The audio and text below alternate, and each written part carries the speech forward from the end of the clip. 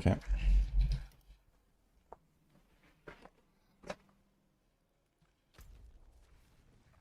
That's gonna be fun. It's a bit of rogue blasting, guys.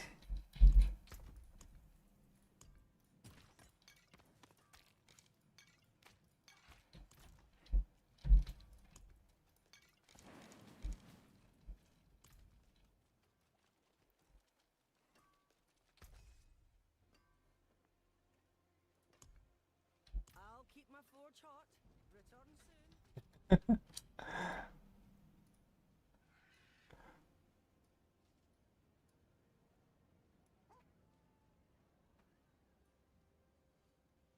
Okay.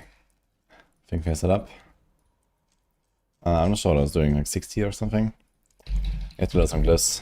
We just set this character up kind of. So I've no glyphs and nothing. It's time to get a bit of power.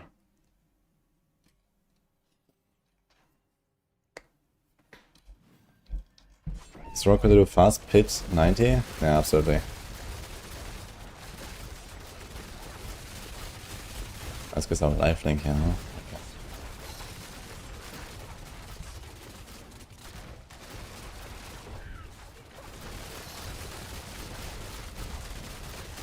Double lifelink pack to get started, yeah. Okay then.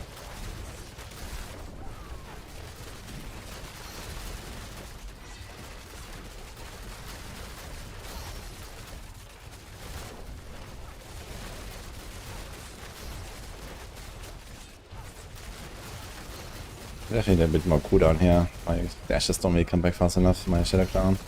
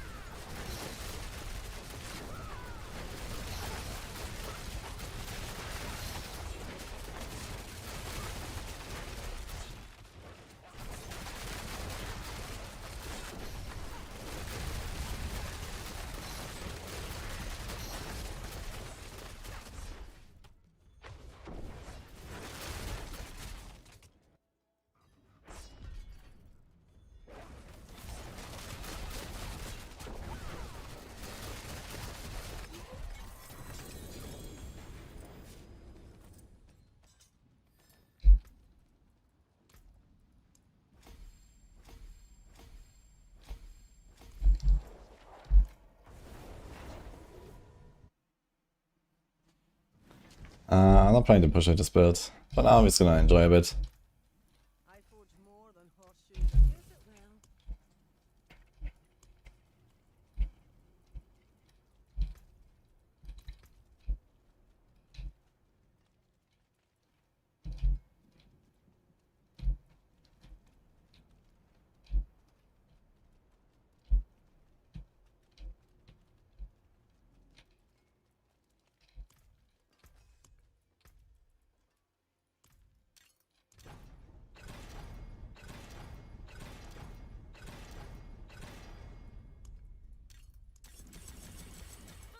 More bear than that.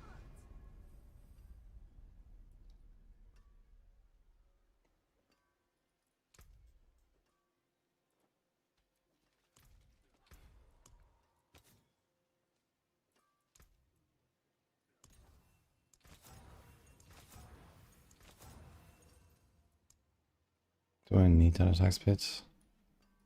I already like overcut as fuck actually. How am I so attack speed capped? 24?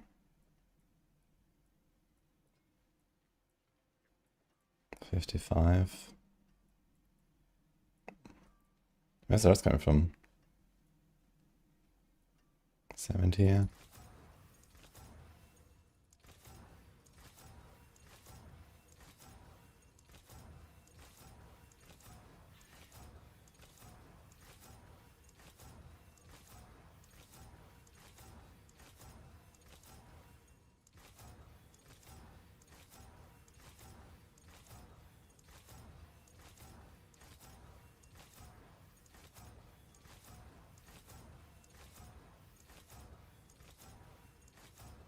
Dude, yikes.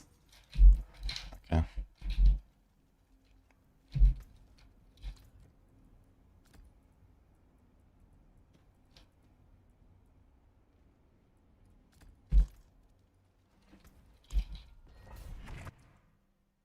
Fun Gamer 86 also to sub. Thank you, man.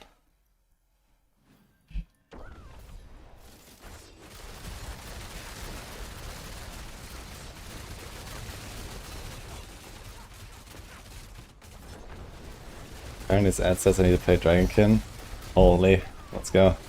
I'm gonna be playing some Dragonkin in the next like weeks or so. I wanna check out Diablo Mode launch. It just launched like 2 days ago, so we'll see.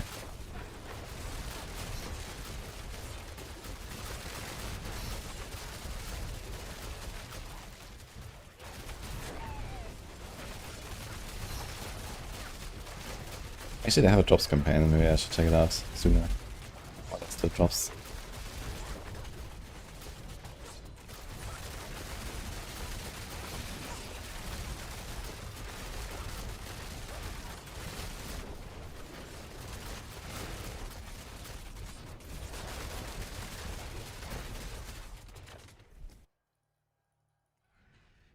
It's rapid fire. Dude, I would like to play some good old comp point rapid fire actually. Also be fun.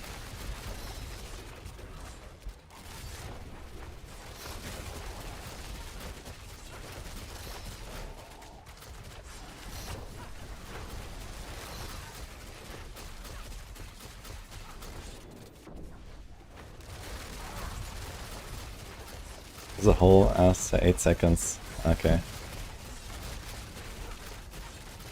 You don't want to do it at all. I want to see the updates and stuff, and then the full game, basically. I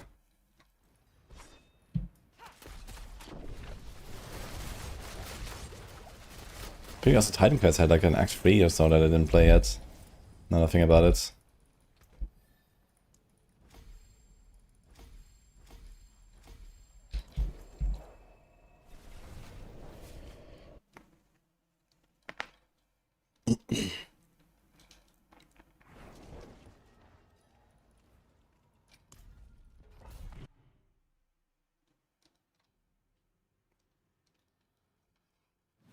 What's the best Paladin build?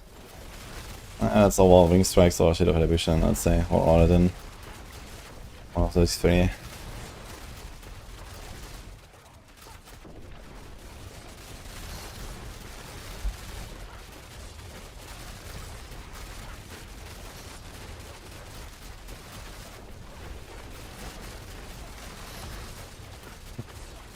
Maybe Metroid Pro.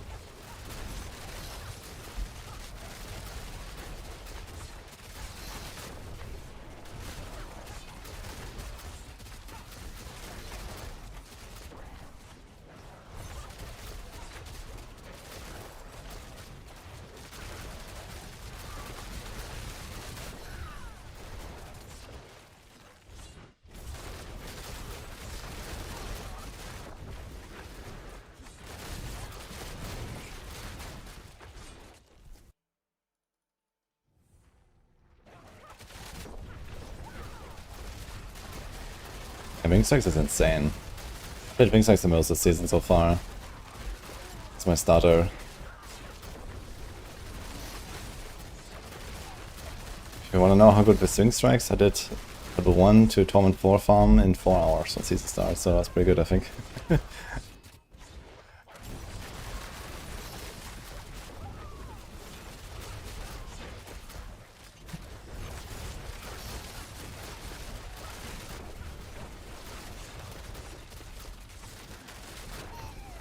Warlock OP until like January.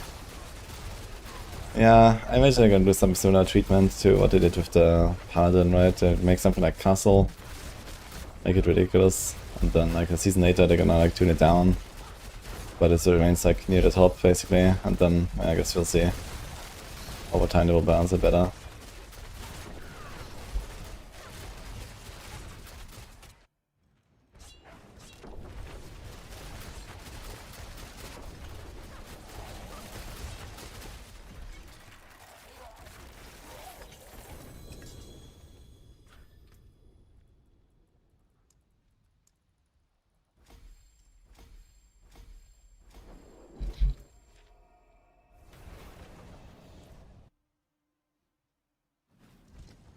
Do we do a specific hardcore guides on the website?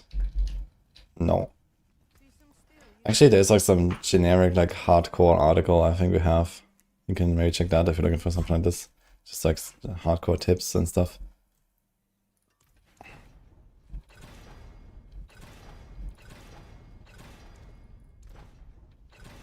Actually, I don't really want to do this glove. I need another glove. We don't need the wound.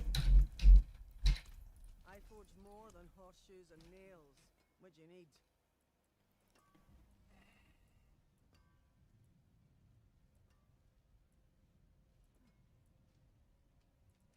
My hammer sings. I need like one weapon with wound and one with resource, I guess.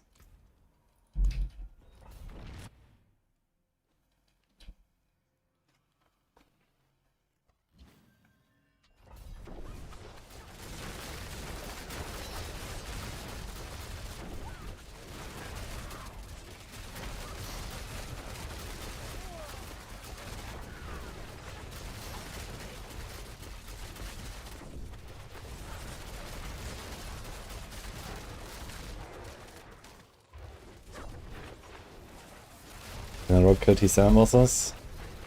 Not this build. But he can as a rogue, yeah.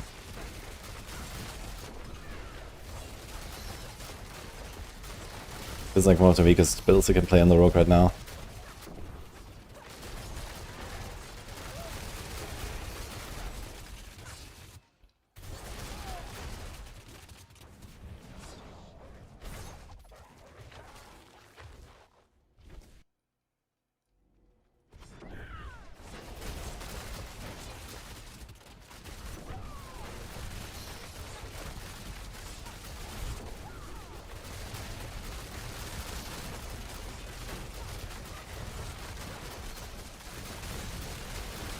Yeah, today is vibe day. I'm just gonna play pinch shots for now. It's gonna be good.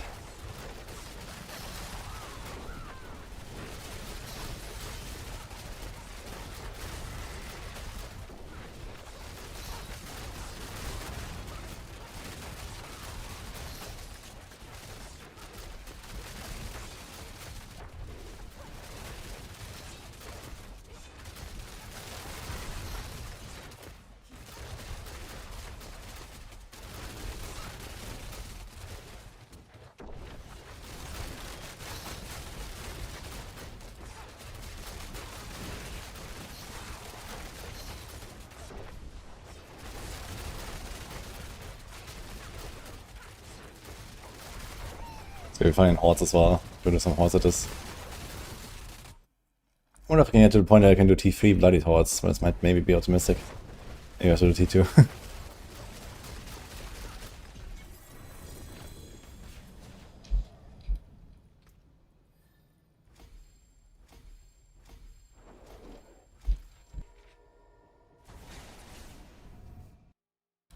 Oh, we got a super chat from TKP. Hello. Yo, thanks so much. Glad you like it. What build are you doing, by the way?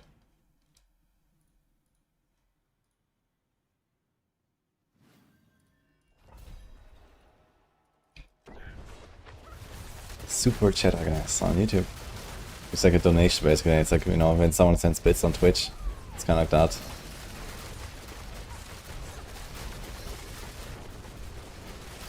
But I don't have text to speech for it.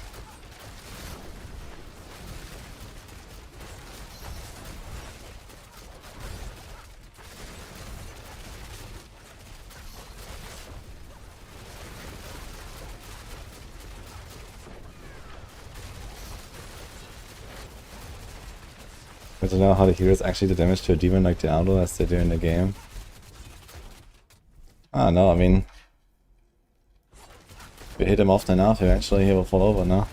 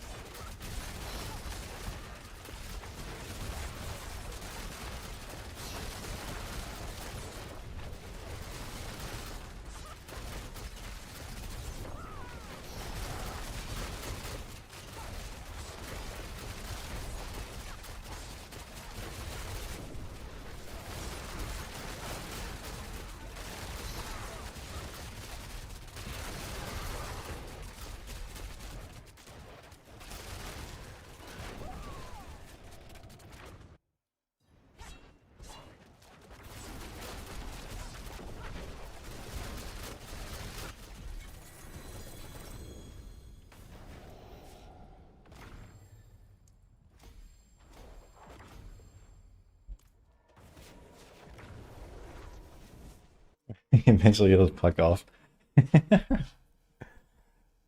I was just getting bored, so you win against him.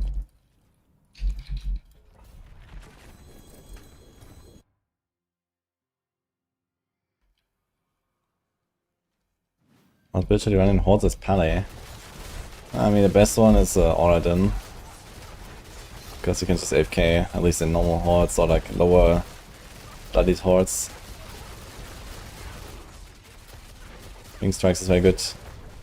And then for like the higher, if you want to do like the T5 hordes, yeah, you want to do Shield of Retribution for that most likely. So that's very good coverage and stuff. But it actually has the power to kill the butchers fast and so on. I mean, I can really decked out. Wing Strikes can do it too. I did Wing Strikes T5 hordes, so that's a thing. But quite some effort for sure.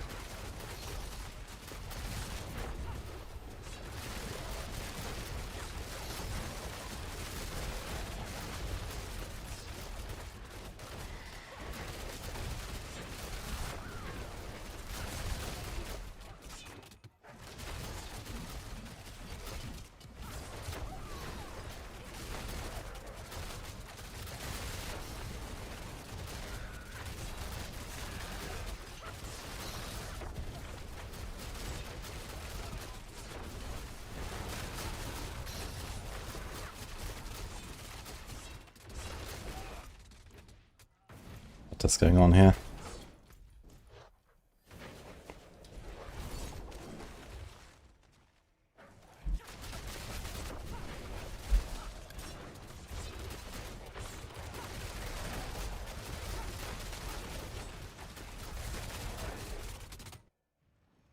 Yeah, this is pen shot.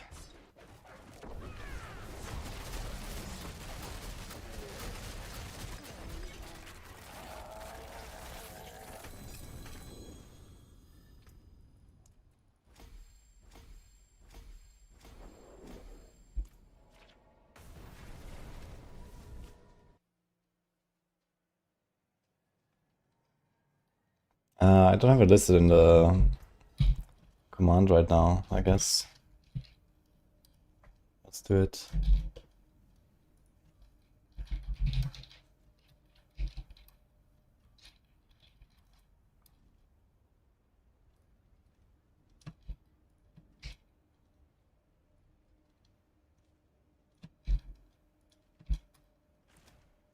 And it's getting bigger.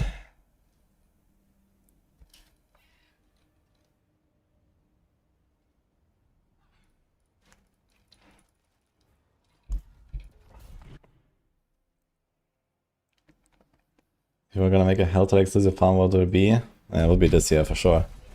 This is the Helltide farmer, man.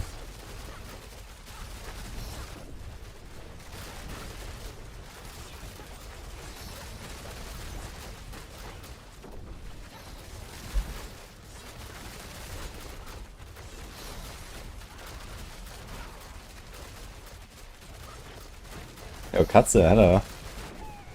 Oh, that's... Okay, I see. Hope we're having a wonderful time.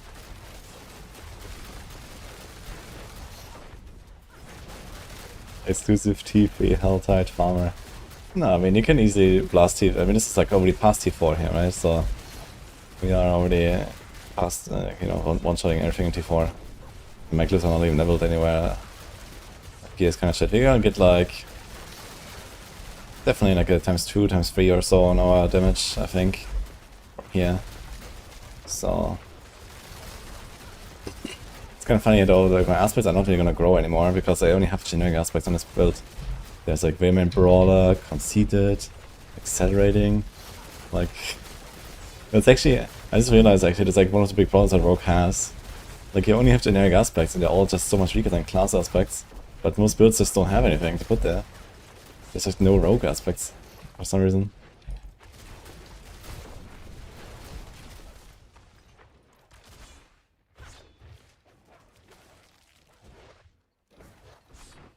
Sunrise. Shotgun. How much have you been blasting the seasons already, Katze? Butcher season fun? Ah, you didn't. They didn't yet. Okay.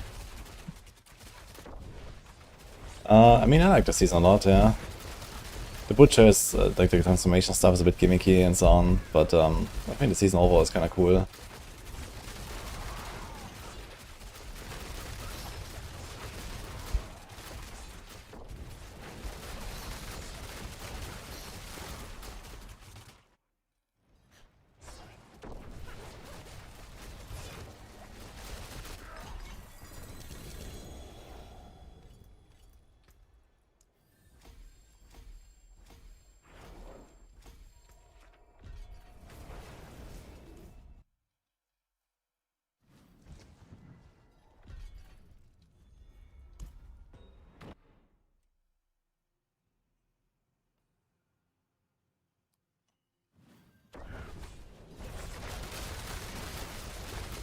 Tried many builds in the last 2 builds for the season. Oh, which ones have you done? I'm like on my 4th build now, right? Or 5th? I've done 3 on Paladin and 1 Barb. Okay, it's my 5th build now, I guess.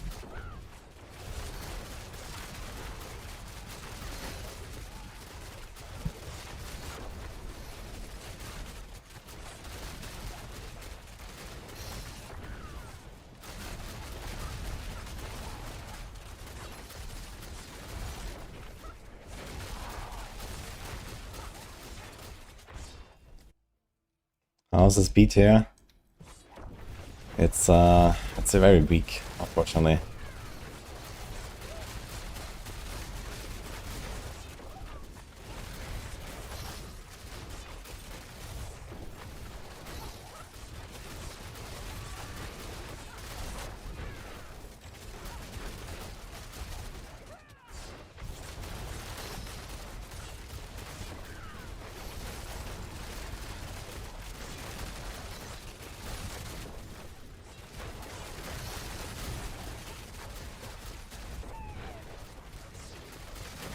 Yeah, that's basically what a beat here build looks like these days.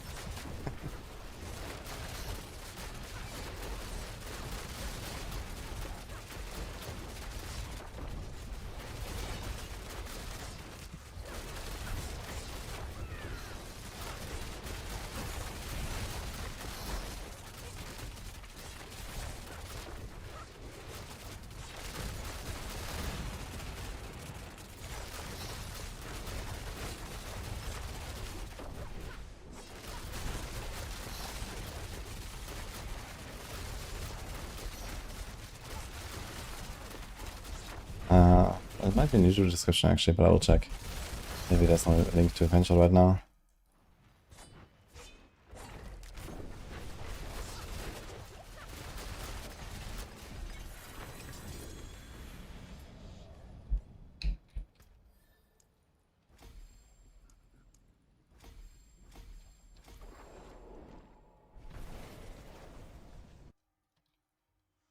Yeah.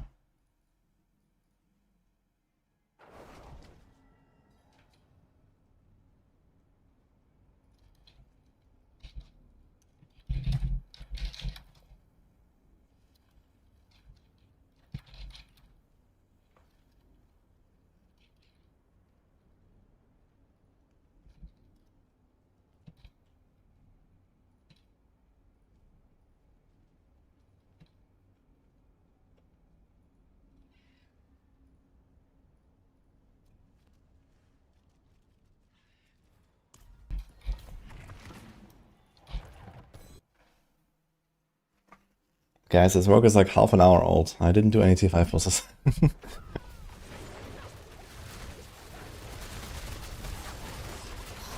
T5 might be doable, I don't know.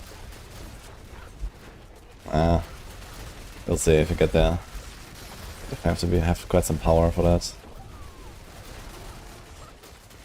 I could probably do them slowly.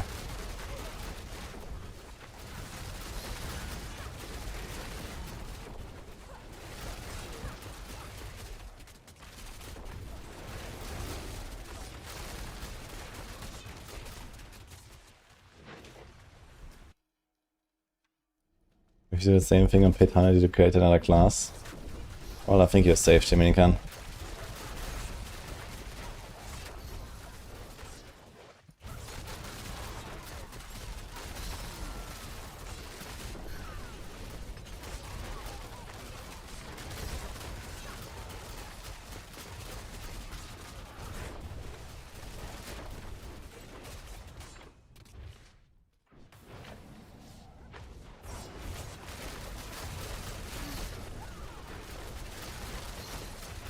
Yeah, I'll play some Oathmaker Heartseeker at some point.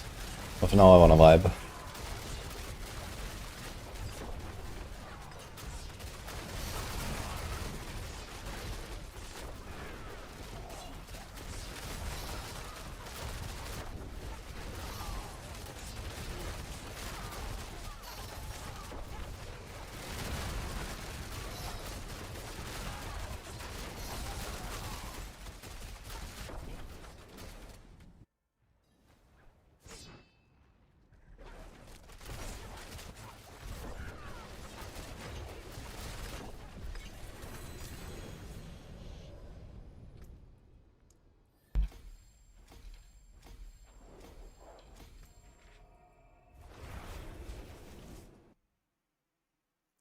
Azure Pen Shot, yeah man, that was the shit. That was season 9, right? That was before the Chaos season, I think. Dude, that was so good when they reworked the Eagle Horn. And the Azure bug. Holy. Makes you wonder if that would still be stronger than just trying normal Pen Shot like now. Maybe I would be better off with Azure anyway.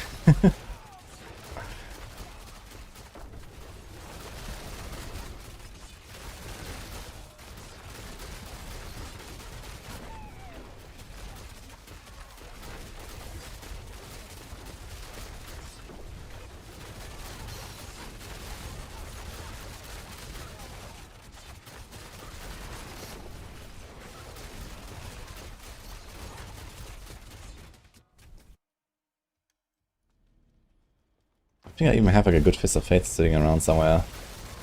Maybe I'll try if I find a good Azurath. Don't think I kept any.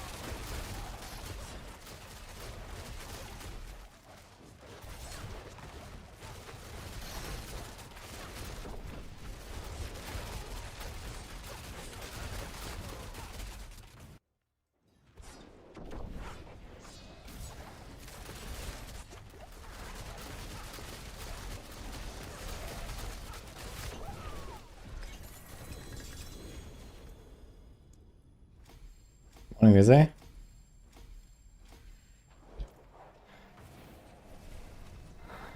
So now you can't teleport to Azir during like 15 blood boss rounds, you have to defeat a town. No, you can click on it here, Vixie. So when you open here, right now it's a whisper. But you can click on this thing and then go into the other map basically and click on the door. You can teleport there. It's just like buggy when you have the bloody sigil.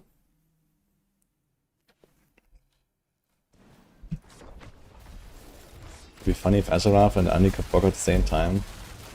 Yeah, but like procs don't have like a hit of their own, and you need that for each of them.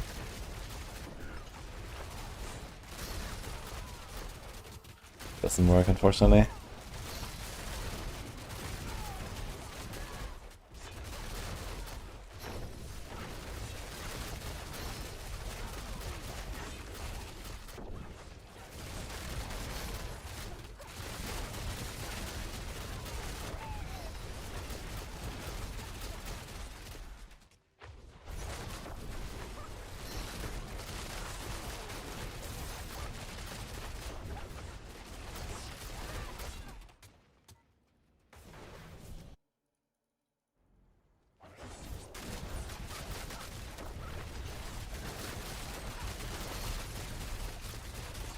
Wudijo is doing just fine. Cooler.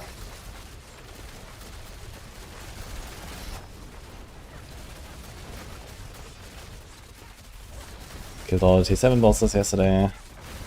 Got to rank 1 barb yesterday. Looking kinda good on the Wudijo.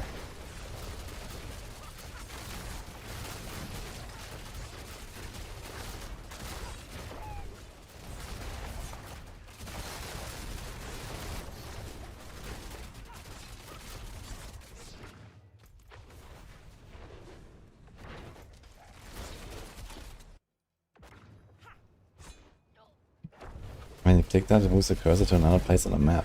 Wait, what?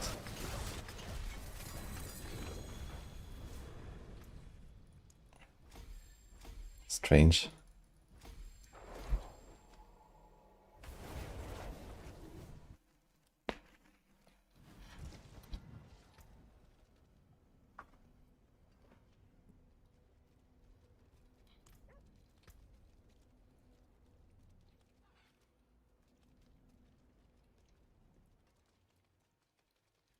So weird as the pants don't have decks on them.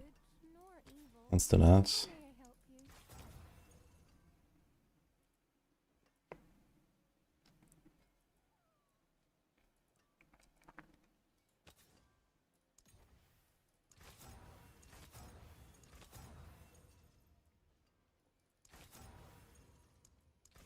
Cooldown here. Also never timid anything on this thing. Oops.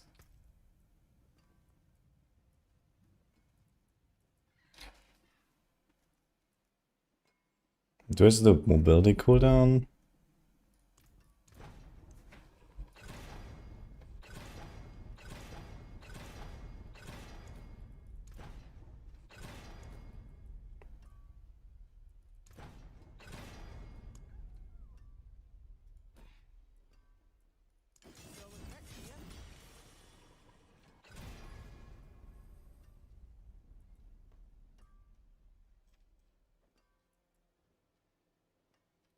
My hammer sings on your return.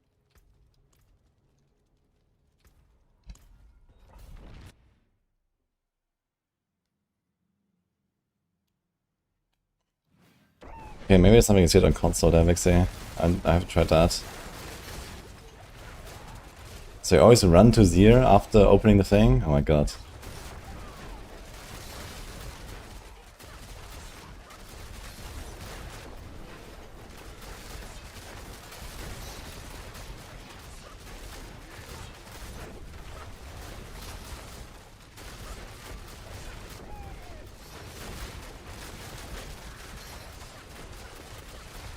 Hi, Regin.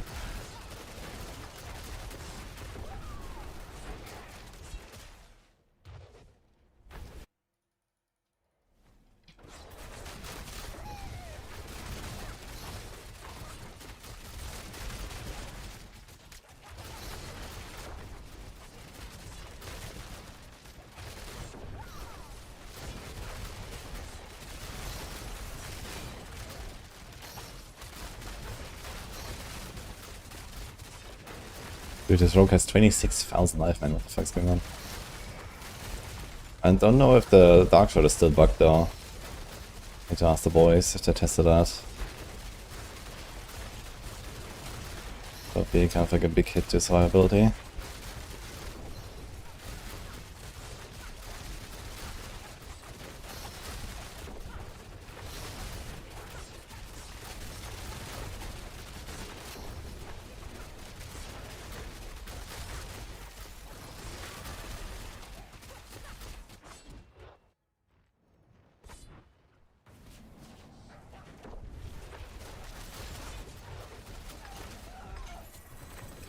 It's time to go up a bit, actually.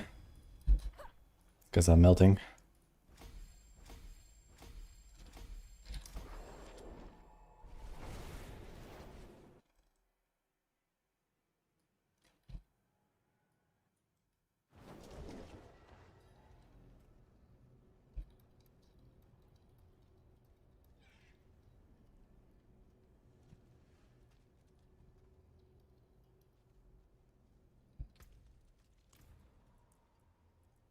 So 65.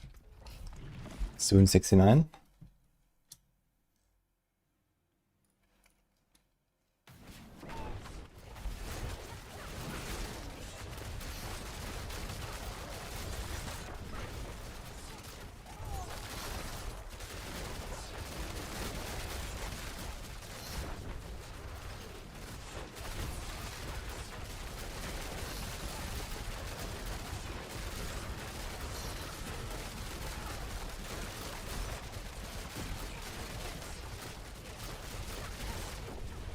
Hey Edwards. This is not Heartseeker now, this is Penshot. Heartseeker looks a bit different.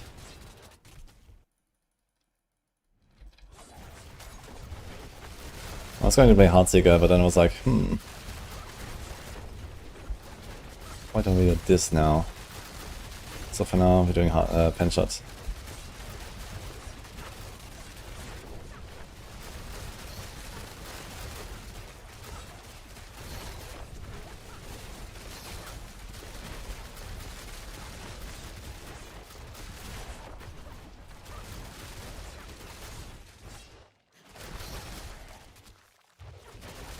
There's a Maxwell guide from, I think the Exile has a Penshot guide. Or Matthias, I'm not sure.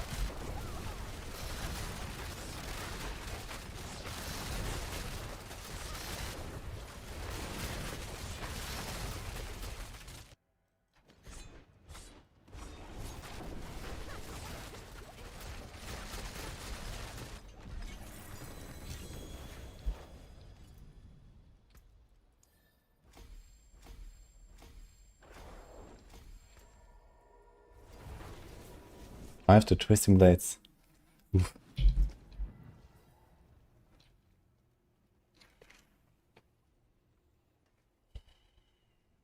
I want the dodge chance. I'm not sure if I need this energy per second at all, actually.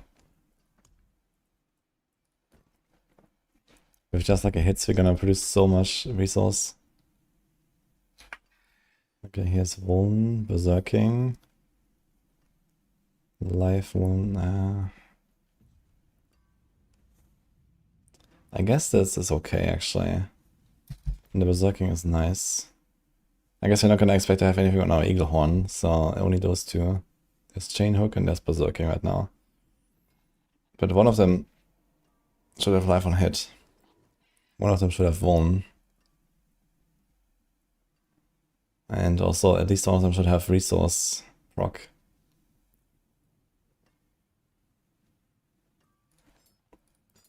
It's quite a lot of things.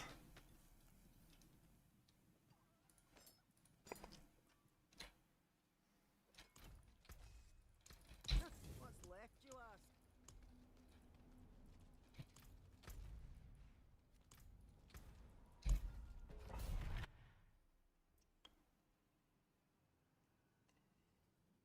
Is close quarters combat momentum better for Heartseeker?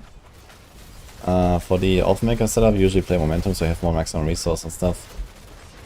But this is only necessary when you do this like one-shot reset for your Shadow Clone. Otherwise, you would do yeah, close quarters or victimize.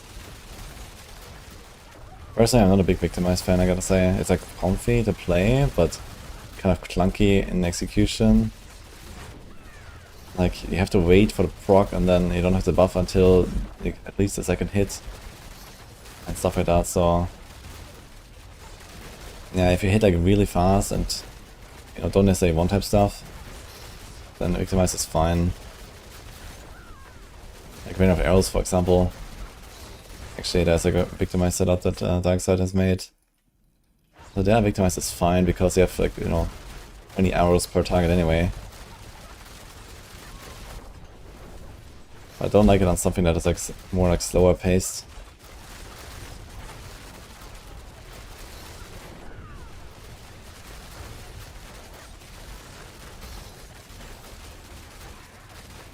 Plus I tend to like just set a step around anyway and this procs close quarters, so it's relatively easy to proc. And close quarters is a buff on the character and not a debuff on the enemy, so that's just, you carry it with you basically. You do full damage against everything.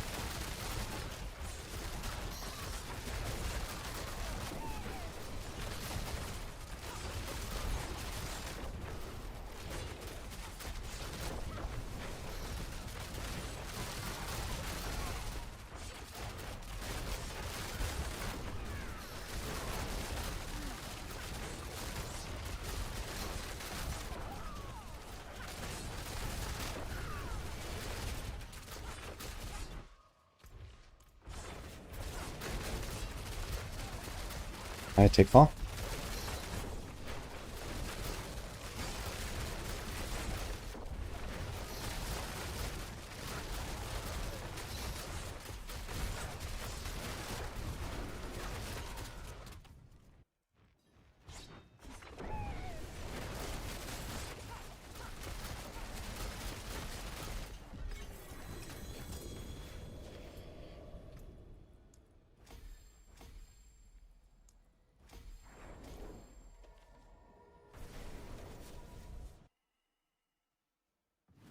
Miles Pinch of Feel? It's super fun right now.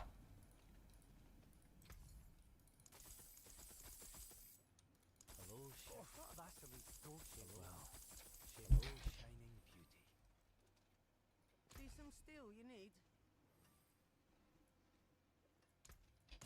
What's left, you ask?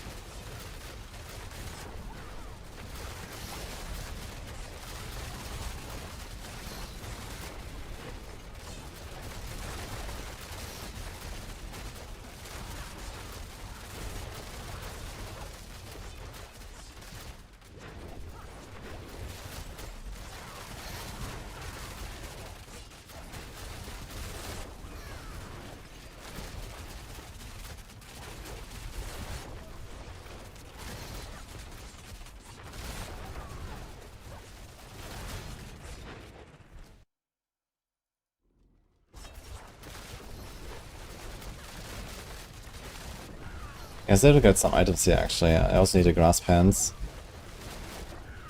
Eagle could be way better, I think. They're gonna get quite a lot more powerful. I think at some point we're gonna be blasting through 75s to 80s like this here, potentially. So it's gonna be alright, I think.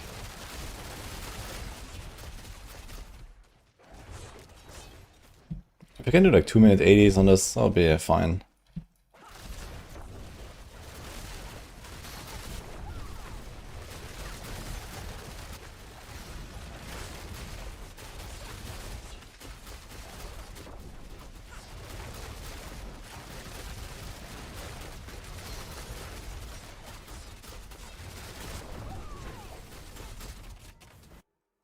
Demonios.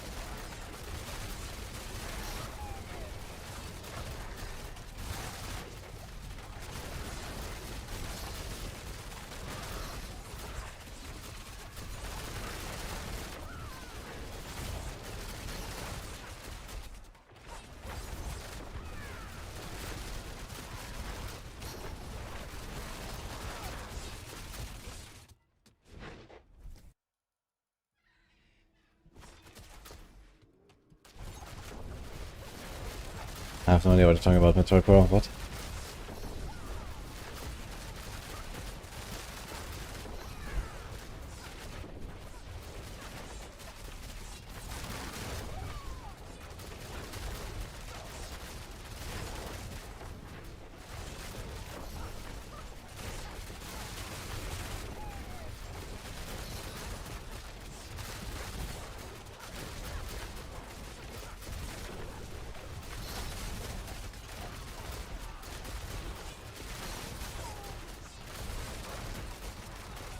This looks even better vibes than Heartseeker. Yeah, it is a really fun feeling build, for sure. I played a lot of Heartseeker in the last 2 seasons. Like, I'm probably gonna skip playing the regular Heartseeker entirely. Just gonna grind up my stuff here. And then at some point I'm gonna do the Oathmaker stuff, I guess. Just some higher ends of things.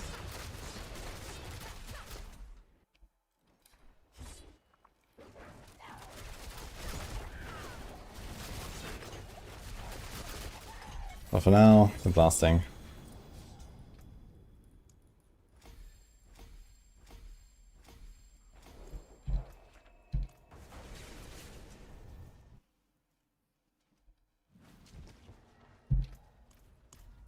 Can I get our glyphs at legendary after this run? So that's kinda nice. So everything in T4 should be kind of a breeze now, I think.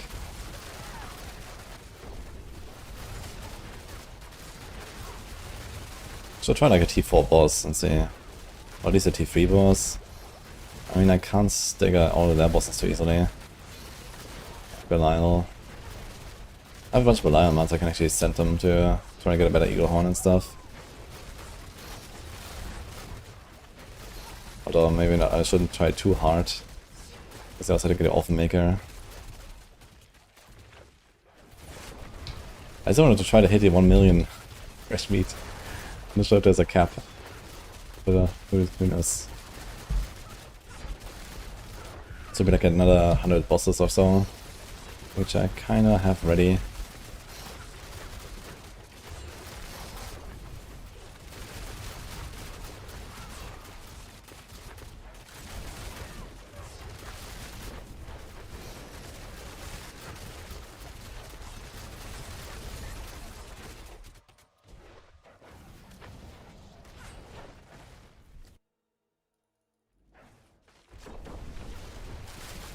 Always the fun ones that get set aside. Yeah, I don't know why.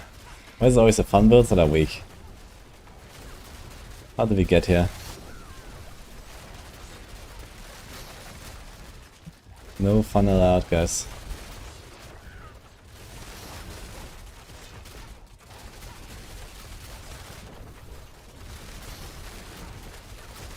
Maybe this is why they're fun, you know? They have fun because they're weird off-mana builds.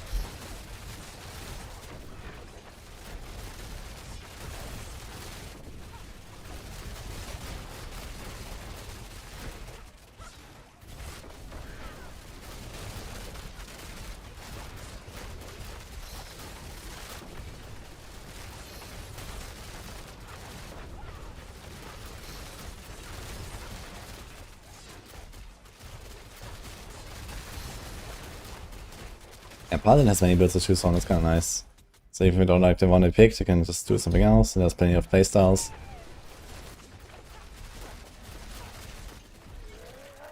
And soon every class is gonna be a Paladin, it's gonna be great.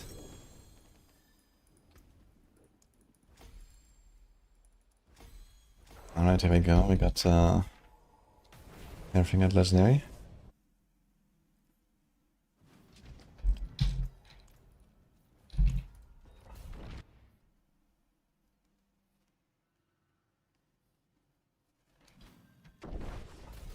Cope. Everyone is gonna be Paladin, yes.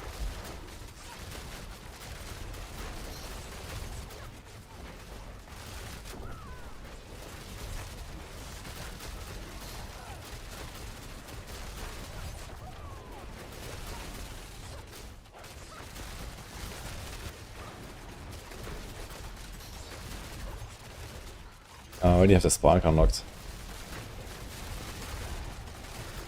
Crazy how fast you get the Spark in the season at the season rep caches.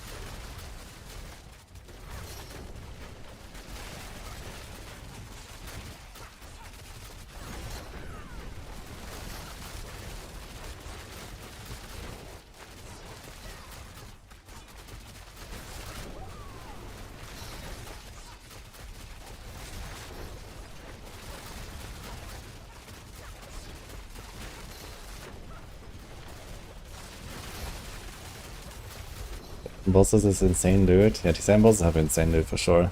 Like almost a full inventory and like 2/3 of it is GA. Get like 4,000 fresh meat. It's kinda crazy. We found the T7 bosses.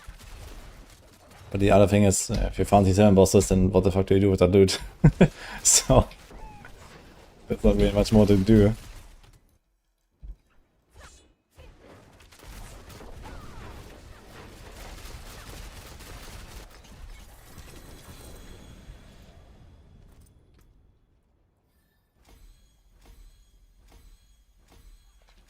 Next season we'll see only Warlocks. I don't think it will be as crazy as it was with last season's Paladin. Because, you know, the Warlock comes out in like a whole new environment, right? Paladin was just kind of like, okay, most of the other stuff stayed where it was, and then Paladin. So obviously everyone goes Paladin.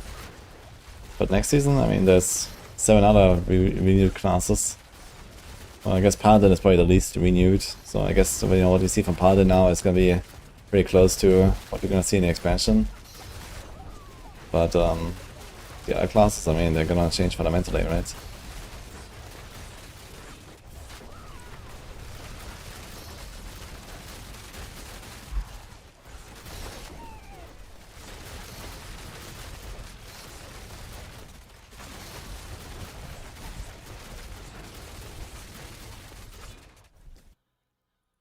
Is this a bit better than Crackling Energy?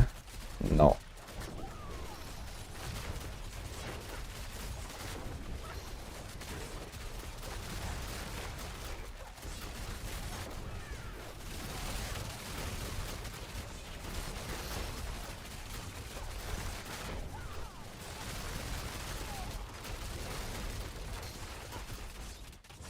But we probably have roughly the same number of hits.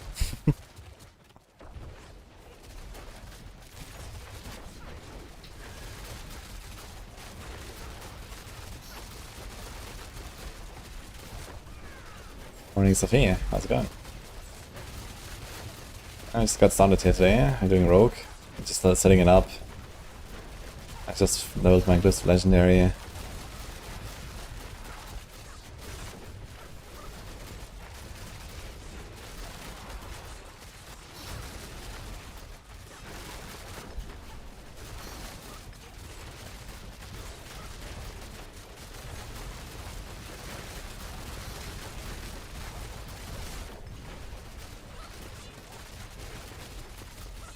This is penetrating shots.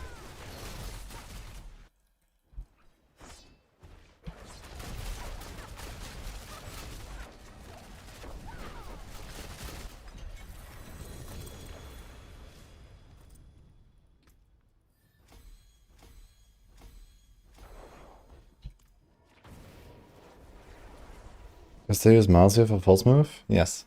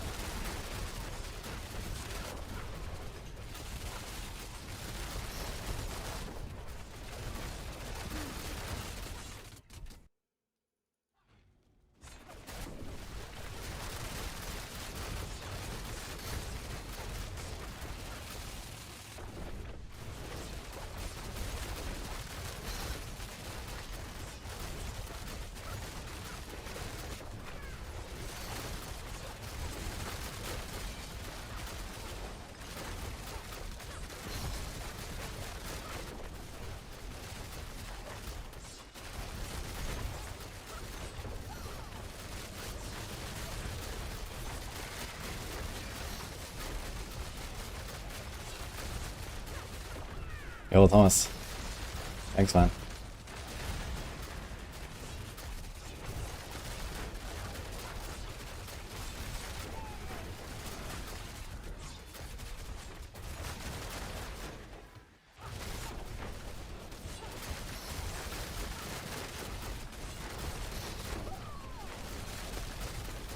And another one. Saphriel. You suck, thank you man.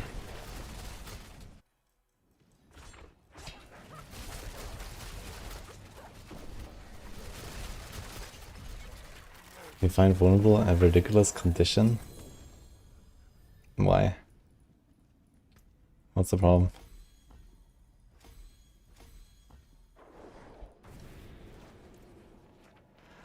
Any plans to Elfen Maker build? Yeah, I wanna try Elfen Maker at some point. For now I gotta chill down pen shot. It's just very little fun right now. I'm just letting the glyphs slow there right now. And then it's time for a bit of like bossing, I guess.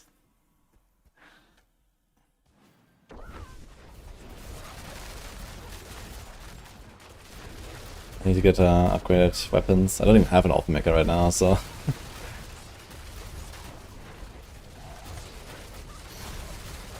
I guess it should be relatively easy to get an Elfen Maker by gambling crossbows. There's only one crossbow.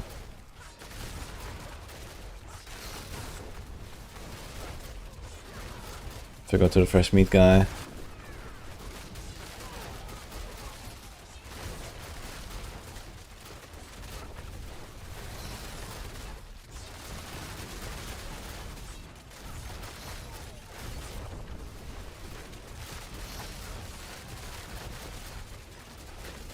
What? It's actually a dead end here. I expected this would be the exit.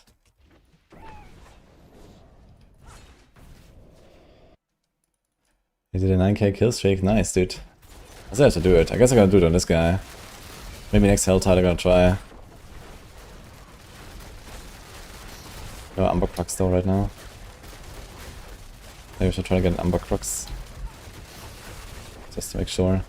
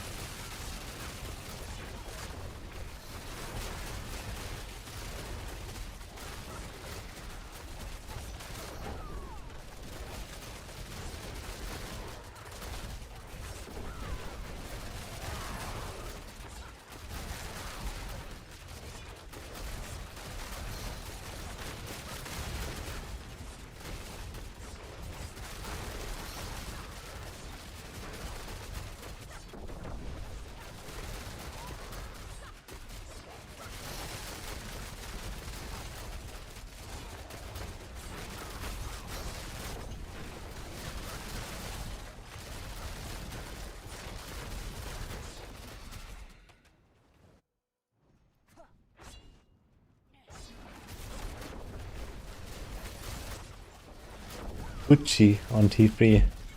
It sounds very cute actually.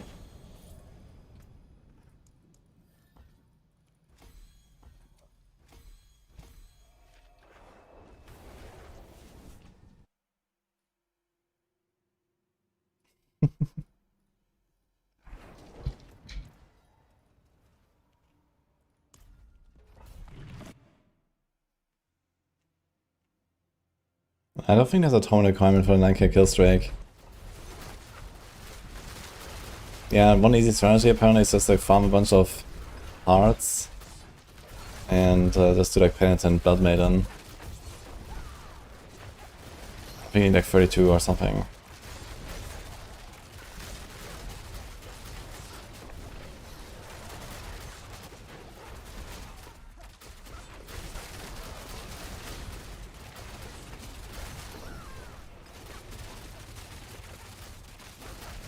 Calling him Bucci makes it less scary, yeah. Well, maybe someone can help out here. I suppose you know about hardcore.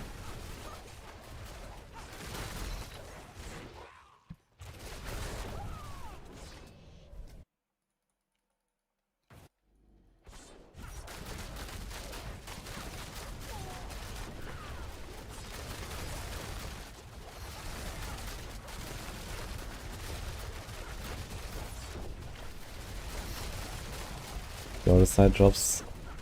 The other side drops are a season killer? I don't think so. I think people just got used to having infinite auto sight, and now we don't have that anymore. We just need to get used to that, and that's it.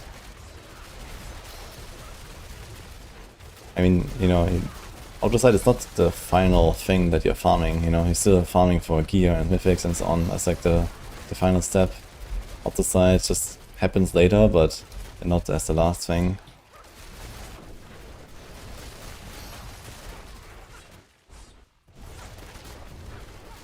Like it didn't like extend the grind or something like that in a big way.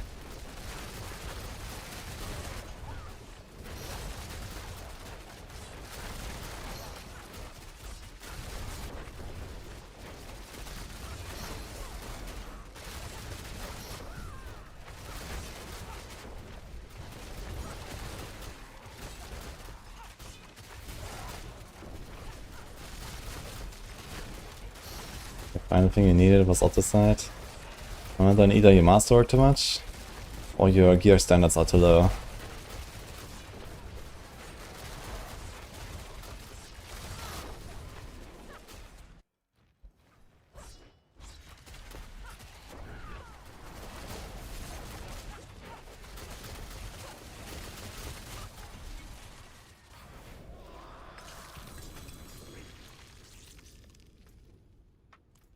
The bloody strong rooms do give auto sight actually. It's the bloody treasure breaches that are not working right now. I wonder if they're gonna fix that.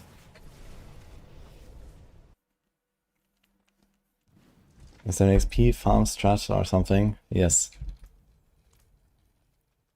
You use these bloody taught sigils and then kill all butchers.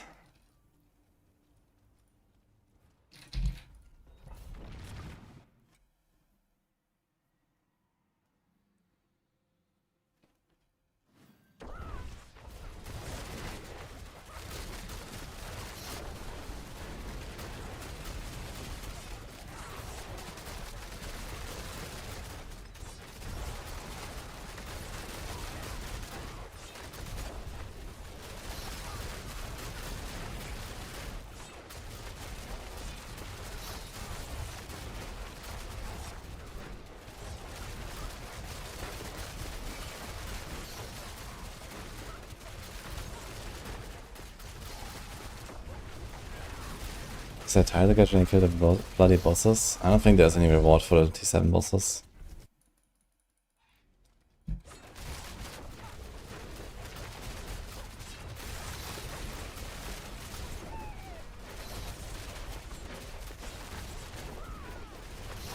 Is this T5 fireball? No. I don't think I'll try T5 bosses it is or something. I might try T3 Bloody Horde and we'll see. Or like the T4 upgraded basically. But I think even that might be a bit optimistic. I might have to farm Horde on T2 on this.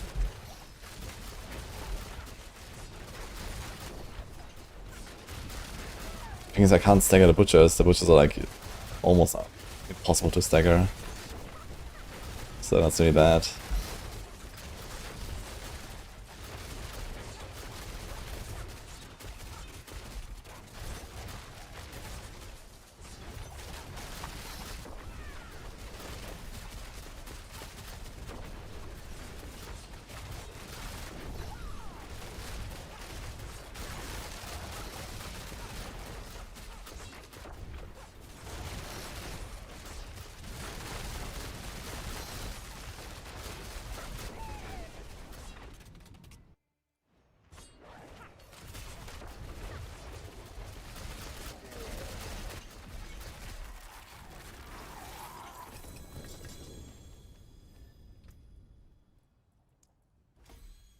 And you can still enjoy the build, you know.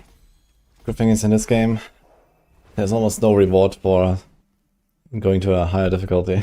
So you can play the meme builds and don't have to feel that bad.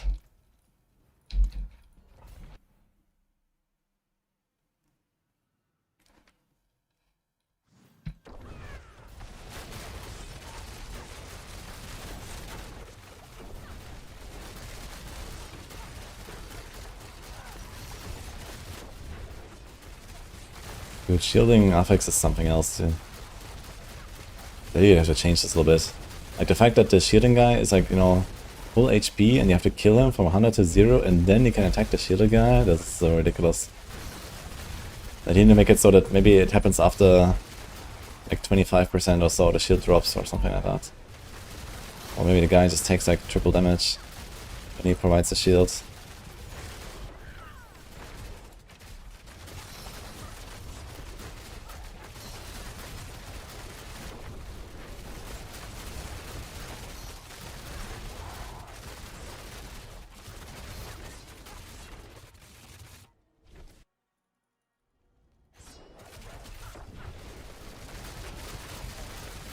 Protector runs away to the other screen. At least it shows you the link, right? So you know where it is. So that's kind of nice. But yeah, like the idea is kind of good, but it's just that okay, like you have to kill a pack twice, right? Like complete from 100 to 0 twice. And that's just stupid. That was like way too much.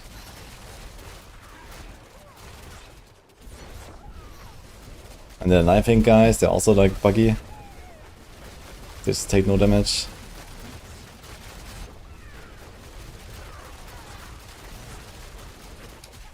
Yo, Eclipse. Thank you so much for the sub.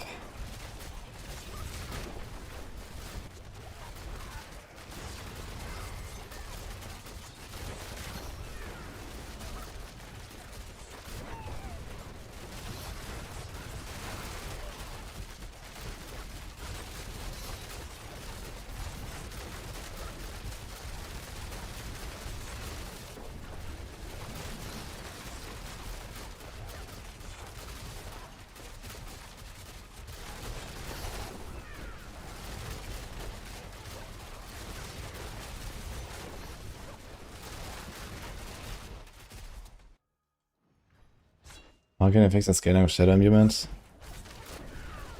I mean, it depends on what to do with scaling in general. I mean, you know, one thing is we're gonna get a lot of skill points in the expansion, so we can put skill points into all of the skills. And then we can like max out shadow imbuement without really like sacrificing other power. So that will help a little bit already. There's an aspect for shadow imbuement that makes it so that for every rank in the skill that carries the shadow imbuement, you get 10% extra damage for the shadow imbuement. Which is basically exactly what poison imbuement does baseline. And I think something like that wouldn't hurt to have. So that, you know, it actually scales with the ranks of your skill. Because there's a lot of ways to, you know, rank up your core skill. You put it on cloth, you have starless, you have perdition and whatever. But you don't have like anything similar with like Giga ranks for your shadow imbuement, for example. But if you like equalize them, then, you know, this would already help. And then in general, just like making aspects more generic, right? Like Paladin style aspects are very generic scaling, so you actually have that scenario where like other skills actually have a bit of an impact. Like if you're falling star into a pack in T4, you'll almost like you kill a pack. Stuff like that, right? Even though you don't scale falling star in a big way. And you know, this would help as well, right?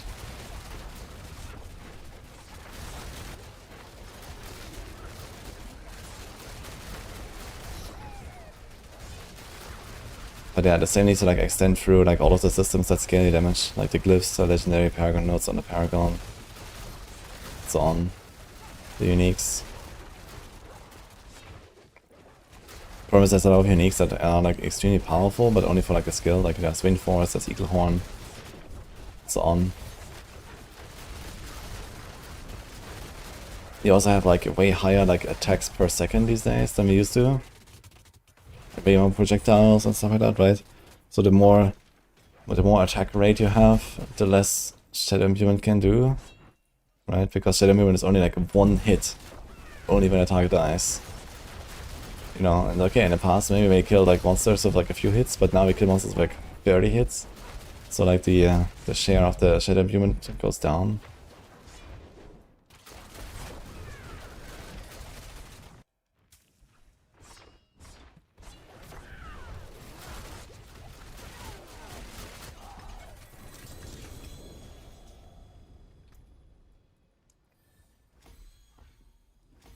Maybe they could allow you to stack Shadow Imbuement on a target.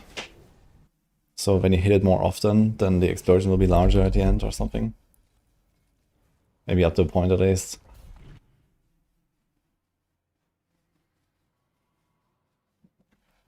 Make all imbuements add their ranks to the imbued skill. And it's exactly the opposite way, what I was just described. It needs to be the core skill adds the ranks to the imbuement, not the other way around.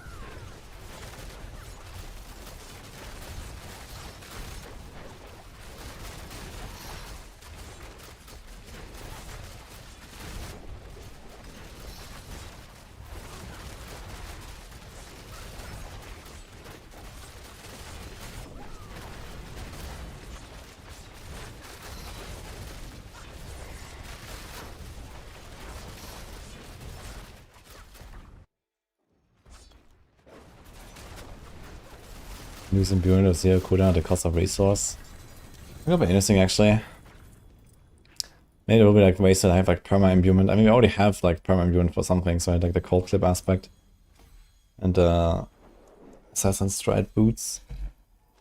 And maybe there's like also be like skill upgrades that allow you to do this or something. Top 1 rogue on hardcore, tower 70 for sure.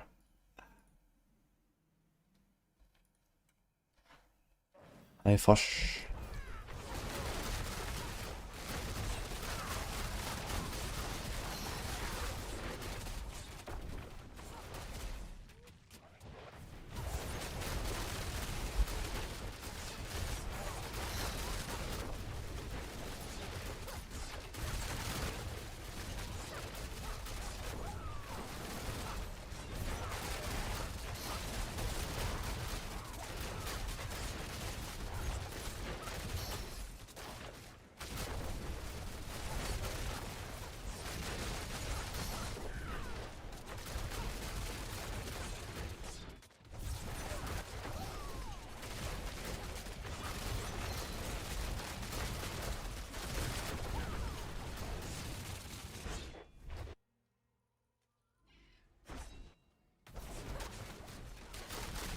We'll see about Death Trap. Might play a few rogue builds after all. Yeah, mine since I play Death Trap. It was actually season 7 when I played Death Trap. And I did it a bit on PTR. So I might not do it now, we'll see. But Death Trap can do T5 bosses.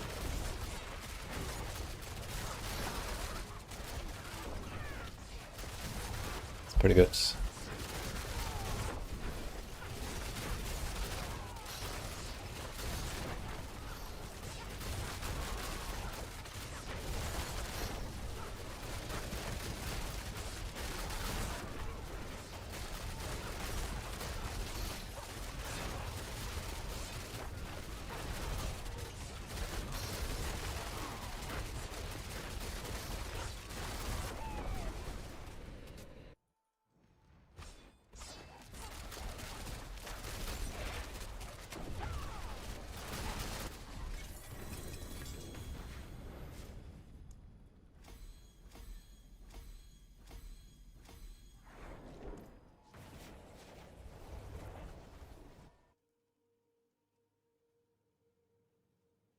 How about making Shadow Imbuement another dot? That would be pretty boring. No, they shouldn't make Shadow. Like Shadow Imbuement's identity is the on-death explosion. So you need to like make sure that this is something that we can do and make happen. Everything else is just fluff. Like this whole, like, you know, there's an aspect where they, like, what is it called, bitter infection, where they take for the Shadow Imbuement damage and this kind of stuff. Like, you know, that's not what Shadow Imbuement is about. Shadow Imbuement is about you shoot into a pack and then you go pop. That's what you want. I don't know this other shit. So they need to make that happen.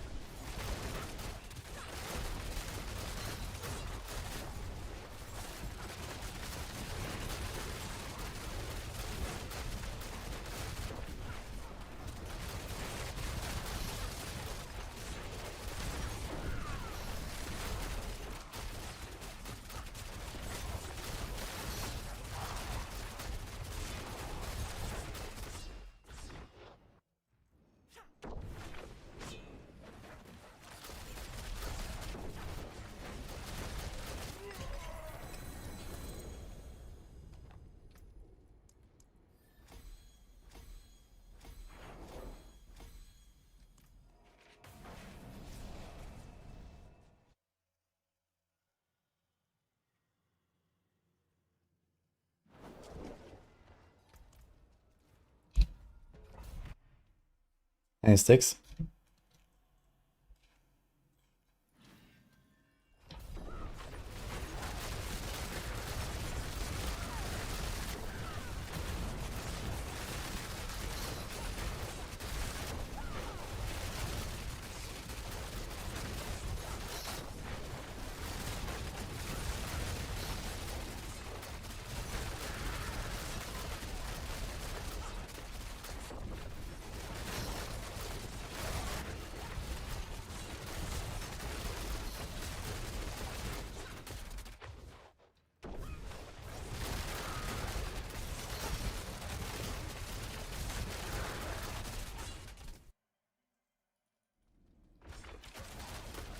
The 6 and the 7 in the name, that's the season rank.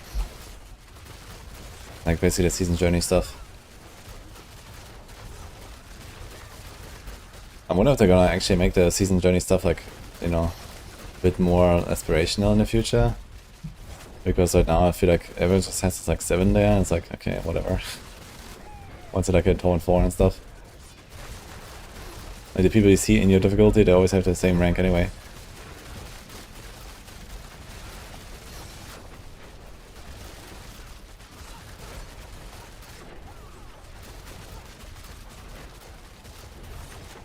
I think it was Torment. No. The rank. Torment goes to 4 regularly, and then there's like the sigils that can make it higher.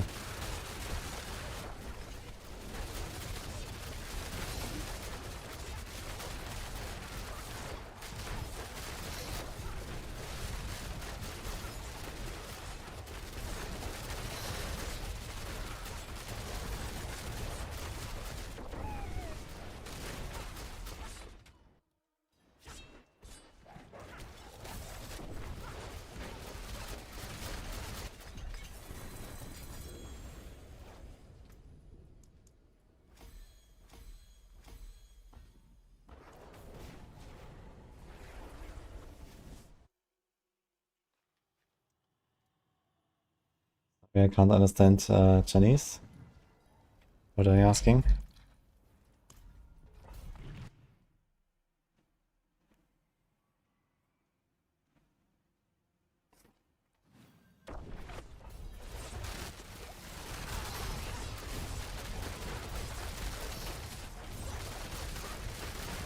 Taiwan, sorry.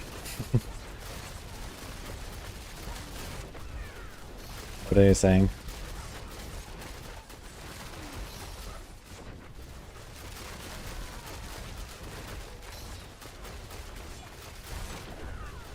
Is the rogue strong?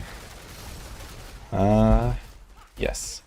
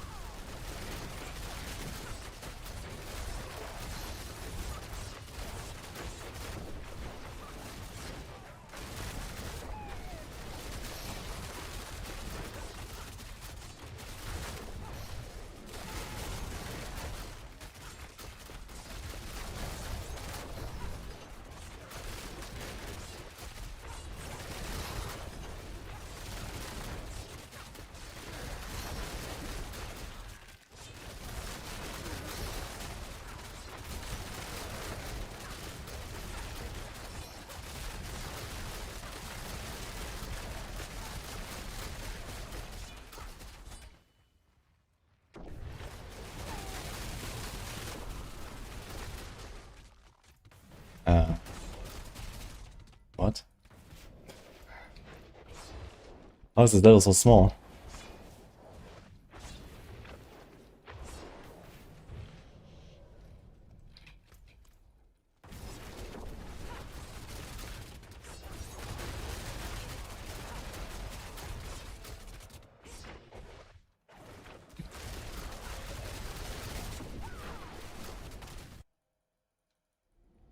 Hello, Jung.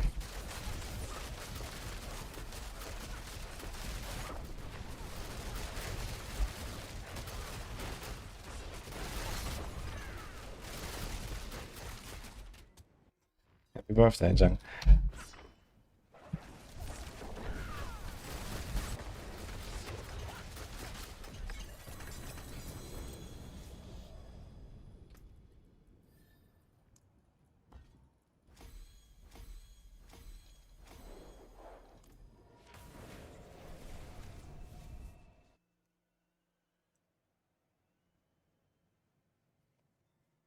We're gonna have a booty talk today? Maybe actually. I didn't set anything up yet. I asked Darkseid the other day, but I think it's hard to catch him. Could ask Immortalize. He wanted to do one last season and then we never did. Maybe we're gonna do one of Immortalize. And there's also Nick 2, maybe?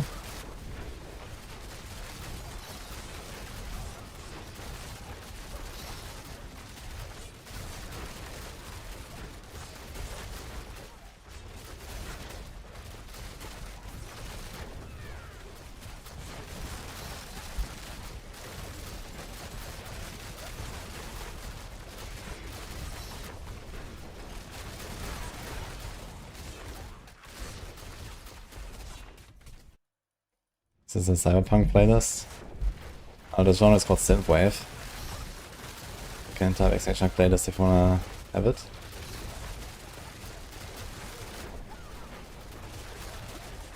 But yeah, there's definitely the same vibes.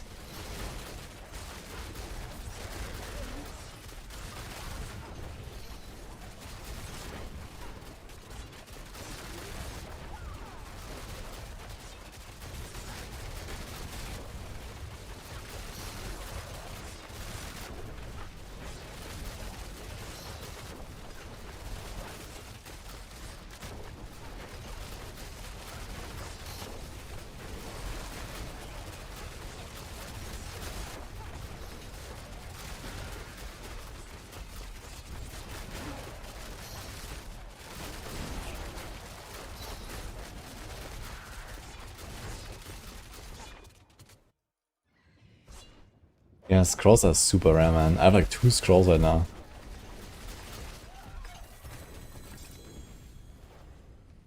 It's crazy. But it doesn't help that we're like stuck in Infernal Hordes and bosses all the time where they don't really drop.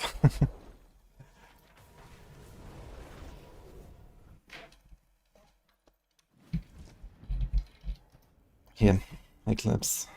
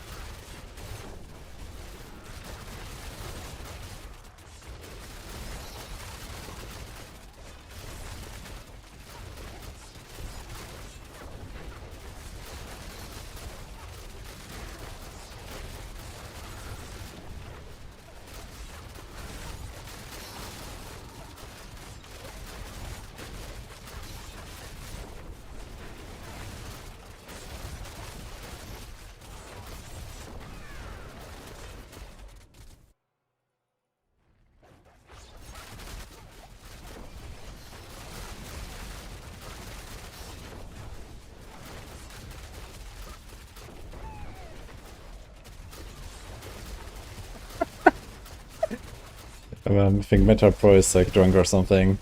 Are you drunk or something?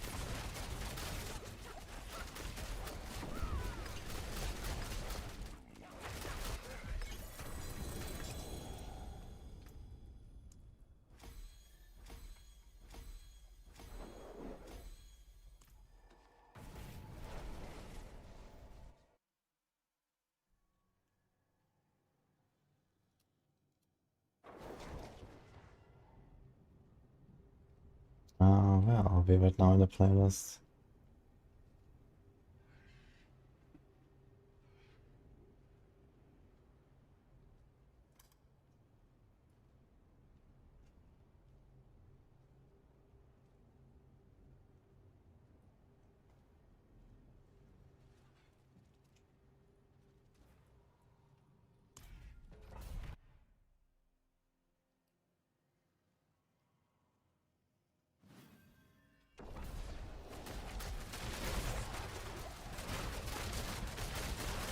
Didn't play Cyberpunk, so don't know like the references or something. I want to do that at some point though. It's like a very nice game.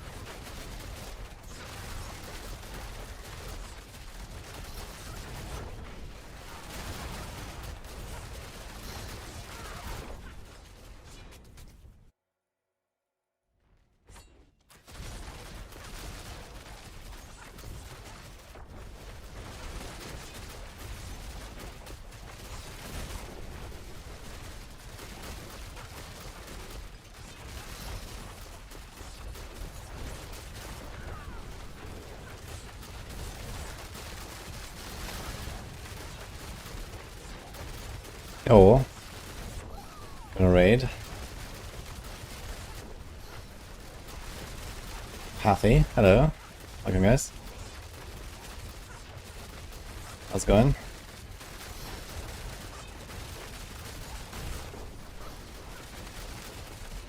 Okay, blasting a bit of Penshot Rogue here. Having some fun.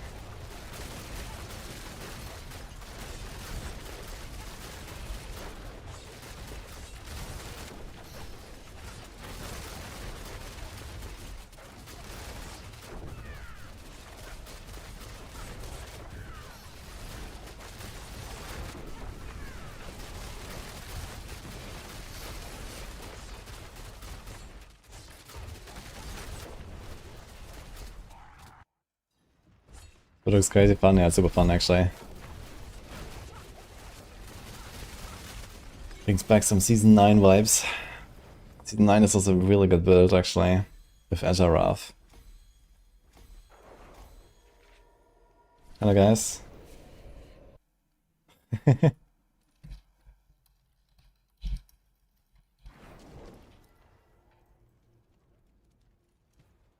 Okay, we got a timeout redeem for Metroid Pro.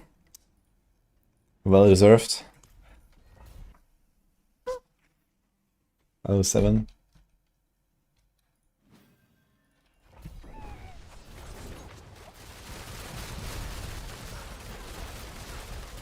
Anyway, yeah, for those who just came in from coffee, welcome. And we kind of just got started for the day, so we're gonna be here for a while. Did a Paladin, another Paladin, a Barb, killed some T7 bosses and some stuff, and oh, we're blasting here on a Rogue. Almost playing on 300 now.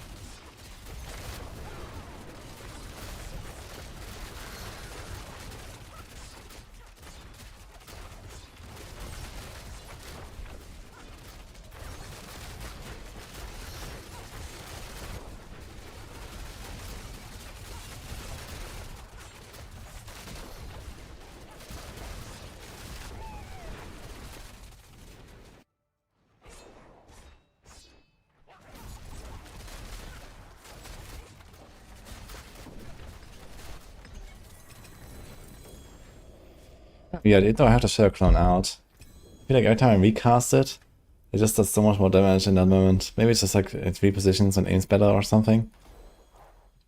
I don't understand exactly why. Just don't like the feeling of it.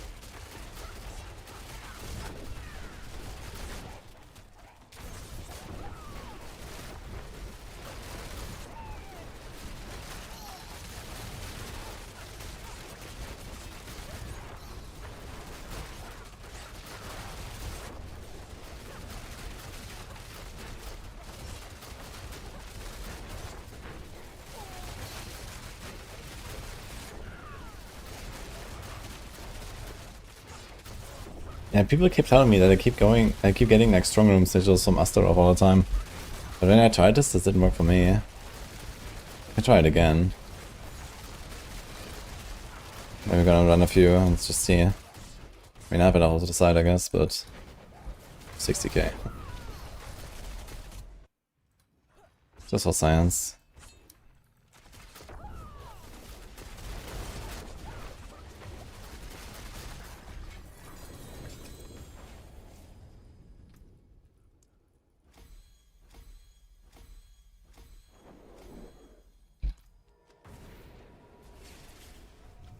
Giga Rogue. What do you mean? The Marius. It's not 100%, they tried twice, it just worked first time, yeah. I've done like 2-3 Astaroths or so and I don't remember getting a single escalation sigil back or like a strong room sigil back. I'm pretty sure it's just like a random mod that people run into. I had also like an Astaroth where I got like 700 up the side and another one where I got nothing. It's just that's random mods. But yeah, maybe you can kinda sustain it.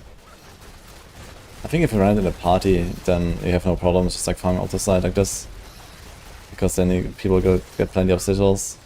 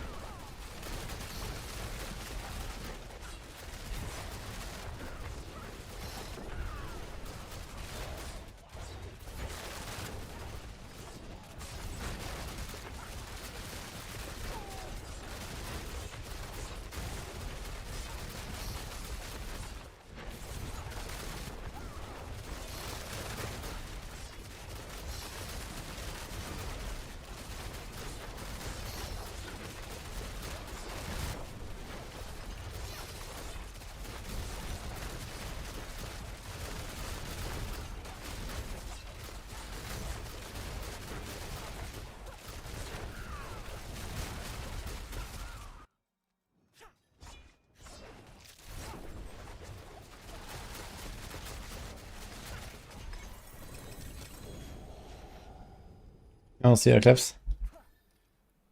There's a glove. Wrong glove.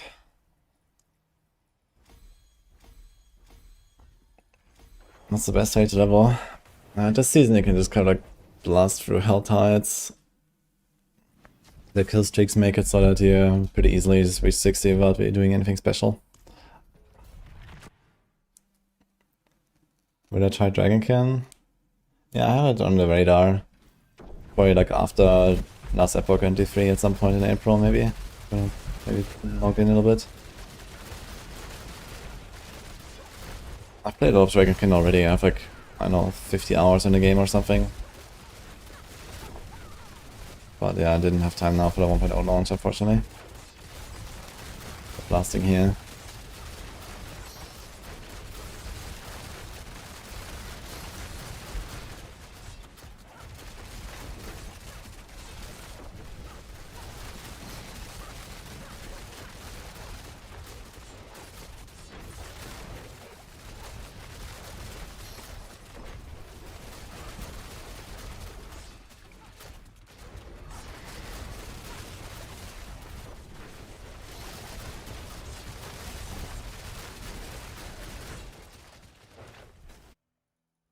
Hi, Bell.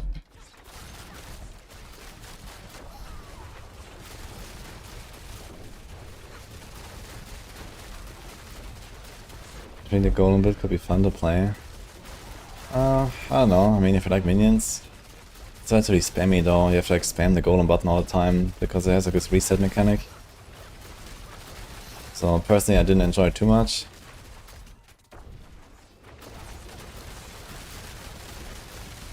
But golem is like a relatively strong build right now. Any hot fixes? I'm sure. Yeah, we are hoping like for a Tuesday patch. But it looks like they are not patching anything this week. Instead they're gonna give us patch notes for probably Tuesday next week. So it's a bit unfortunate. No week 1 patch. It's kind of crazy actually, considering the whole like blood-soaked sigil fiesta. I figured this would be like high priority to change.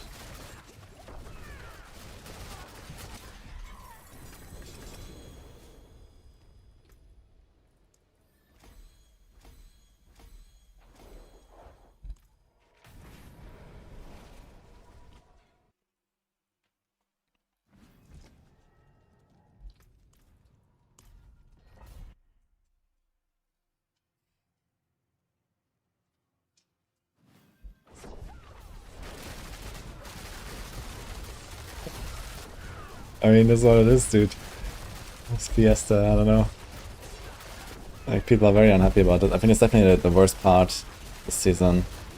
Like, okay, slaughterhouses suck and who cares, but you know, the blood-soaked sigils, people complete 100 and then they like log out, right? It's like stupid. So this needs to be fixed like day 2, man. And you're like an entire week in now. No fix.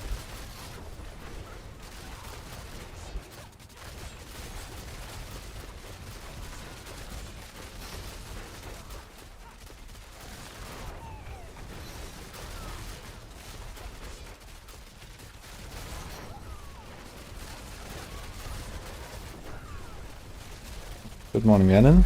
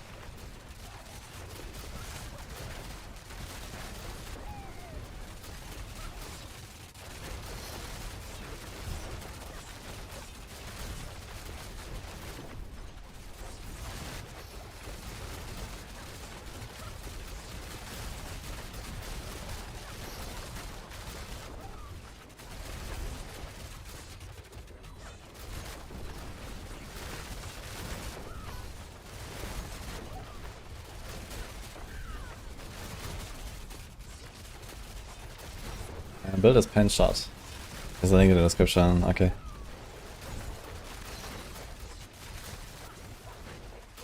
Don't know if I even reach 100 at all with your pen shot this season. Yeah, 100 on pen shot is definitely gonna be a bit of a challenge. If you play with Orphan Maker, you can probably do it.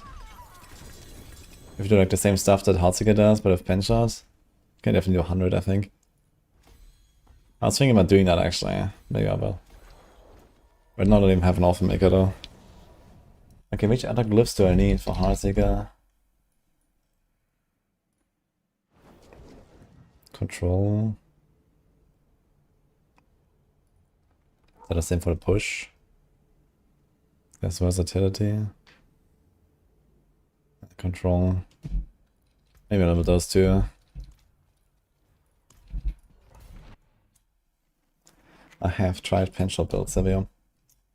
If you look very closely, you might miss it.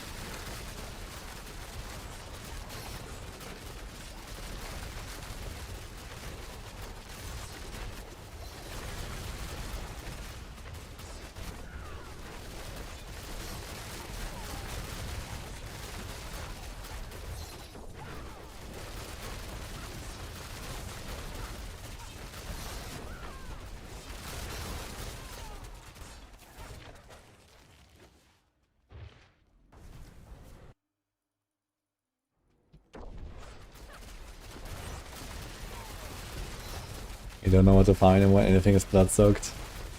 Yeah, make sure you open the caches on an alt. So there's a thing where if you have a non-blood soaked horde, like if you have a blood stained horde, and then you put a blood soaked horde into that same stack, they will all become the same. So you can convert them basically.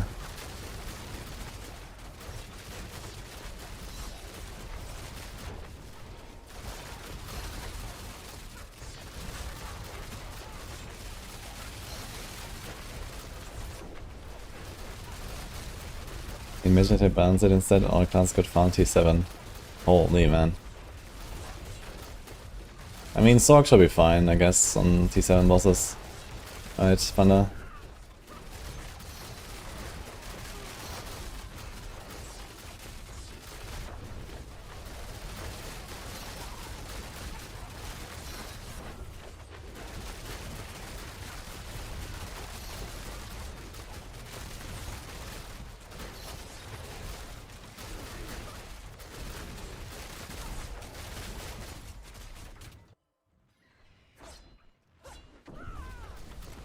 Yeah, I just meant in general, like, you know, how long do you need for like a T7 boss?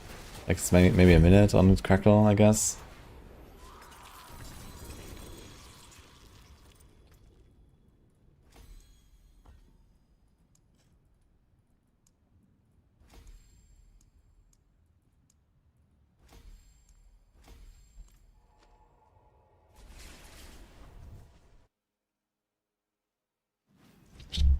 Blizzard Sorg with Godslayer, that sounds really cool actually.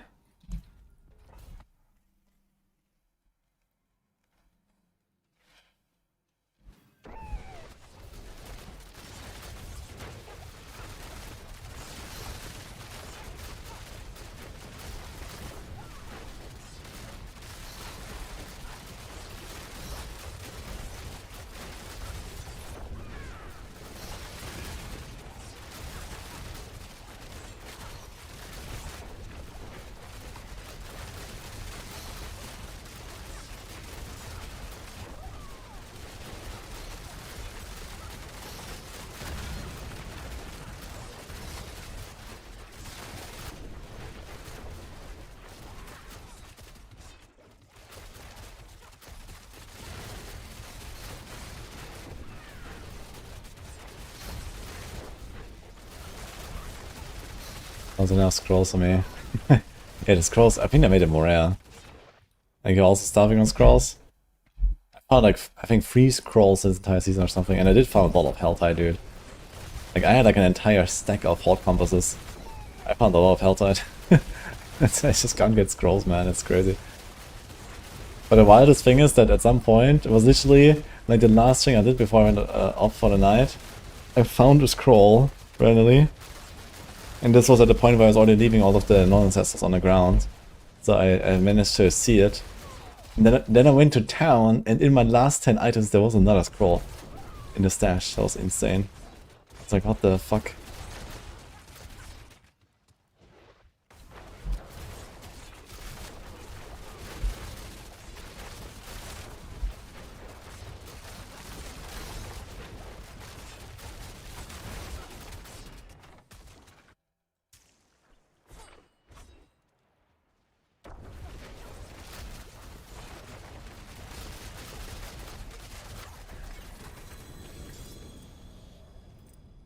Yeah, but the Bloodsoaked bosses are not very interesting anyway. Like, for some reason they don't have their phases. Like, when you fight like Andariel, she never goes away and stuff like that. Like, they're just kind of... You just kill them, basically. I know what they were doing there.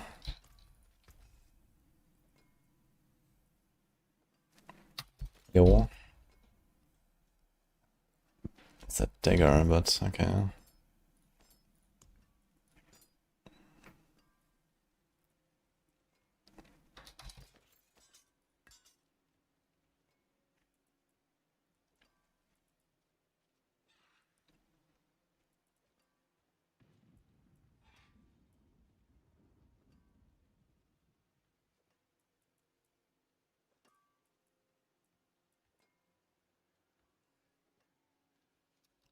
Should I need the energy per second?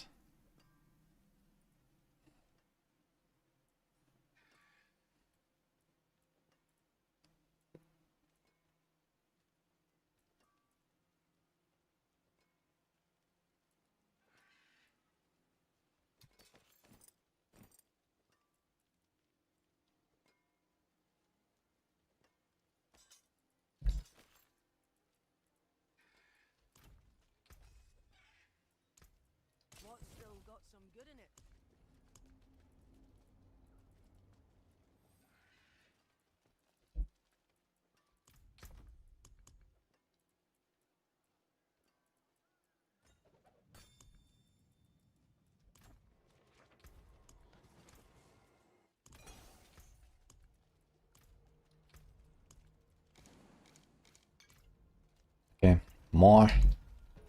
There's those two glyphs, and I think the next heads up we're gonna try the 9,000 kill streak maybe.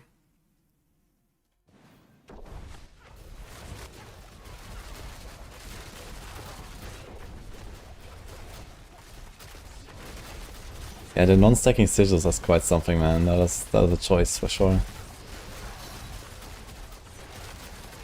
And they have stacking compasses.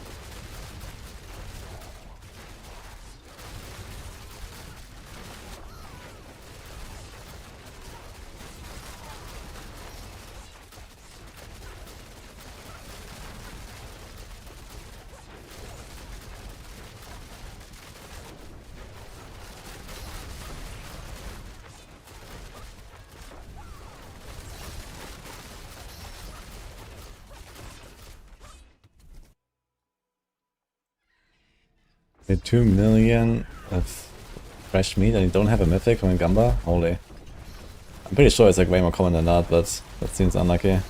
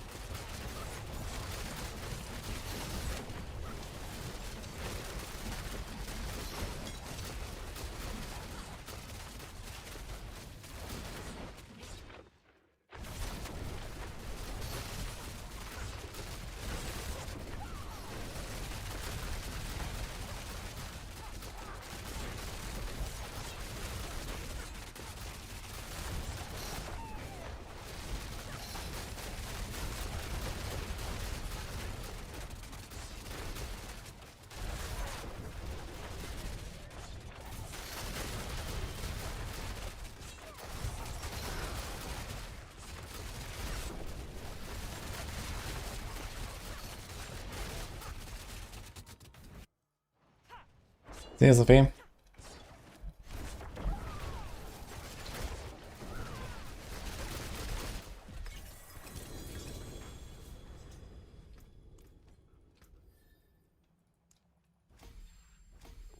Zendarius is actually used in a build.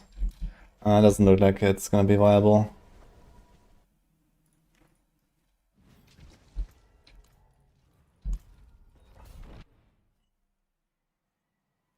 Yesterday I saw the affix outside mine and no escalation sigil. Is that a regular affix? Yeah, that has been since the Naminous rework. So I know that season... Was that season 9 actually? The Heroic Storm? I think so.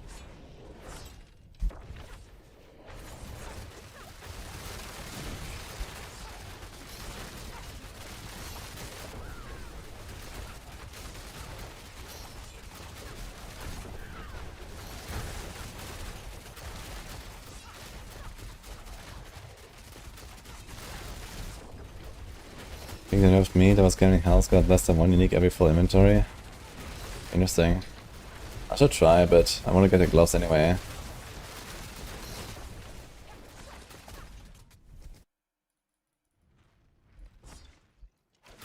Enough inventories for 1 unique. Huh. It should be kind of insane on Stork for like gambling Orsivane and stuff, I thought, you know, like... Last season, for example, I gambled Orsivanes and it was like so easy with Obels.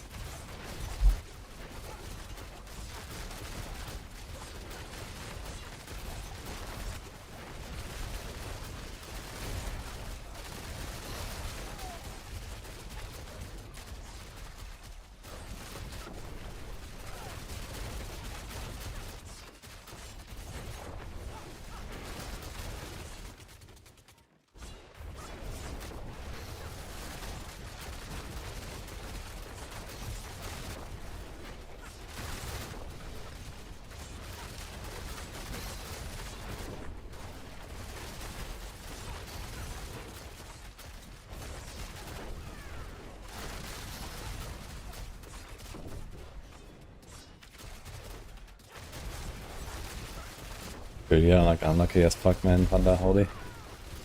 That's insane.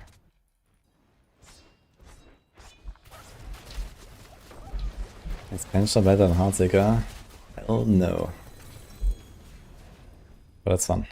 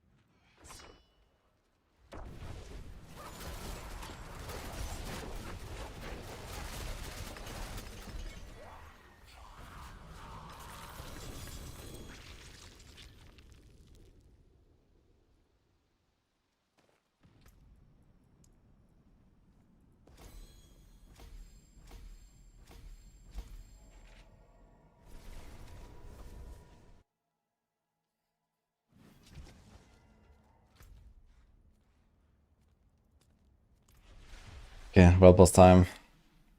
Let's show them how it's done with Penshot.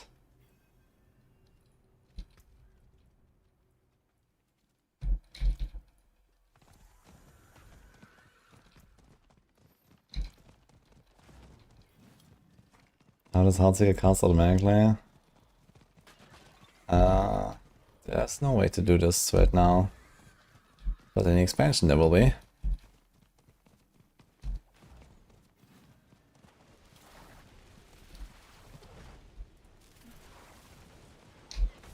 Getting blasted by these meteors here.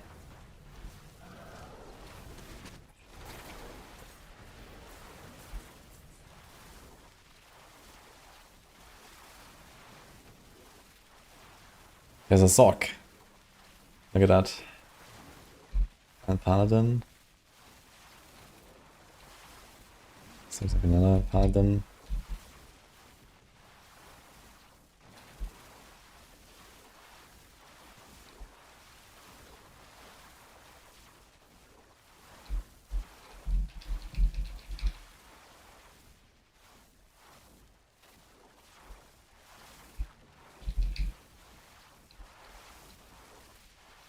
Is this better than the non-orphan Heartseeker Rogue? No, it's not. I think even regular Heartseeker is like one of the better builds on Rogue. I guess there's Death Trap that's probably better than non-orphan Heartseeker, and then there's Heartseeker already, I guess.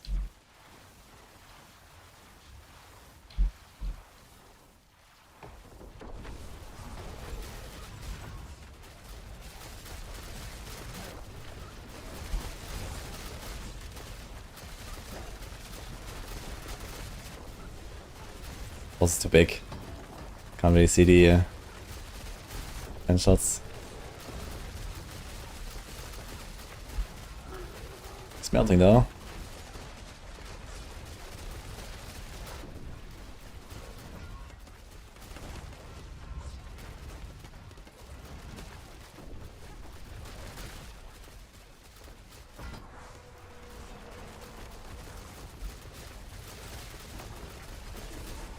One Paladin, one Necro, one Sorg, one Rogue. Nice.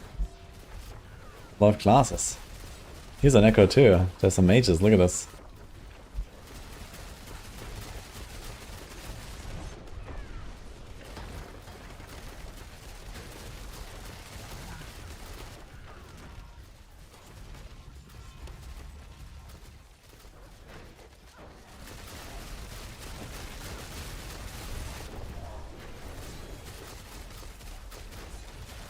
There's only one goblin?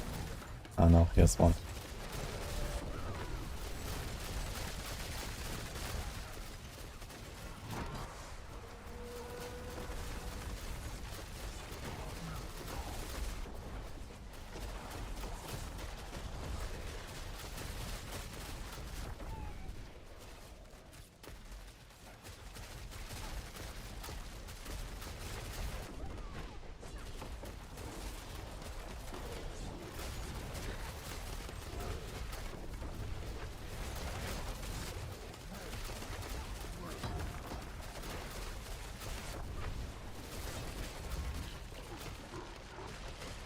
Morning roll pal, how's it going?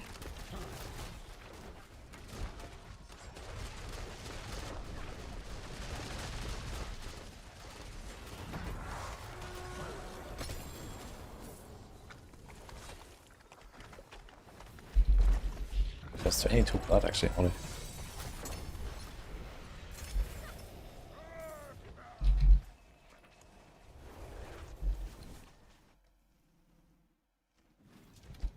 One normal dungeon sigil, 15 powder, yeah. We heard you guys. We know you don't like to get 200 sigils, so we fixed it.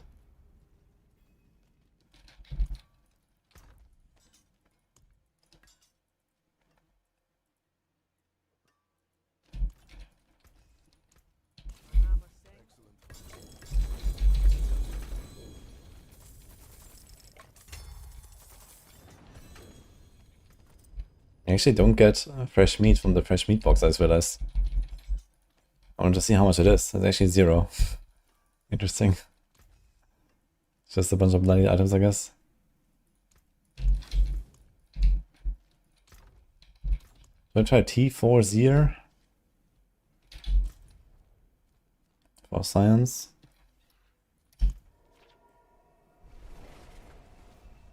How come we go with Penitent Grease or Pencil and Build Guide? Well, first of all, I did make that guide. And second of all, I'm actually not running Penitent Grease, but I can. I mean, it's like free damage, right? You can free stuff with the wolves, or with full rune, or with the grease itself. And when you stagger bosses, you will have extra damage. But I mean, for amateur, it's kinda nice. Okay, is T4Z gonna kill me? Let's find out.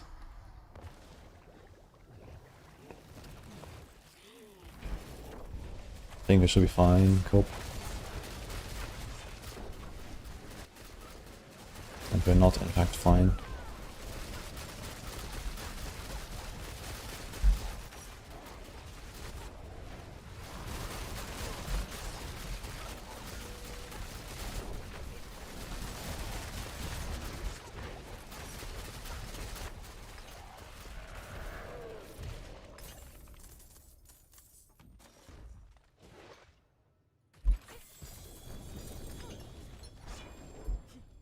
I'm stuck behind a chest here.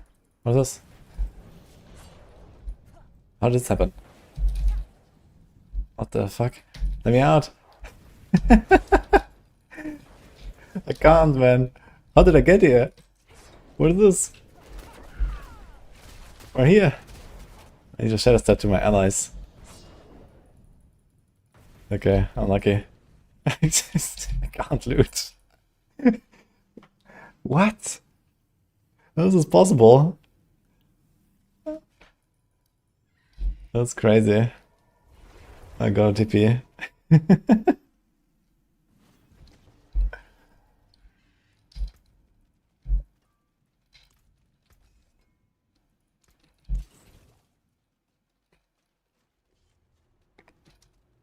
Maybe our rogue is too fat, I don't know.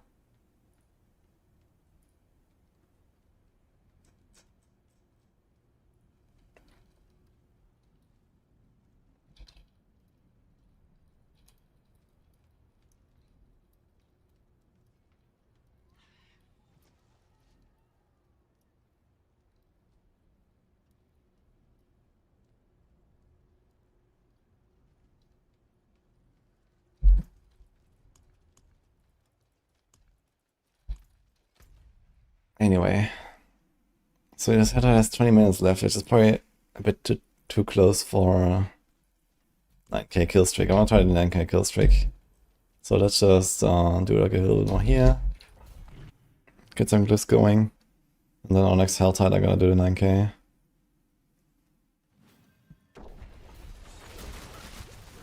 It is not worth Escafer. Plus all our ranks is not that crazy. I mean, okay, if you have like a normal chest and not a shroud yet, sure. Gives you like a bit of crit, a little bit of attack speed and so on.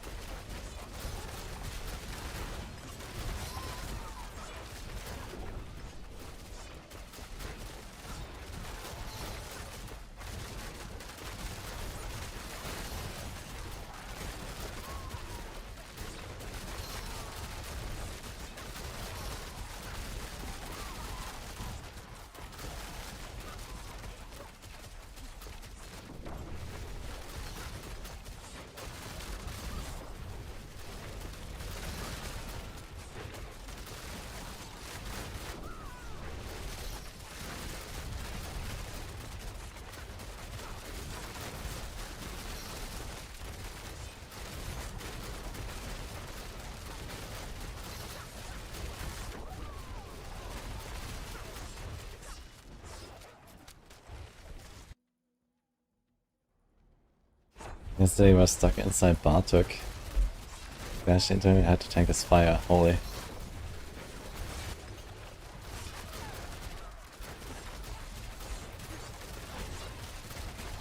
Yeah, I guess when he when he has his phase, and then he blocks like the path in the middle, so I guess he can probably get stuck in the middle there.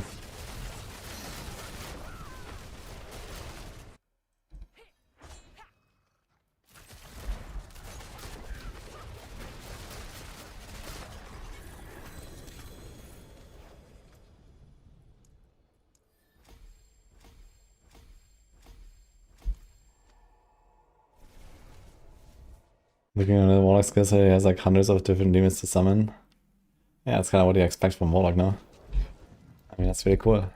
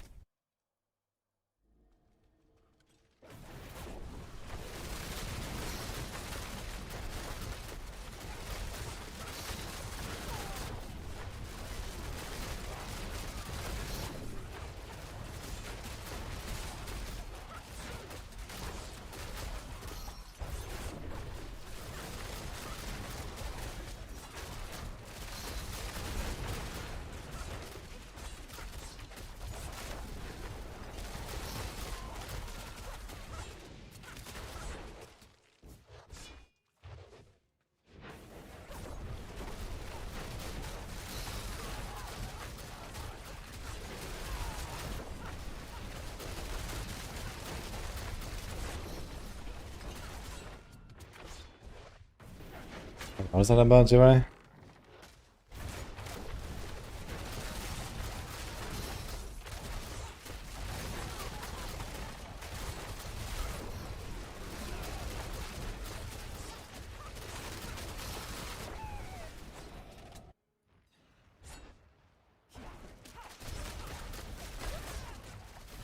Yeah, overpower has changed as well.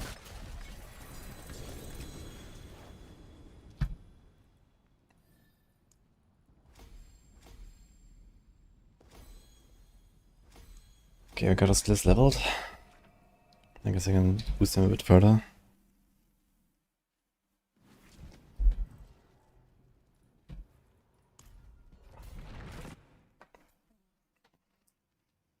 How to have woman buffs? So many buffs. Ah, what do you mean with so many buffs? I mean,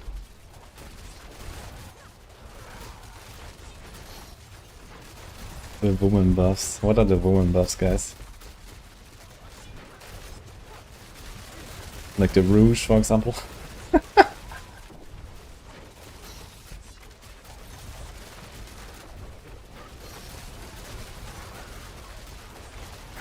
Never being wrong. It's actually pretty OP, I think. How do you get that buff?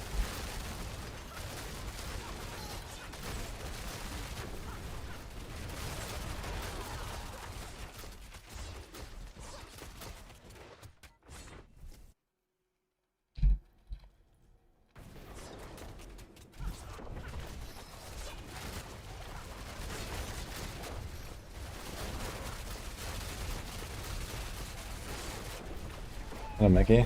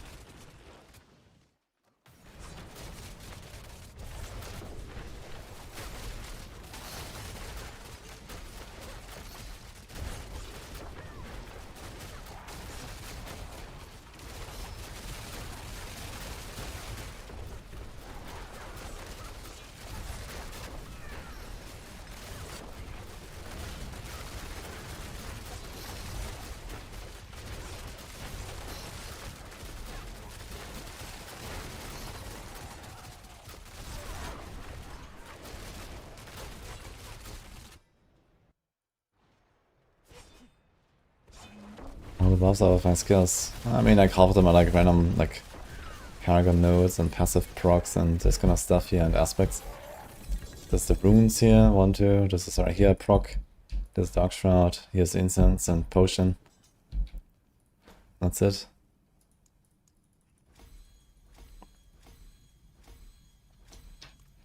I mean, luckily a lot of the stuff will vanish soon.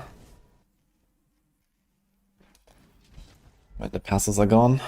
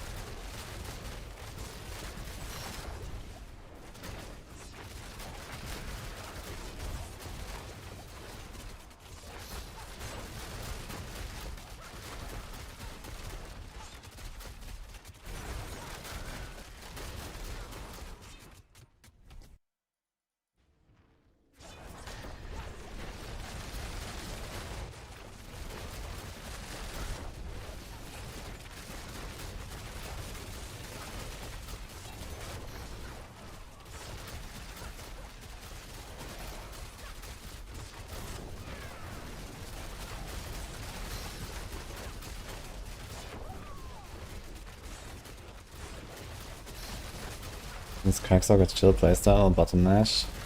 That's pretty chill, I think. Basically hold down Ball Lightning and teleport. And that's basically it.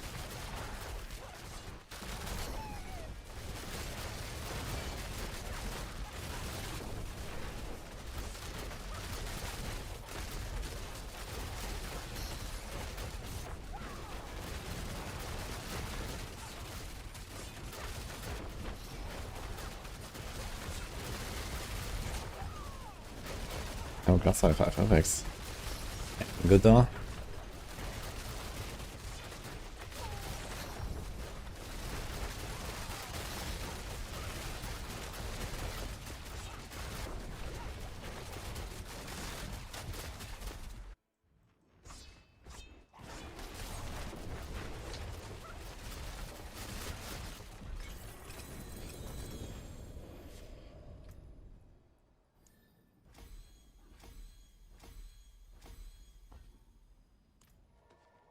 Season 12 roller build is the Maxwell, yeah.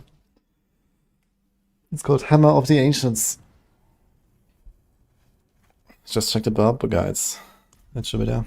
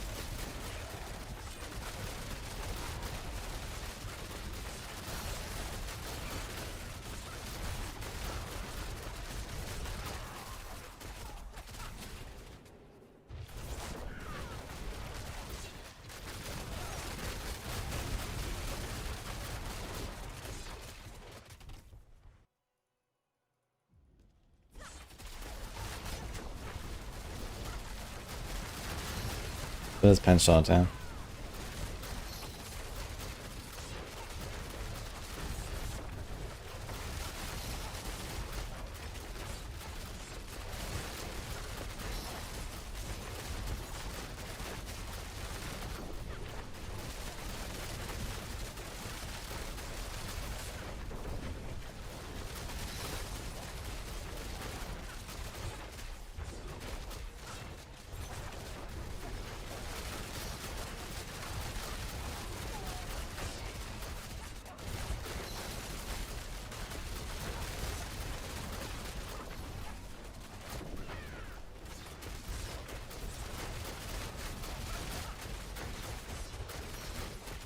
We're playing Crimson Desert tomorrow. No plans right now. Should I? I know, is that like a big thing?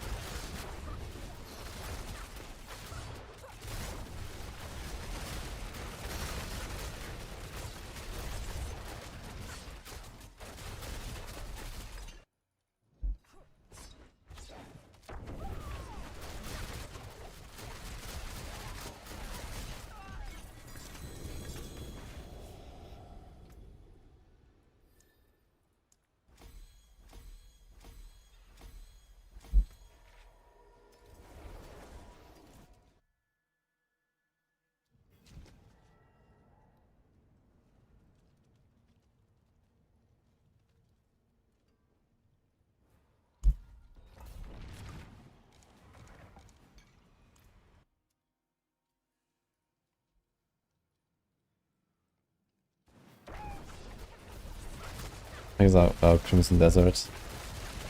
What genre is that actually?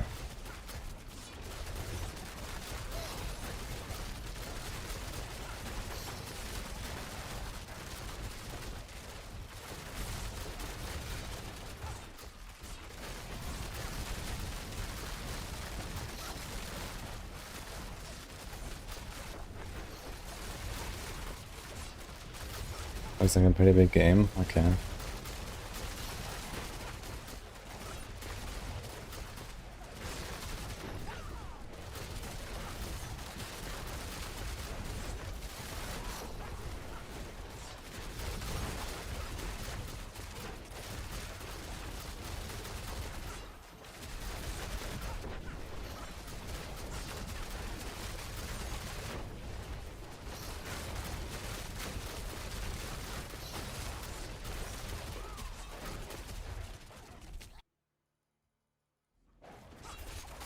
Good luck for those playing Crimson Desert tomorrow, I guess.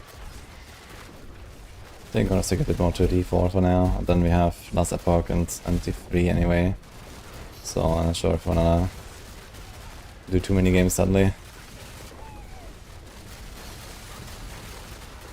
And it's not even like a week now in D4.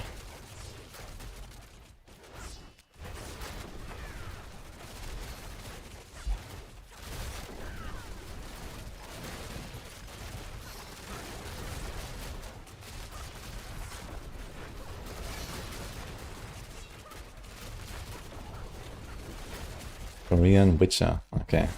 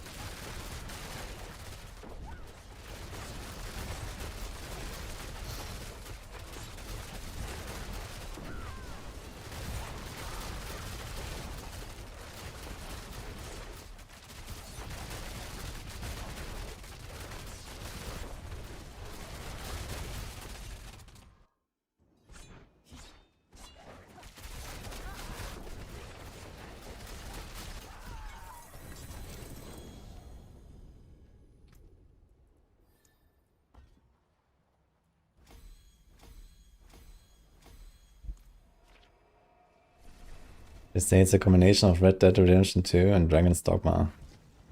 Okay, I've seen some Red Dead Redemption 2. Don't know much about Dragon's Dogma. Red Dead Redemption 2 seems like a very cool game too.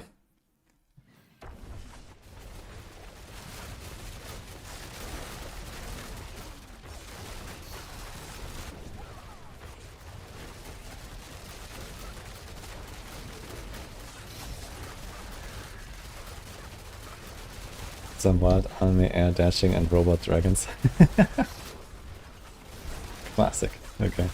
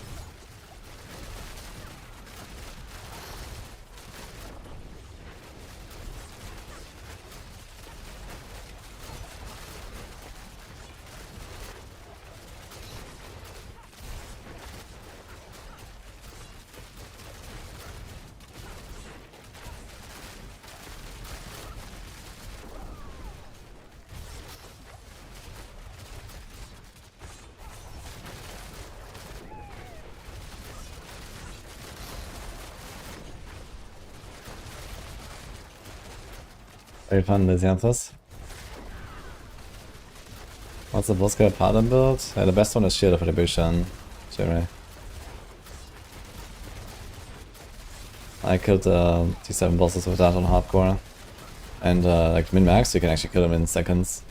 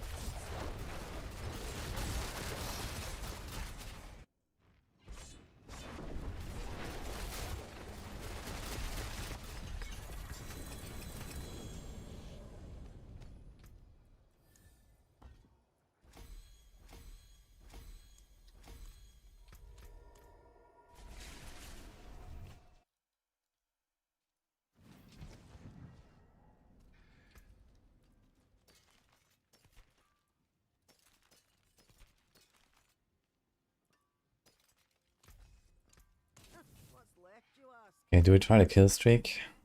With no Umber Crux? Let's see.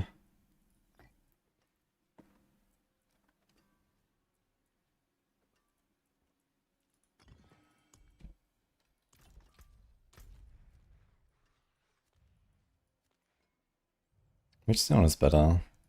I guess this should be kinda nice, just going around here like this.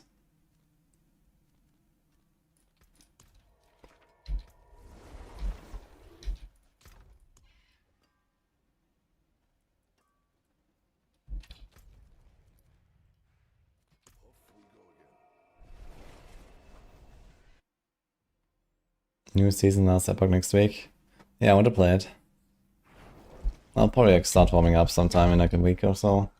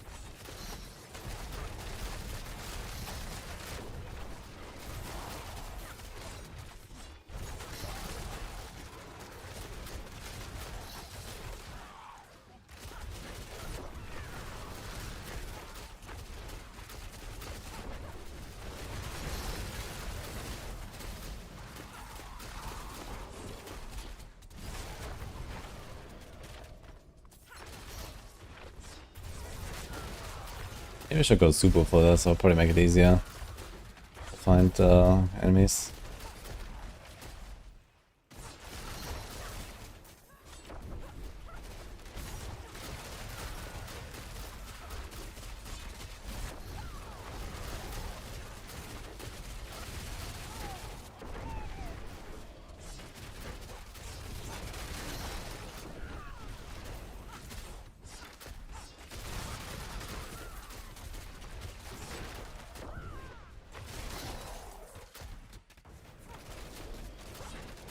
Ah shit. Why did I go out of the spire? Spires are pretty good, they're like, I don't know, 500 kills on their own or 1k. So it kinda makes it easier to get a kill streak thing.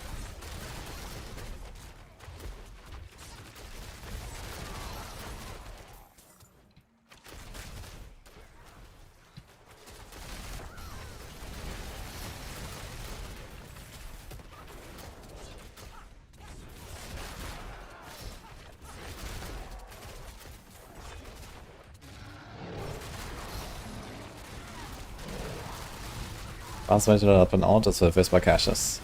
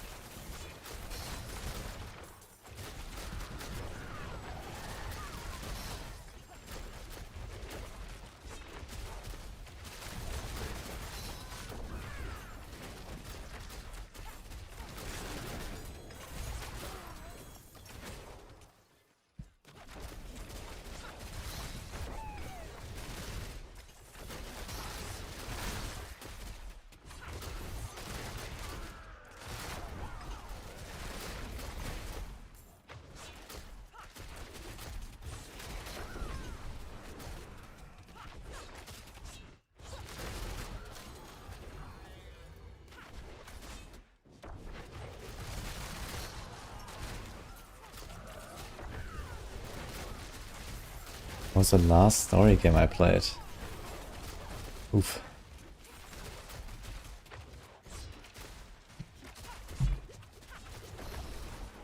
Don't remember it now. What did I play? Like variety, guys. I guess Ori in the Blind Forest, maybe? That was really nice.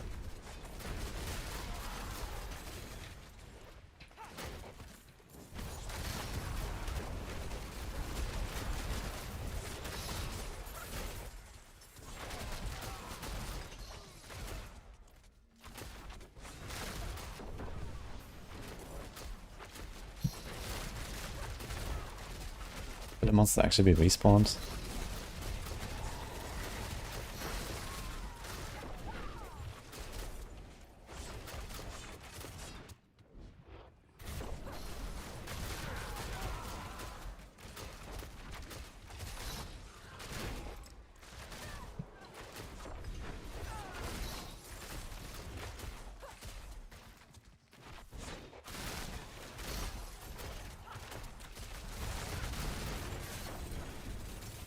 Not the Black Forest.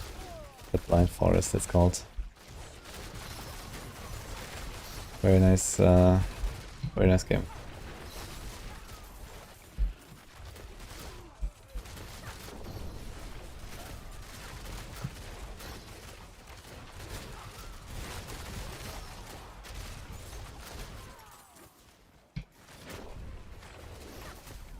So many Diablo sigils here, crazy.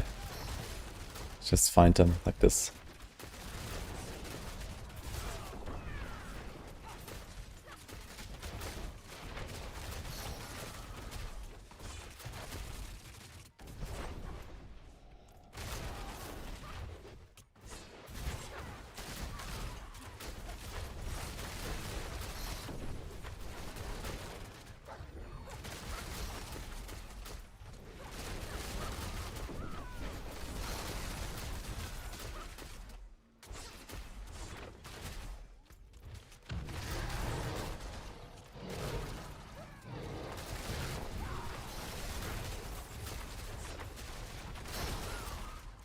Okay, let's see if the monster's back, actually.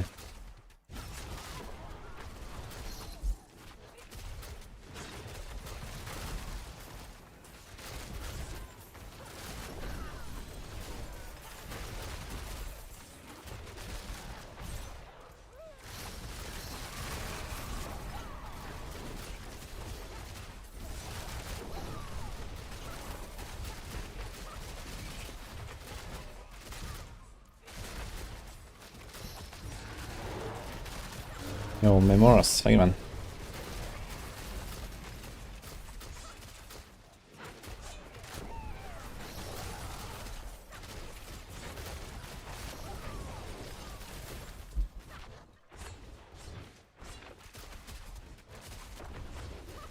Unlucky. Yeah, I think there was just like no respawns here. Here's some monsters. But this is all empty here.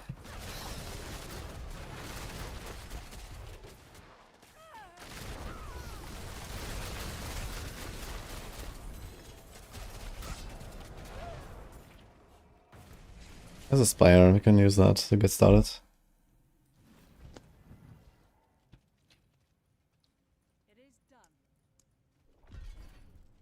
Why don't I play the PoE games? I play PoE quite a lot actually.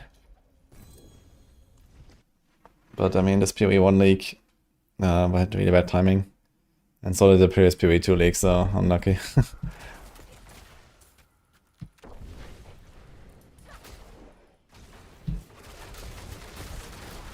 But you can see I have like, I don't know, a couple hundred videos on PoE 2 for example on the channel already.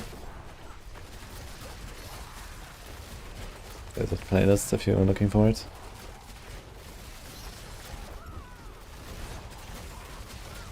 Hey guys, we go again. This was a 2.7k kill streak.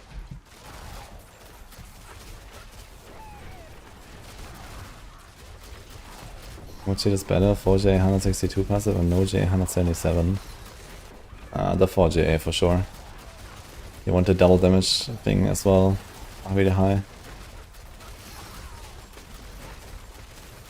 Oh yeah, no Rest of the Wicked I played lately actually, and that was a story game I guess. That was actually not too long ago, like a month ago or something.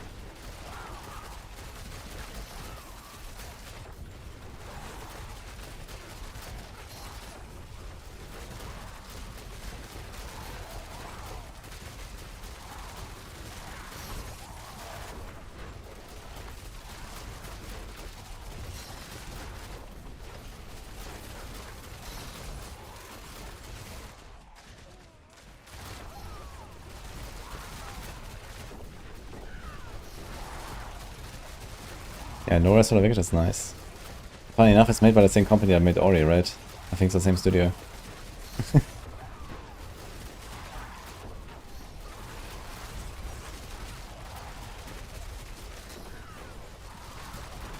No, Dawn.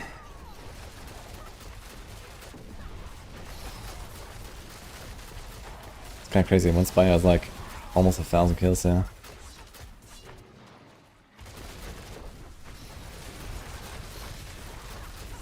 Okay, we go again.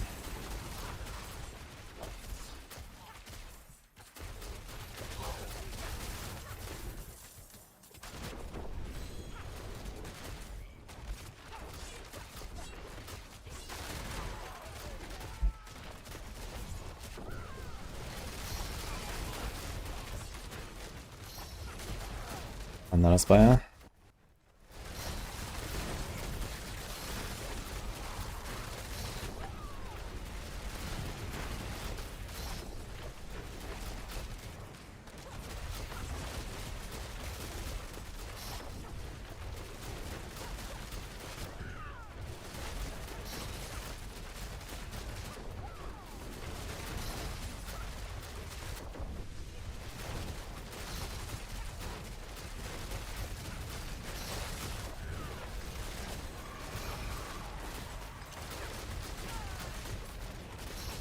Oh, invisible Horadic chest.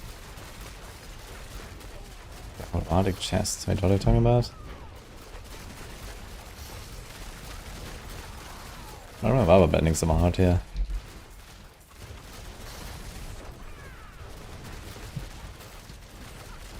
Ah, you mean like the, I don't know, gem reserve dungeon chests and stuff? Yeah, they're kind of tough to see. But I think that's kind of the point, you know, they want you to like explore a bit more in the dungeon and stuff, I guess. And not just like rush through, and then you get like, you know, the rewards.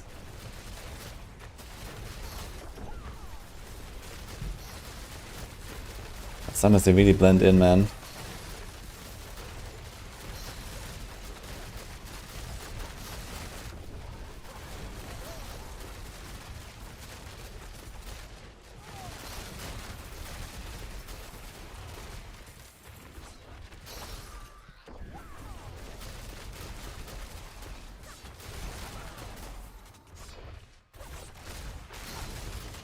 Back to 2k here. Let's go. Oh no.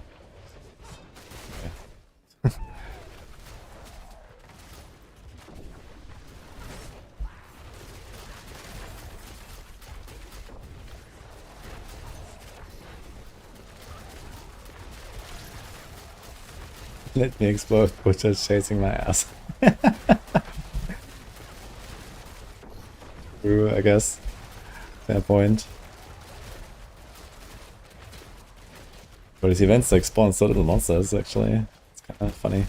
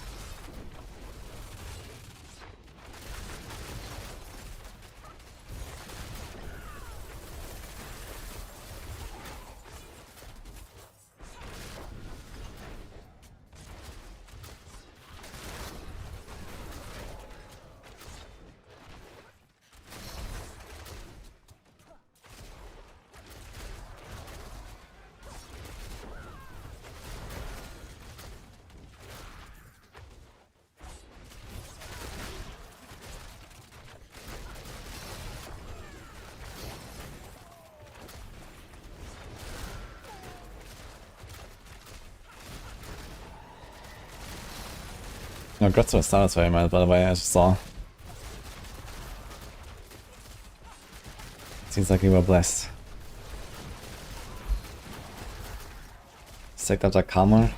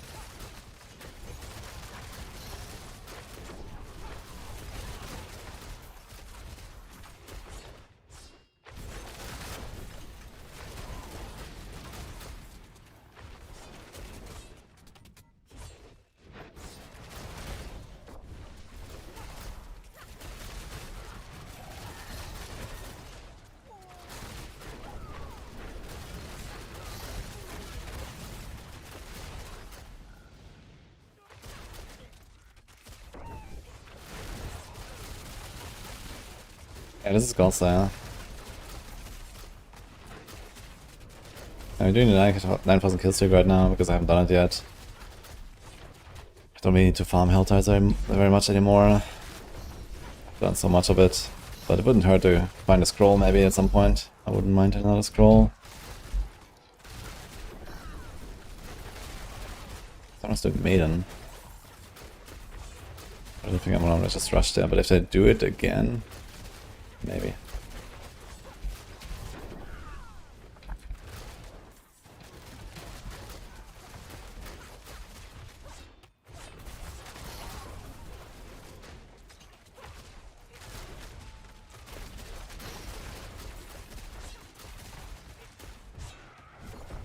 Spire, let's go.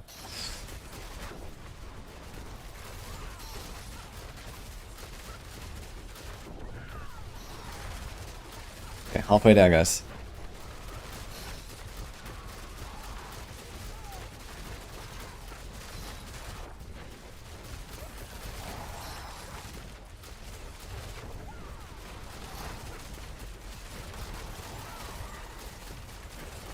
The scroll is it's called Scroll of Escape. It's a hardcore item that allows you to like teleport away. It's extremely rare. I have 2 right now. But this is kind of necessary to do like serious content sometimes. Because there's a bunch of bugs and so on in this game. And sometimes it's just like in a shitty scenario to use it basically and get away. So Friday, thank you. Appreciate the sub.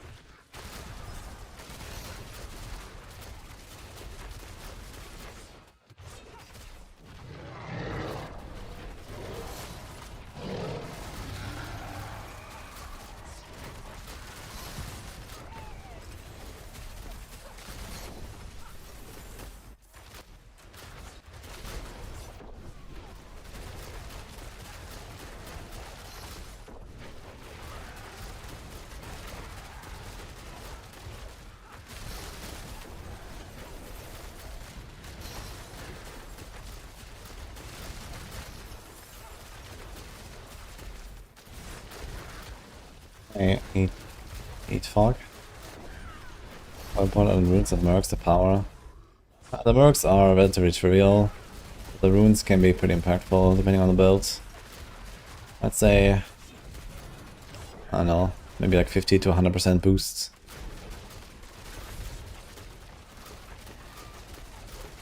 It's hard to like exactly quantify since sometimes there's like utility and certain things that they trigger.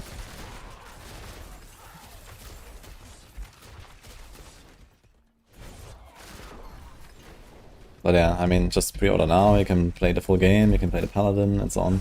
It's not really a reason to wait, you know, if you're gonna play next month anyway.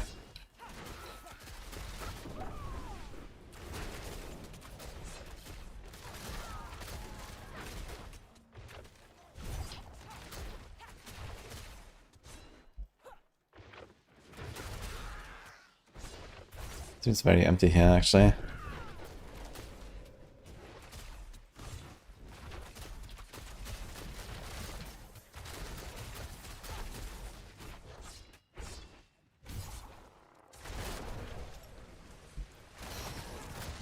We might try to go a bit further inside now. Holy, that was close.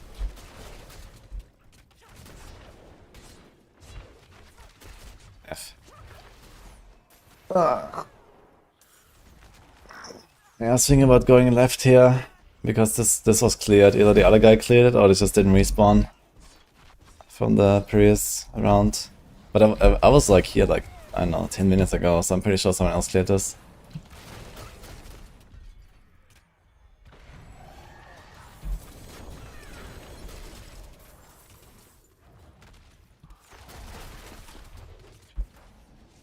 Ugh, look at this shit.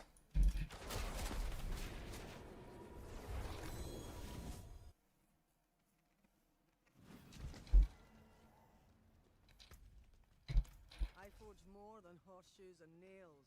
What do you need? Is there any chance I will use this? I guess for Death Trap I want this side. Return soon.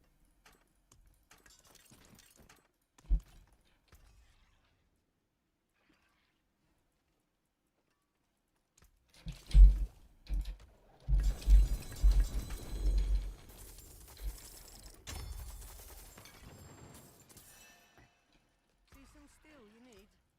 My hammer sings on you. Okay, we have enough time for one more round. You can try.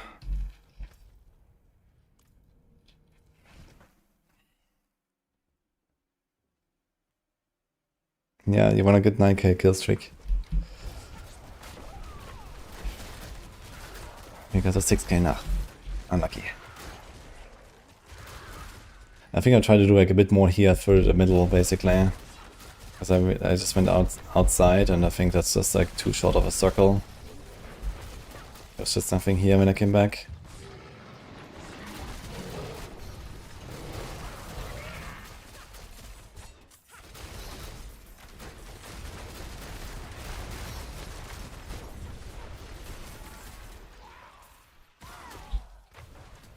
Got so many sigils.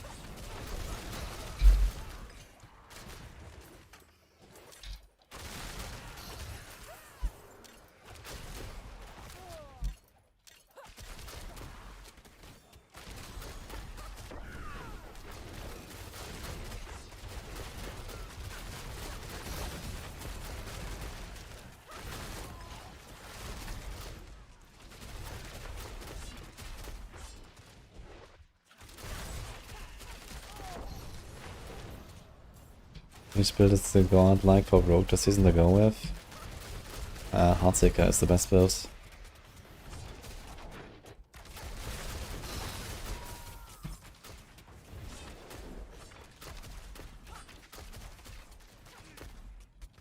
Yikes, okay. 300 is not bad.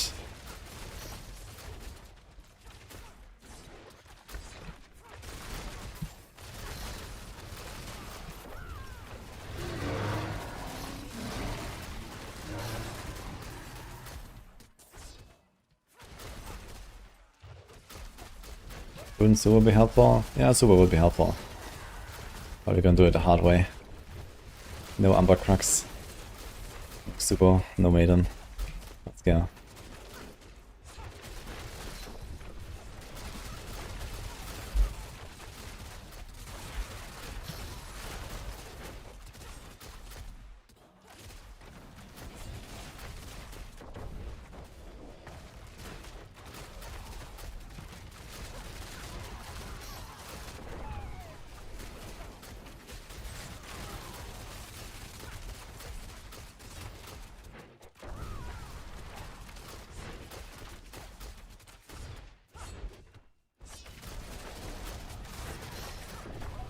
Spire, let's go.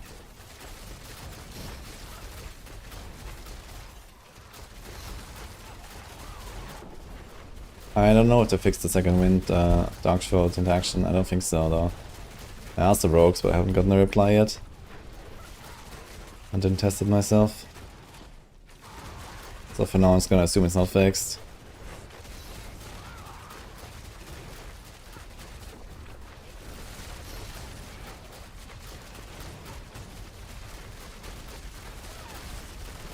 And the build I'm running right now is Pencil, by the way, Epic GT.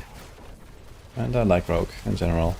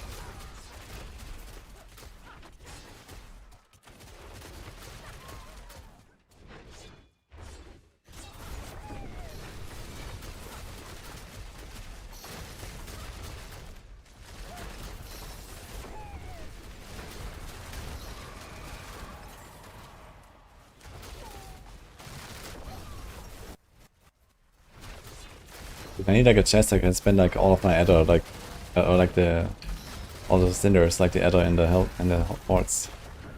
Just like dump it all and get like a bunch of stuff. Like what I'm gonna do with like these 2,000 cinders now.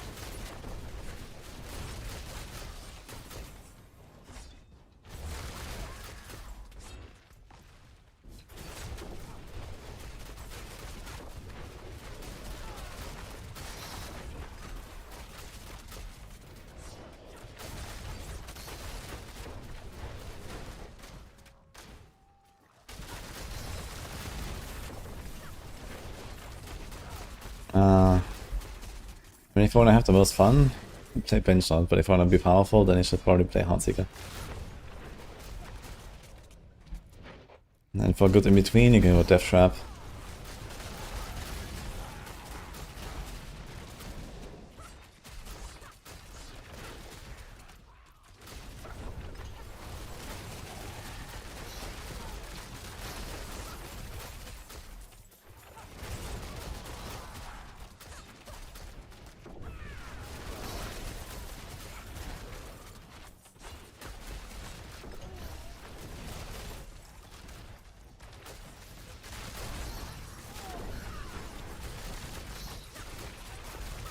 You know, Season 12, log in, man.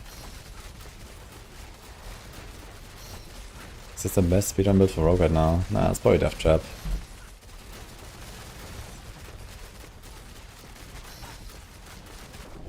But I mean, I can do 90-second runs pretty consistently in the pit, so this build is fast, it just doesn't go very high.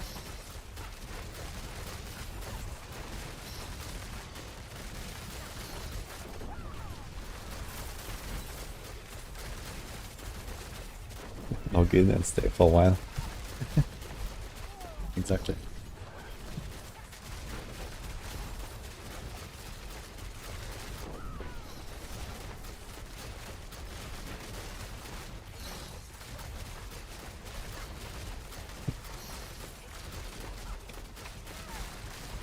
Apparently I'm still inside the circle, yeah.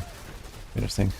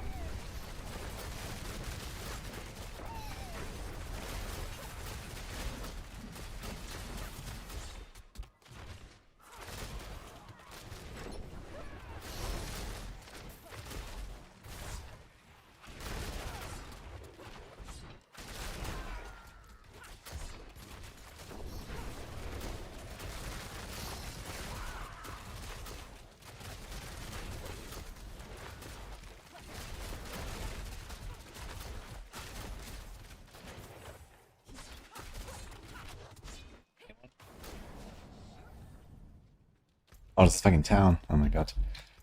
Ugh. Is there a chance I can do 9k in 19 minutes?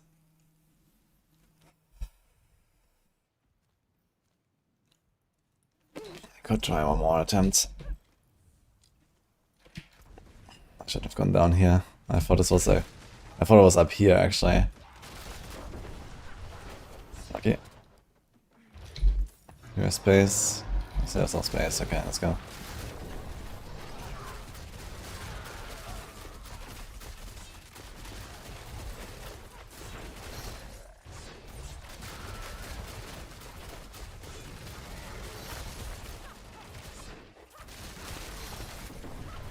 No chill freeze. Yeah, for this I removed the wolves. I had the wolves before, but you know, teleport is more important right now for the kill streak. I don't care about the damage here.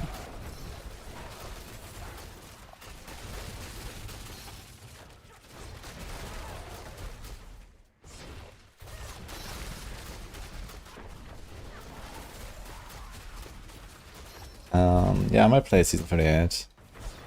I'm thinking about doing God the Age 150 push or something. Maybe Meteor could be something as well. We'll see how last epoch goes though. In last epoch there's also like a new boss and so on. I want to do that, and yeah, we'll see what the interest will be. Maybe we're gonna do like last epoch, then you know 183, do a quick vote first, and then back to last epoch or something. I'm not really like in shape right now for last epoch to get a vote first there, I think. About like a lot of practice. Oh my god, man. Maybe this is like not really a good. I'm gonna try the other zone. Maybe the other zone is just better. I feel like there's a lot of downtime here sometimes. Let's do this one.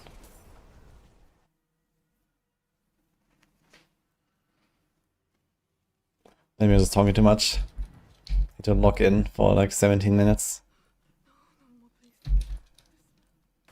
Means I need 500 kills per minute, 10 kills per second. That's quite a lot of kills per second actually. That's really nice. Okay, I walk in, there's already dead stuff. That's not a good sign. Oh, maybe there's actually just like two dots.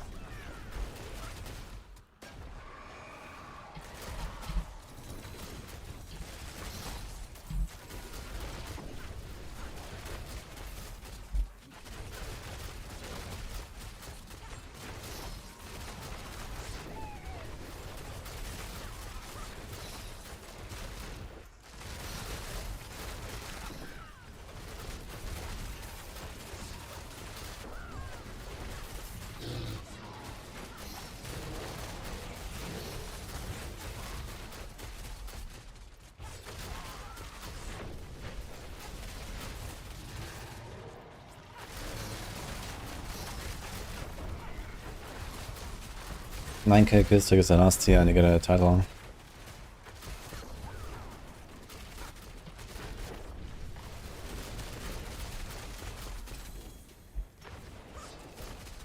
Oh shit, there's someone.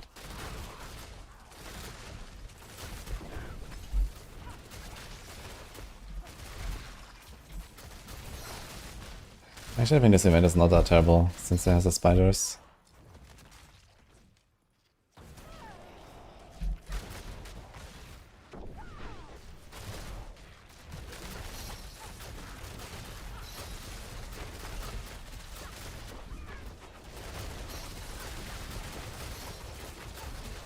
Why is also being stronger than having a wand of Hydra head tempered on Hydra Sork? That's because you think that an extra Hydra head is an extra 100% multiplier. But it just adds to the existing multiplier that you already have with all the other Hydra heads. So, you know, your Hydra already has like 6 heads, I think, with the amulet. And then your offhand gives you like 6, I think. Or something like that, I don't know. And then you would only get another few more, making that multiplier a little bit stronger. Versus also that is a separate multi.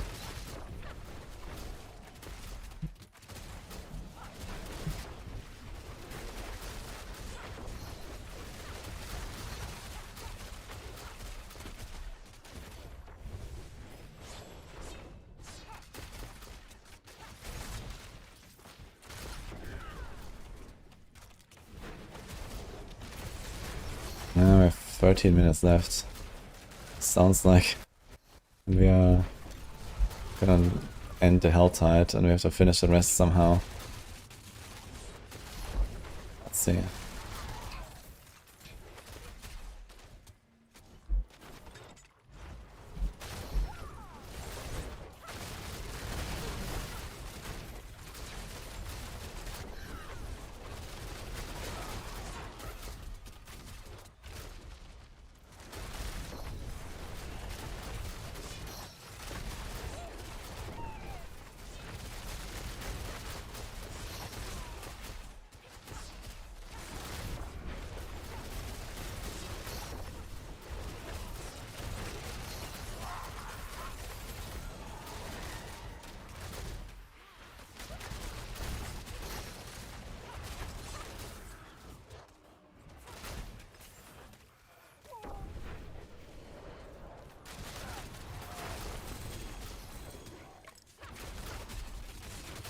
Actually open the chest during your kill streak.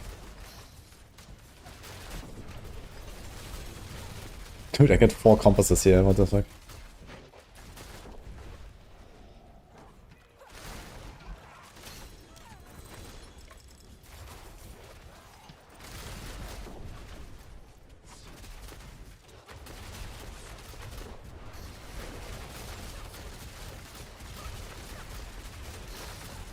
I already get it over here and barrier up. As a rogue you just have that basically, the second wind passive.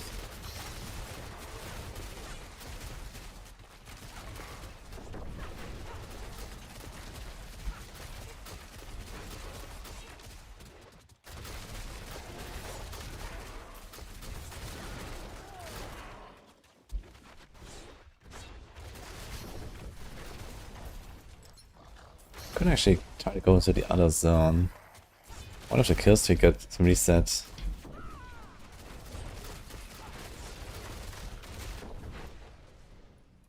Like, that's actually kind of bad layout here.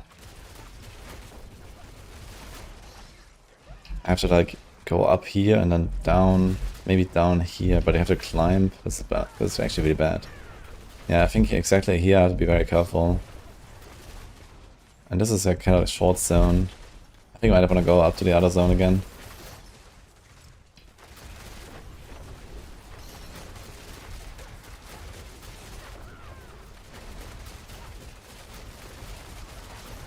It's jumping back in from season 1. Hello, welcome back. I mean, Twisted Blaze is playable, but it's not like a top build or something.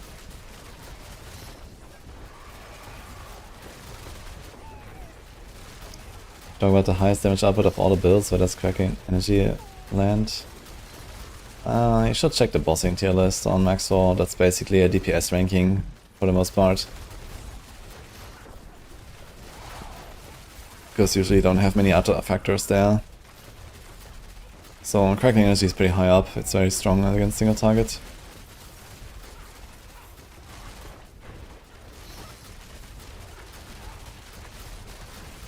If I had to guess, Cracking Energy probably kills the T7 bosses in like a minute or less.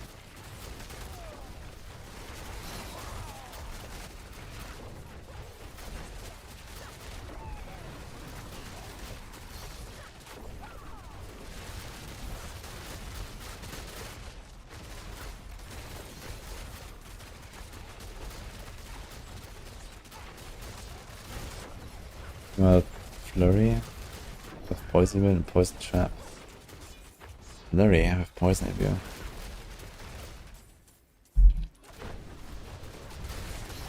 Wait, the Bursting Venoms doesn't exist anymore, right? Where you can have Perma Imbue? Or is that still a thing actually? I'm not so sure. I think that was changed something. I think Flurry is usually played as a fist build, no?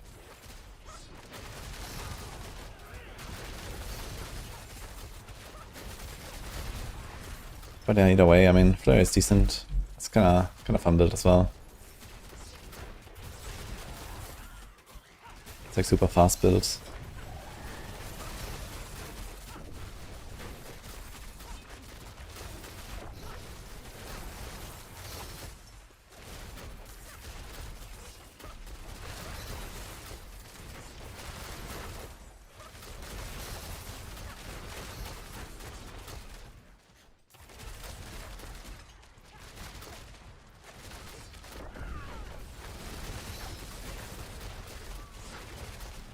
So not try to kill anything on the left there. So you can loop around.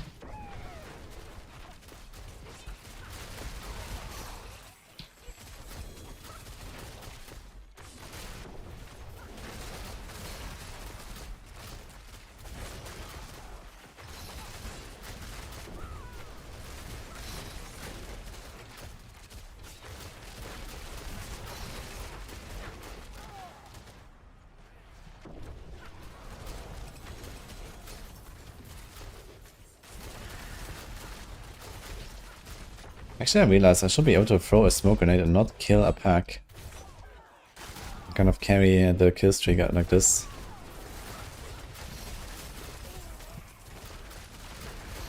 Would actually be very hilarious if I like, don't finish my kill streak now until a full hour.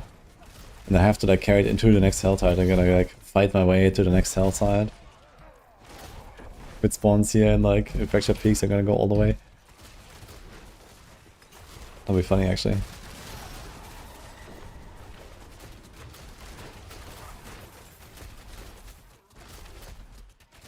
Man in. Don't press my buttons.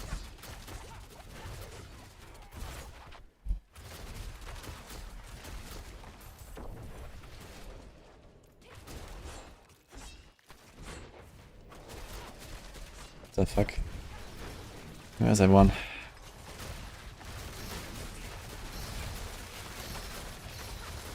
It's all spooters.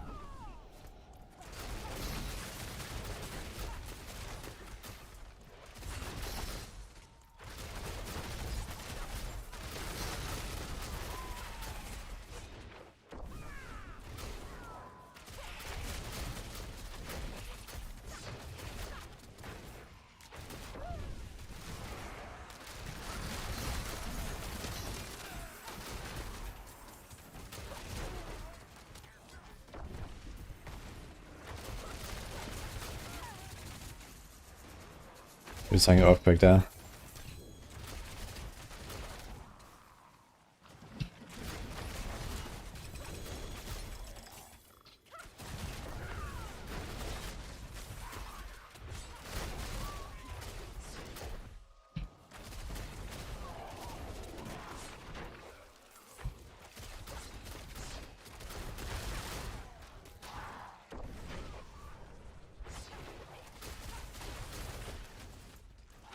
I'm gonna try to go to the other zone, I think. See if we can make that happen. He's like a paladin. Farming my monsters in my hell tide.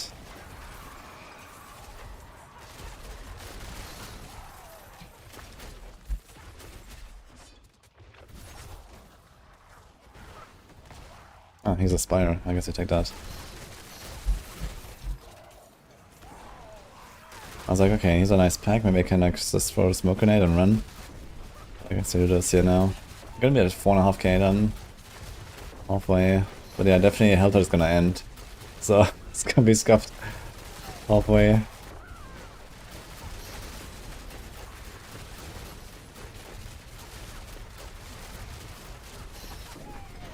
Can we build 2 bosses?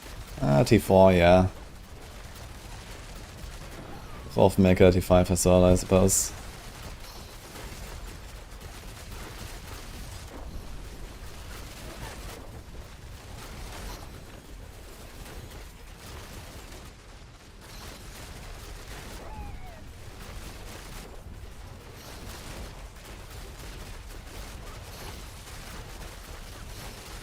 This is pain shot, not Heartseeker.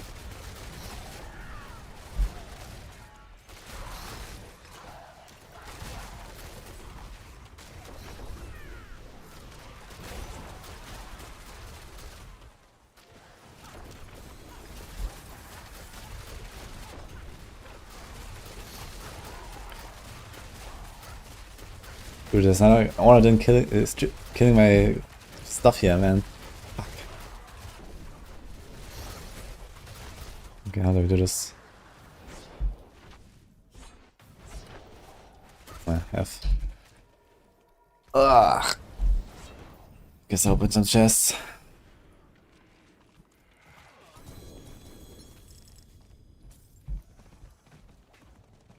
It's kind of tempting to just get an Umber Crux and cheese it. But I don't want to. Not yet. I'm not that disparaged.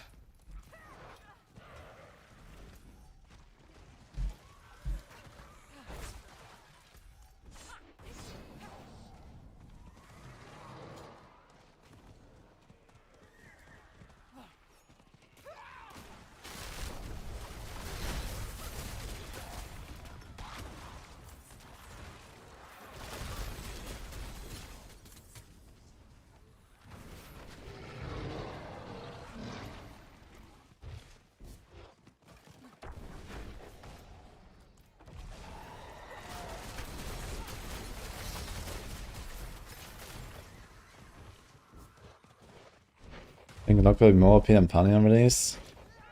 Who knows? Probably not, because, you know, all the classes are getting upgraded. When Paladin launched, it was just Paladin.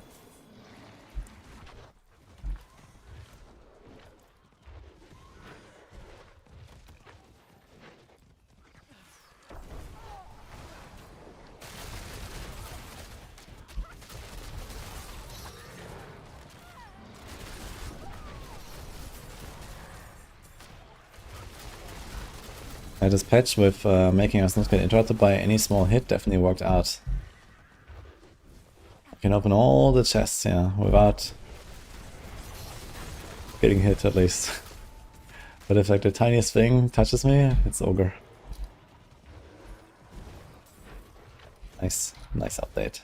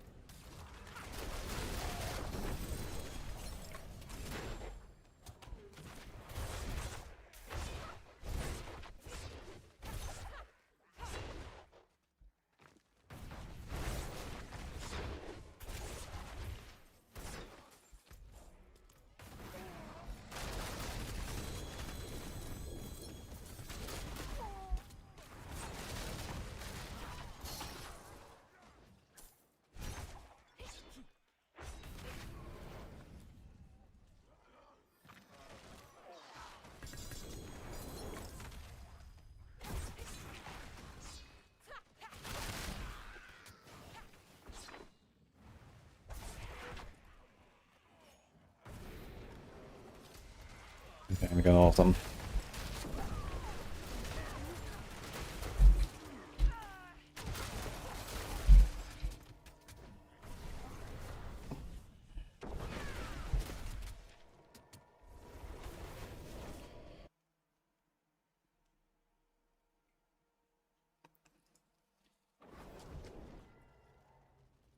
It is done.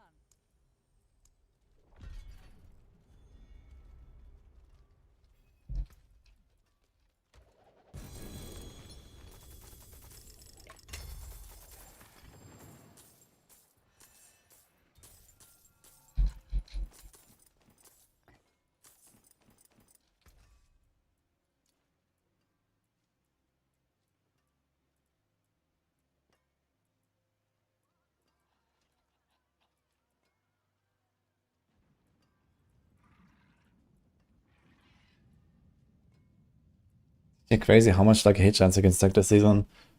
And still we don't have like an Azurath build or an Andaria build or something like that.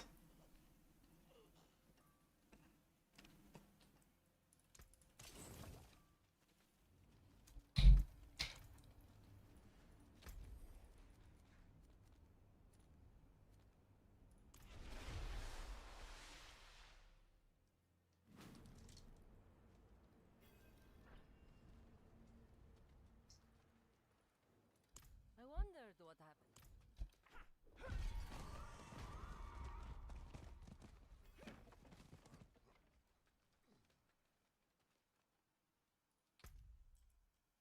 Oh boy. We have wait, we have 22 infinite caches already. What is going on? Why do I have so many caches? What's my quest like? I have to do the outside thing.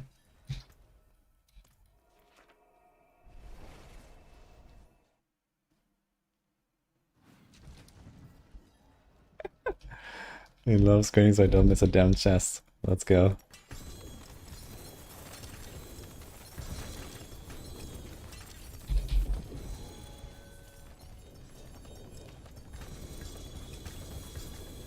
Any armor cracks? Let's see. Maybe we're gonna get one after all.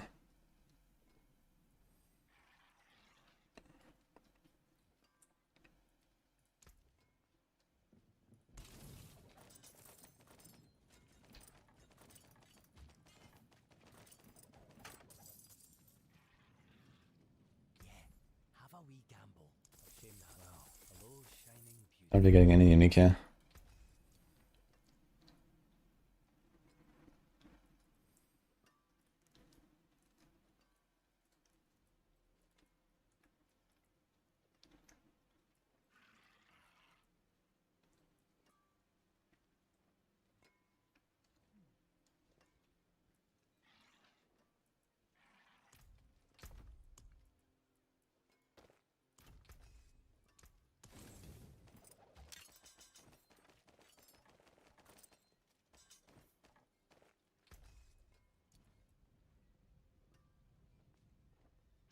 Mm-hmm.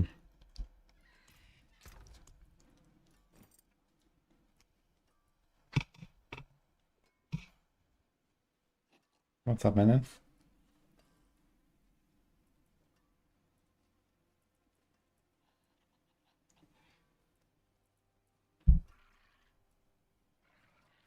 This is a nice weapon, actually.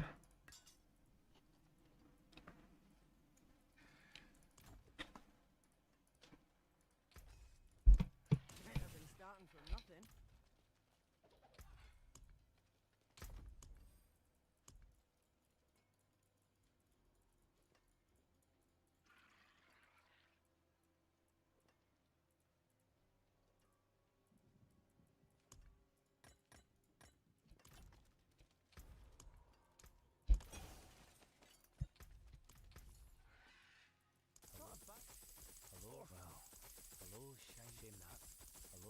Not getting any unique, actually. I wonder if they did nerf it. Maybe Panda was right. See some steel you need.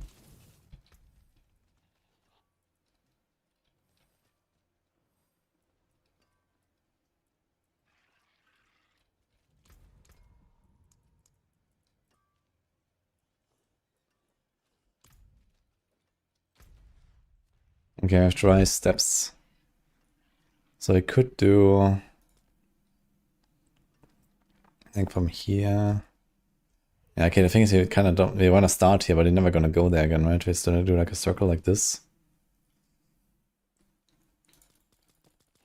Skip this part here as well.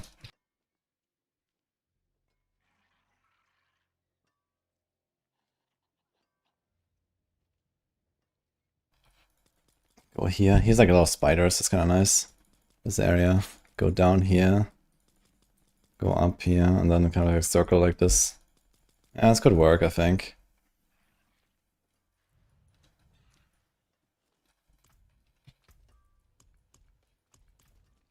I think PvP stuff should also be very easy. Like one circle in the PvP zone is like also 1,000 kills or something.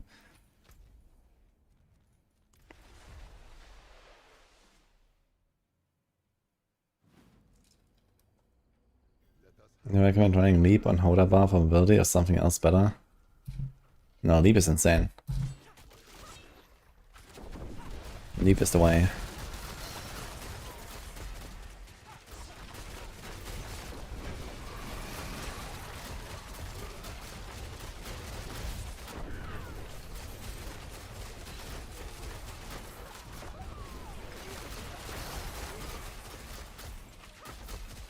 Yeah, I'm trying to do the 9k kill streak achievement without cheesing. And Maybe find a scroll on the way, it would be nice.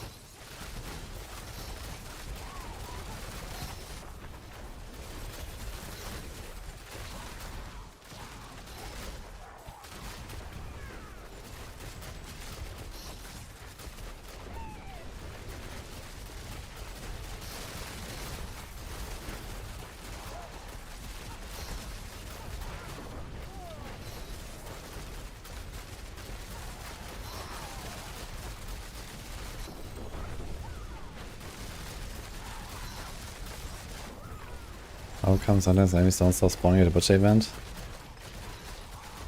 As when someone else clicks it, there's more enemies. Like every time someone clicks it, there will be enemies.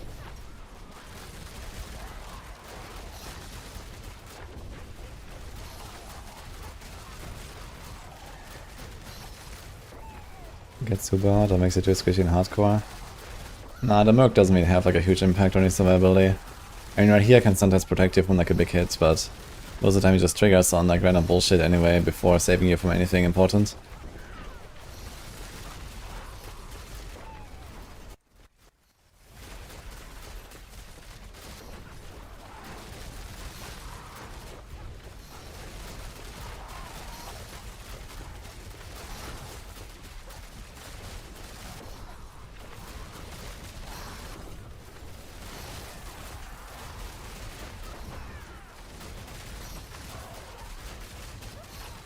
When I completed it alone, you get up to 7k.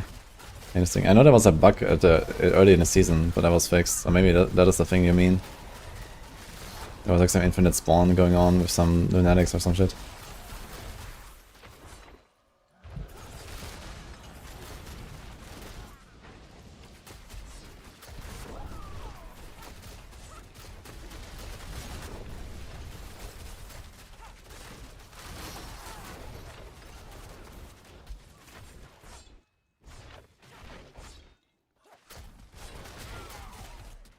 Close.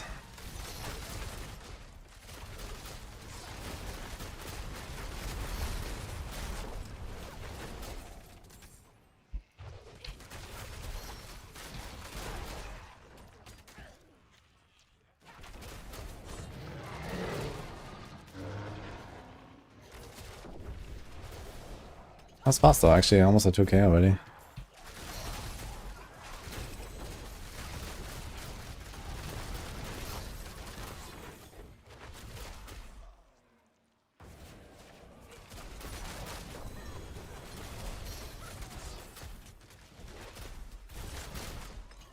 Okay, don't go there to the left.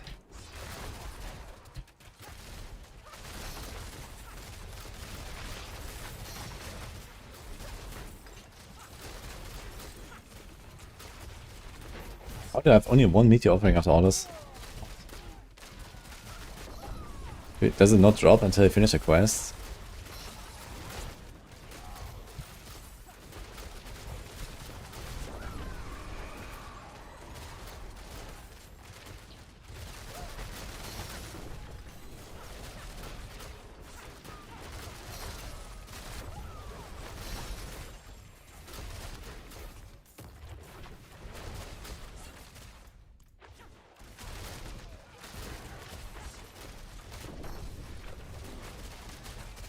Okay, so maybe I just didn't find any.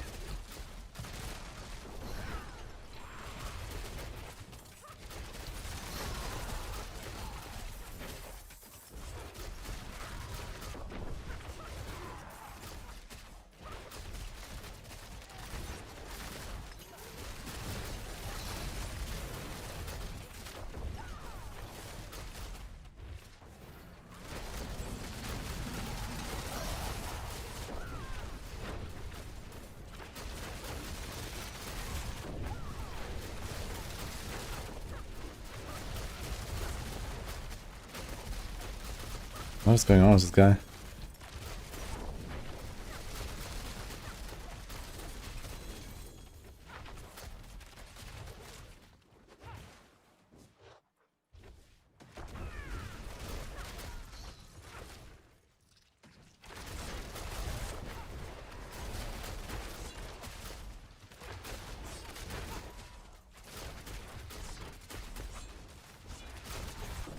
Oh, spooters. And a Hellspire.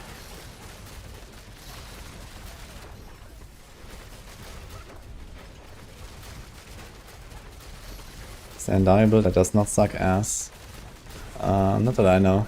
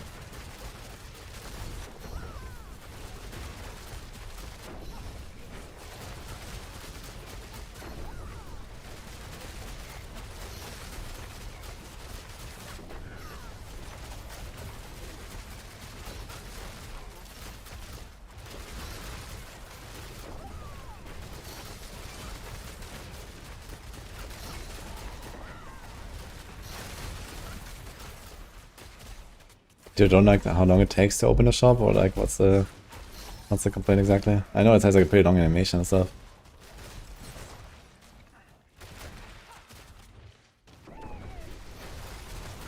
On the other hand, it's like much more fancy than just like a typical like, you know, random UI interface where you just like see stuff and click it and that's it.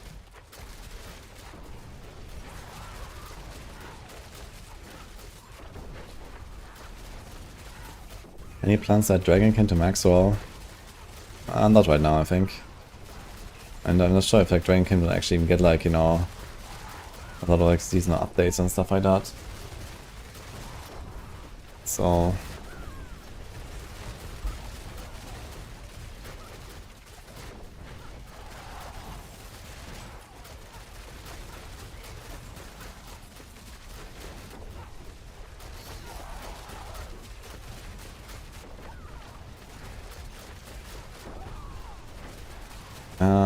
depends on which skill we're talking about, I guess very mild.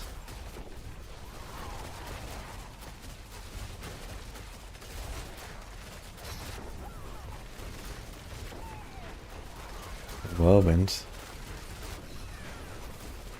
Good question actually. I don't think anyone has ever tried to deal damage with Whirlwind ever since those timbers existed, so I don't know the answer actually.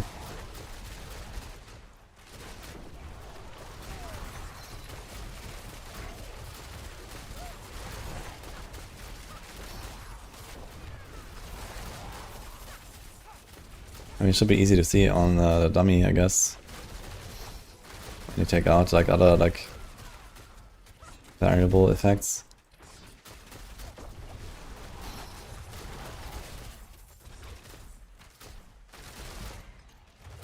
It's very empty here. I almost lost a streak.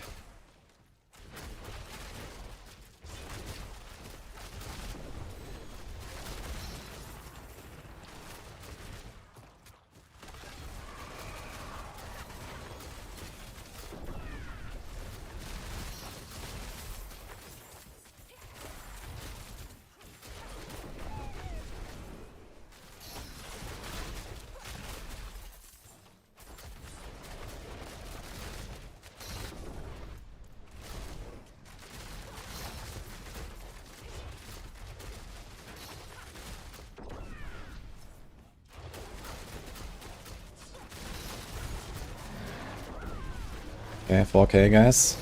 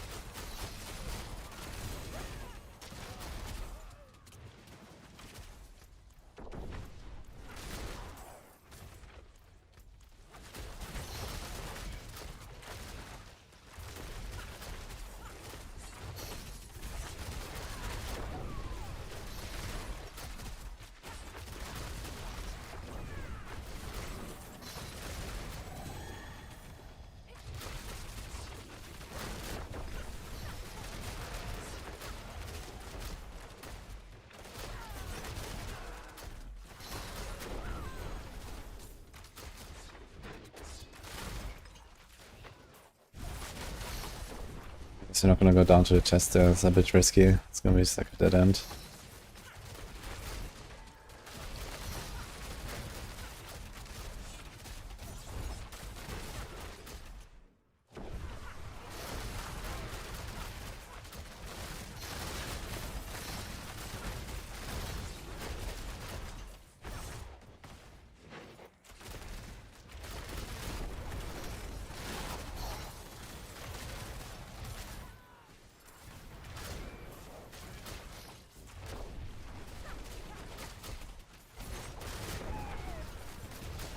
You can do a blood maiden over here.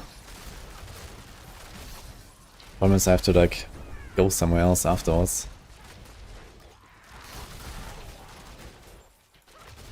So it might be a bit risky trying to do one.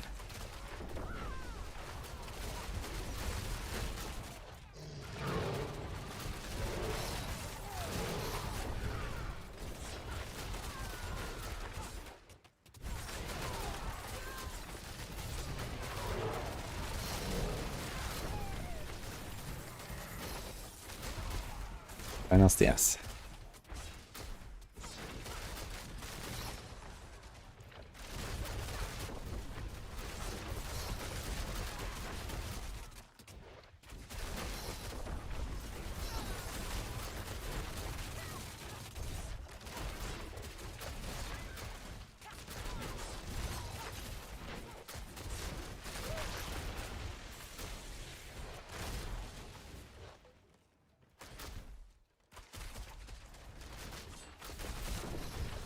$5K.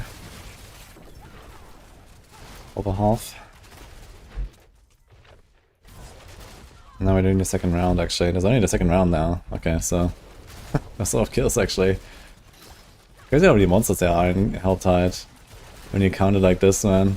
There's so many enemies.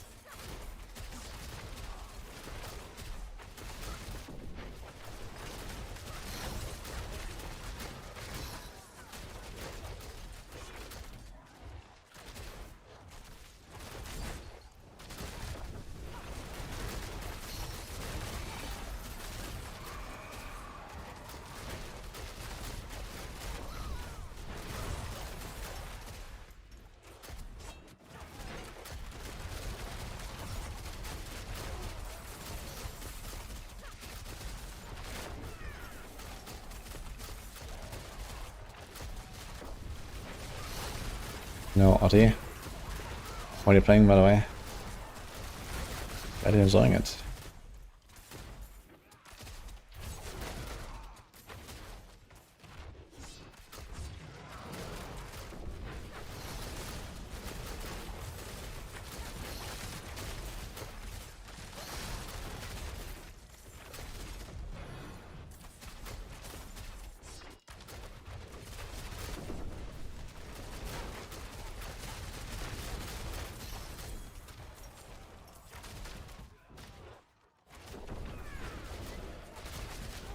The spire, nice.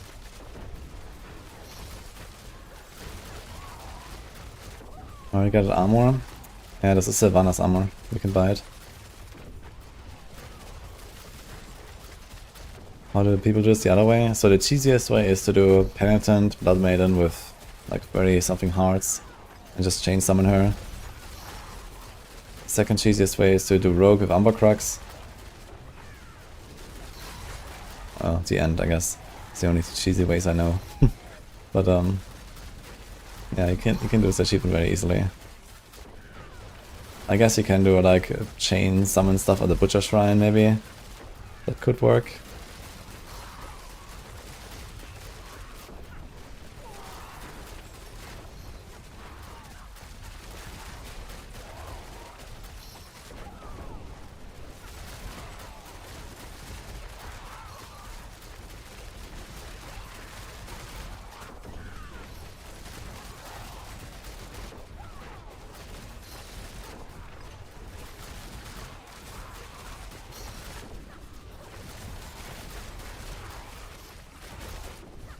$6K.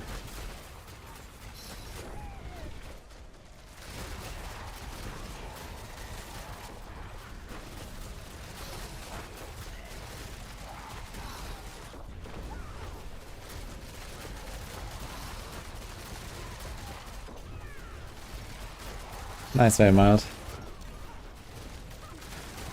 You get something good?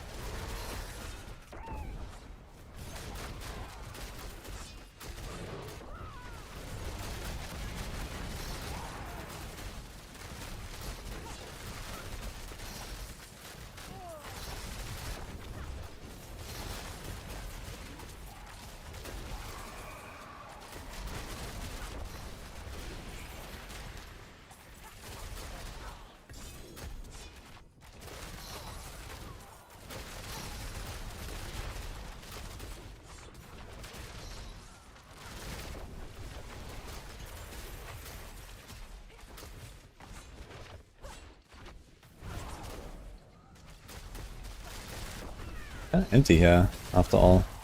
Thought this would be way juicier. It's a whole lot of nothing.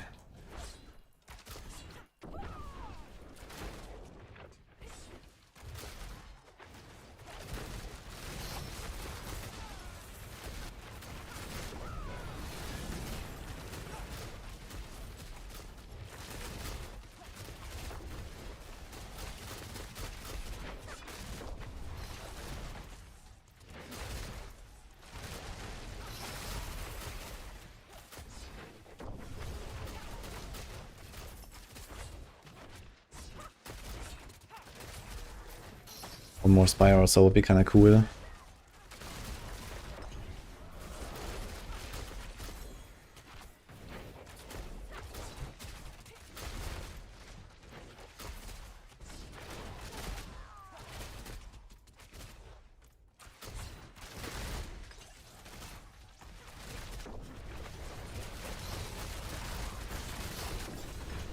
$7,000.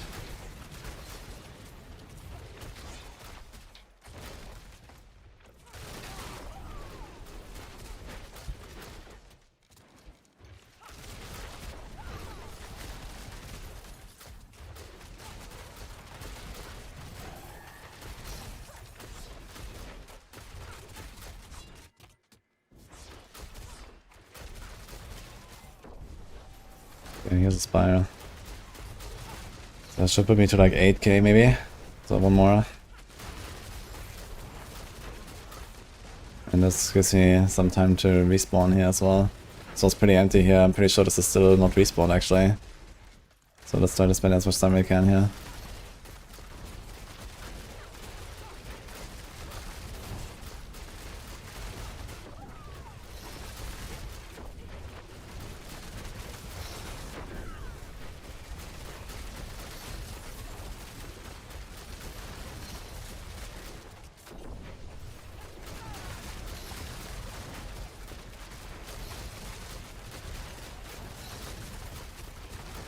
Gets a 300 Paragon, everything becomes S tier. You couldn't be more wrong, actually. Speedable.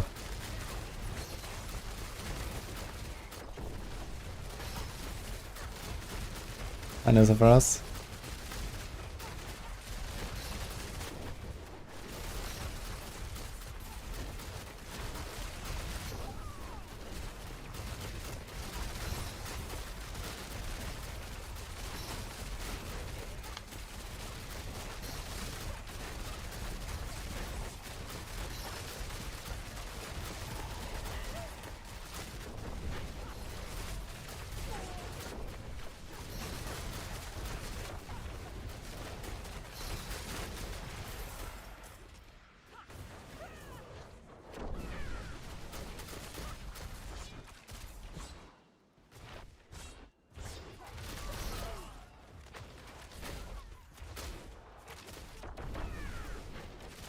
Alright.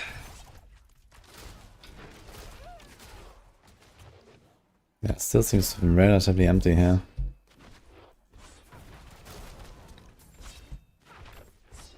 I think this is it. Oop. Sometimes lucky.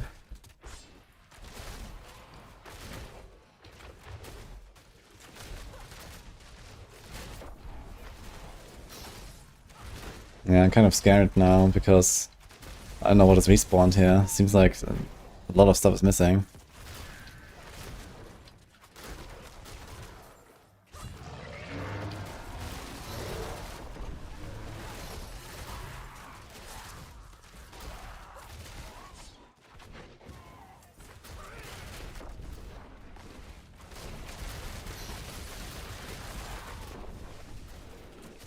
Should we get Subo? Yeah, we can go get him now. That's a good idea. Let's just get him now.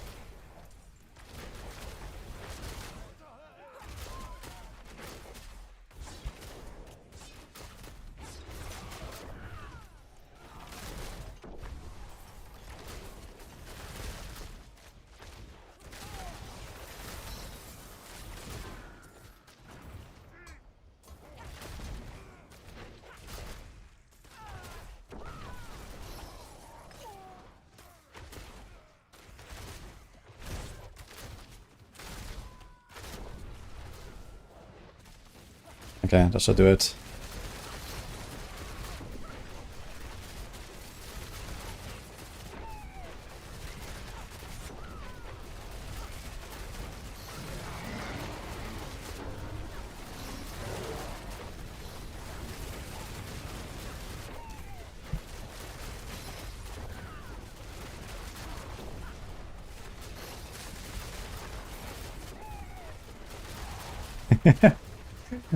Pair the means, let's go.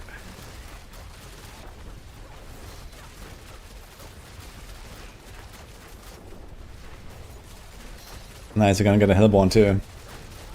Send it.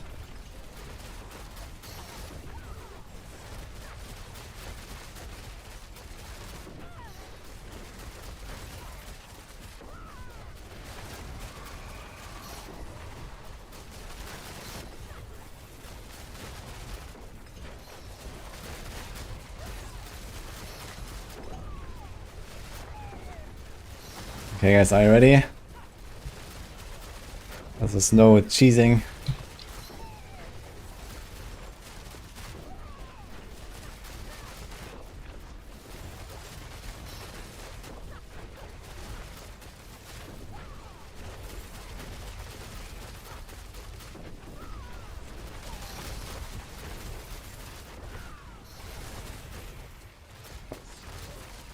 Actually ran out.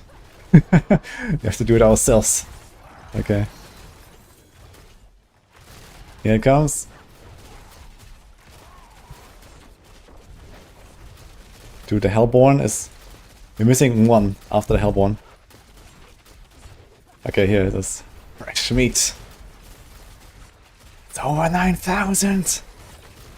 Okay. We've done it. Oof. Yeah, it would certainly be a lot easier when you had Zubo. Or when you cheese a Blood Maiden. Or an Umber Crux. But it was fun to do. It was a nice challenge. Here we go. Look at this map now. There's just like loot everywhere.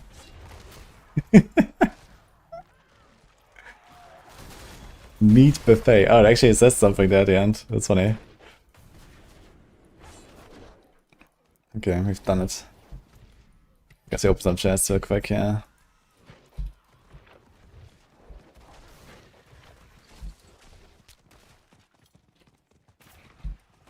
Didn't show the challenge. Nice. I saw it on the left. It popped up there, the challenge.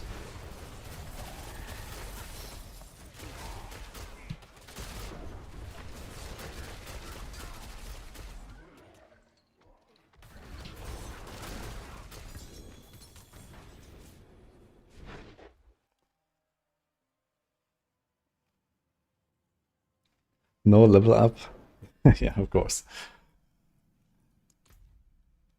Does it say it here? No, it's like a seasonal thing, right? Does it say that anywhere, actually? Is Maybe it's a feat of strength, actually.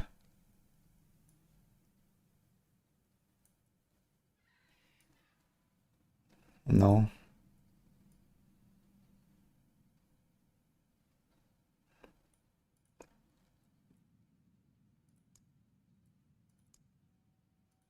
I don't know. Is there, like, is it not sorted or something? Like, what is this?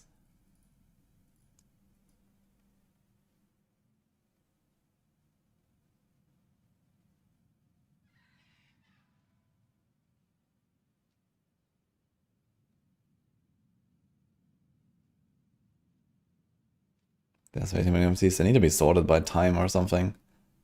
This is kind of stupid.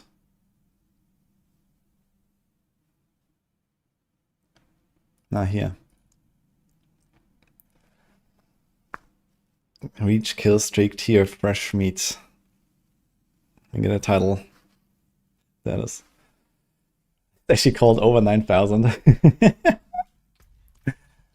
Okay.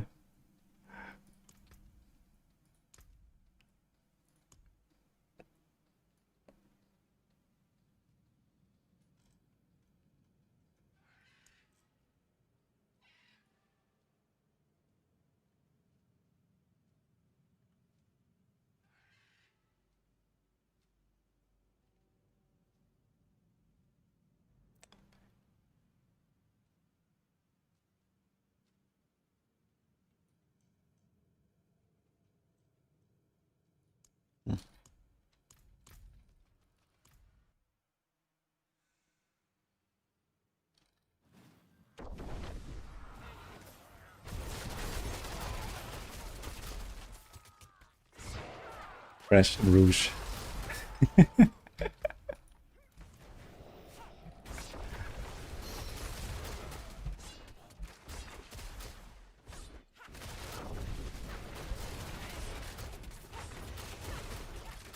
The goat. Nice title celebrate.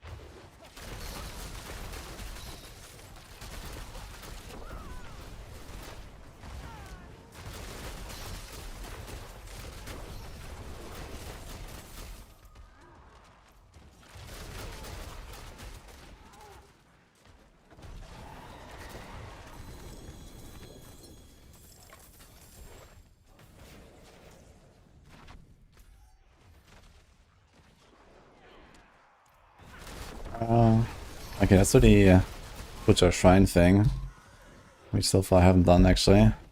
So I can actually do the quest, yeah.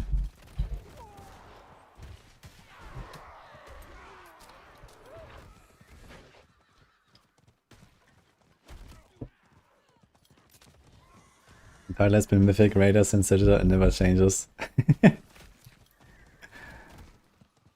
Heroic anti-hero. What's your title, guys? M1.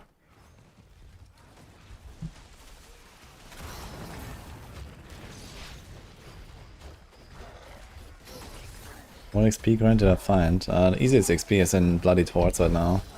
You can just sit there and get to Paragon 300 in like 30 hours or so, no problem.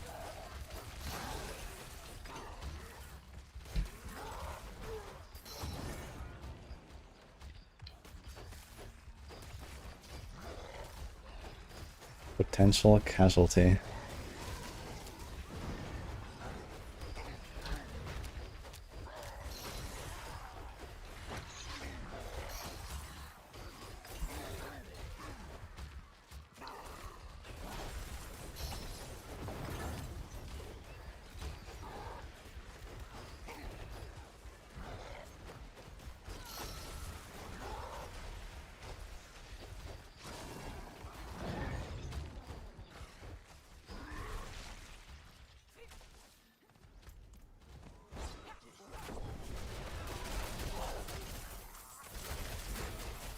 So many cinders still. I guess let's go to the other zone.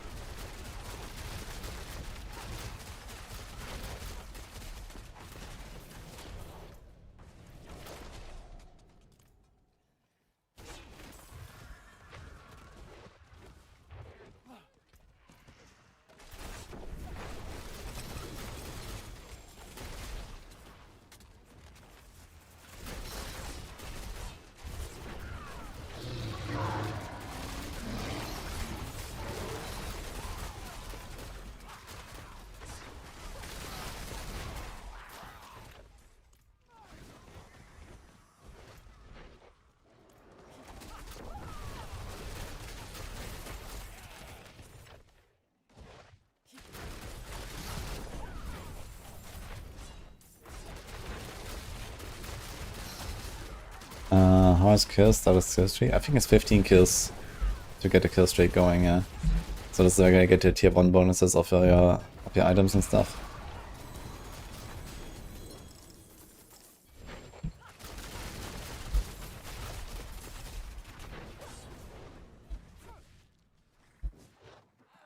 Are there any players who have killed at least 1 million greedy goblins?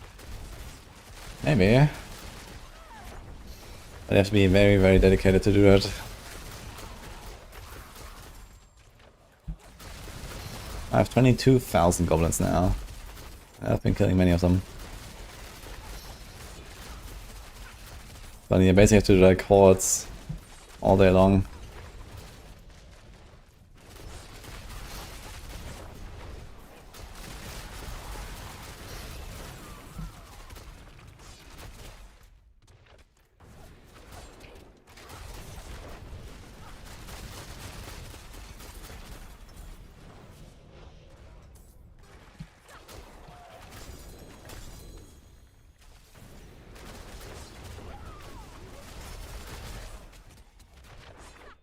I kind of realized like how all these like boss mats they were getting here is kind of useless, right? I don't even know how I found these bosses, to be honest. I really have the bloodied ones.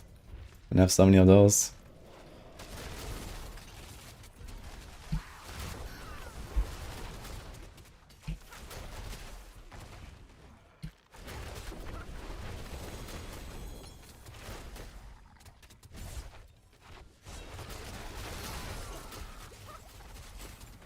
Only goblins TTV.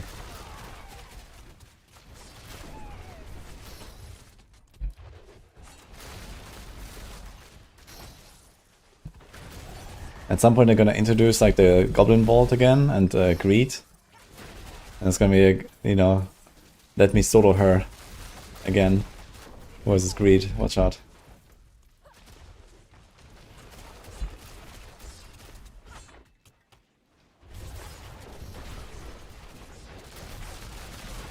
Moin Monkas, how's it going?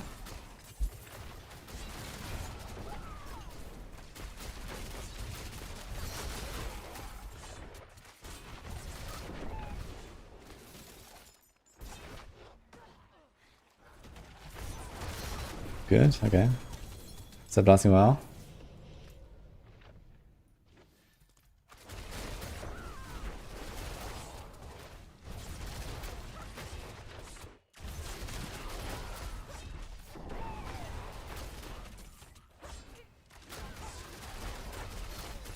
Will be number 1. Okay. Elan's goblins.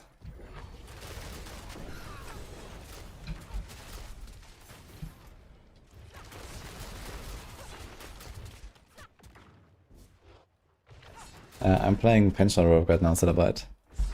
But I will do a Heartseeker at some point.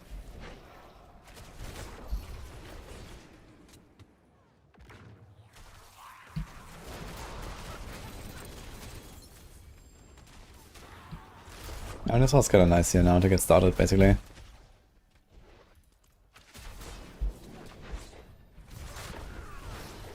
But yeah, beyond Tom and 4, it's tough. Bench shots. Very nice T4 farmer though, man. Really fun.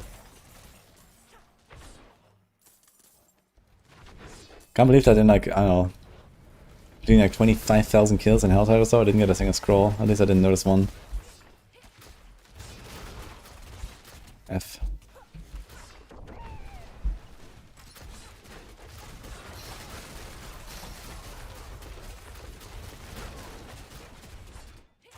I can accelerate.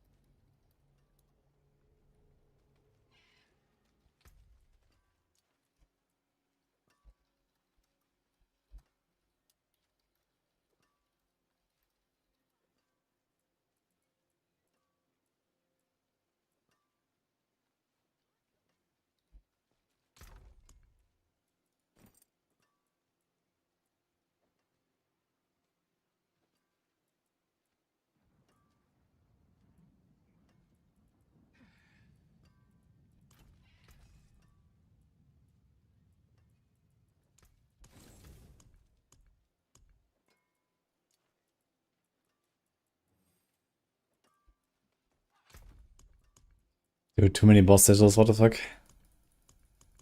Can they stack already?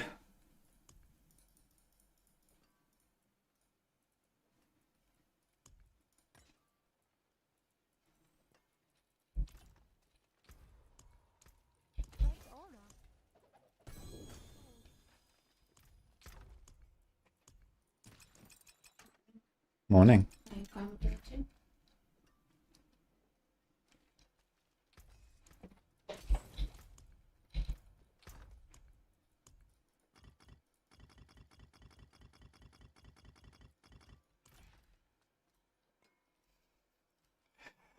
Merlin hurt her. Look. She's using my arm as a balcony.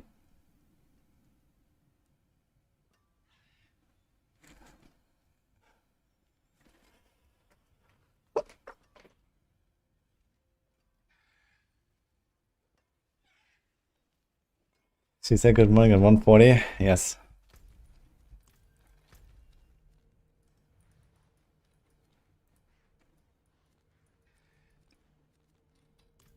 So a quick whisper here, I guess.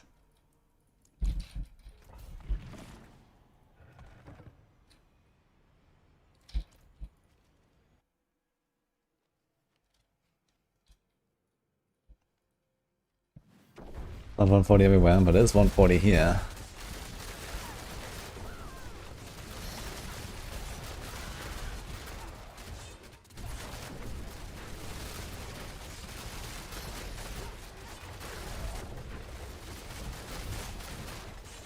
Gamer hours. And he needs blasting PoE.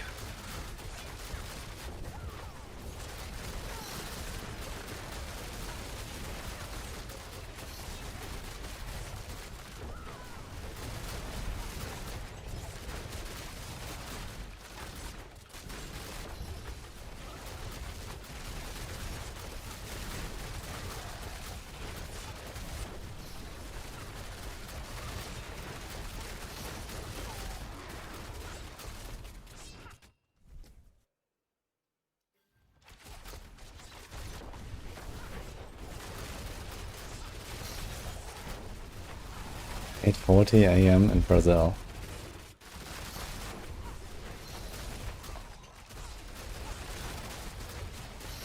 Okay guys, what's your time in your local time zone right now? Everyone. We need the AM and PM too, so we know.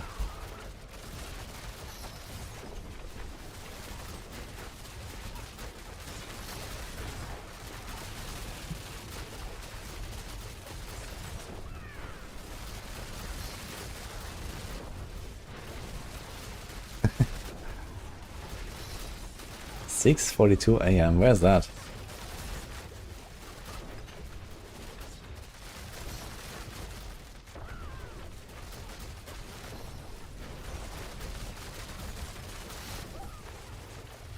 Central US, okay.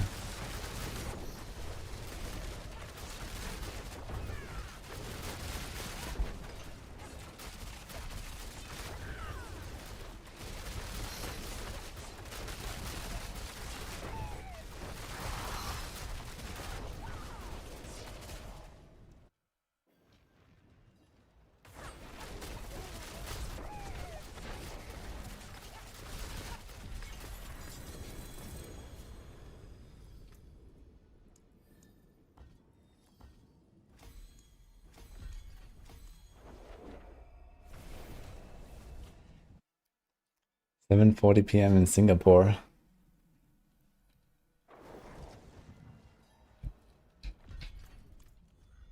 is done.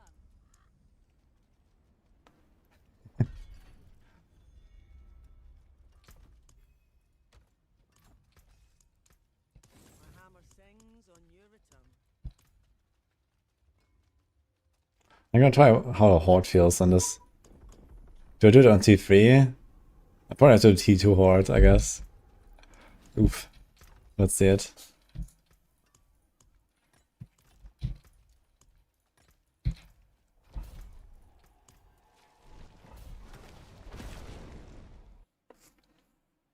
It's happy hour somewhere.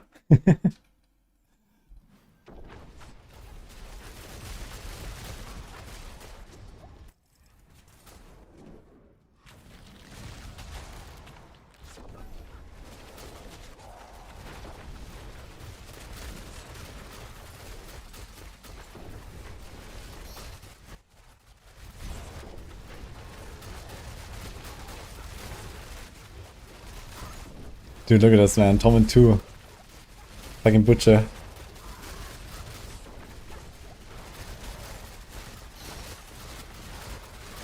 Why is he so tanky?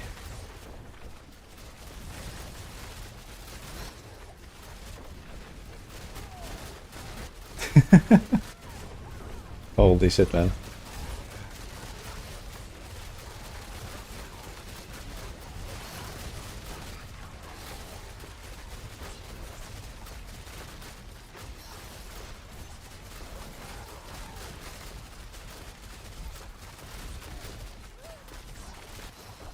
Words of wisdom from Monkas there. Look at this, guys. This is why he's mod. We only choose the best.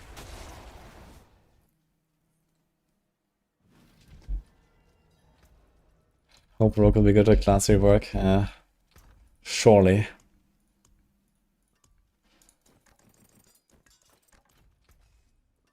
My hammer sings on your return.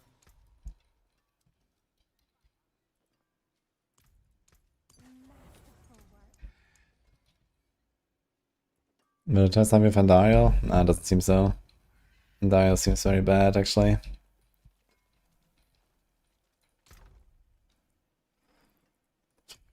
I have to do something with my stash here. This is getting out of hand.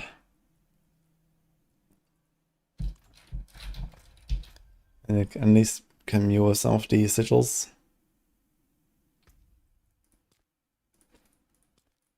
And then I should set up my Spirit Bond at some point.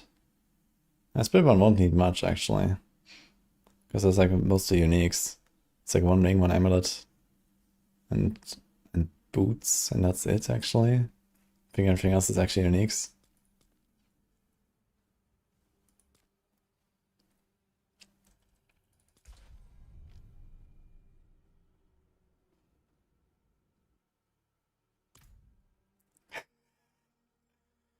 Rogue is my favorite class. I'm hoping it will get better, or otherwise I'll be macro bioboy with the necro huffing copium all day.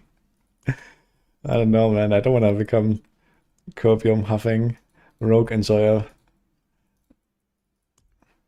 Just give me some good rogue skills.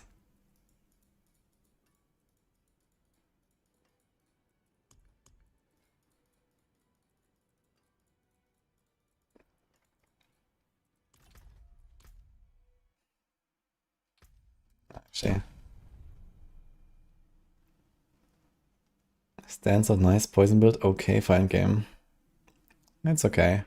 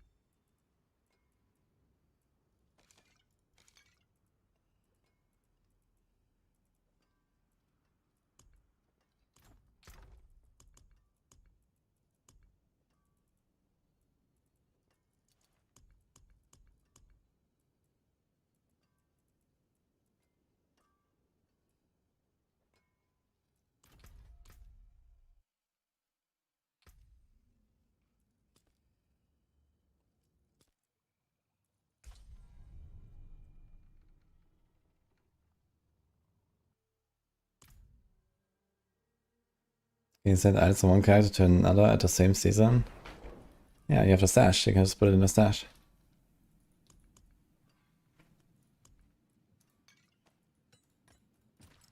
I just mute all the stuff, but now there's more.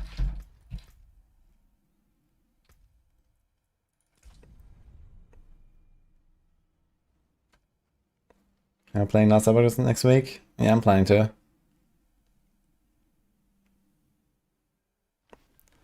I think the new expansion is both to try Paladin. I mean, Paladin is technically still an expansion class, so it will probably remain pretty OP. But, you know, most people have their fill now, and they're gonna do other classes when the expansion launches, I guess. And I also expect Paladin is gonna be the one that changes by far the least.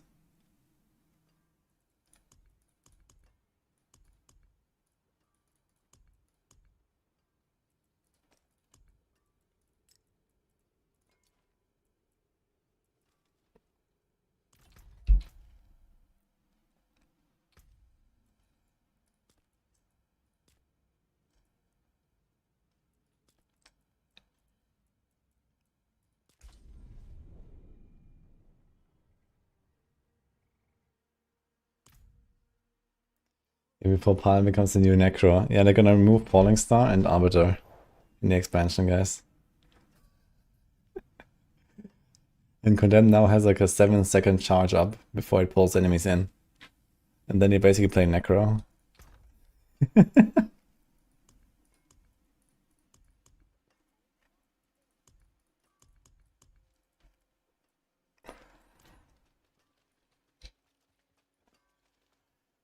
Oh man.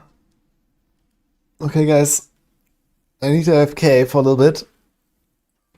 We'll be probably like around an hour-ish actually before I'm back. We need to hurry. Yeah, I need to go.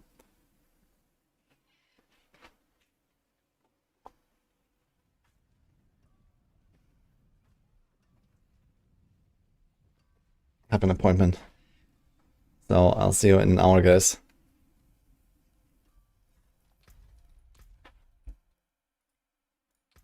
I was gonna let the rogue stuff run a little bit, I guess. So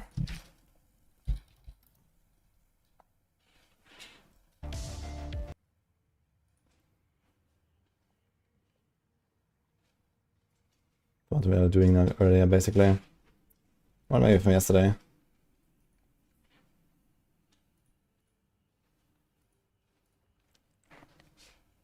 Okay.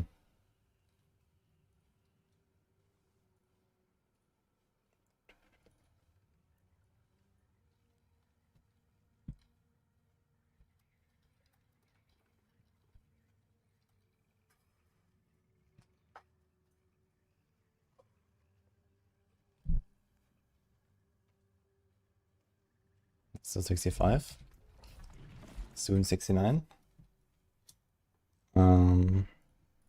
Yeah, let's do like it's gonna be like 60 minutes or so, roughly. So let's go put 60 minutes now on the timer.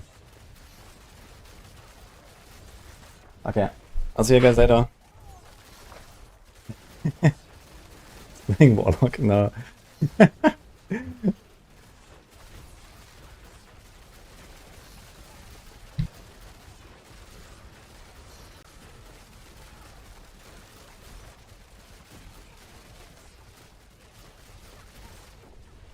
Hey Edwards. This is not Heartseeker now, this is Penshot.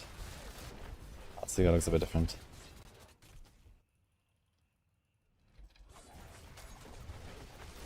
I was going to play Heartseeker, but then I was like, why don't we do this now? So for now, we're doing Penshot.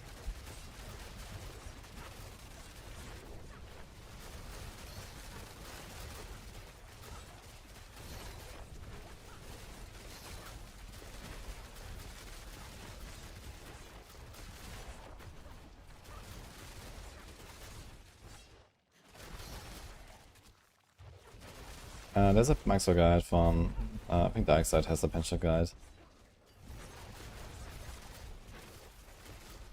Or Matthias, I'm not sure.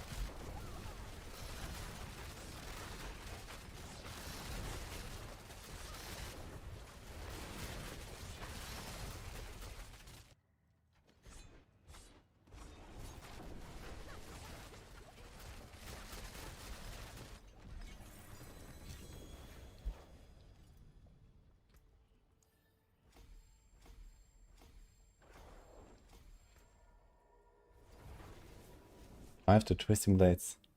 Oof.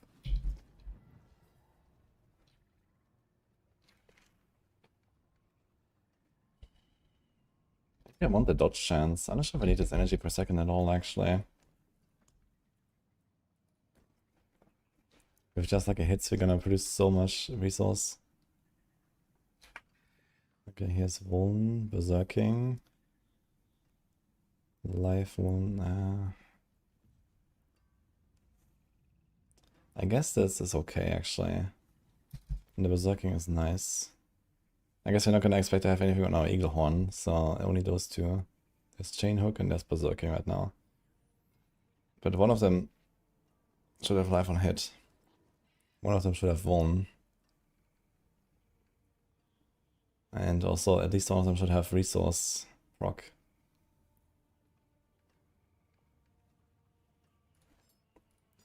It's quite a lot of things.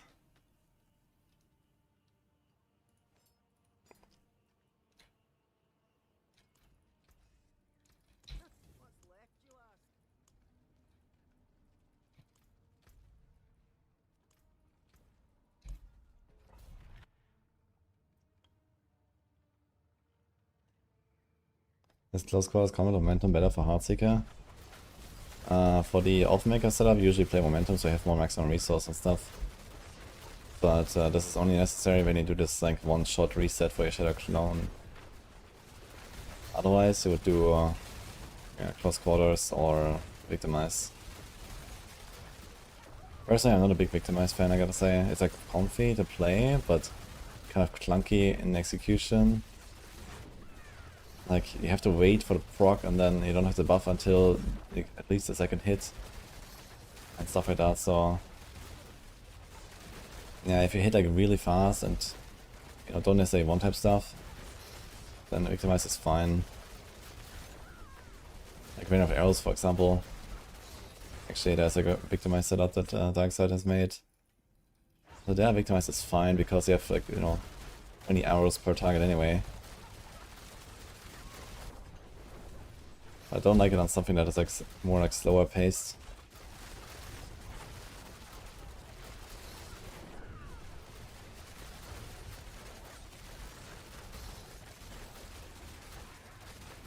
Plus I tend to like just set a step around anyway and this procs close quarters, so it's relatively easy to proc. And close quarters is a buff on the character and not a debuff on the enemy, so that's just, you carry it with you basically. You do full damage against everything.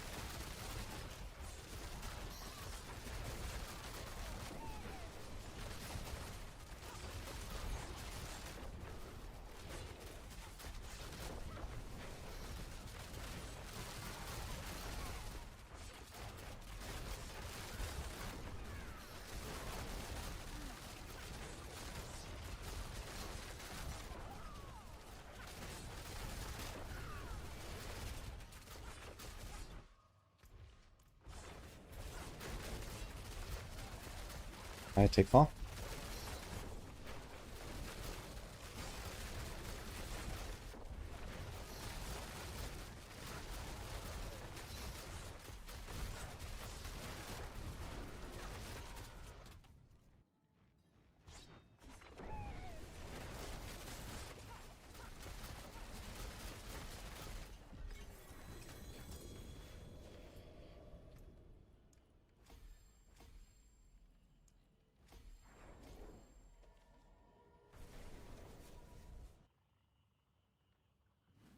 How's Pincher feel? It's super fun right now.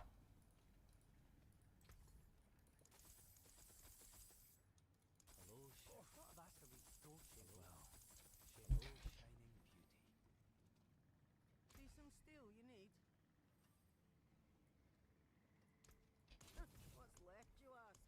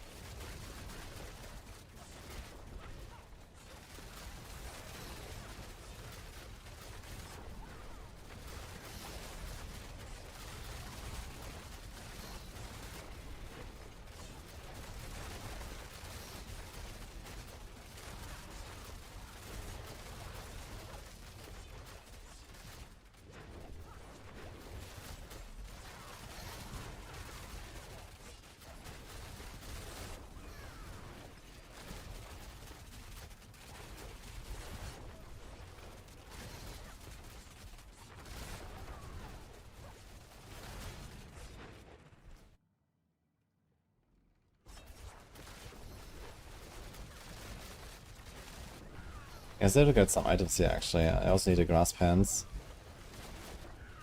Eagle could be way better, I think. You're gonna get quite a lot more powerful. I think at some point you're gonna be blasting through 75s to 80s like this here, potentially. So it's gonna be alright, I think.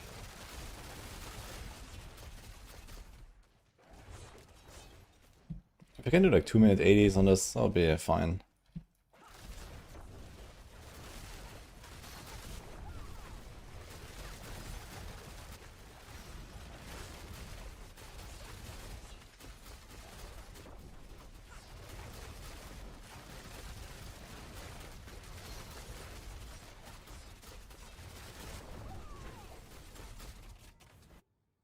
Der Marius.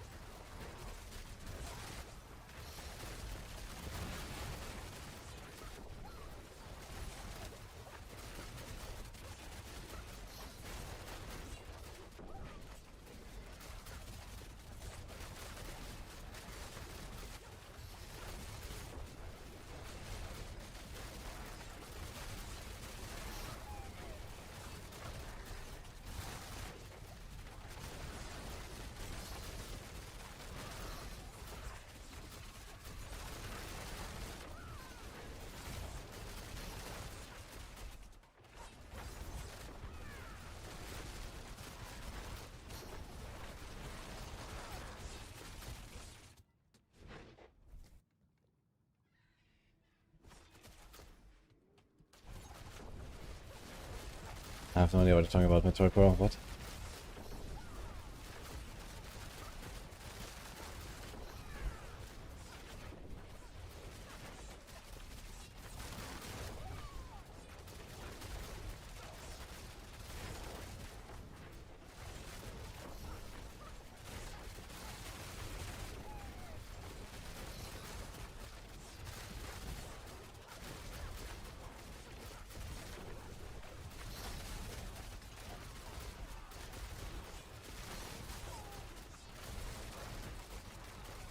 This looks even better vibes than Heartseeker.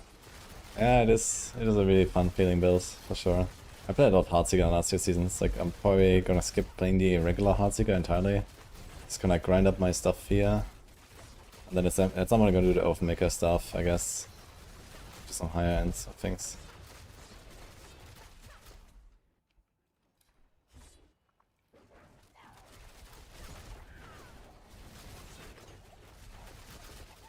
But for now, the blasting.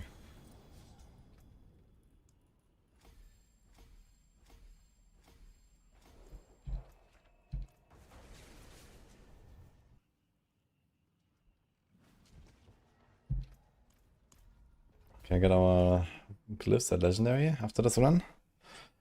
So that's kinda nice.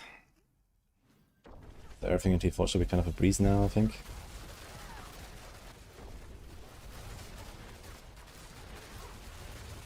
Should try like a T4 boss and see. Or at least a T3 boss. I mean, I can't stagger all of their bosses too easily. Belial. I have a bunch of Belial mods, I can actually send them to try to get a better Eagle Horn and stuff. Although maybe not, I shouldn't try too hard. Because I also had to get an Oathmaker. I just wanted to try to hit the 1 million fresh meat. I'm not sure if there's a cap. But who knows. So maybe like another 100 bosses or so. Which I kinda have ready.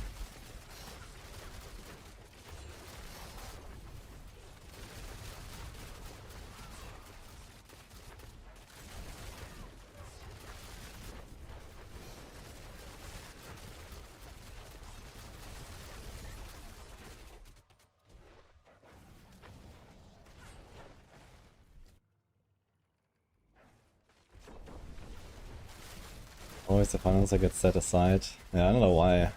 Why is it always the fun builds that are weak? How did we get here? No fun allowed, guys.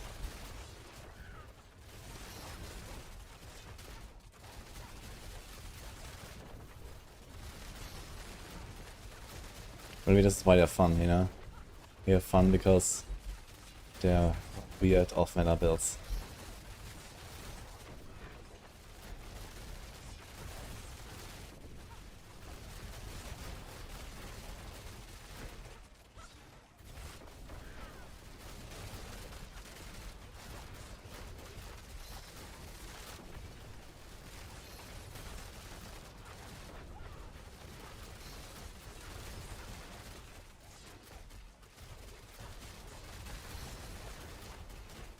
Yeah, Paladin has many builds to choose from, that's kind of nice. So if you don't like the one they picked, you can just do something else, and there's plenty of playstyles.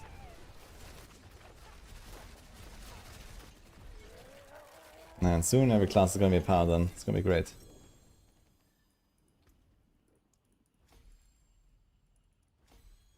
Alright, here we go, we got everything at Legendary.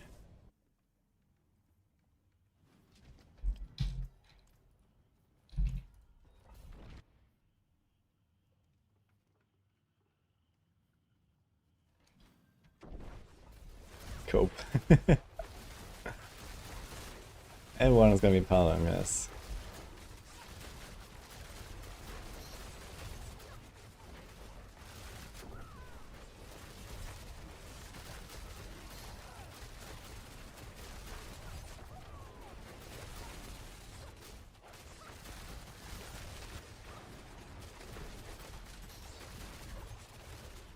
I already have the Spark unlocked. Crazy how fast you get the Spark in the season rep caches.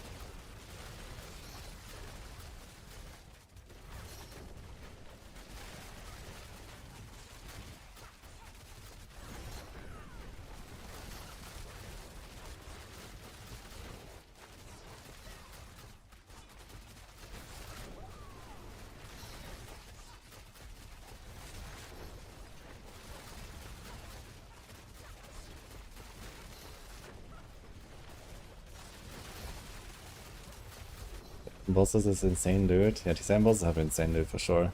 Like almost a full inventory and like 2/3 of it is GA. Get like 4,000 fresh meat. It's kinda crazy. We found the T7 bosses. But the other thing is, if you found T7 bosses, then what the fuck do you do with that loot? So, there's not really much more to do.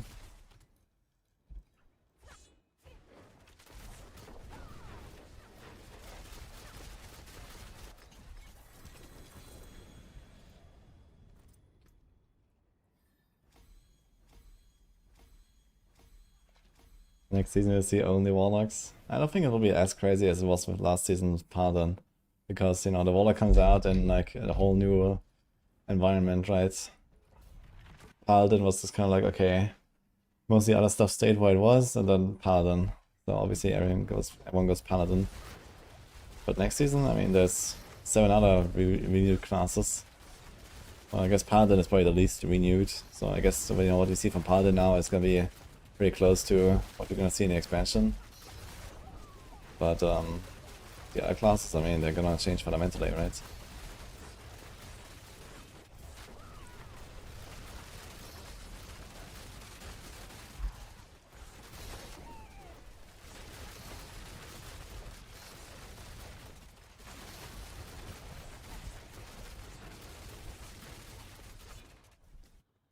Is this a bit better than Crackling Energy? No.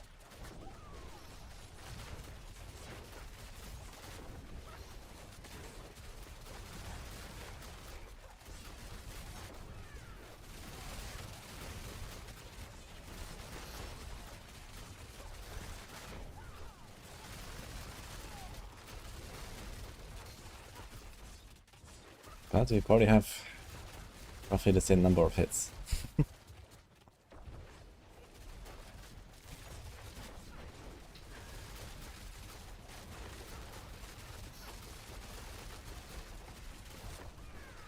Morning, Sophie. How's it going? I just got started here today. I'm doing Rogue. I just started setting it up. I just leveled my Glyph Legendary.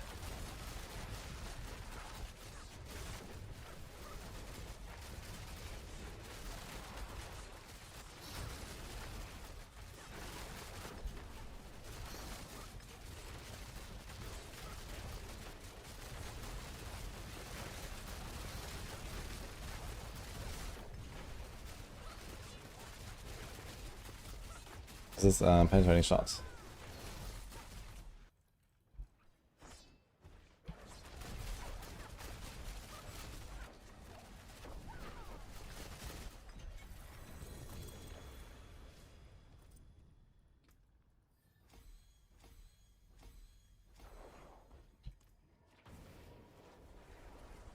Is there use mouse here for false move? Yes.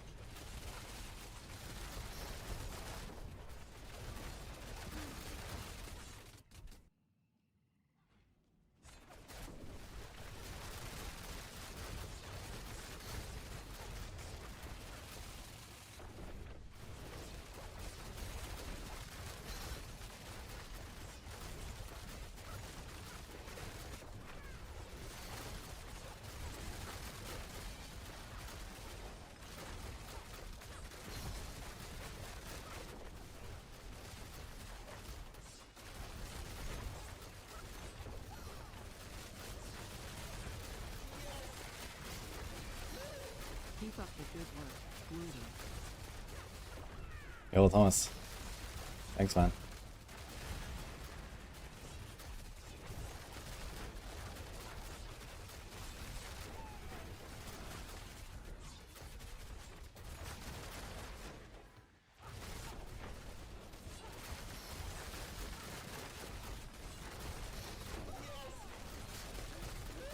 And another one. Saphriel. You suck, thank you, man.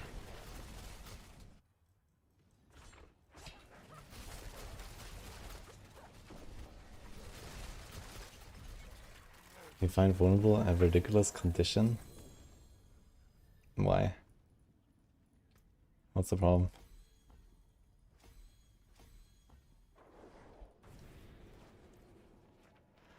Any plans to Elfen Maker build? Yeah, I wanna try Elfen Maker at some point. For now, I'm gonna chill down pen shot. It's just very little fun right now.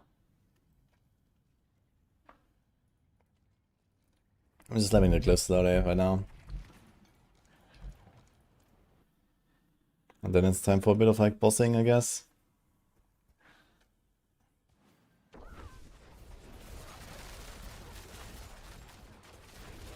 I need to get upgraded weapons. I don't even have an Elfen Maker right now, so...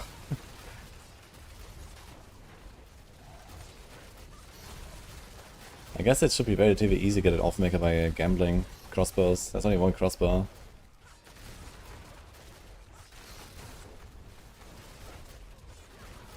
If I go to the fresh meat guy.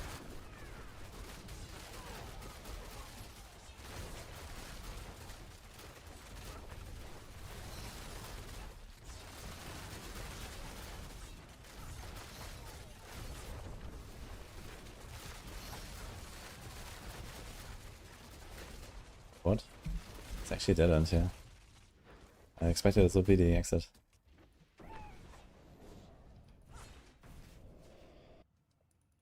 He did a 9k kill streak, nice dude.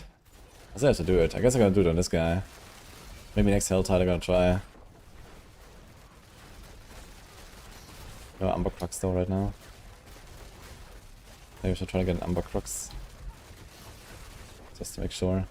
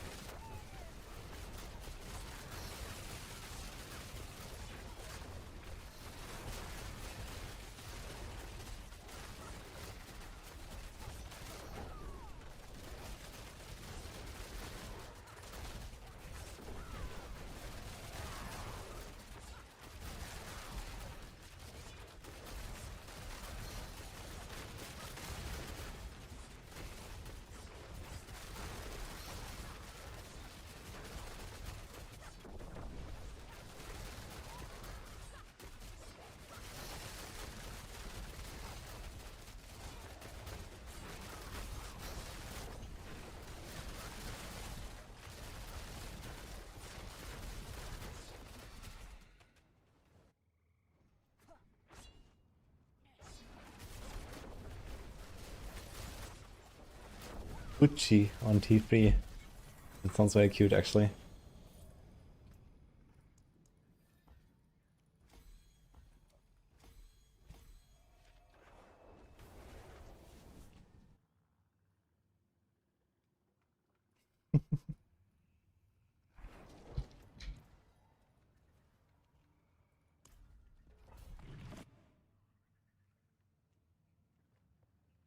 I don't think there's a tone requirement for the 9k kill streak.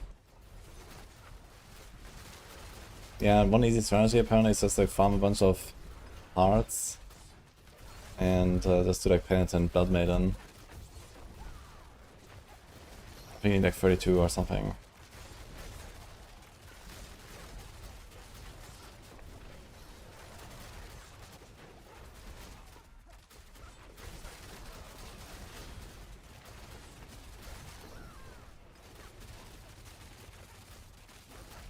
Falling in Bucci makes it less scary, yeah.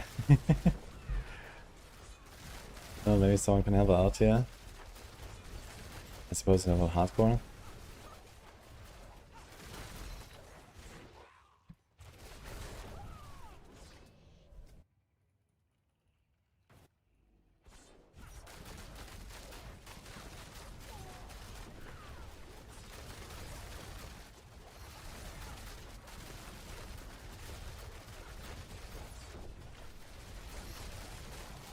The other side drops. The other side drops are a season killer? I don't think so. I think people just got used to having infinite auto sight and now we don't have that anymore. We just need to get used to that and that's it. I mean, you know, auto sight is not the final thing that you're farming, you know, you're still farming for gear and mythics and so on. That's like the final step. Auto sight just happens later, but not as the last thing.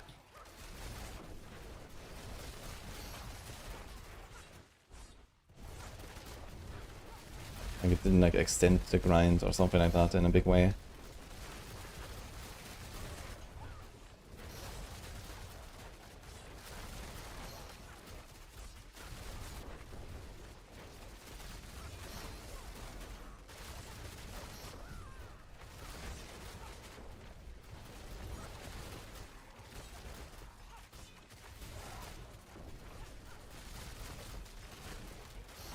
The final thing you needed was auto sight. Well, then either you master too much, or your gear standards are too low.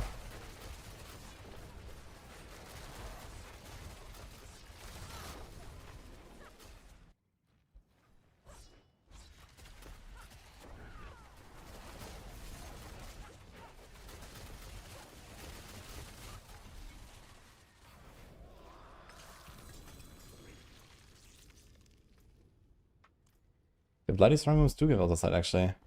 It's the bloody treasure breaches that are not working right now. I wonder if they're gonna fix that.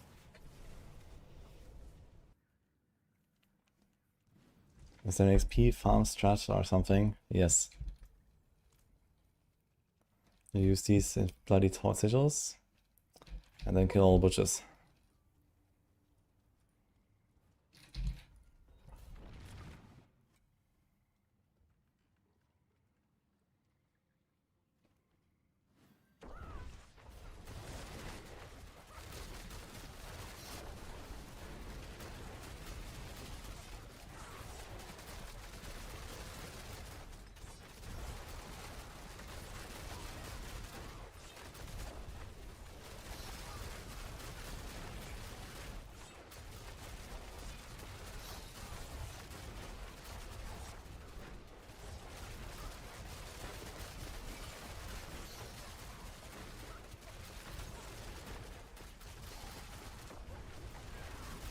Is there a title get when you kill the bloody bosses? I don't think there's any reward for the T7 bosses.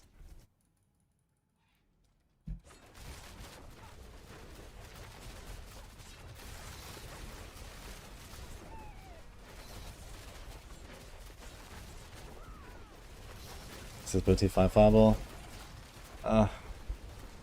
No. I don't think I'll try T5 bosses with this or something. I might try T3 Bloody Horde and we'll see. Or like the the T4 got upgraded basically. But I think that might be a bit optimistic. I might have to farm Horde on T2 on this.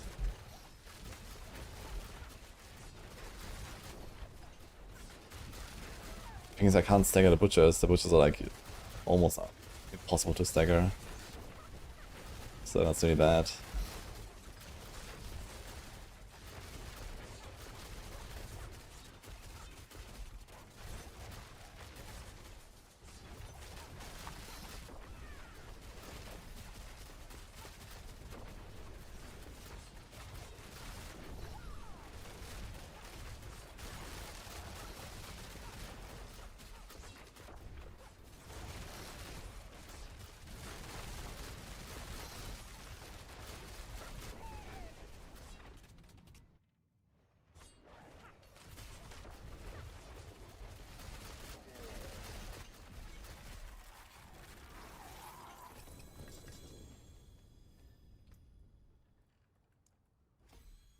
I mean, you can still enjoy the build, you know.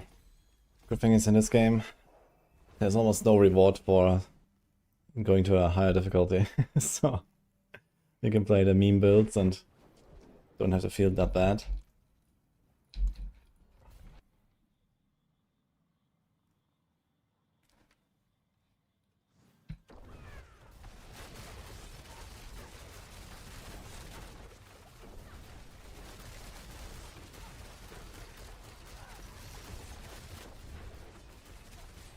Dude, shielding affix is something else too. Maybe you have to change this a little bit. Like the fact that the shielding guy is like, you know, full HP and you have to kill him from 100 to 0 and then you can attack the shielded guy, that's so ridiculous. I need to make it so that maybe it happens after like 25% or so, the shield drops or something like that. Or maybe the guy just takes like triple damage and he provides the shield.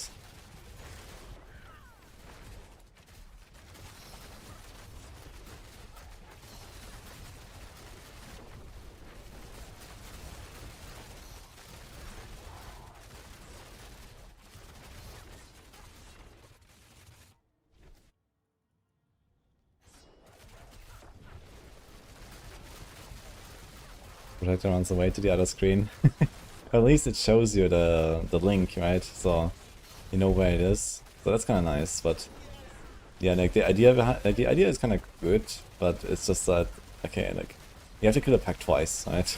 Like complete from 100 to 0 twice. And that's just stupid. That is like way too much.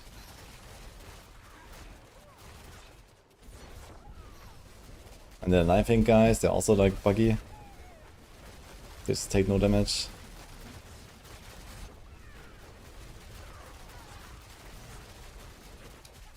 Yo, Eclipse.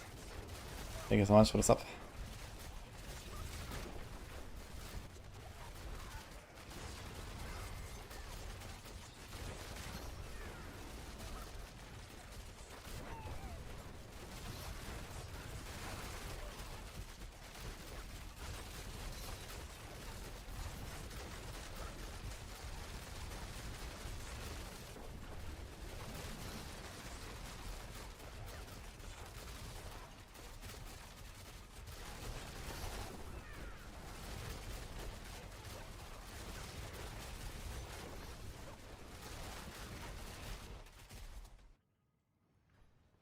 How can I fix the scaling of shadow imbuement? I mean, it depends on what to do with scaling in general. I mean, you know, one thing is we're gonna get a lot of skill points in the expansion, so we can put skill points into all of the skills. And then we can like max out shadow imbuement without really like sacrificing other power. So that will help a little bit already. There's an aspect for shadow imbuement that makes it so that for every rank in the skill that carries the shadow imbuement, you get 10% extra damage for the shadow imbuement. Which is basically exactly what poison imbuement does, baseline. And I think something like that wouldn't hurt to have. So that, you know, it actually scales with the ranks of your skill. Because there's a lot of ways to, you know, rank up your core skill. You can put it on Glove, you have Starless, you have Perdition, and whatever. But you don't have like anything similar with like Giga ranks for your shadow imbuement, for example. But if you like equalize them, then, you know, this would already help. And then in general, just like making aspects more generic, right? Like Paladin style aspects are very generic scaling, so you actually have that scenario where like other skills actually have a bit of an impact. Like if you're falling star into a pack in T4, you'll almost like a kill a pack. Stuff like that, right? Even though you don't scale falling star in a big way. And you know, this would help as well, right?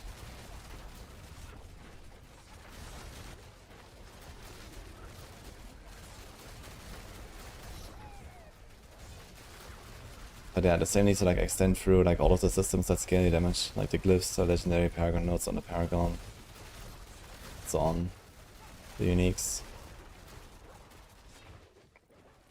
Problem is there's a lot of uniques that are like extremely powerful, but only for like a skill, like there's Wind Force, there's Eagle Horn, so on. You also have like way higher like attacks per second these days than we used to. Way more projectiles and stuff like that, right?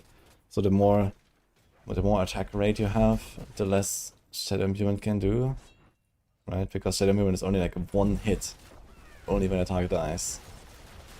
You know, and okay, in the past maybe we killed like monsters of like a few hits, but now we kill monsters of like 30 hits. So like the share of the Shadow Imbuement goes down.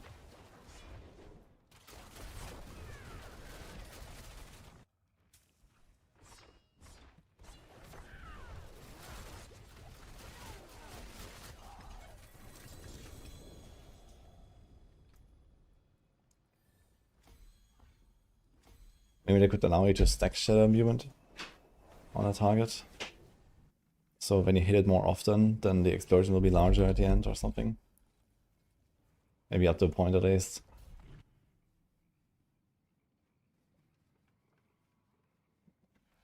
Make all imbuements add their ranks to the imbued skill. Yeah, that's exactly the opposite way of what I was just described. It needs to be the core skill adds the ranks to the imbuement, not the other way around.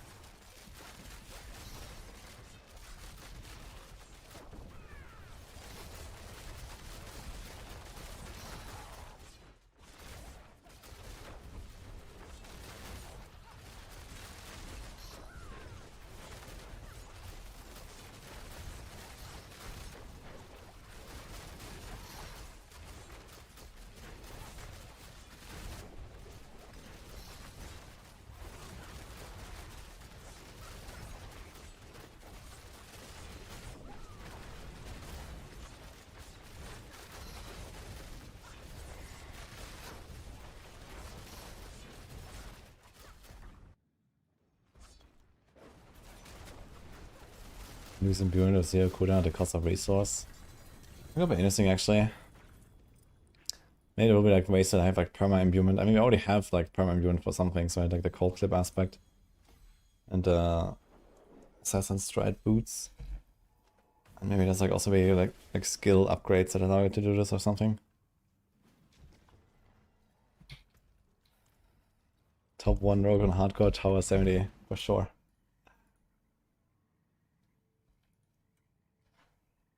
Hey Fosh.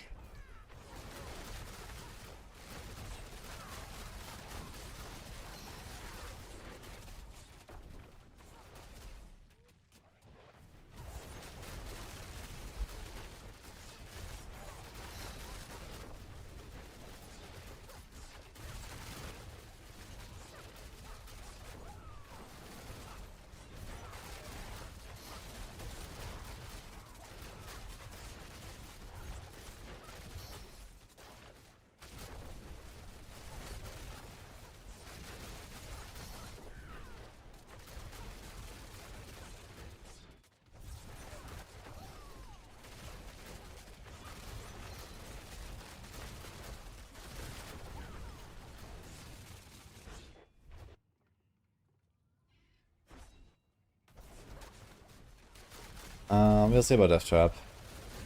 Might play a few rogue builds after all. Yeah, mind since I play Death Trap. It was actually season 7 when I played Death Trap. And I did it a bit on PTR. So I might not do it now, we'll see. But Death Trap can do T5 bosses.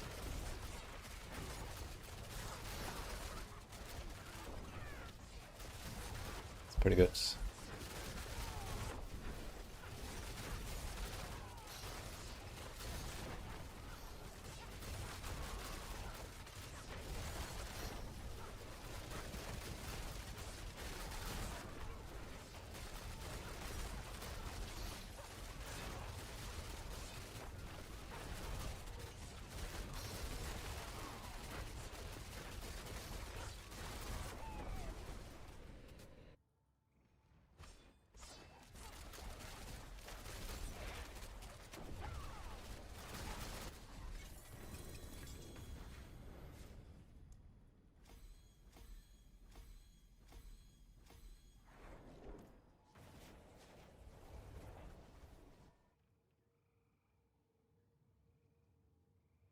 How about making Shadow Imbuement another dot? That would be pretty boring. No, they shouldn't make Shadow. Like, Shadow Imbuement's identity is the on-death explosion. So you need to like make sure that this is something that we can do and make happen. Everything else is just fluff. Like this whole like, you know, there's an aspect where they, like, what is it called, bitter infection, where they take for the Shadow Imbuement damage and this kind of stuff. Like, you know, that's not what Shadow Imbuement is about. Shadow Imbuement is about you shoot into a pack and then you go pop. That's what you want. I don't know this other shit. So they need to make that happen.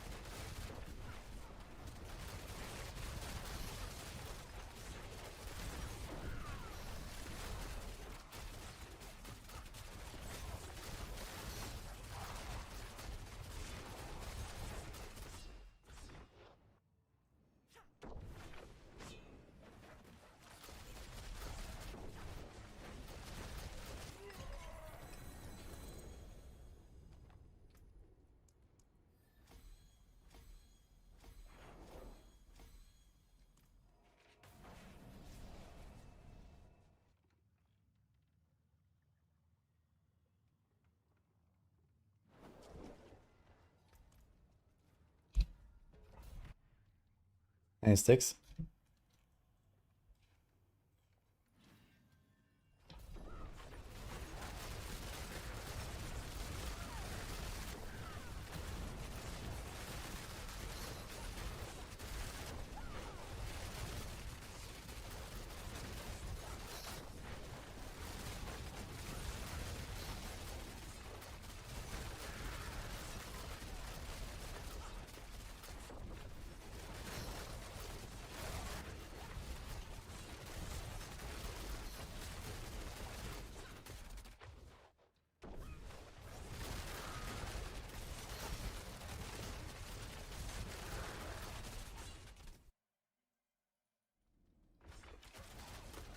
The 6 and the 7 in the name is the season rank.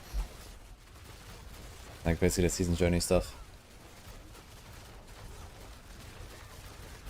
I wonder if they're gonna actually make the season journey stuff like, you know, a bit more aspirational in the future. Because right now I feel like everyone just has like 7 there and it's like, okay, whatever. Once you like a tone 4 and stuff. Like the people you see in your difficulty, they always have the same rank anyway.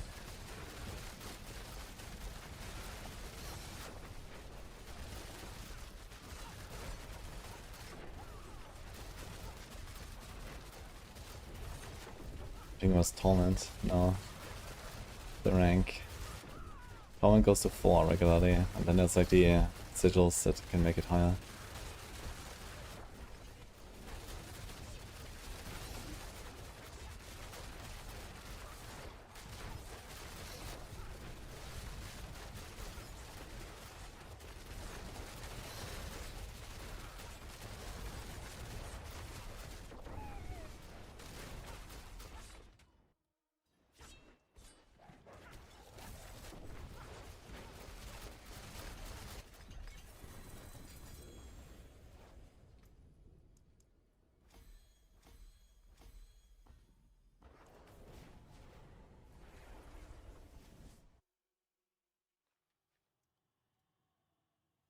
I can't understand Chinese.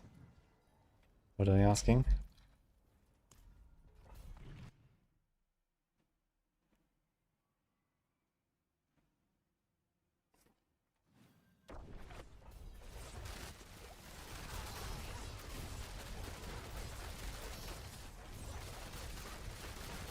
Taiwan, sorry. What are you saying?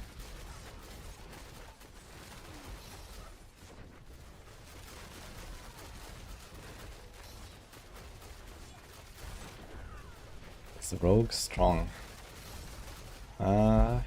Yes.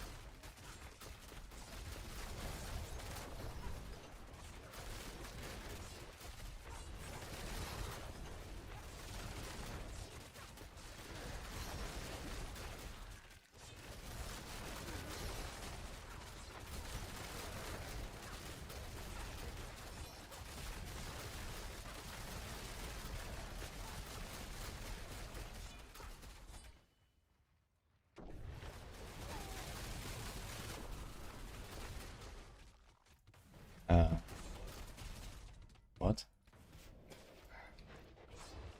How is this level so small?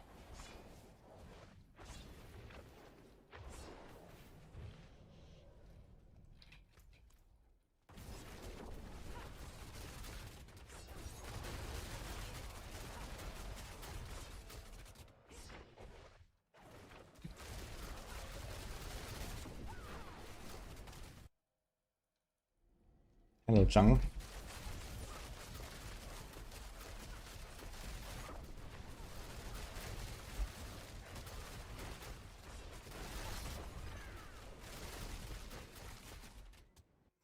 Happy birthday, Jung.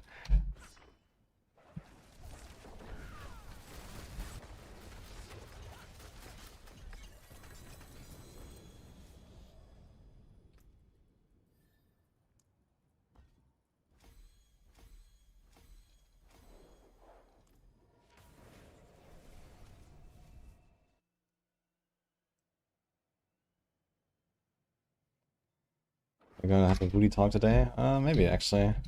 I didn't set anything up yet. I asked Darkseid the other day, but I think it's hard to catch him. Could ask Immortalize. He wanted to do one last season and then we never did. Maybe we're gonna want to Immortalize.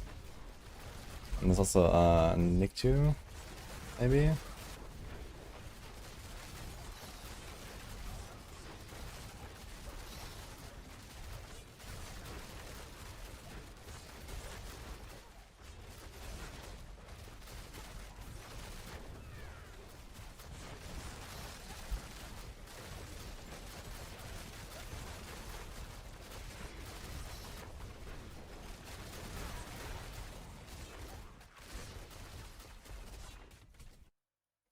Is this a Cyberpunk playlist?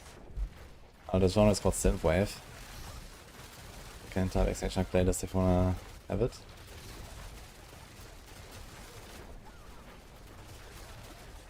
But yeah, there's definitely the same vibes.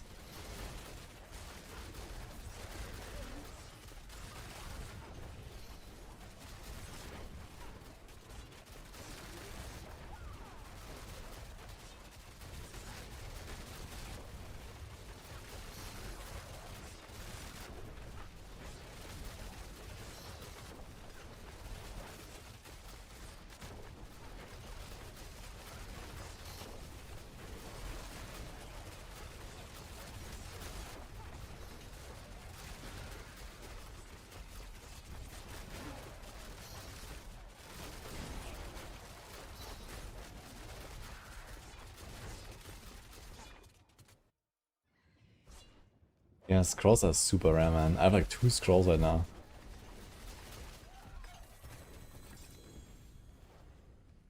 It's crazy. But it doesn't help that we're like stuck in Infernal Hordes and bosses all the time where they don't really drop.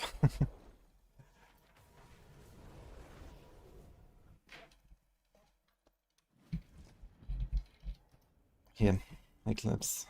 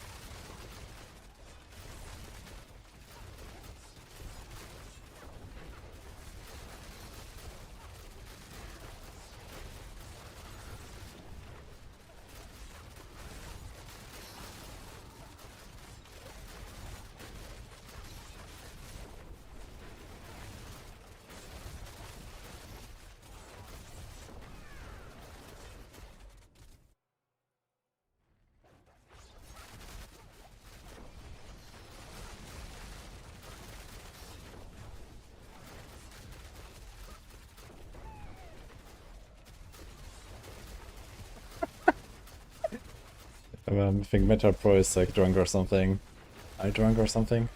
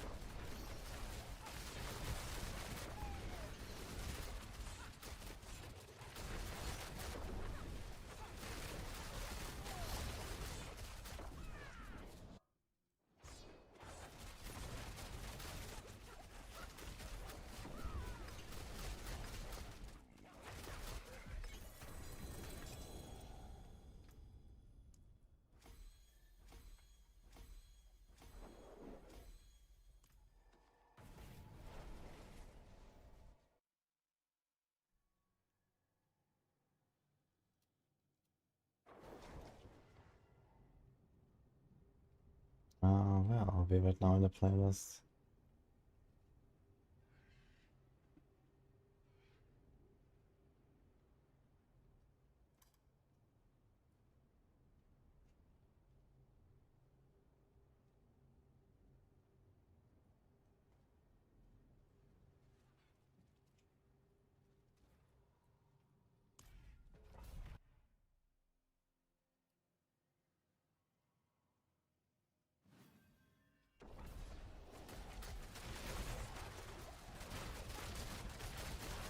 I didn't play Cyberpunk, so I don't know like the references or something.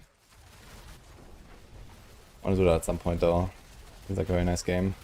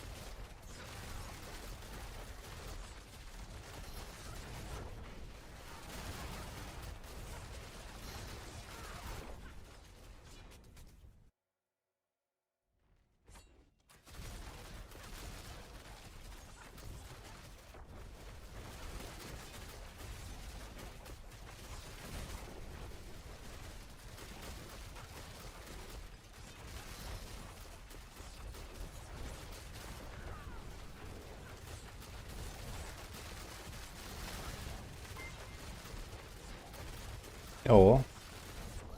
Gonna raid. Pathy, hello. Welcome guys. How's it going?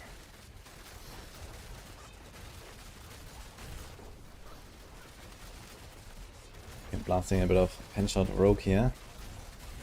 Having some fun.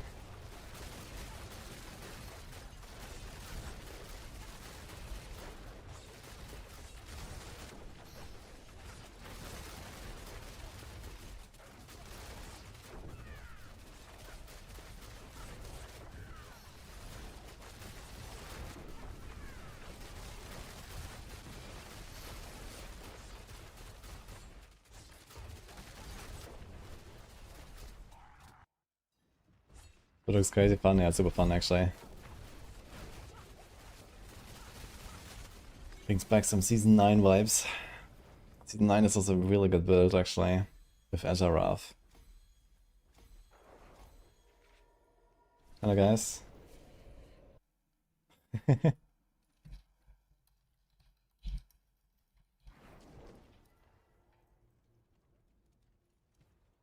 Okay, we got a timeout redeem for Metroid Pro. Well deserved. 07.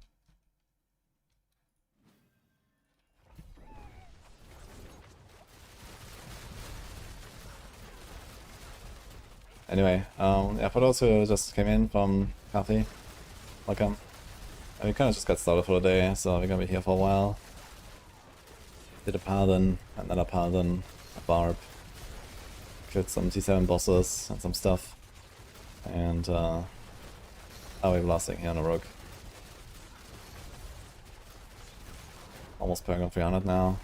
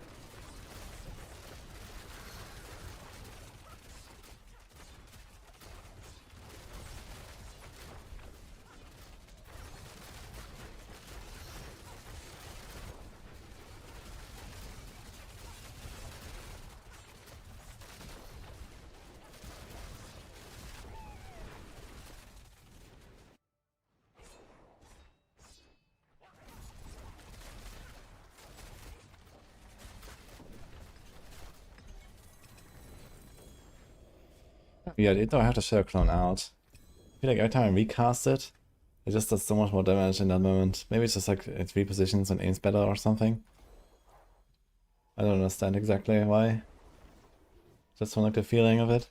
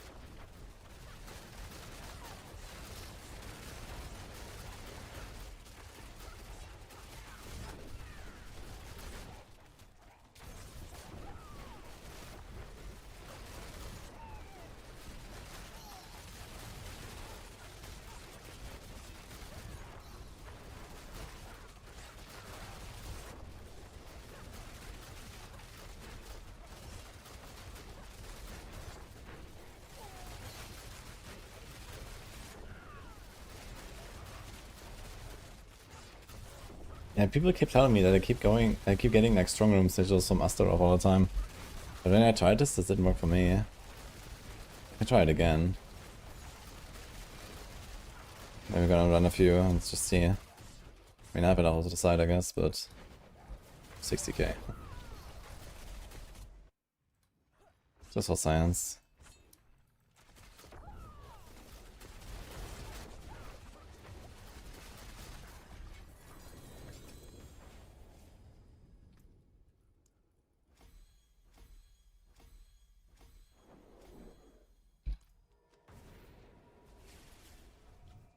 Giga Rogue.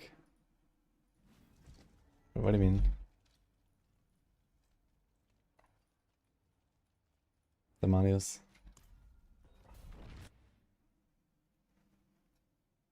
It's not 100%, they tried twice, it just worked first time, yeah.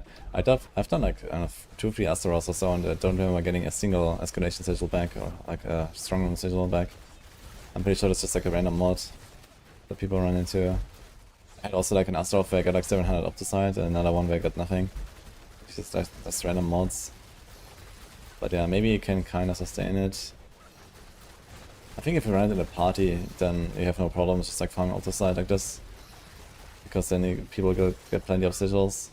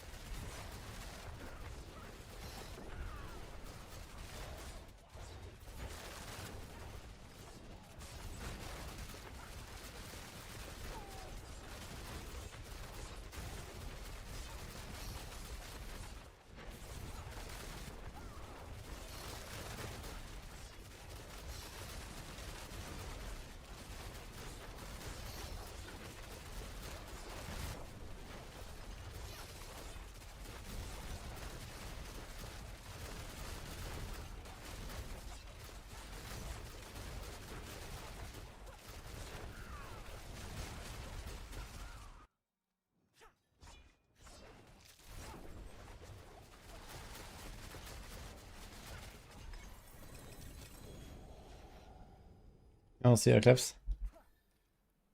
There's a glove. Wrong glove.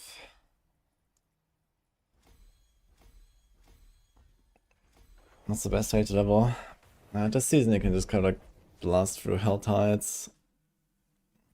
The kill streaks make it so that you pretty easily just reach 60 without really doing anything special. Would I try Dragonkin? Yeah, I have it on the radar. Probably like after last Epoch and D3 at some point in April, maybe. Maybe log in a little bit. I've played a lot of Dragonkin already. I have like, I don't know, 50 hours in the game or something. But yeah, I didn't have time now for the 1.0 launch, unfortunately. Blasting here.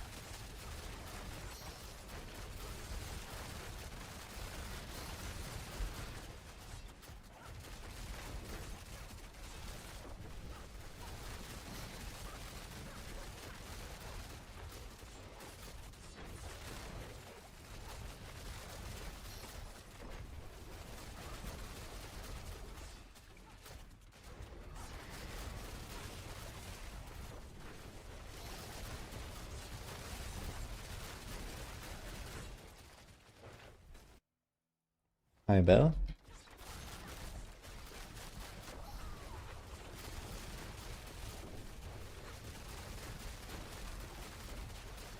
I think the golem build could be fun to play.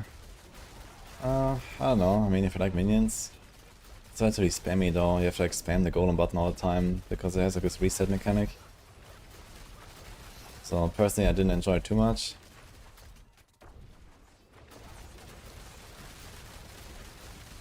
But golem is like a relatively strong build right now. Any hope fixes? I'm sure. Yeah, we are hoping like for a Tuesday patch. But it looks like they are not patching anything this week. Instead they're gonna give us patch notes for probably Tuesday next week. So So it's a bit unfortunate. No week 1 patch. It's kind of crazy actually, considering the whole like blood-soaked sigil fiesta. I figured this would be like high priority to a change.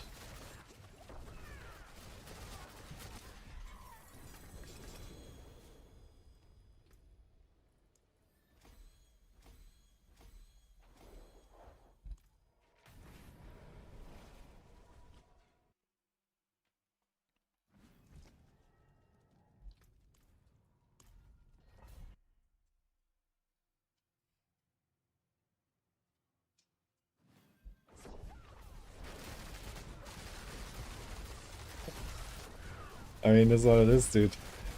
This fiesta, I don't know. Like, people are very unhappy about it. I think it's definitely the worst part this season. Like, okay, slaughterhouses suck and who cares, but you know, the blood-soaked sigils, people complete 100 and then they like log out, right? It's like stupid. So this needs to be fixed like day 2, man. And you're like an entire week in now. No fix.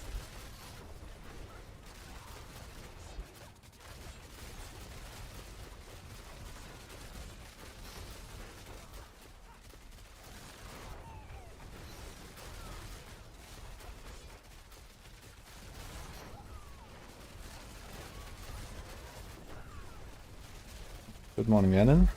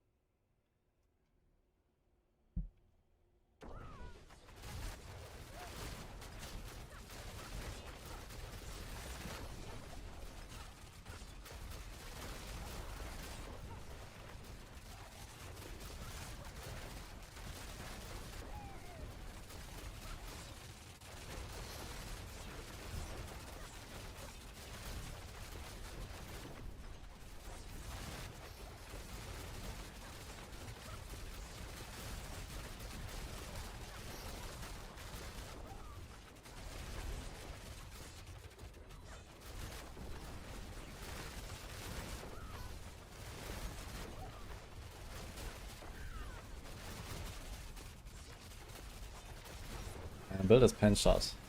There's a link in the description, okay.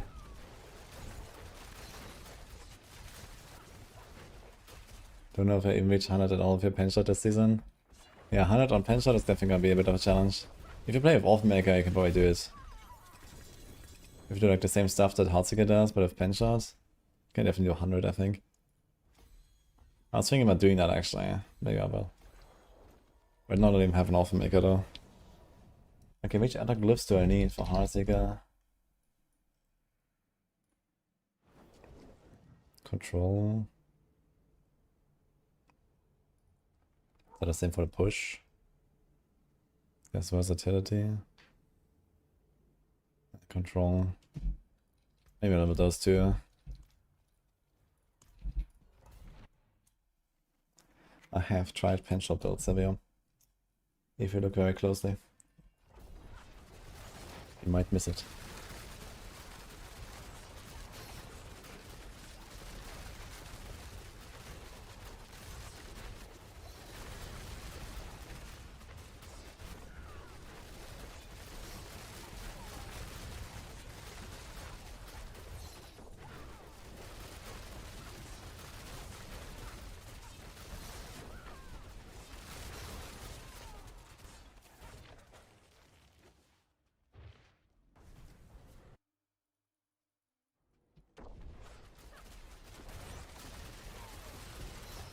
You don't know what to find and when anything is blood soaked.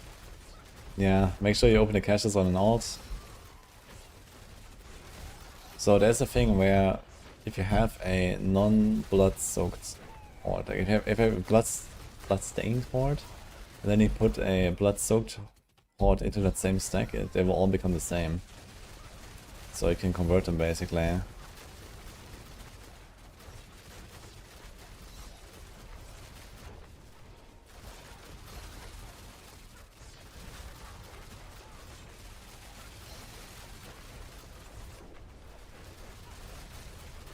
Imagine if I bans it instead, all clans could farm T7. Holy man. I mean, Sorg should be fine, I guess, on T7 bosses. Right, Thunder.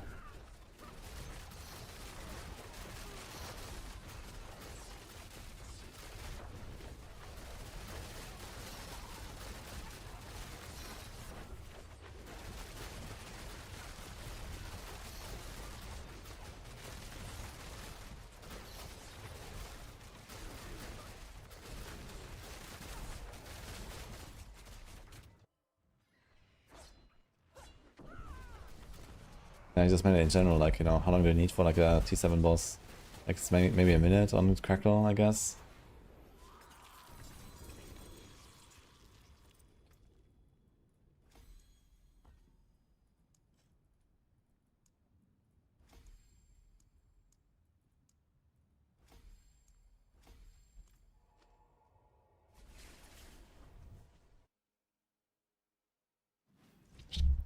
Blizzard Sorg with Godslayer, that sounds really cool actually.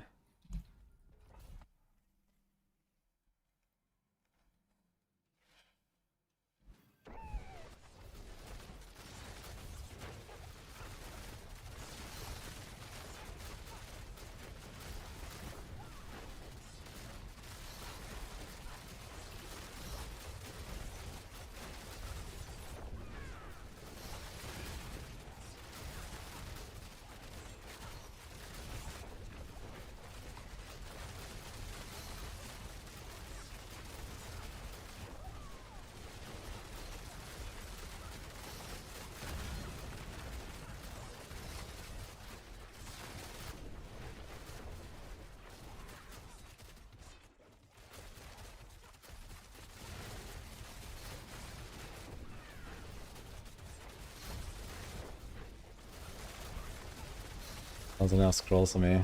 Yeah, the scrolls, I think I made it more rare. Like you're also starving on scrolls. I found like, I think 3 scrolls this entire season or something, and I did find a lot of Helltide, dude. Like I had like an entire stack of Horde compasses.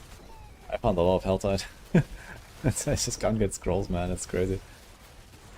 But the wildest thing is that at some point, it was literally like the last thing I did before I went off for the night. I found a scroll randomly. And this was at the point where I was already leaving all of the non-ancestors on the ground.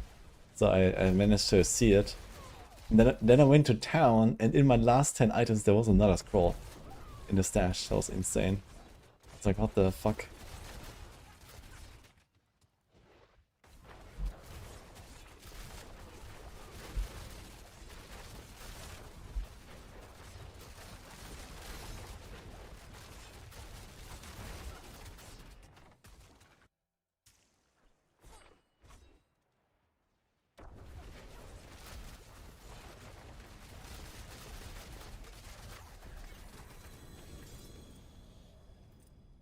Yeah, but the Bloodsoaked bosses are not very interesting anyway. Like, for some reason they don't have their phases. Like, when you fight like Andariel, she never goes away and stuff like that. Like, they're like, just kind of... You just kill them, basically. I don't know what they were doing there.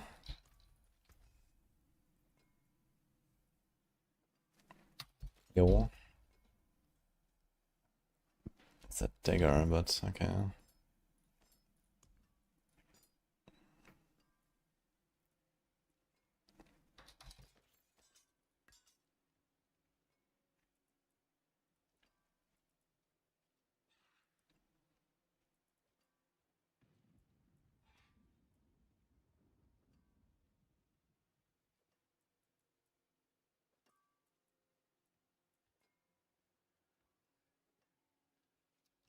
Should I probably need the energy per second?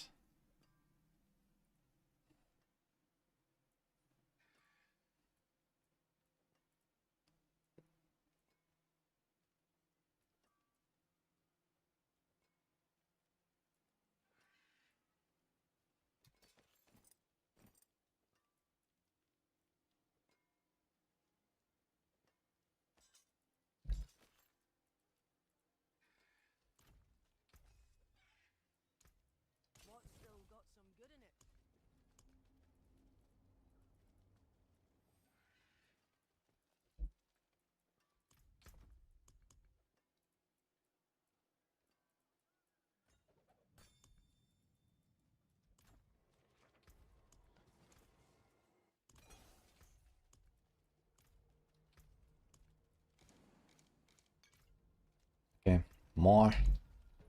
There's those two glyphs, and I think the next heads up we're gonna try the 9,000 kill streak maybe.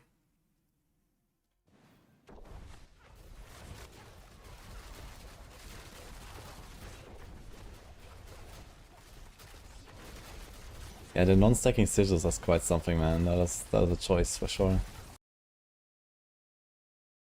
Hey guys, we're back. Hello.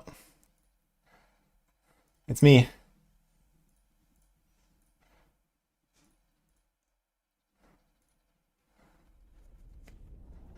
We are so back. Hello. Yeah, I had to AFK for a little bit, guys, for those who weren't aware. But we're home. Okay. But don't worry, we have like another 10 hours to go today. Hello, Annie. How are you doing? Okay, what are next, guys?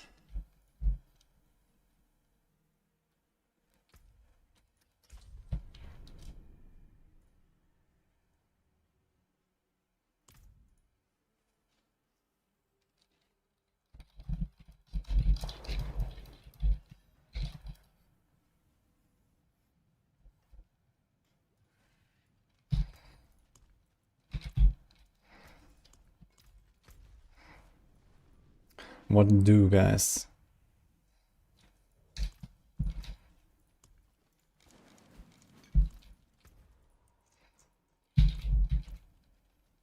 Hi, Scary. What's up?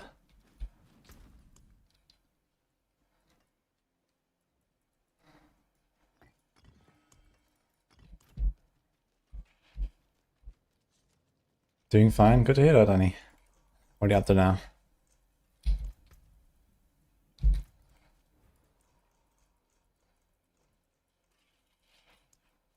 We're doing tier 69. Nice. Give me all your Opticide if you want. That's a good thing to do. Opticide charity.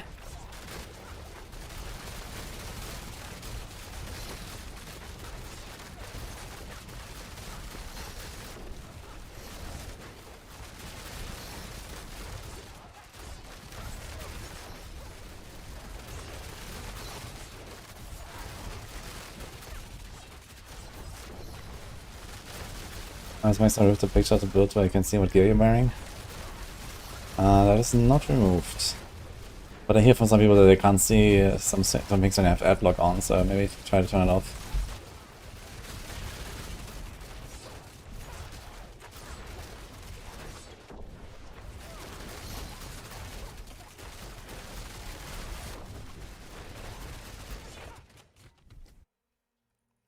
$69, much better than 6-7. I think both are pretty good. We'll just skip the 6-7 now. Going straight to 69. You do what you gotta do.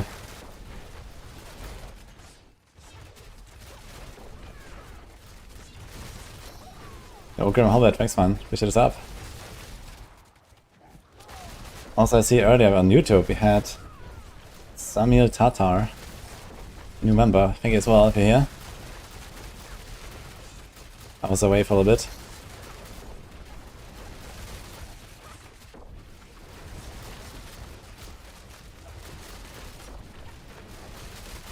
Got the Furious have the agents, that's become crit, but it don't become crit chance. Okay, so if you're looking at your stats here, this does not increase from the Hammer of the Ancients. It's just like built into the skill basically, you know, this has nothing to do with your stats. Just the skill crits basically.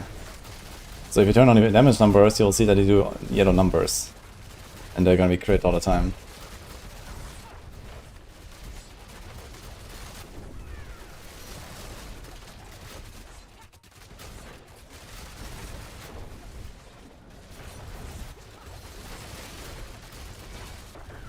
Many heroes are out there working hard, not getting just like they deserve. Just 1,000 a day can change lives.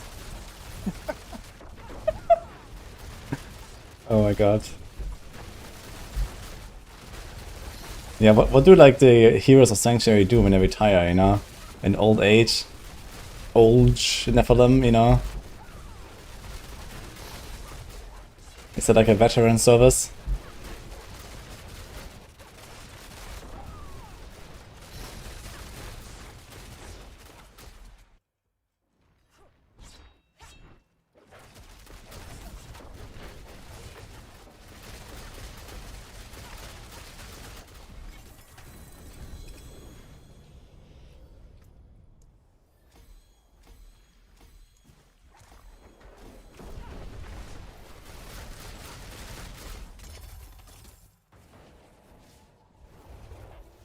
Is a tribute against auto side? Yeah, it's a refinement tribute. It's somewhat rare, but they stack up after some time.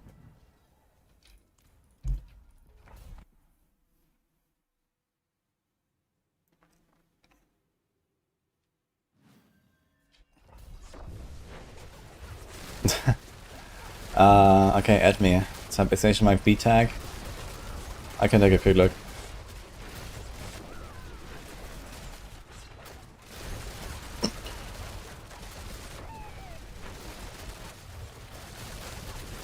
No, Demon's Bane. Thank you so much for the sub.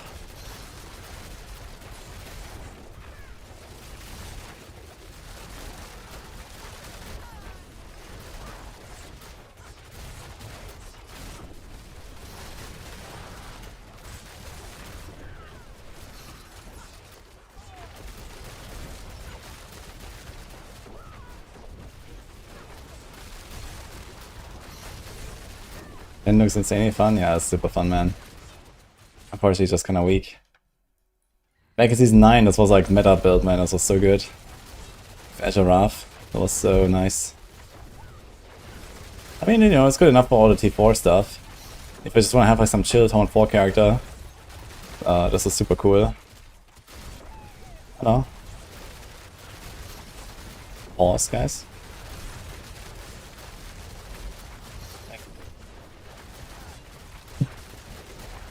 Hey. Look guys, a mouse. Thank you.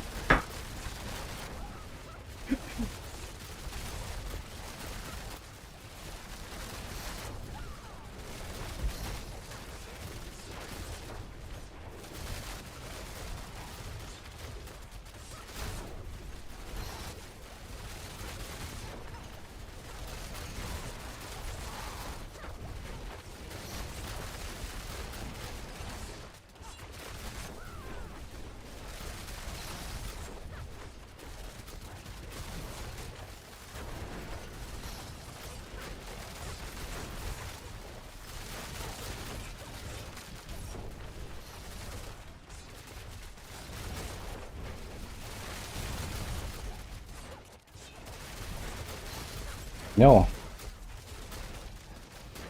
I don't know how to say that name, but thank you so much for the prime.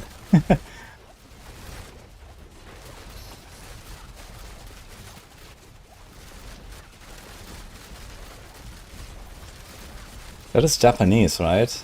That's Japanese?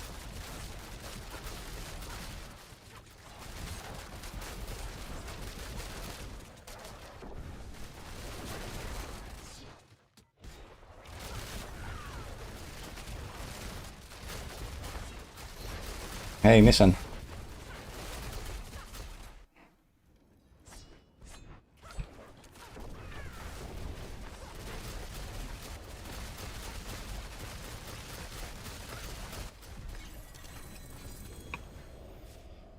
Yeah, this is the mouse, guys. There's like a Greek thing. You know, it's like made like a mouse. You see it?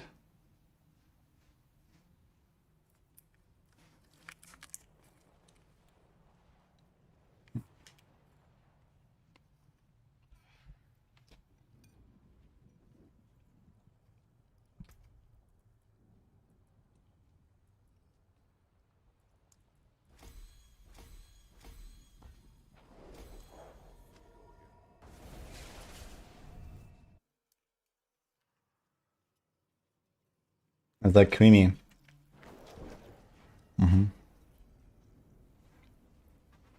No, Melon, you can't eat that. I had some shrimps too. Thank you.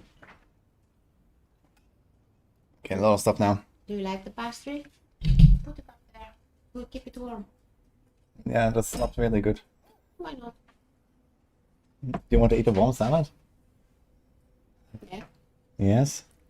It will be semi-warm. Dark Templar as well, thank you. Hi. What's left, you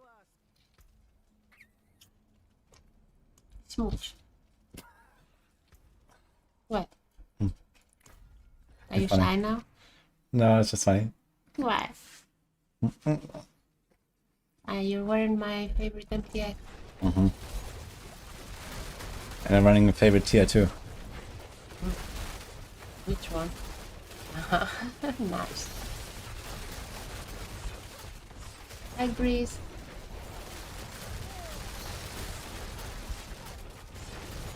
Hi, Annie. Mouse cake and a belly rub. What do you think about my build? What are you playing?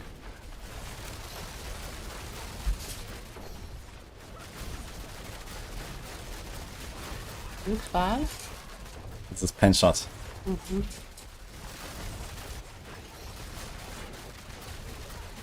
Should try this instead of Flurry next time. Yeah. But I prefer playing with daggers. What about Dance of Knives? Have you done that? No. No. You don't like spinning? Spinning. Yes. I was spinning a lot in D3. Yeah, exactly. I did enough spinning for a lifetime, I think. Γεια σου, Νούμπι. Γεια σου, Zeta. Okay, I'm gonna have some food as well. Oh, you beheaded the mouse. Mm-hmm.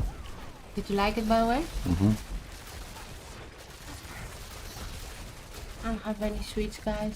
I'm on a diet. So, More for us, guys. yeah. No, everything I want to eat, I buy for you, actually. This is my way to compensate. Yeah, you live... what is that? You live vicariously through me. Yes. That's what they say. Or eat vicariously. See you later. Eat vicariously.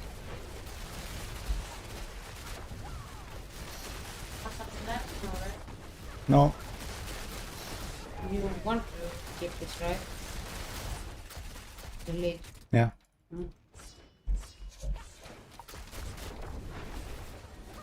Thank you.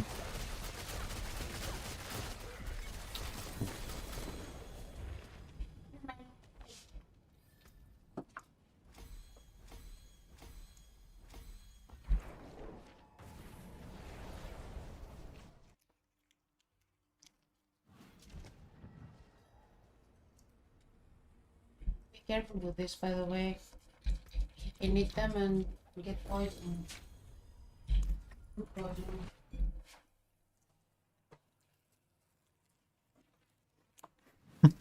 Wanna stay with Daddy? Come here. Come.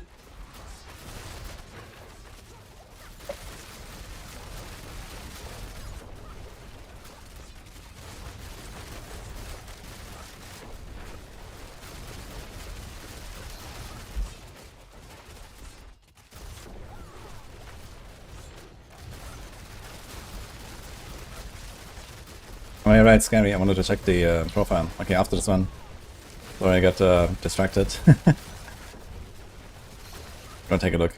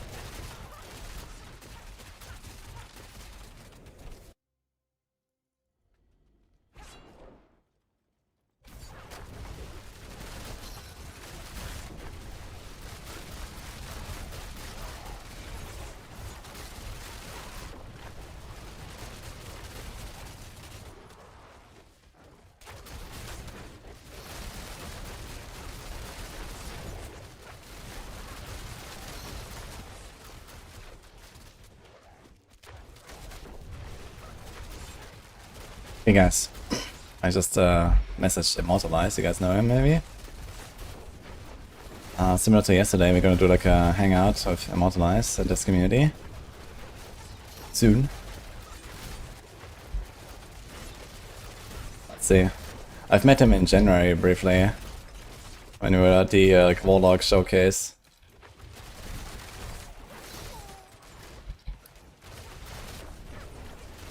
But we haven't really like ever like talked too much or something, so it's gonna be fun.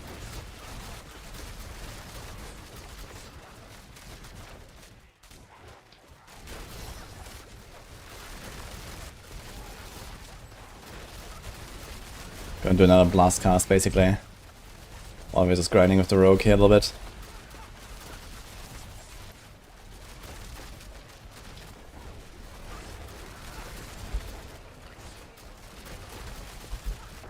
I'm kind of getting bored of running Paladin, might roll Necro. Are there any good and fun builds currently?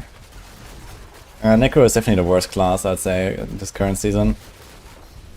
Golem is like relatively strong as far as I know. There's like a few builds that Necros have that are relatively strong, but you know, all of them are like not as fast and these kind of things. It's like a general Necro problem, I guess. But there's a few builds you can check out on Maxroll on the tier list.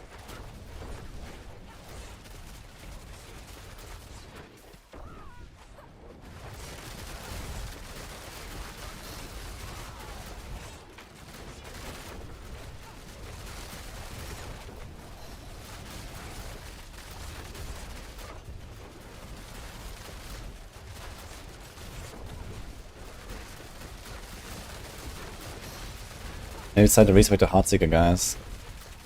I need an Oathmaker though, I don't have an Oathmaker yet. Guess I can just gamble one.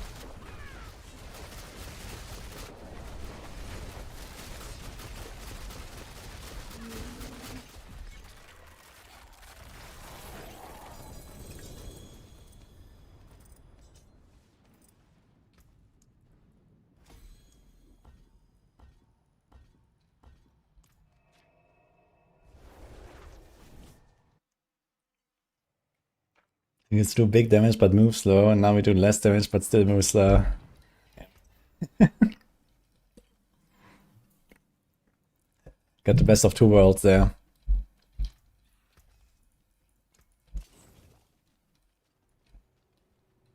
I'm playing Heartseeker, it feels boring. Uh-oh.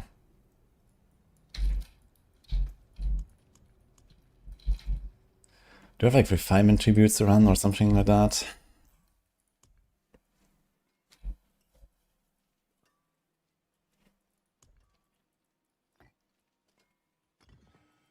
I wonder how Ahu Jar will go instead of Neo Jar.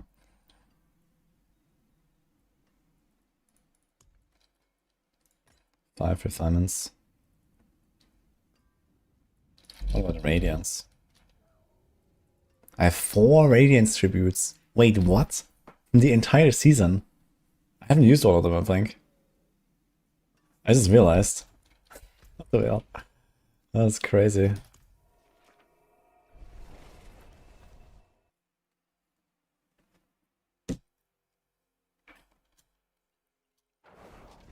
No.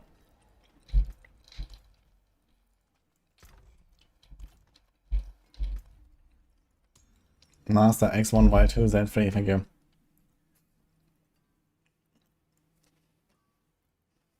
Okay. Maybe. By the way, maybe. Okay, Scary, you're here.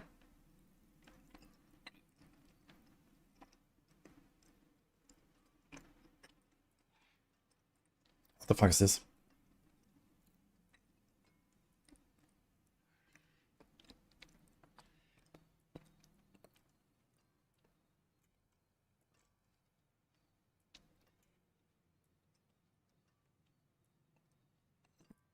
I mean, you have pretty good stuff. Like, your character is very comparable to my character. You should be doing similar damage. The main problem I see is that you have too much life. Like, you don't want an ancestral. You want a normal pants and helm.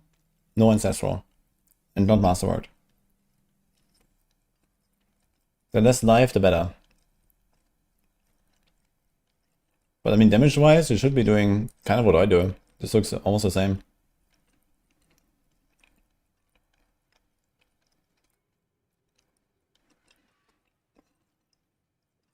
If you have these boots, you don't need a tech rune, by the way. Because you already get the cracks from the 100,000 steps. From the ground stomp. So it's either tech rune or the boots. You don't need both. Now, one thing you might be missing is your uptime of walking arsenal. So when you're a barb, you can open your skill selection here, and then you can choose which weapon to use for each of your skills. Your holder is your two-handed bludgeoning. Your leap is going to be your dual wield. And your mighty throw is going to be the slashing two-handed. So that is important. And then you need to keep out the buffs. You can see them above the XP bar. So make sure you do this.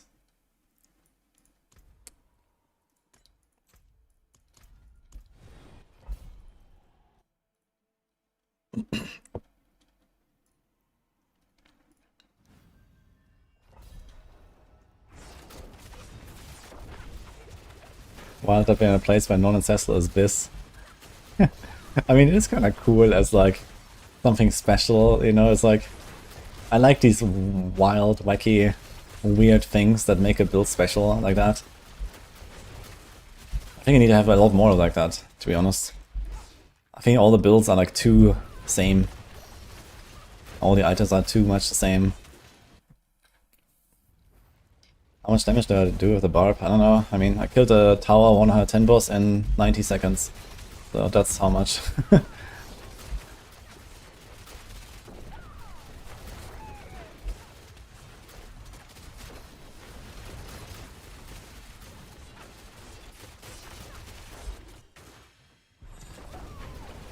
I test on Darius build yet? No, and I don't think that's happening. We're gonna wait for Andarius rework number 2 or 3.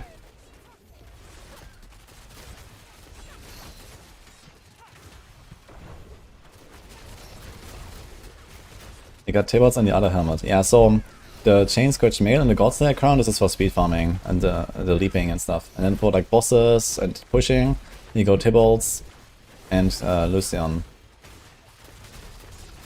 Or I use Tradition, but it's kind of close.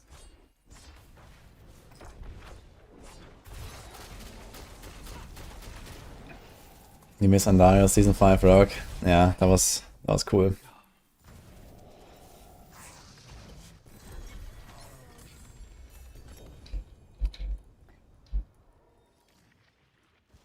Okay guys, I think I'm gonna set up some Heartseeker here.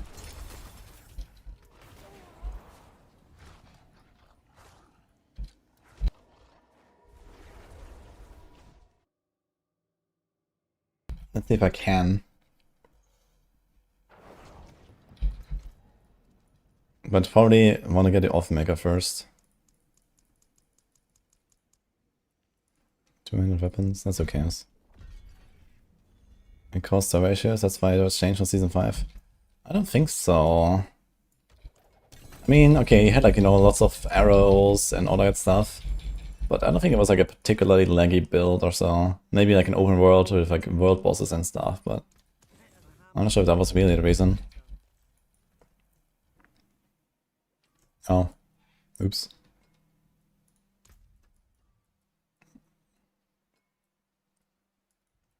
Oops. I'm using this one there.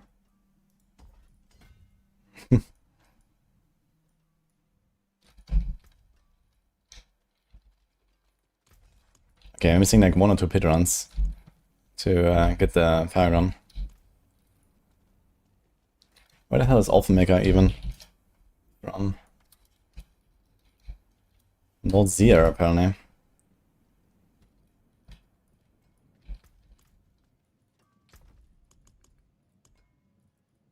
Can we do like T3 Belial maybe?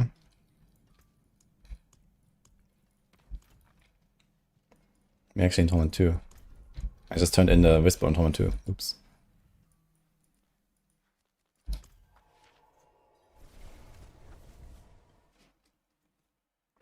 Dude, I have 150 Belial mats. We're gonna get an Offmaker. Wait, does Seer Often. Oh, no, okay. What's the other one? Eagle. It was Beast. Eagle. Okay, there's Eagle and Windforce on Beast. Kind of wild, actually.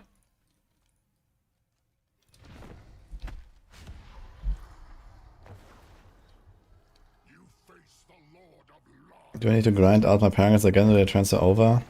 Yeah, softcore and hardcore is completely separate. The only thing that is shared is the season journey. So you get your skill points and stuff and your Paragon points from that already.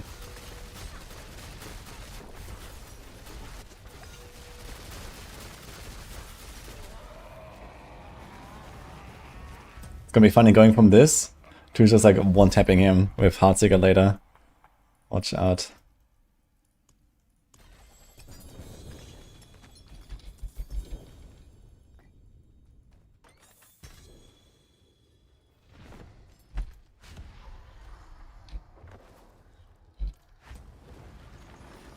You make 99 pit because you make no damage. I don't know what it could be. Like, it's not your gear scary. So there must be something else missing. Maybe your glyphs suck. Check your Paragon board. Check your check your skill tree and so on. But it might just be that maybe you're not playing it correctly, Hoda. So make sure you probably keep up the buffs and stuff. Yeah, this looks kind of nice actually. Off Maker. Didn't see the affix now.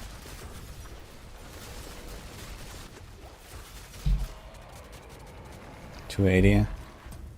Good enough to get started, I guess.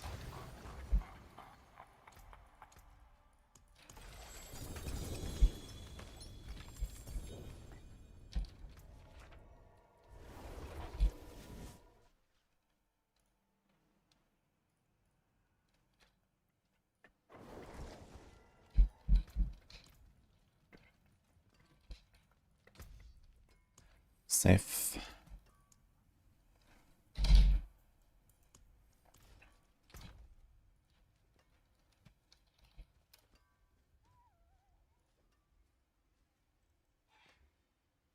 So he's doing Crown. I think that's gonna equip a Shaco to get started. So that should probably solve all of my issues. There's Umber's Pants, Shroud, Beastfall. I don't think I have a Beastfall. Do I? I do not.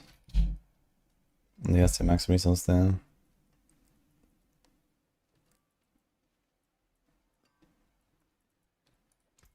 Better than starting from nothing.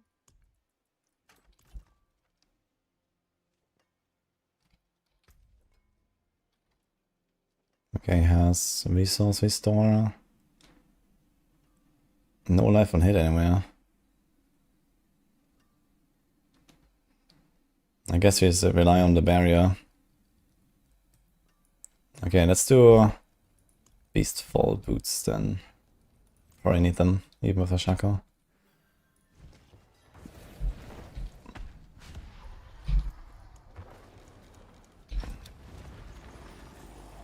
Matt's version I prefer.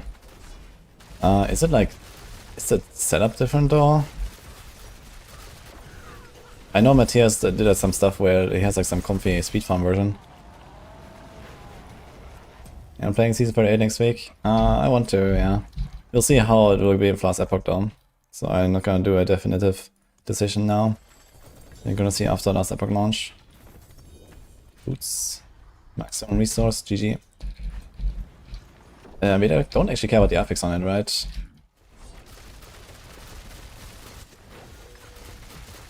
Do we care about the ultimate cooldown?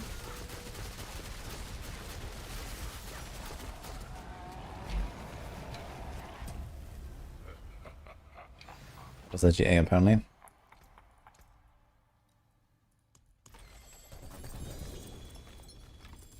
Dude, Belial is so OP to get loot. He's not an Eagle Horn.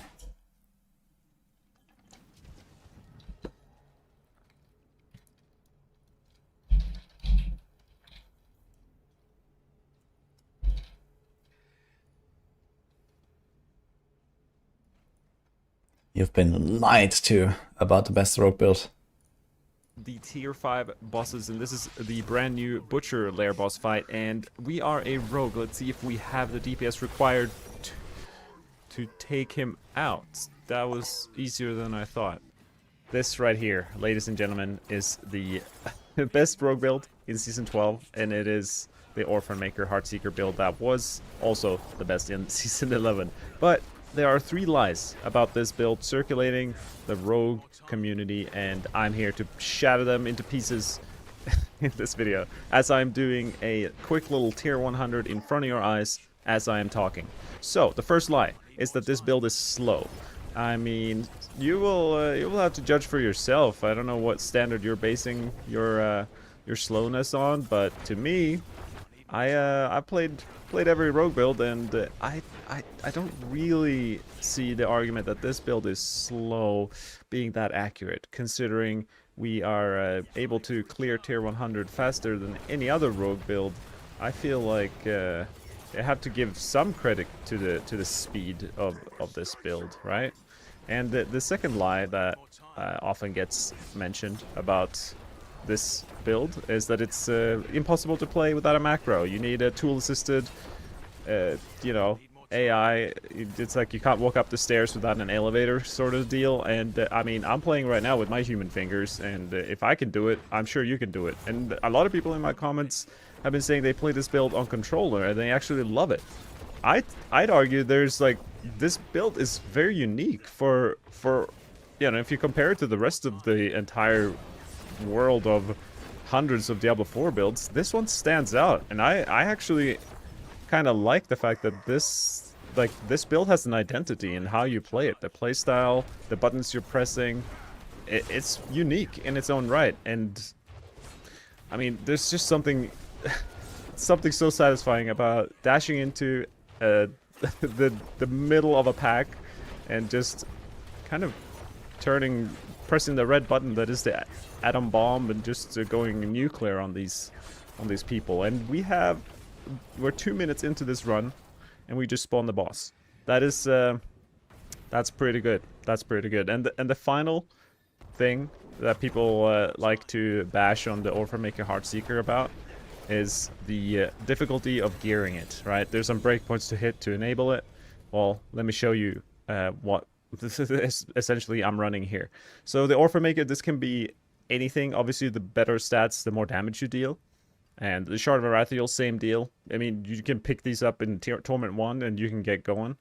This build has only 3 legendary items. So 3 items with aspects, the rest are uniques, right? There's 2 mythics here, which aren't mandatory at all. They're just there for the damage, right? We have Pain Gorgers, Tybalt's Will, and Beastfall Boots with Lucian. These are easy to get uniques, and the only really tricky thing with the itemization is hitting the GA temper and masterworking. But I mean, if you play a little bit for an hour or 2, you can make that happen, no problem. And if you don't have a mythic starless ring, it becomes even easier to hit the breakpoints. So what are the breakpoints that are difficult to hit? Well, I need 225 energy when I have momentum stacks. So at 9 stacks, I am at 274. All this needs to be is 225. And remember, you can use Elixir of Resourcefulness, and that will help too. And so I am over. I have more than I need, right? So I have 25 from my shard. I have 24 from my Beastfall Boots, 28 from Tybalt's, and I even have it rolled on my amulet here. So there's many sources of energy, so that is pretty easy to tick off that box. When it comes to the cooldown reduction, you get quite a bit from Beastfall Boots. You get it from Pain Gorgers as well. And you get it from Lucian here. So getting some GAs definitely helps, but you could also just run cooldown on your 2 rings or even your amulet as well. And obviously you temper 1 Shadow Clone cooldown reduction, and the other one is restoring resources, because the on top of the 225 energy breakpoints, you also need your obviously your clone to be around 15 to 16 seconds. Like if I throw a couple spells here, you see my cooldown is 14.6 because I just activated the Vex rune here. The Vex rune gives 3 ranks to all skills, and that lowers the cooldown. The more ranks we have into Shadow Clone, the more cooldown reduction it gets. So with that being said, Cooldown around 15 seconds, 225 energy, and the final step is just restoring 225 energy in between each rotation, right? So the way this works, I press Q, I press W, I press E, I press R, and again. And now I press... See, as I do this rotation, how in between each rotation I end up above 225. And that's how we reset the Shadow Clone cooldown each rotation. But thanks to the preparation here. Spending 75 energy reduces this by 5, meaning if we spend 3 times that, 225 energy, we'd reduce it by 15 seconds. So that's pretty much all there is to it, this build. You can see my skill tree here, picking up Flurry. The purpose we use Flurry is to activate Beastfall Boots, but it also stacks our key passive momentum, right? So it's pretty sweet. We have Dash, obviously, for mobility, and Concealment here gives a lot of energy just by itself. So they also dodge, so we are more survivable. The Smoke Grenade's purpose is mainly for the bosses or tricky elites, but I barely threw it at all this entire run video that you watched. And Cold Clip automatically makes our Heartseeker in Cold Imbued, so that's how I put points into that. And obviously the clone is kind of our main damage dealer, which is why we temper Shadow Clone deal double damage on our one-handed, because when the clone hits the Pain Gorger targets, that's where all the damage comes from for this build. And if you don't trust what I'm saying, we're currently rank 1 on the leaderboard.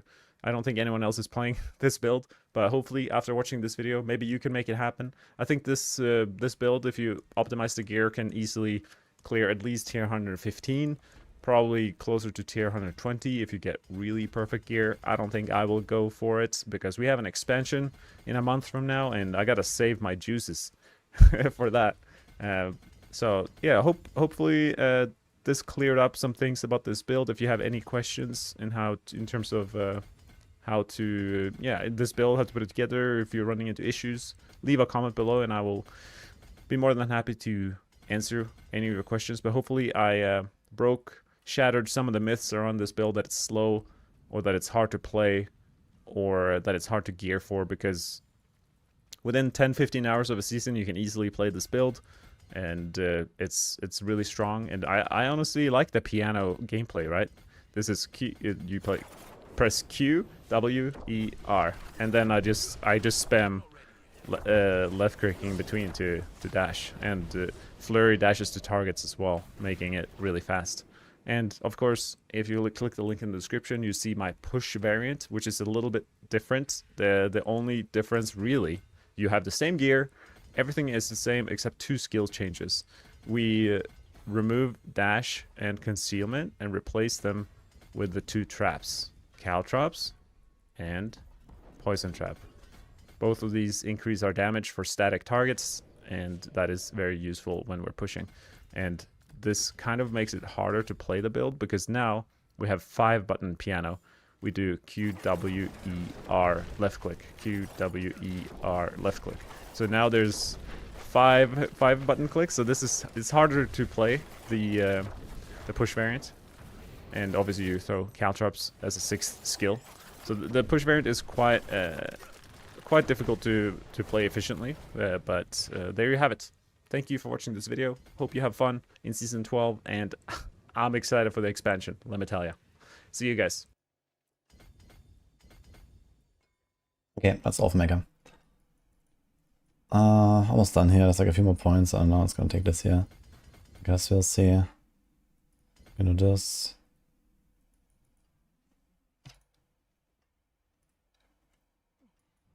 One more. Okay.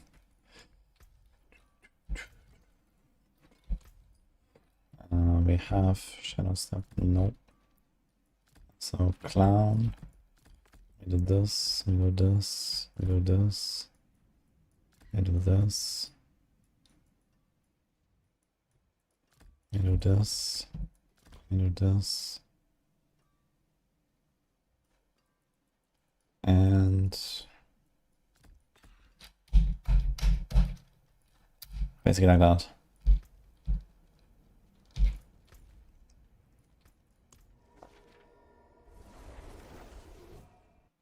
Okay. Update for a day, just also for me, but fair play to the cooking. What resources do we have now? 174. Let's see, momentum. 226. Alright. Shadow Clone cooldown, 10 seconds.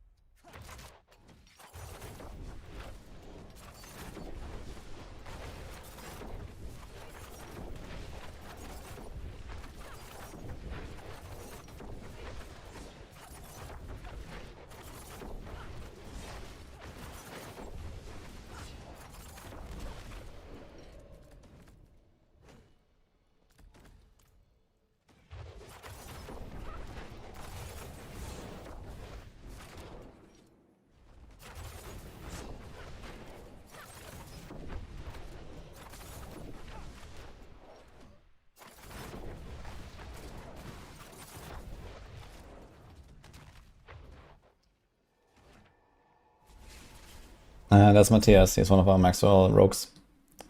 Okay guys, we're gonna call Immortalize. I said it earlier, we're gonna do like a little blast cast.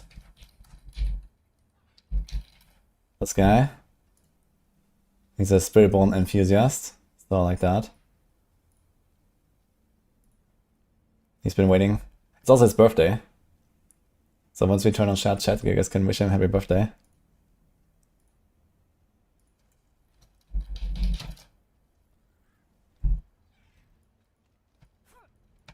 Hello? Wait, are we connected? Hello? I cannot sing for him. We can all sing collectively.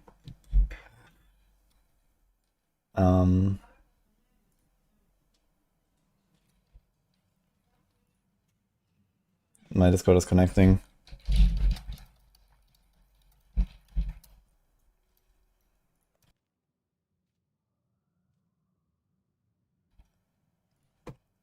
Hello?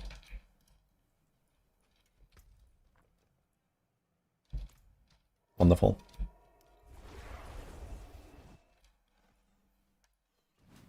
Ability, Moonrise, Cold Clip. It has 3 aspects on his build, man. That's hilarious. Sanctuary at your fingertips. How may I help you? Impeccable.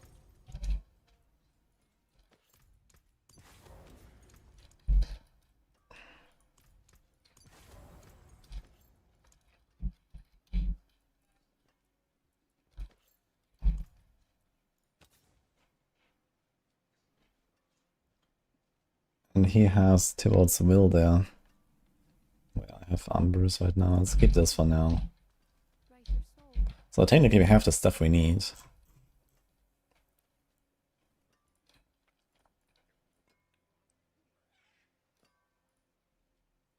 Sunjar, Sunfur, Silvex. Greetings. And this Discord is dead, guys. Unlucky.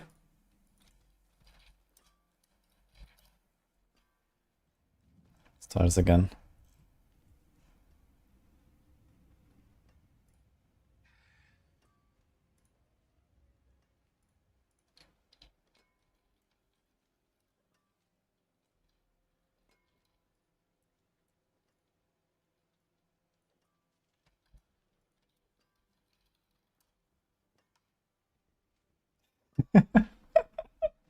It's not working.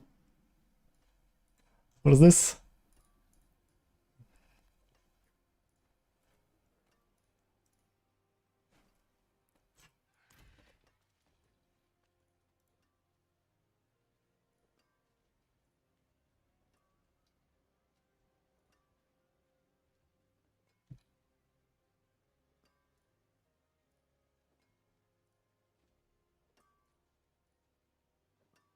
Yo, Liquid Sun. Appreciate the prime.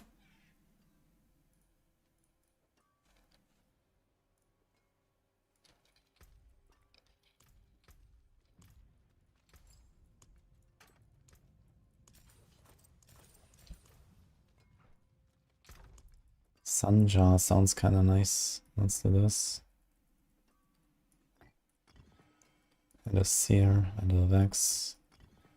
More skill ranks for everything. You can actually, wait a minute, you can actually put Heartseeker ranks here on the pants, which should be kinda nice. We do seem to have enough resources and enough cooldown right now. He has casting ultimate restores resource and shadow clone cooldown. We have that. Hello? I can see the Discord overlay there.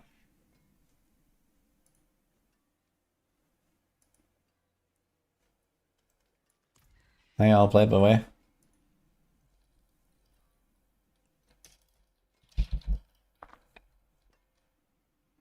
You're not convinced about tables, even softcore.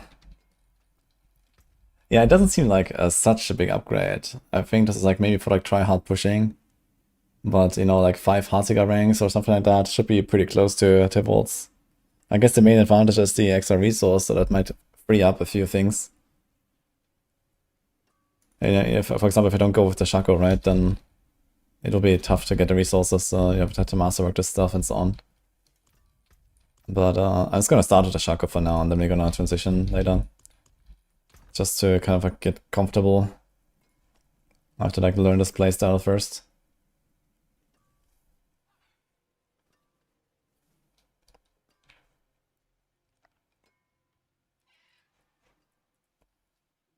Yeah, I have no tips or Shaco, and you have the resource required.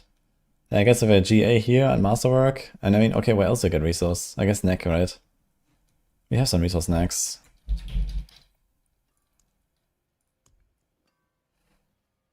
Some practice here, for example, would probably make it pretty easy.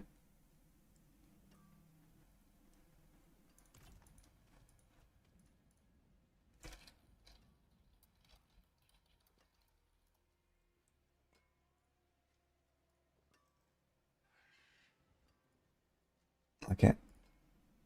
Gonna work. Let's see this. Hello. Hello, can you hear me? Yes. Hey, that works. Nice. Yeah, got those. I was a bit. That's confused me. Okay, Nice. Okay, we got it working. Hopefully, my chat can hear you. we have the technology, guys. Okay. Yeah, it seems like Discord is having some hiccups here, so I just like wouldn't let me connect even after restarting and stuff. Yeah, I just got to try and turn you up a bit. I think you're a bit quiet for them, so we'll figure out how to do that. How's the sound, guys? Here we go. Maybe I can do it through here. Okay, we'll try that. They can let me know Okay. if you're. Yeah, do you want, like, you're still streaming, right? I saw you're already online for a long time now, so. Yeah, well, the thing is, right, it's my birthday today, and I was just like, well, I haven't got anything particularly better to do, so I'm just going to go and blast, and here I still am, so you know how it goes. Nothing better to do, let's go. Well, you know, I mean, blasting D4 is a pretty good game. We can do joint thing if you want to. I've only done it once or twice before. Yeah, I'm gonna invite you. 1 second. Okay, sure. Sounds good.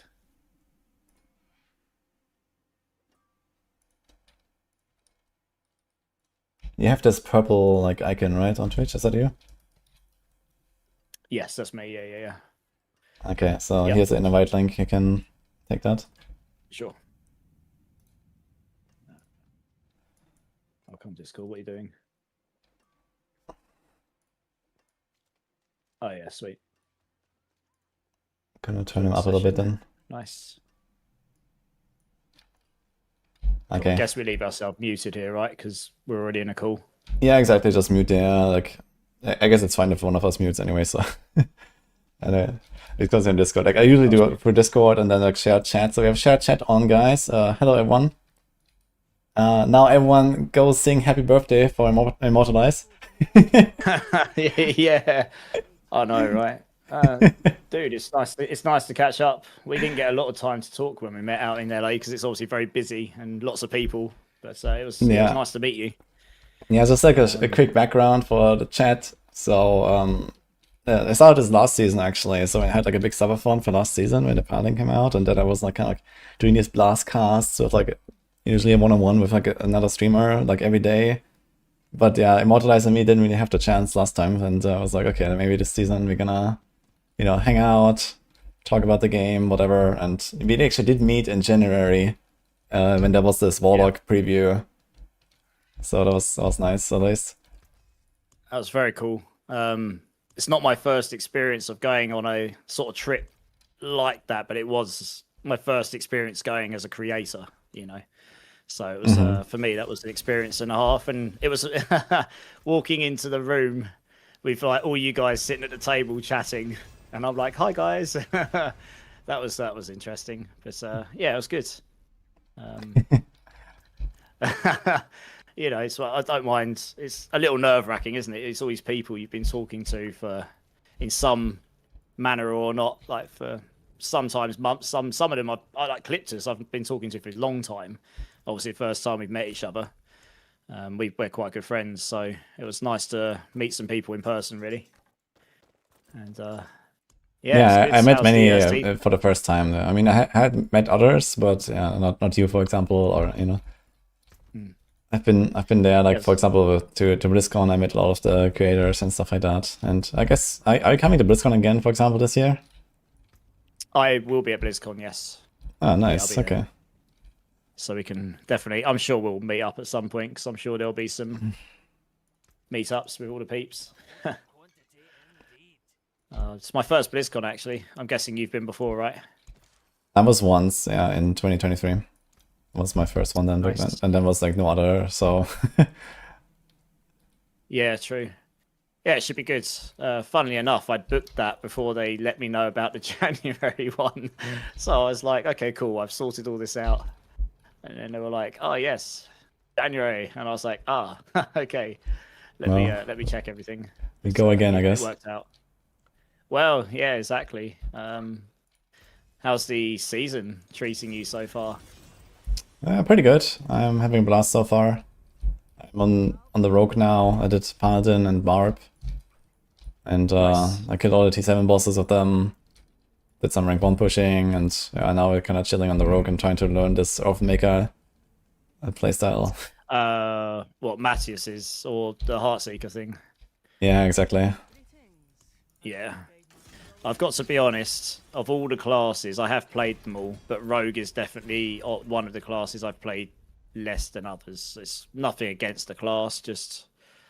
I don't know. I don't generally sway towards like stuff like Barbarian and Rogue. I tend to go towards more stuff like in D3, Monk and Wizard and Necromancer and all that kind of stuff. So I just haven't got around to playing them as much as the others. But I played the Death Trap Rogue. That was quite fun a couple of seasons ago when it was like Giga. Yeah, that was pretty fun. But yeah, I'm very excited to see what's going to happen with all the stuff in the next expansion. I'm as someone who likes to tinker around with builds and stuff. I mean, it's going to be really good. I hope you have like a few years of free time saved up. Well, yeah, I guess we're going to need it, right? It's going to be busy, but it's a good thing. Some very exciting changes coming, and I'm sure there's lots that we haven't been shown yet or don't know so much about, so that's going to be good. But I honestly think the game has moved. Thank you, by the way. What? Houdini's turning up a bit. Okay, one sec. I need to get out of a dungeon so I can actually turn you up.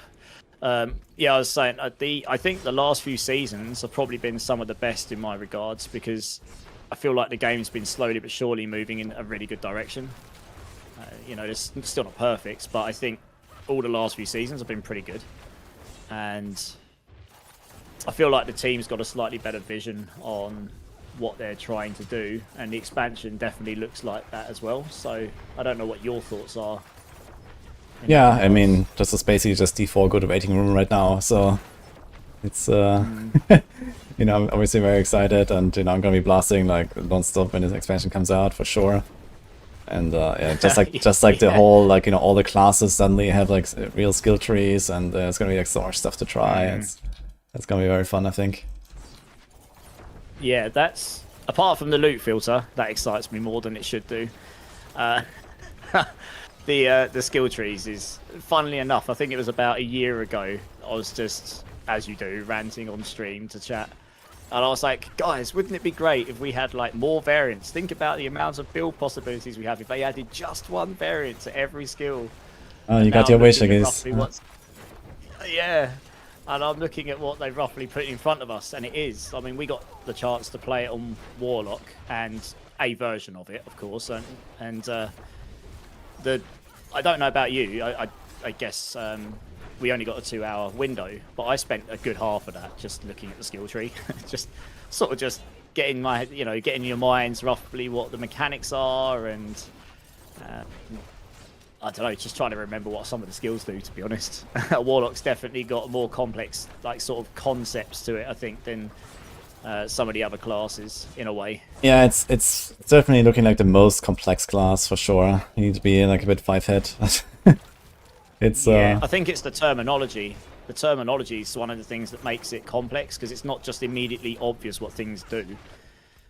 yeah, that's true. There's like a lot of new keywords that we haven't seen before that are like Warlock specific, and you have to like wrap your head around like, okay, what is this, what is that, and then I guess at some point it's kind of like second nature, but for the start it's definitely a bit like, okay, a learning curve there, I think.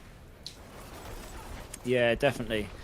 And that kind of makes me wonder what's going to happen with all the other classes. Like, what new keywords might they get? We'll have to see. But I think that excites me more than the Warlock. I'm not sure if I'm going to start on Warlock, actually. As much as I want to play it, I haven't really made my mind up yet. I guess I'll wait and see what happens with what they announce coming up. But I'm not overly sure what my plans are yet. Because, I mean, I typically play Yo, Spirit 5 Bomb a lot at gifted the from moment. Hurons. Thank you, man. I do pretty much solely all the guides for Mobalytics at the moment there, which is fun. And I don't know how much of that I really don't know if I'm going to be able to do any of that beforehand. So I might have to play Spiritborn at the start anyway myself, which is fine. It's definitely one of my more favourite classes. I just hope we get more defensive layers, because they kind of broke the Spiritborn with the recent affixes, just outright ignoring counterattack. So that kind of makes us really squishy, which is kind of annoying. But there you go. Yeah, I really don't like the squishiness of Spiritborn as well, and Yeah. I don't waste any opportunity to tell the devs about it. So Yeah, so it's funny actually. Razor Wings is actually really tanky, because it's the one build where you don't have to sacrifice anything to stack life and just get crazy amount of barrier gen on it. So you've got enough life that you can sustain and actually take the hit. But, yeah, okay, most of but the it's builds like probably- it's Razor Wings, so it's like Yeah, it does. It does do. if you bring us 107, back to season actually. 10 Razor Wings, I would say yeah, sure, but right now, like try to kill like a T5 boss with Razor Wings, I don't know. Yeah. You could probably get a T5 down. It'd be a bit slow. You wouldn't get a T7 down. No way. In fact, I don't think you can get any T7s down with anything but Payback, probably. Maybe Rake. We'll see. Have you tried like any T7 bosses yet? No, because I haven't got a good enough weapon. I've been searching for one, so who knows? Maybe. Yeah, I'll get I one want to during try to do like the T7 bosses on like the Rogue at some point, and then also the Spiritborn at some point. But yeah, I mean Spiritborn is gonna Yeah, be I rough thi- for sure. Yeah, I think Payback will have the damage. It's just whether you're about to survive, honestly. But, Yeah. I need to dodge everything. yeah. What was your out of all of the playstyles that we got a chance to look at, and that's been obviously publicly shown, what did you like resonate with most of Warlock out of interest? obviously the different So I like kind the of Blazing playstyle. Scream, the core skull, where you shoot a skull Yeah. that shoots out more skulls. That gives me like these Frozen Orb vibes. So I really like that. Yeah. And then there's like this Hellion Sting, like basic attack actually with the Eviscerate stuff. I want to definitely build Yeah, something yeah. with Eviscerate. I really like the idea behind it. Yeah. So this is like the two things I'm probably going to be looking at for the most part for Yeah. the start. And there's also very Nice, funny stuff yeah. you can do with like demon summons. You can basically make like some infinite like greater demon summon combo. So that kind of builds into this eviscerate idea with like rampage. There's like one of the rampage things that can do eviscerate. Yeah. The big demon that smashes. So yeah. Yeah, I know which one. I'm not that huge into minion stuff, so I mean it's all very cool. The class looks great. All the visuals and everything looks amazing, to be honest. The one that I resonated with the most was more the ritualist side, I guess, because I like the concept of switching between. It's got like synergies where you can switch between the different like elements of the skills and stuff, which was really cool. And you could sort of. It seemed like it probably had some of the most flexibility on the class for me, for what I'd like to do, more like casting rather than the minion side of stuff. So if I was to explore anything, that's probably more where I'd go. But yeah, it's very cool. I think it's going to be very popular. There's this like what is it, Tyrant's Grasp, like the big hand that you can summon, and you can make this like a main attack basically. So this is also something I want to try, where like you just like permanently transformed and then you just like pull everything in, and they have like there's like a way to get multiple hands with one of the like fragments from the class mechanic. You get like multiple of them at once, and then yeah, you just gonna spam that. So that's gonna be kind of cool, I think. Yeah, I know which skill you mean. Yeah, it's definitely a good looking class. I think it's gonna be very popular, to be honest. Yeah, it's gonna be super popular, I think. But I think it's gonna be like a bit less, dominant compared to like the Paladin, just because all the classes have their new shit, and everyone wants to like try their main class as well, I guess. So it's gonna be so much shit. To see. Yeah, people keep asking me like, "Hey, is Warlock gonna be as OP as a Paladin was?" and so on. And I'm like, yeah, I mean, they're probably gonna make the new class OP, but everyone is gonna be a fucking Paladin, in the expansion. So that's kind of like how it's gonna go. Oh, yeah, I've had similar questions myself, and one of my answers normally is, the thing is, there's so much changing on every class. What's the chance that another class might end up with a Spiritborn bug somewhere? Yeah, the chance is 200% actually. So. Yeah, exactly. So it's it's good though. I think actually it's quite a good way to do an expansion, because it means it isn't just like, okay, we've got this brand new class, this is the new shiny toy. All the old stuff has a few new bits, but nothing anywhere near as exciting. It's kind of like you're getting a revamp of all of the original classes and stuff. So. Wait, you don't like Stoneburst, a new skill for Druid in the expansion? Do you think that is like not a neat new toy? What, for me? Or... in general, yeah. Oh, right, yeah. I haven't really been paying attention to that stuff, to be honest. I'm just waiting for them to announce stuff publicly myself. I've seen all the videos. No, I meant the Vessel of Hatred, when every class got like one new skill. And, Oh, yeah, okay. Sorry, yeah, that went over my head completely. I mean, they were okay, right? But Spiritborn completely dominated Vessel of Hatred, didn't it? Because, I mean, it was Giga OP, and I guess it was just completely new, wasn't it? So, yeah, it should be good. I'm looking forward to it. Yeah. Yeah, like I say, I'm not entirely sure if I'm actually going to start with Warlock, to be honest. But we'll see. I mean, there's definitely room for like non-Warlock like content as well, I guess, if you're like kind of like looking from that angle.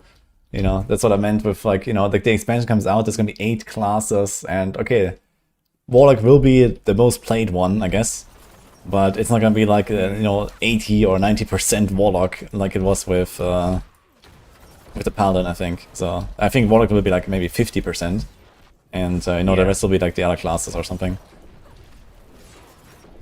Yeah, I agree. Yeah, it will definitely be dominant for sure. And I'll tell you what would be really interesting is we kind of saw it a bit with Paladin, but obviously they adapted the Paladin somewhat to fit the current version of the game, so it's a bit more simple, I guess, assuming the Paladin tree's going more like what we saw with the Warlock.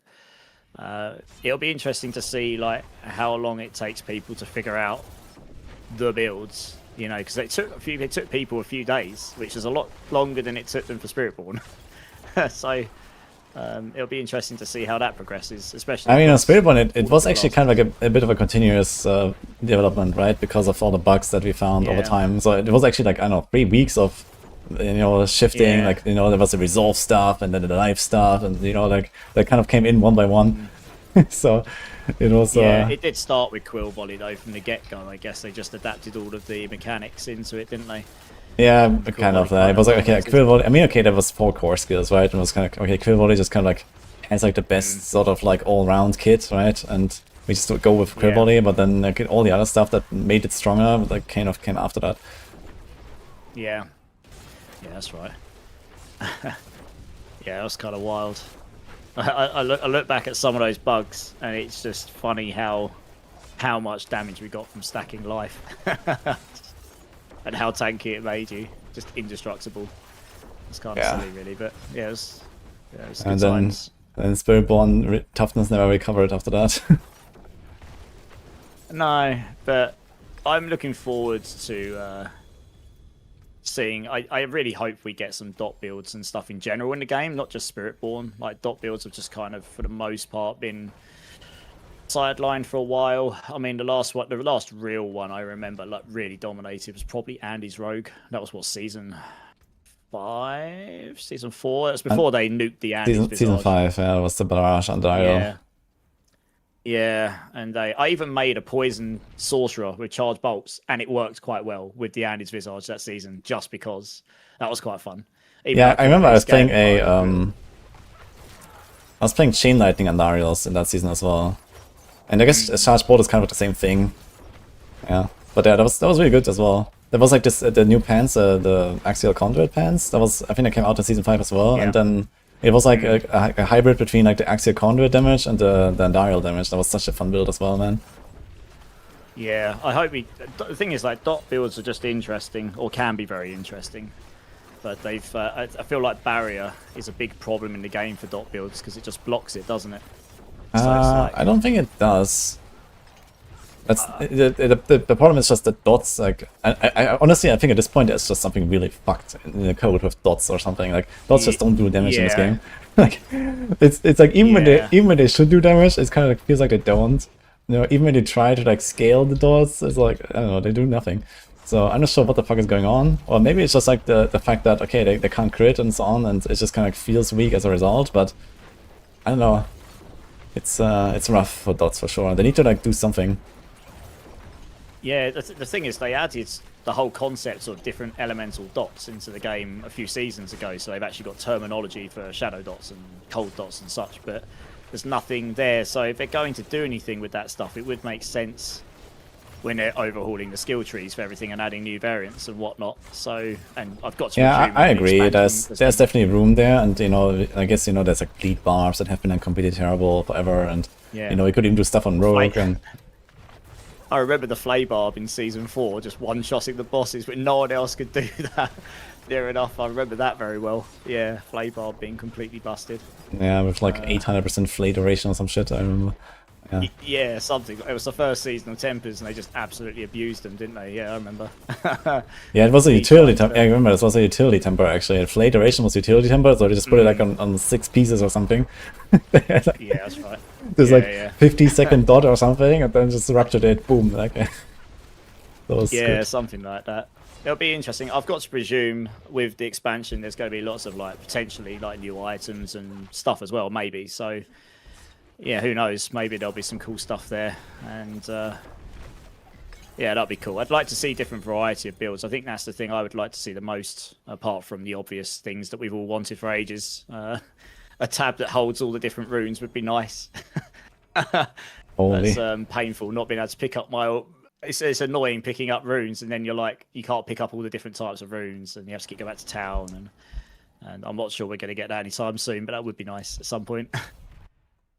But yeah, different types of builds would be nice. I'd be really interested to see if we can get some different variety. I mean, a lot of classes, they've been dominated by the same builds for a long time now, with little variation in the last few seasons. So it'll be good to see like just an enormous shake-up. So everything just feels different. Yeah, I mean, it's obvious that they have not been doing much on the live game because of the expansion, right? It's like, okay, why do we change the stuff now? And, you know, like, half the stuff doesn't even exist anymore in a month, right? It's like, okay, whatever, you know? Yeah. Yeah, that does make sense to me. Because, yeah, like you say, they don't want to waste dev time, I guess. It's time is money when it comes to business. And I guess anything they do right now, they're probably being mindful of how will that go into the new game? Will that go into the world where the expansion is? And obviously, Yeah, I mean, we're getting ever closer it's to obvious that they now. have been like preparing for the expansion, right? If you look at, okay, look at the Paladin come out. The Paladin has clearly a different design, right? Even though it's like kind of just like, okay, a weird hybrid of old and new with the skill tree. But also look at the aspects, Yeah. look at the uniques of the Paladin. You know, this is all a very different design philosophy. Compared to the other classes, and you can already see that kind of the direction we're going, right? And now look at the new uniques, for example, they added this season. Like you can see that, you know, none of them are useful right now, but it's, you know, these are like clearly expansion uniques, you know. So this is like a new design. You see, like, okay, everyone can get ferocity now and like stuff like that. So everyone can get weakened now on the glove. You know, this is like, yeah, okay, ferocity was like a spiritborn thing, weaken was a paladin thing, and well, here you go. You know, now everyone can equip that glove, everyone can equip that axe, and I think you're gonna see a lot of these sort of mechanics in the expansion as well, where it reminds me a bit of Last Epoch actually, and I really like that system. In Last Epoch, there's these you know, frailty and chill and I don't know, whatever these like mods you can roll in a gear, and like everyone can kind of just get all the status effects if you want to. And you can just decide, okay, which ones do you put in a build or which ones you don't. And that's kind of interesting. I like that actually.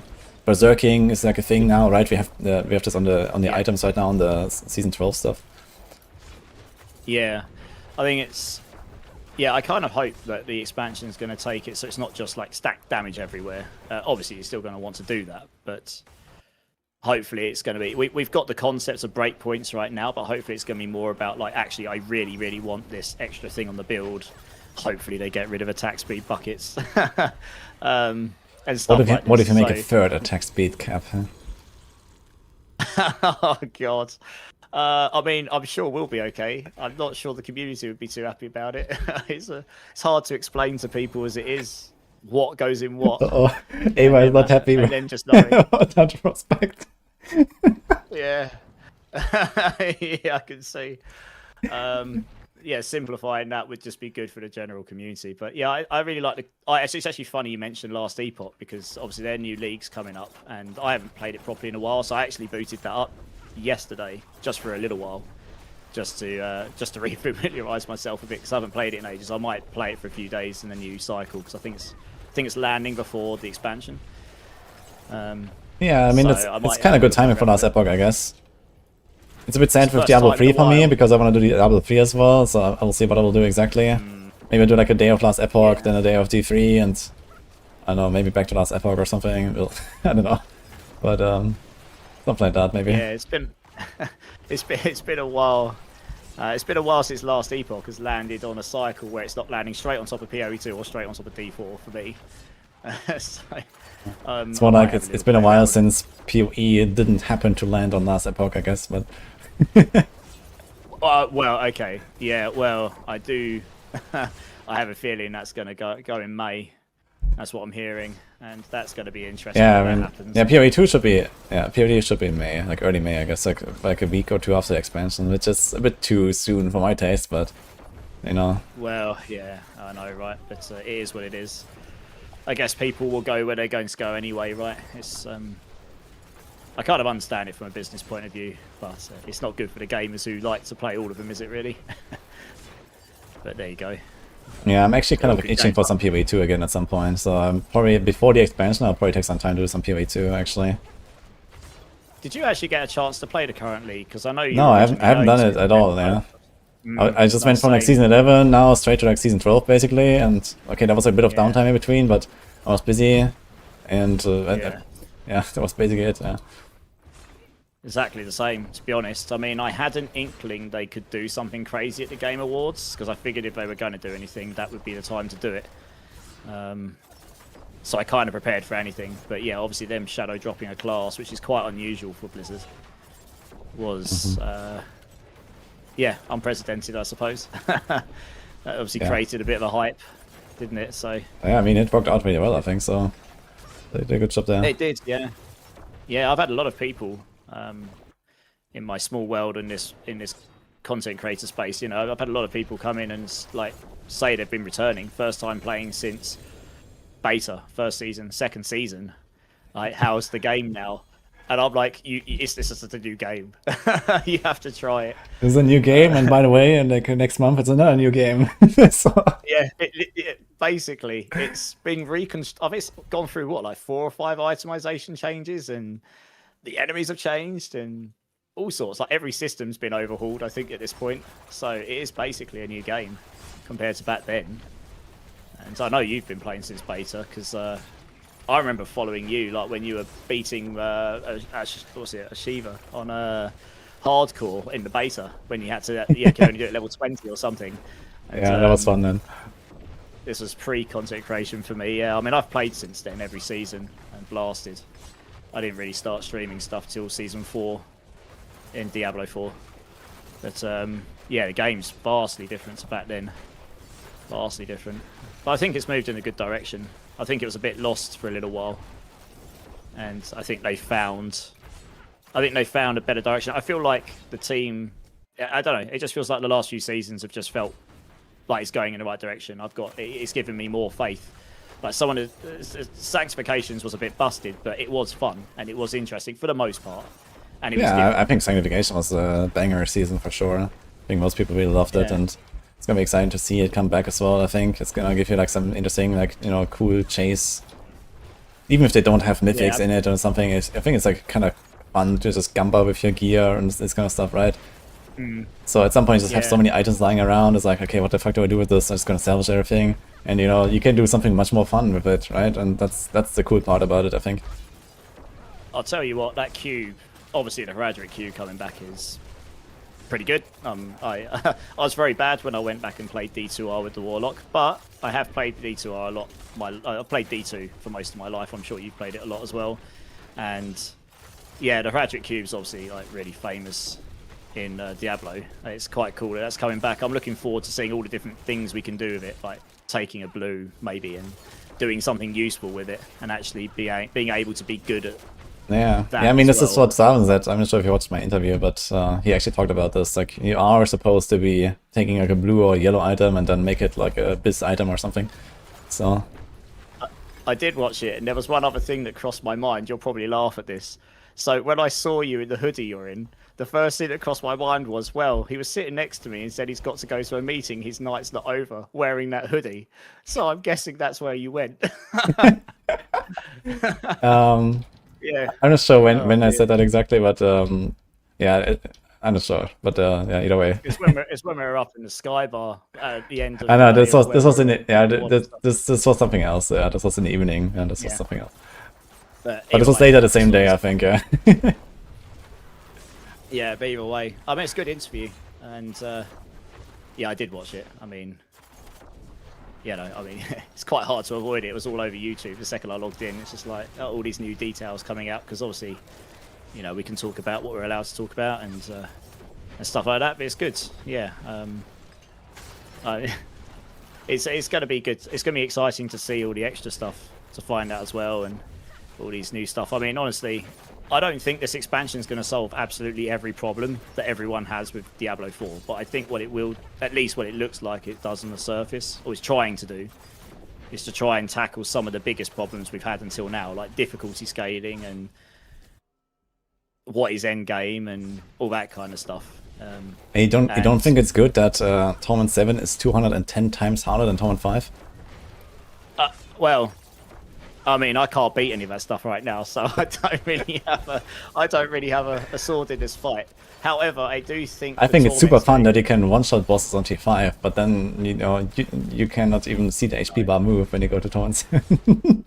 Yeah, no, it needs to be smoother. Honestly, I mean, obviously, this is just intuition, but I kind of feel like because there's more torments, they'll probably make, as you know, as you've just kind of hinted at, I think they'll probably make the scaling smaller between the torments, so it's smoother. I mean, like, I think ideally each torment would be something like a ×2 or ×3 from the previous. I think that would be like a relatively good curve, where like each, you know, each pit tier is, I don't know, like a 5 to 10%, or you know, 5 to 12% or something like that. You know, I think something like that would be like pretty good scaling, depending on where all the multipliers land and so on. They can like make it a bit more or less. But yeah, like right now, like it's like way too much, and we see this like right now. Like in the past, like this problem was kind of masked by the fact that everything was so trivial and so easy, right? Like everyone just one-shots everything in T4 with like any shit build, like who cares, you know?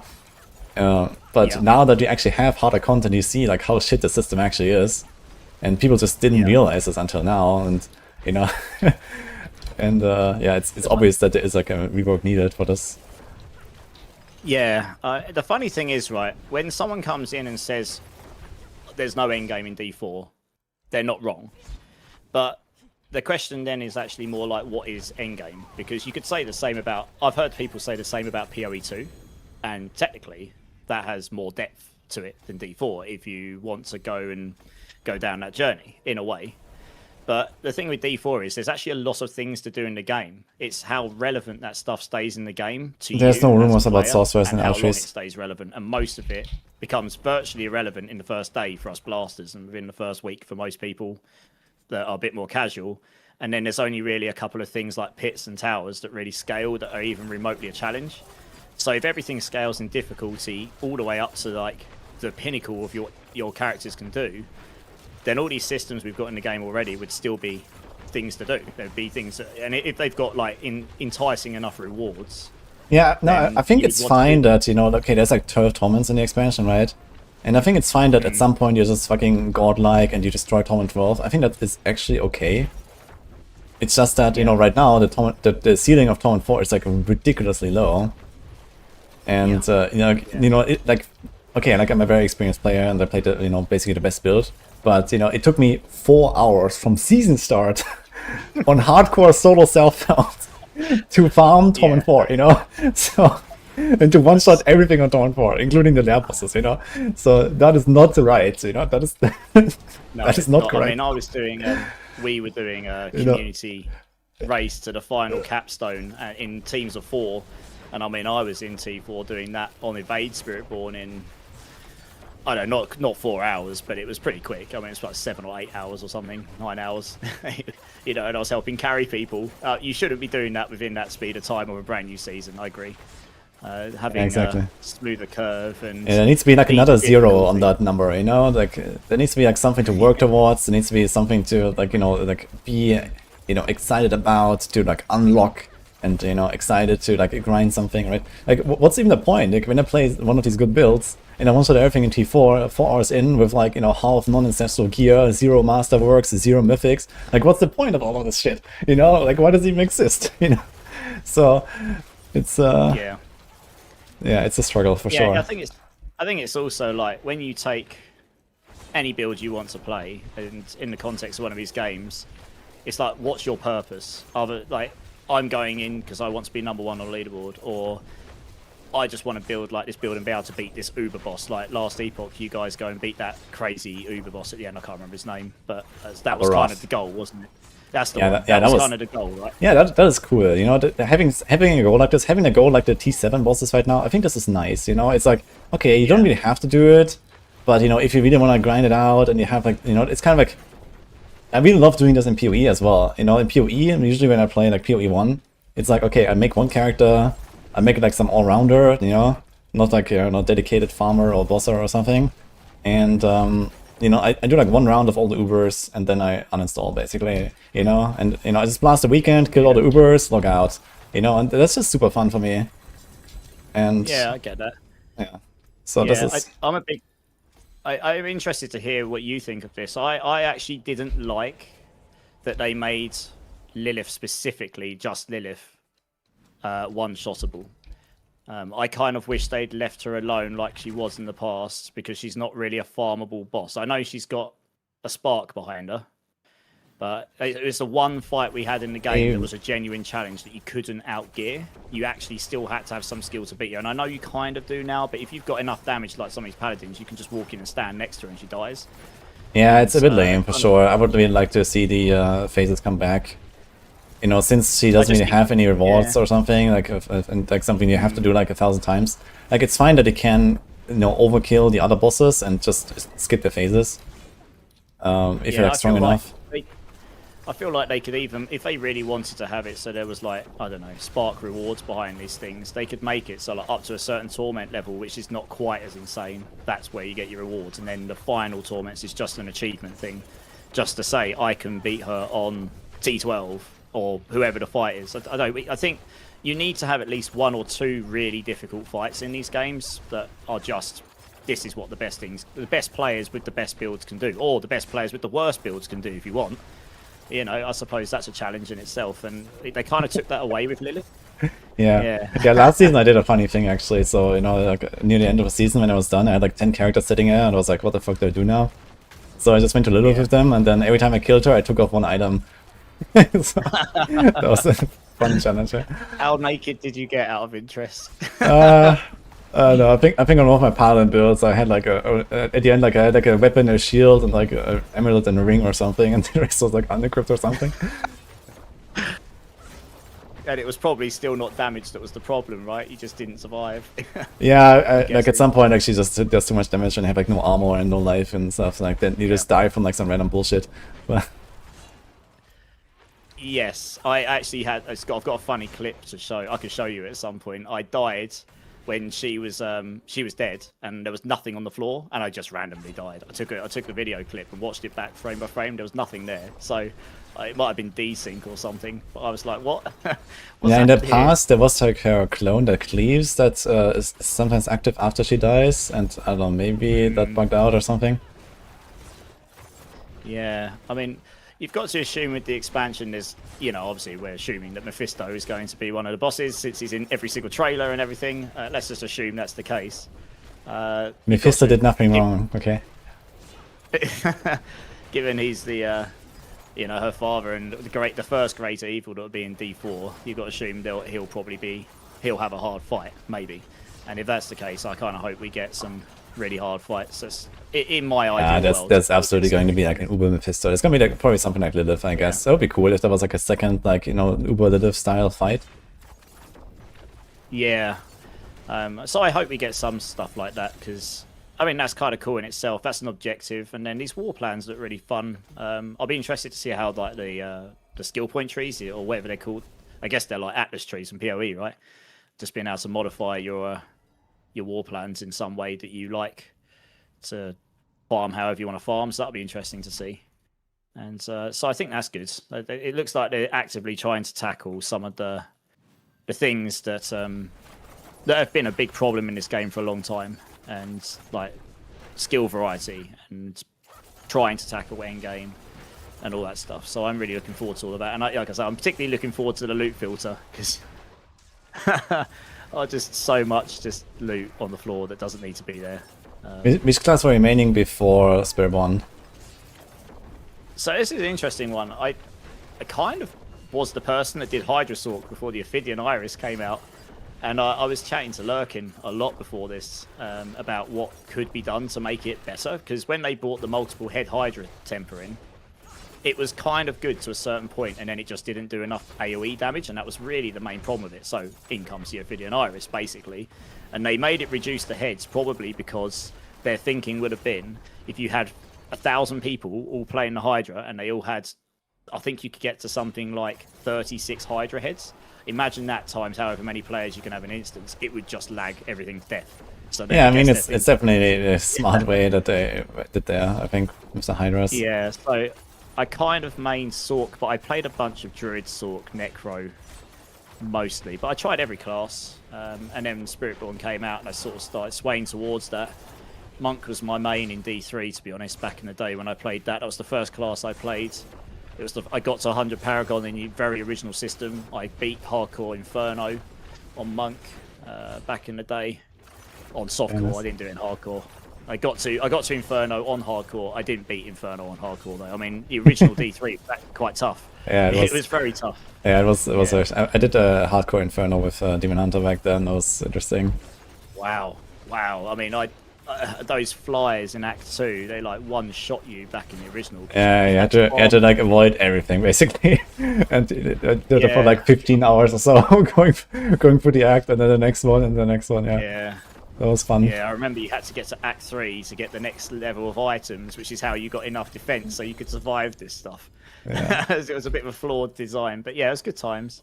So Monk, because so Spiritborn actually, it's quite it's interesting. Like, that's kind of where I guess I was going to land. Just, I don't know, I like that play style. It's quite interesting. It's got some really interesting mechanics. It's just been really overshadowed by particular this is weapons Matthias's Heartseeker variant right the now. one that really annoys me is the Nesicum. I know you've said some things about it. It's just, why did they add it? It hasn't done anything in the context of the game since it's been Well, I added. mean, why do they have Tyraels and Andariels and Avarion? You know, like half the Yeah. movies are just complete worthless trash, so... Yeah, I mean, those are the kinds of mythics, honestly. If we were to actually drop those during the leveling stage, because they're just leveling mythics, maybe tone them down and just make them like... those are things they'll be rare, but you could actually drop them at a lower level. They would be really good. Like, if you got an Arvarian at that level 10, it'd be Giga, right? Even if you half the stats on it, it would still be really good for that level, and you just feel godly for leveling.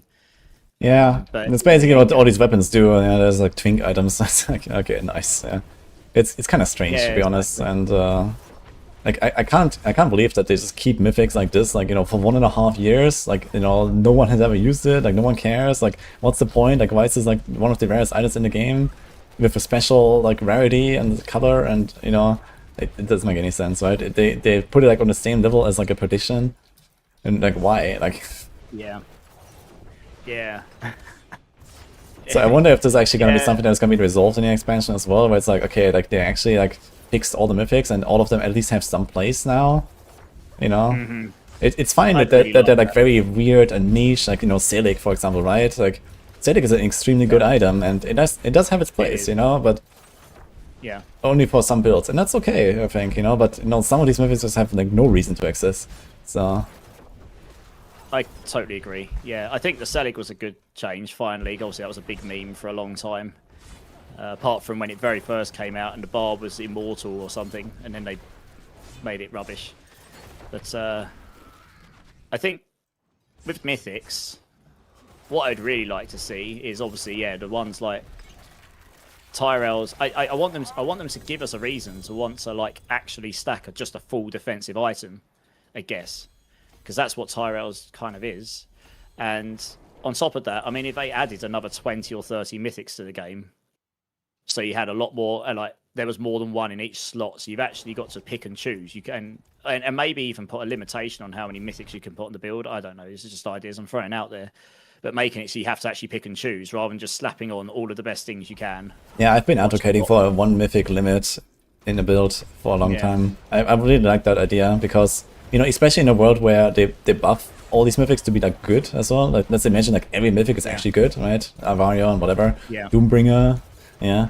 And you know, there are already their own rarity. There are like some special items in this game, so you know, I think it could do something like that. You know, buff them even more if you want. You know, make them really crazy for this thing that they do. But you know, you have to choose one basically, and I think that would actually open up really interesting build crafting options. Where right now it's like, okay, you get a mythic and you just slap it on, like the good ones at least, right? And in the end, like, you know, half the builds just have the same 3 mythics. It's like, yeah. Yeah. All these items just get I mean, outclassed that they are in those slots, basically.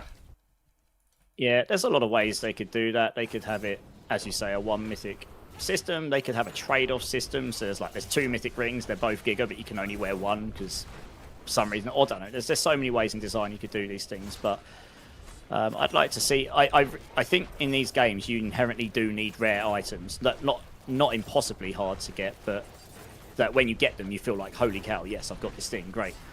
And then you don't also want to be in a position where you've got them all now, and then you just slap on all the best, like half your build is just these items. And you feel like you're pigeonholed into it because they're just so good that you can't not use them. I guess the Spirit Born is riddled with this, to be honest, with the Rod of Kapaleka and the Harmony of Ibawaka, honestly. I mean, those dominate a lot of builds because they're just so strong. How do you feel about the idea of not nerfing Godslayer, but making it mythic in next season? Yeah, I think that'd be okay. I think I haven't really played around with it too much. I did think that it was going to... I mean, I'm glad they got rid of the 25% uptime. I hated that. I hate inconsistency in these games, so I never used it. Didn't care how good it was. Yeah, okay, I mean, it's like not really a Spiritborn thing, I see that, but I don't know, even like this, like on a T4 build on Spiritborn, I guess you could do that, you know, you could like Binding Morass and the Crown, and then you just like fly, you know, and everything just flies to you, you know, play Crushing Hand. Yeah. For me, should- for me, it wouldn't have been a Spiritborn thing. Honestly, it was more. I really dislike things where it's like it's up 25% of the time and then you have to be down 75% of the time. Yeah. I don't know. It's just something that irks me a little bit. So I'm glad they got rid of that. And yeah, in the context of Spiritborn, we have quite a lot of pools, so it maybe doesn't make sense in this current version of the game. But who knows next in expansion? I think I've been hearing it's very good. I saw your video about it as well, about the crazy pools. But I think that's fun. The damage on it isn't insane. If people are sacrificing the Air of Perdition or even something even stronger for damage so that they can farm with this thing, yeah, I mean, it is an extremely good item, and you know, for like easy farming stuff, I mean, it is insane. You know, it's like you have not really seen it yet as a Spiritborn, I guess, but you should try it. It's just like slap it on some T4 build and try it, right? And yeah, I will do at some point. I got one earlier actually. I haven't bothered trying to get one until then, so I finally got one. So I'll have a little play around with it.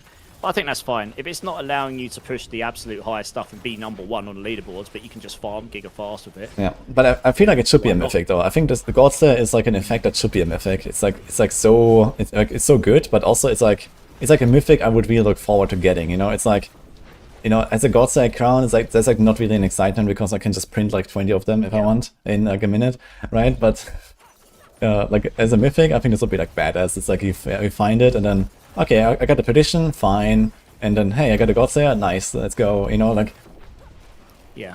I think that would be cool. Because the alternative is probably just going to nuke it completely, right, next season. And I don't really want that.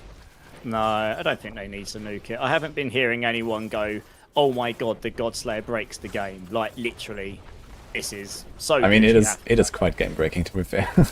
To be honest, I mean, for like speed farming and like the pace of the game and like, you know, all these like abilities that we have to like group monsters, like compare, you know, pressing Steel Grasp to it's just equipping a Godslayer crown or something, you know, like why do we have these skills, right? So yeah, fair enough.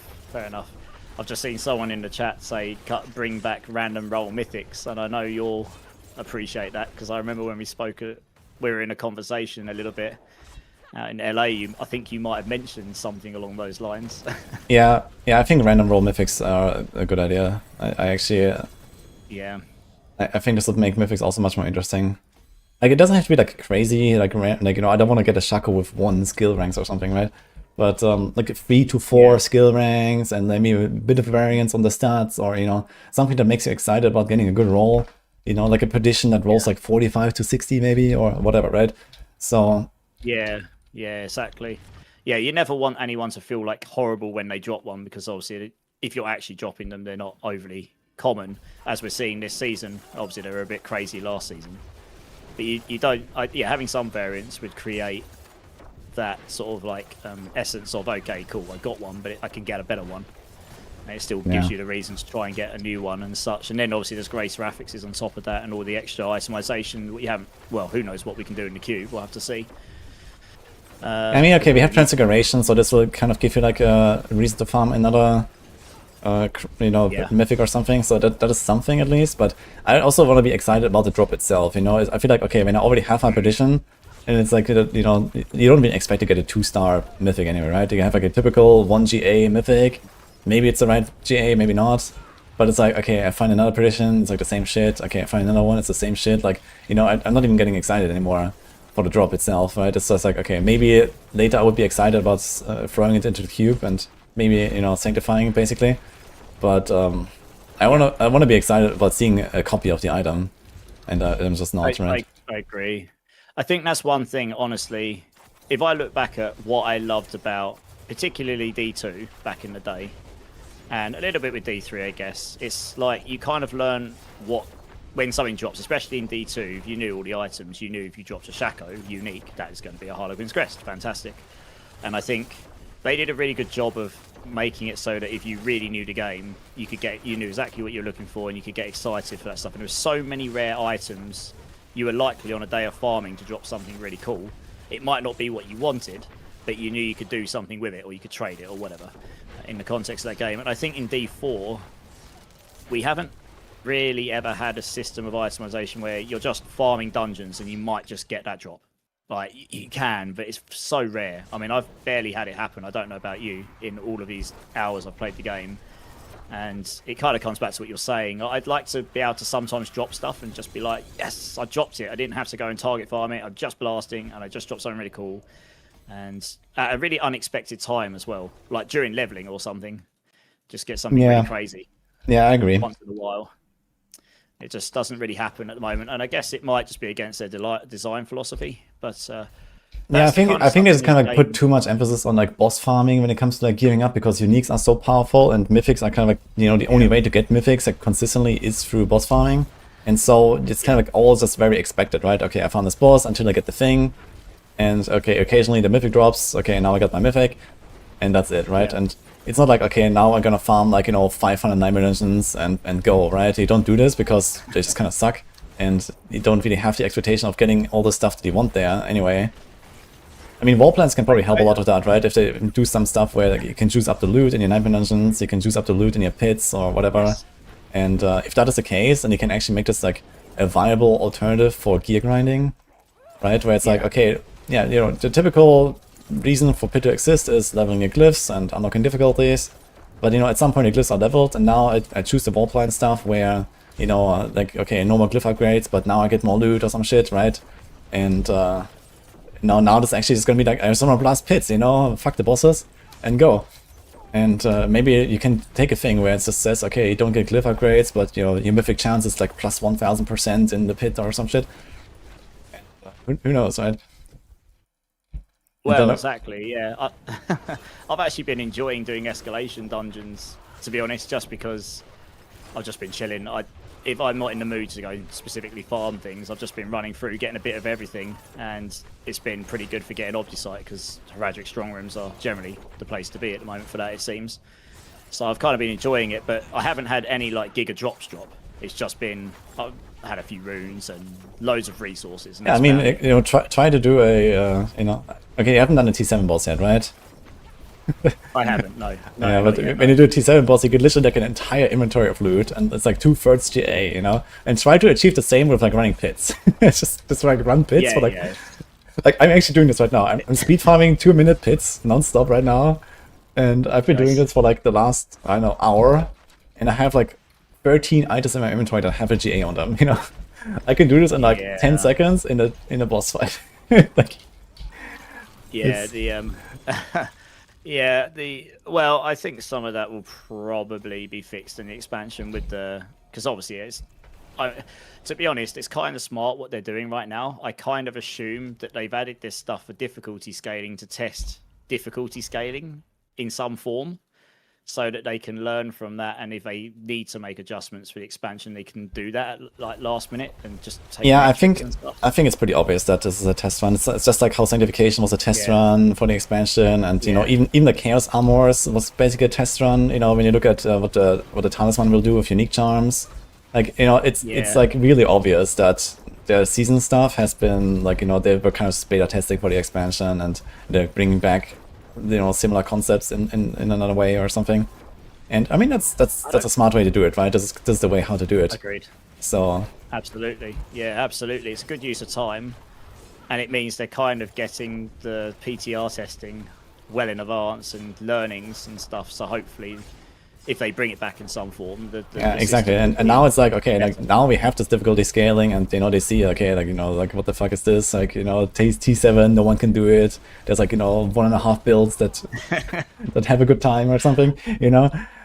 And I mean, I'm kind of fully expecting the expansion T12 to be sort of the same. Like, you know, you're going to have your Giga S tier builds, whatever those end up being, and they will probably be able to do it, and maybe do it very well. But I'm assuming a lot of builds will maybe not be able to do tier 12 stuff. Yeah, I mean, at all, let alone very well. Yeah, I mean, that's fine. It's fine. I think it's okay that, you know, we can't. I think it'll be okay if like no build can reach Torment 12, or like at least farm it, right? Yeah. I think, you know, maybe a push, you know, sure, right? But you would never go there to like do anything, basically. Yeah. And that is also okay. I think it's fine if there's like optional high-end difficulty that we just never get to, or that kind of like leaves a bit of room to grow, you know, for season themes, you know, like typical season themes also buff us by, you know, multiple X or something. So there's that, right? Yeah, I agree. Yeah, so I think we're coming back to what you're saying about the T7 bosses dropping lots of loot. I mean, if they just transferred that kind of drop chance onto the pits and stuff, and then made pits T7, then I guess they'd feel better than they do right now. I guess pits do scale, I guess, by pit level, but they probably don't have the difficulty scaling in them. The loot system, it probably isn't in there like they've got in the bloody. Yeah, I mean, I individuals. think the GA chance goes up a little bit, and you get like more items up to like a certain pit level and stuff like that. But then it just kind of like Yeah. stops, and it's like, you know, okay, I get like a GA item every 2-3 pit runs or something, you know, and like, you know, my inventory is slowly filling up. Every few runs, I get one more item. Like, Yeah. I haven't salvaged, you know, I haven't salvaged anything for like the last hour, you know. It's like, No. and I still have half an inventory to go. Yeah, I'll be interested to see how the loot filter works, actually. Like, does it just delete the items? Does it just hide them? I don't know. It'll be interesting to see how that works, actually. And how much control we have over it. Like, can we... I mean, like, last Epoch's loot filter system is up there for me. That's really good, if you know what you're doing with it. And Yeah. you can pretty much customize anything you like, and you can do your whole character progression if you know what you're doing with it, and so on and so on. I'll be interested to see if we get that kind of flexibility, because that'll be nice. Yeah, I mean, you don't need that much. You just need some conditions for like, you know, character level, tournament level, pit level, or something like that, and then you can actually like, you know, fine tune your filter a lot already, right? Yeah. Where it's like, okay, just like it automatically kicks in after a certain point, and you don't even have to like touch the filter very much after you start playing. So I think that's probably kind of the idea. You just like, you know, you set it up like, okay, like, you know, Torment 2 or Torment 3 or whatever, like, you know, okay, I'm gonna hide all the non-ancestrals, and then, you know, I don't know, Torment 6, I'm gonna hide all of the 1GA items, and, you know, all this kind of stuff, right? So, It's when we find out we get to Torment 6 and GAs haven't started dropping yet. It's like proper hard mode. Yeah. I mean, honestly, I think this would be a good idea, though. Like, you know, like, why do we have 750 loot, right? It's like, you know, I use 750 items for like half an hour when I'm level 60, and then it's just like, okay, 1GA, like the typical 1GA item in every slot, and then it just never changes from there, right? I never get a 2GA item anyway, who cares? And it's like, okay, whatever.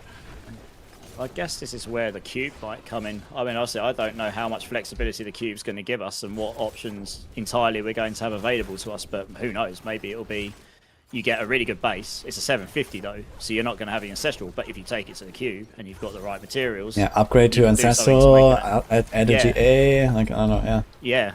I mean, that would be really cool, because then you could set your filter up to be like, well, I'm really looking for these things on the amulet, and then you can sort of do something with it. Which Yeah, would be cool, I think in actually. general they can just like extend the longevity of the item hunt a little bit, right? It's like right now it's like, okay, you go from 750 to like 1GA items really fast, and then you, okay, maybe you get lucky with some drops here and there, and you have 2GAs on something, right? But most of the Yeah. time you don't, unless you like really grind a lot. And then 3GA, 4GA is just like kind of like, okay, you won the lottery on like 1 or 2 pieces, and that's it. Yeah, exactly that. And there's like no way Yeah. to really progress, right? It's like, okay, get 1GA loot, and then you just kind of stop, right? And you get that really fast, and then there's like no way forward, right? I think, you know, this can just be stretched out a bit more. Like, you know, like the 750 loot can just be like, you know, you just have 750 loot for longer, you know, why not, right? And then you get ancestrals like 800, and you know, why do they have a guaranteed GA? They're already stronger anyway, right? Why do they need to have a guaranteed GA? Like, you can just make it 0 GA. We saw this on the PTR, right, where the mythics dropped with 0 GA.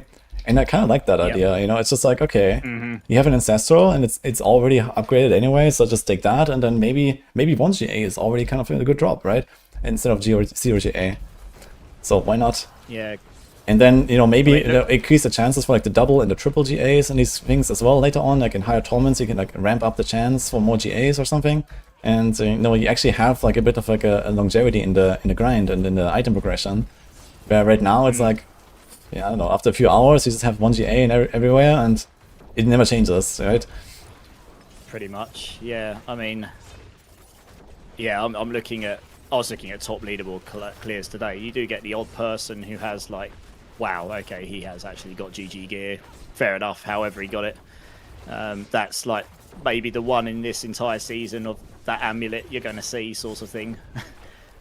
So yeah, you do tend to just stick to the 1GAs, but if you've got some sort of crafting options there, I think the items are going up to 900 from what we saw in the video footage they showed us, so it'll be interesting to see how that item power progression goes. because the level's going up, isn't it? So I could be wrong with that, but I think Yeah, that's it's what they it's showed. gonna be level 70, so I guess that's just like a higher item power that goes with that, and so on. So I guess that's pretty standard for an expansion. So, Yeah, agreed. but then, you know, like So that's the gonna be general really like item system, you know, I don't think that is really changing with like, you know, Ancestrals and stuff. So, but they could definitely like, tweak it a bit with what I explained, right? Where it's like, okay, like maybe Ancestral drop rate is just very low in the lower torments, right? And I think that would be fine, you know. Like I would actually like to, like, you know, sort of care about my non-ancestrals for a little bit, and then now I found an ancestral, and now I'm slowly gonna upgrade my stuff, and now I find an ancestral that actually has a GA on it, and now I find an ancestral that has 2 GA on it, and yeah, that would be more exciting I mean, for sure. Absolutely, that would improve the item journey if you think about it, because it's like at the moment I'm thinking about the context of this season. Obviously, this season is a very fast season, right? Leveling in general and getting into the end game was really boosted up, and I guess that kind of makes sense as a shorter season. But I really didn't care about non-GAs for very long at all. If I can't even remember if I did, to be honest, because I think I just got to Ancestrals so fast that non-Ancestrals were just completely forgotten about. And the only reason to use non-ancestrals quite... at the start is because, you know, you might want to have some tempers on them, and you don't have Forgotten Souls. So you put non-ancestrals because you can actually temper them and stuff. That's like the only reason, really. Yeah, pretty much. Yeah, I suppose while you're leveling, once you've got enough resources, you just get the item you like, and you just keep scrolling it and source it out, because we haven't got bricking this season. But yeah, it'd be really cool to see that the item gorilla journey fonts, be a Maxwell bit build? more. It would make it. It'd make Yeah, it it's a lot pretty more strong. exciting to see GAs if it was like that. I guess where you didn't just start getting showered with greater Remove affix all items legendary in and unique T1 items. and T2, and you had to get to like T4 or 5 or 6 to really start seeing 1 GAs a little more often and such. And then you can use crafting to improve your odds if you know what you're doing and stuff. I guess it's adding a lot of complexity to the game. And Yeah, I mean, the devs, I guess, crafting doesn't have to be that giga complex, you know. Obviously, you know, I think the default players don't necessarily want like a PoE crafting system, right? Even for like very experienced PoE players, it's a struggle because it's way too much. Yeah. And you know, we don't really want to go there, but I think it would be good if there was like, you know, smart decisions you can make, and, you know, okay, like, you know, there's like a way to like influence the crafting outcomes, and, you know, I can like, you know, roll certain stats, I can roll certain categories of stats or something, and, you know, I can maybe even craft certain stats that can't be found as a drop, for example. I think that would be cool. You know, like a cube only stat that you can put on a gear. That would be cool. I feel like that was the one thing they missed on Sanctifications, if I'm being honest. Like, I like the fact that they gave us loads of power, but they could have just given us some really interesting stuff that we couldn't get anywhere else. And I guess if they bring it back, I'd quite like to see that. I don't know, I'm sort of thinking... They actually almost did that. There was, I think, in the data that we had in the planner, like, you know, the planner's data mined, and there was actually a sanctification outcome for weapons that said projectiles cast twice, like all of your projectiles. But it didn't actually exist. No, that's the example I just used, because I saw that and I was like, that'd be really interesting. There's a number of builds across the game that would really benefit from something like that more than just a straight up aspects. So, yeah, exactly. I mean, that could be very powerful, but I think stuff like that would make the system really interesting. Obviously, it's a lot of work for the devs, because they would have to go through all of the various skills and make sure that they work and stuff with it. But yeah, I mean, there's also like the option to, like, you know, with itemization changes and expansion and stuff. Like, I think there's also gonna be lots of changes in, for example, tempering, right? And they have like all these like, you know, temper manuals and like really crazy stuff. And I mean, that's basically that anyway, right? This was basically a temper stat. And yes, yeah, maybe they're gonna change that system a little bit and give us other stuff there, and, you know, then you can have the option to like actually put interesting stuff on your gear in other ways. Yeah, I really like that in these games, where it's like you don't just inherently go straight for damage and life and maybe attack speed if you need it. Like, you actually look at twice. different stats, and I've actually done it on one of my builds, or a couple of builds this season, just like adding some slightly different utility skills just to try and round them out to try and make Spiritborn a little bit less squishy. But I quite like that idea, where it's like you're trying to round out your character with various different breakpoints and various different mechanics to make sure you're covering all bases, because you might actually get a power spike if you can permanently activate this mechanic. haven't got an example off the top of my head, but you know, there could be a mechanic that you don't really have access to normally, but maybe you can temper and give yourself a chance for it. I actually think Last Epoch did a really good job with this stuff. They did actually do a lot of really good things in Last Epoch with like their idols. I remember the very first build I played in Last Epoch was a Hamadim style build, and the build I played required idols to work because it I know some crazy skill off it, that sort of stuff. I don't know. The hammer that has like these 2x2 idols that have like some specific stat procs and shit, right?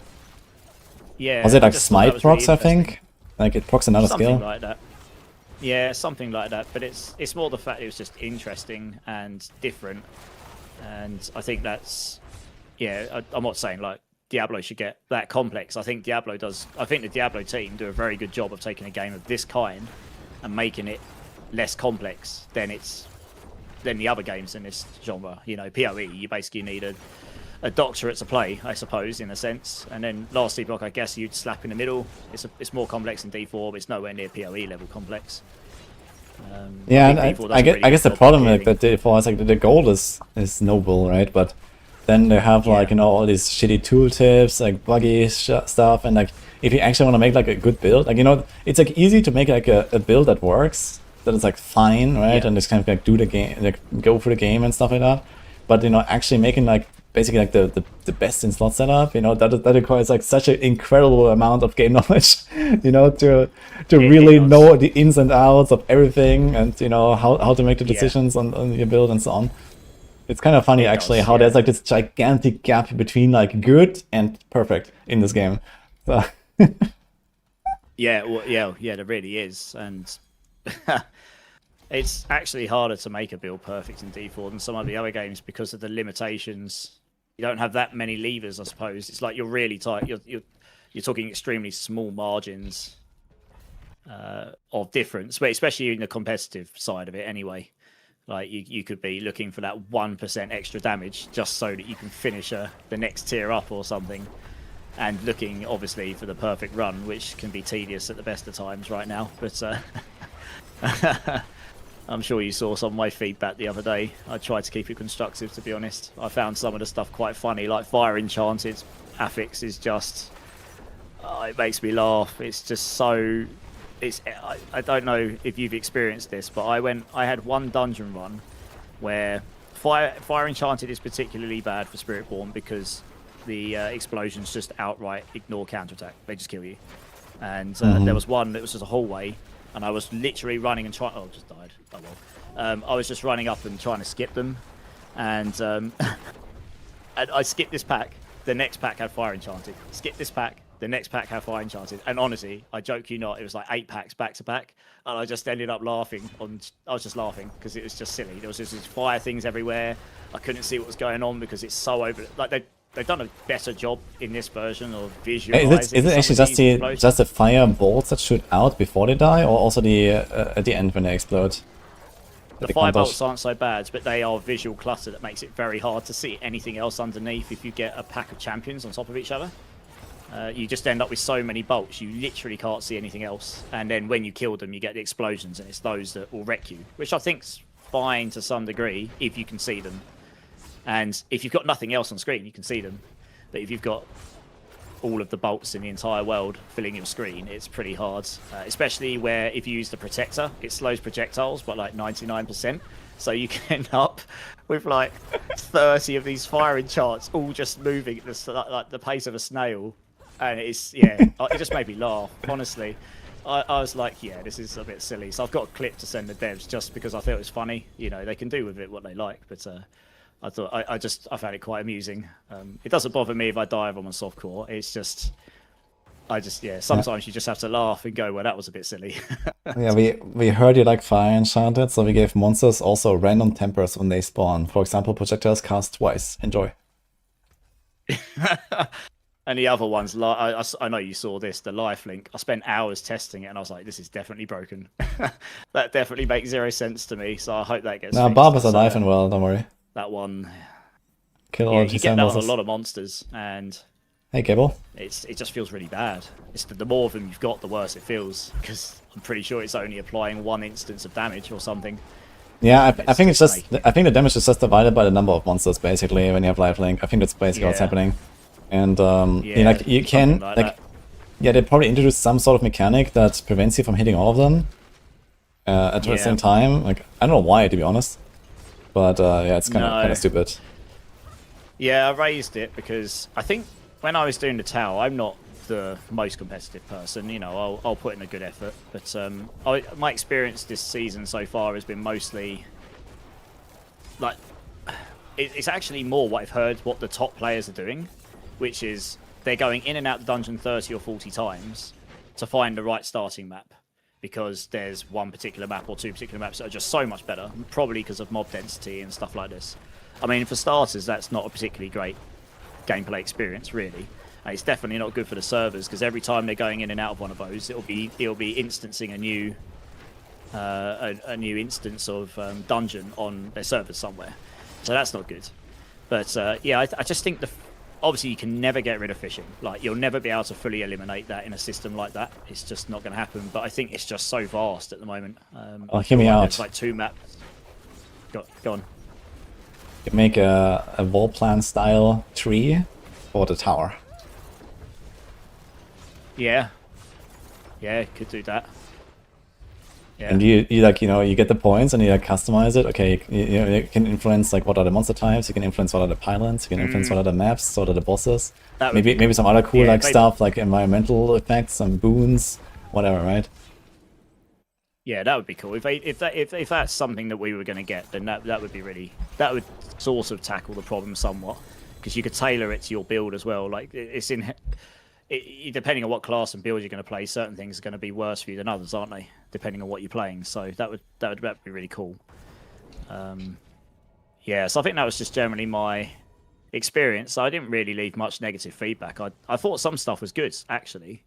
Funnily enough, backtracking doesn't. At least I didn't experience much of it. I didn't experience a huge amount of backtracking in the tower, which means that system they've got now for creating the maps without backtracking, or at least not as bad as the pits are in some cases. I felt that. Yeah, that I mean it's also like something that Savin talked about at some points, right? Where it's like, okay, they're actually gonna take that technology and put it like in the pit and stuff like that. So just imagine like, have you tried doing like a tower speedrun, for example, like just like a 2-minute run? I actually haven't. Haven't, no. Yeah, just do it, and you notice the difference immediately when you play through the tower versus the pit. Just try it once, now, and you'll see. Right, let me finish my strong room first. I want my Opti-site. And I'm not doing very well in these. Like farming a tower actually feels good. Like the maps flow nicely. You get globes when you kill elites. Like you get a pylon that does something. Like it feels good actually. Like it's kind of interesting. Yeah. And now if you imagine that the pit will be like this, and more, right, with war plants and stuff, that's a huge upgrade already. So I think so. Yeah, I thought that was generally quite successful. I'm sure you can always improve. I always hear that people like hate leveling their glyphs and stuff like that, but I think what they really hate is the pit. Like the pit just is not fun for people because it's just like such a shitty design and has like this backtracking and like the fun is missing basically. I don't think anyone really has a problem with glyphs themselves. It's the pit that sucks. Yeah. But if the pit doesn't suck... I absolutely didn't mind leveling my glyphs, at least on one character this season. But yes, the backtracking in certain maps is the thing that's you look at it and just roll your eyes a little bit. You roll your eyes because you're like, oh, I've got to go all the way back there. Oh, good. Yeah, exactly. And this doesn't happen in the tower, in the tower you have like, I don't know, like 6 floors or some shit, like you just keep going, who cares, like... Yeah. You just blast. It feels good. Yeah, so I think I honestly think like the future of the I think getting a snapshotting of the builds and the leaderboards will be good. It'll get rid of a lot of potential, and this is no shade at anyone, but it'll get rid of any potential toxicity of any kind, like people accusing people of things and whatever. It'll just be this is what it was, and now we don't have to accuse them anymore. We just have the proof right there. Yeah. Exactly. You have the proof. You see you just see what was done, what it was done with, and that's that. You make of it what you will. I'm sure some people won't like that, but on the flip side, it's clarity, isn't it? And so that'll be good. And then the rewards will be nice. I think all the stuff they said they were doing for the tower and in for future, that all sounds really cool. And obviously we know Solar Cell Found is coming at some point. So I think once you put that in the context of it, that might actually create some interesting competition for those doing SSF as well. So we'll see. I mean, I don't know how strongly in Diablo. I know in other games that's got a very strong following, but I think having the option to do that stuff's going to be really, it's going to be really nice for the people that care about that stuff. And Yeah. I think it's got its place. I just think it's in its infancy and it just needs more time to be evolved into what it's going to become, I guess. Yeah, they definitely need to make the tower more fun. Like, you know, even as someone, like, you know, like I built an entire career based on pushing rank 1s in D3, you know? And as someone who did that, like, I don't like the tower, really. Fair enough. It's just not really the same as D3, and it doesn't have to be exactly the same. But, you know, like, there's like definitely like a huge, like, kind of fun element missing right now. Like, the D3 pushing was, like, so much more strategic, and, you know, so many things you could learn and, like, you know, do better than someone else, basically. And the tower doesn't really have that. You know, I can't really show that I can do the tower better than other people, you know. Yeah, fair enough. And that is missing, for example, and that kind of like sucks out the fun. It's more like, okay, like I just kind of keep going until I get the right combo and you know, the right boss. And you know, they tried a little bit now, like making it, for example, the bosses harder, so like, some of them actually like really blast you now, and people get one shot by them and stuff like that. So it's like, okay, that's kind of interesting already. You know, obviously you have to like dodge the mechanics now. It's better than just face tanking everything. So that's a start. And but there needs to be more. I mean, they were just damage sponges. Last season they did absolutely nothing. That was one of the bits of feedback I gave. I was like, the bosses probably should be more challenging and dangerous than some of these mobs, not just sponges. Yeah, exactly. That's basically what they were. Yeah, and they're doing that now. So like some of these bosses are actually insane, man. Like, like it's crazy. I'm pretty sure like on hardcore people are gonna die. They're like insane. Oh, yeah. I guess I haven't encountered it. The bosses haven't been an issue for me. Like, honestly, for Spiritborn, it's just those crazy affixes. Because I think it's because counter-attack actually works against the bosses, and some of those affixes have just been... Executioner just straight up ignores it. It's like the only defensive mechanic we've got, really. So if it gets ignored, we're screwed.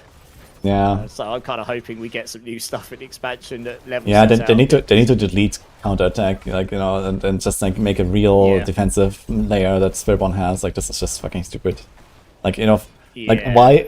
Like it's so fucking gimmicky, and then it doesn't work against some stuff. Like, this is stupid, you know. Like, obviously no one wants to play fucking Spiritborn under these circumstances, I think. So. Yeah, I mean, I'm fine with Spiritborn, for example, being squishier than other classes. I think that fits within the build archetype of basically being a jungle monk. But we should be able to be... I mean, playing hardcore with Spiritborn right now, you're very limited what you can do, and even then, you're probably just going to be on the edge of your chair most of the time. Yeah, exactly. It's just like one shot by fire enchanted. Like it's not even the same universe, right? I don't think like defenses they need to be like somewhat comparable, because you know it's not like, okay, Spiritborn is a squishy class, you know, they have no armor and the monk agile thing, yeah, but you still need to be able to like play the game on the, like similar to other classes, right? It's, you know, there should still be like a kind of similar skill check, basically, I think. Yeah. And maybe it's like a little bit harder for the Spiritborn or something, and there's a little bit more focus on, you know, get good and dodging and whatever, but the way it works right now, it's just like so fucking gimmicky with counterattack. You have 100% dodge chance, and sometimes it doesn't work, or sometimes it does, like who knows. So it's pretty much, yeah. It's like you can't actually outskill the game either. There are times where there's so much going on with the new affixes, and especially in the higher torments, like you are going to get hit by stuff, and the damage spiking on us because we don't have those defensive layers is just impossibly hard to avoid on a lot of builds. So you are just going to get random one shot occasionally, unless you go... I suppose you could build a lot tankier and stick like Harlequins on, and that's what you'd have to do at the moment, probably. Yeah, so but I mean, this is like not really an option, you know.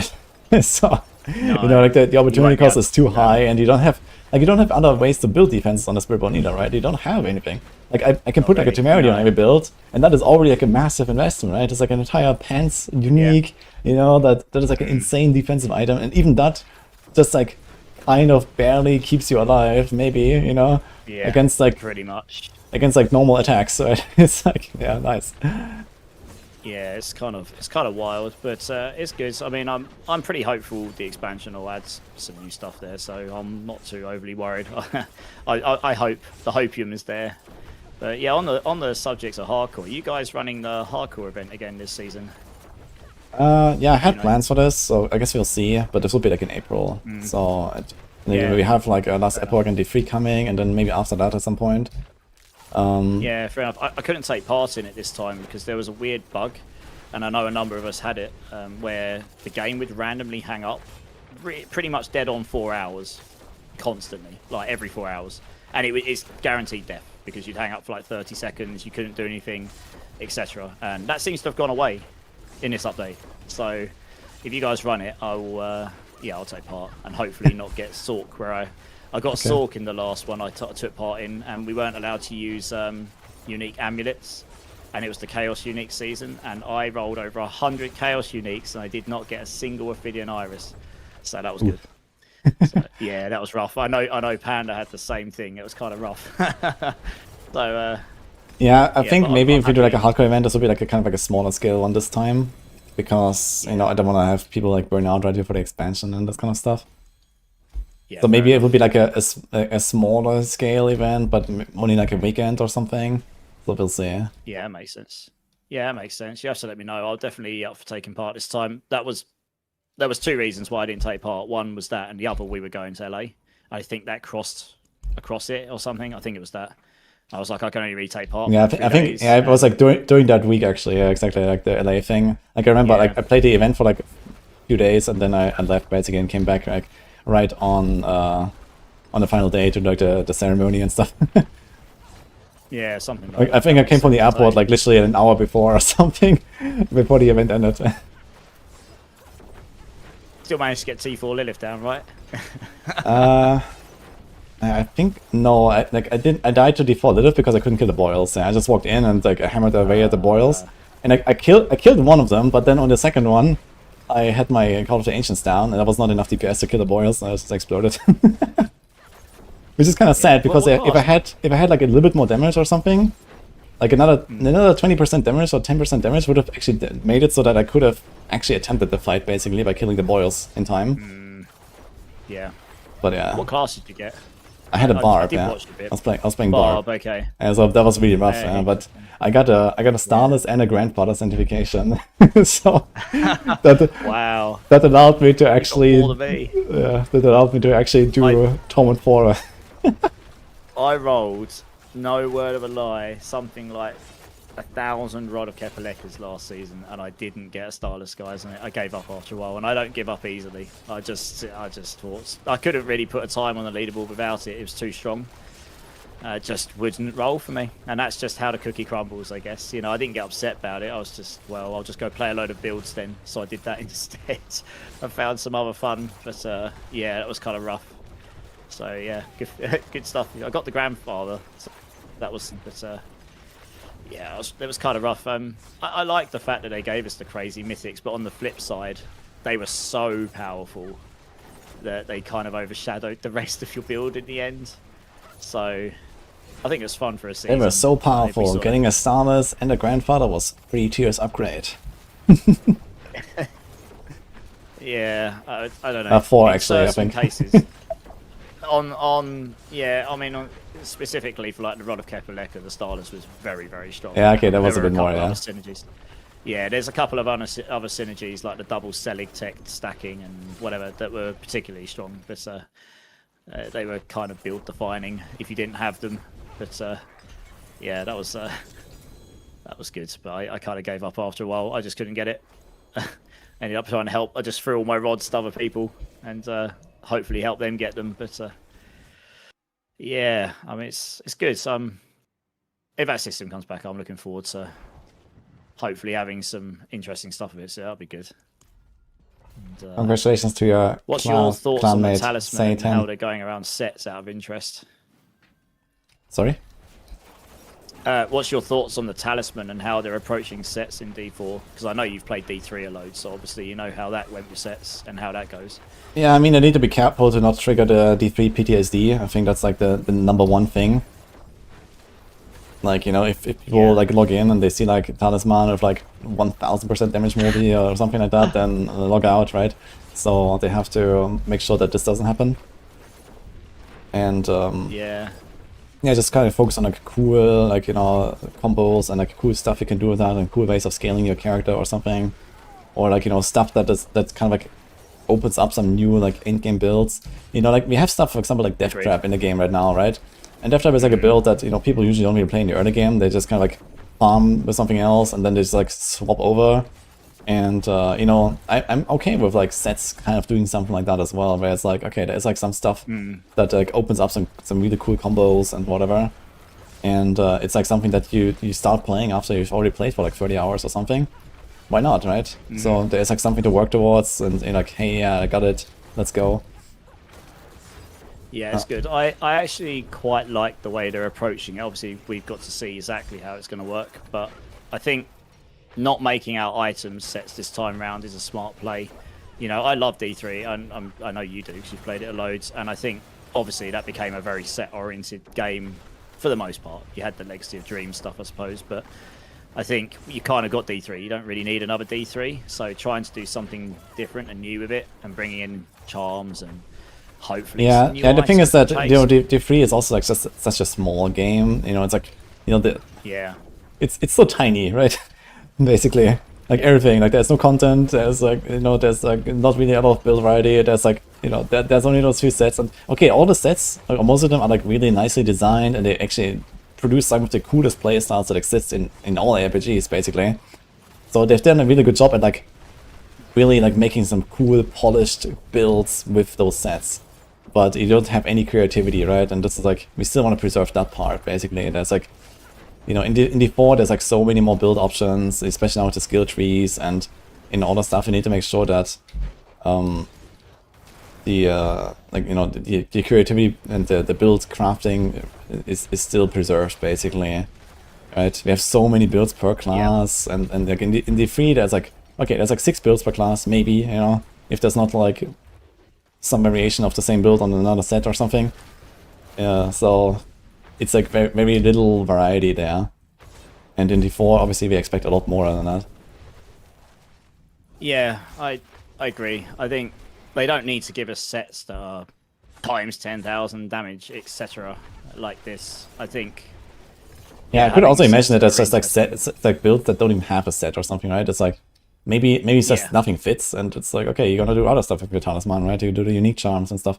So that would actually be cool, Yeah, like, you know, if that is actually, like, you know, you do some crazy combo, and it's like the Chaos Armor thing, where it's like, you know, you suddenly have, like, you know, a few extra unique powers and do, like, some crazy combo. Yeah, I mean, yeah, you could even have, like, farming sets and stuff, maybe. I don't know. They could throw all sorts of stuff in there, couldn't they, if they wanted to. Yeah, I'll be really interested to see what they do there. I think it sounds really interesting. And new items to chase, I'm all for that. Obviously, I don't know if they're going to be tradable or anything, but even if they're not, that's still something you're going to be chasing. And there's still a lot of details to come, I guess. But yeah, I think it all sounds really good. It's one of the things that definitely excited me the most when I heard it, because I was like, that's a new layer of sort of build crafting on top of what we kind of already know. I'm sure there's lots of stuff we haven't seen yet about the existing systems, but yeah, I guess like one thing to kind of like keep in mind here is that, like we talked about, okay, it's like, you know, pretty simple in D3 to like make a build and whatever, right? But if you like add like 1 or 2 layers on top of what you have, with like, for example, talisman, you know, and then like also, I guess, transfiguration, maybe that's going to do crazy stuff, and who knows, right? So suddenly you actually increase the complexity a lot, right?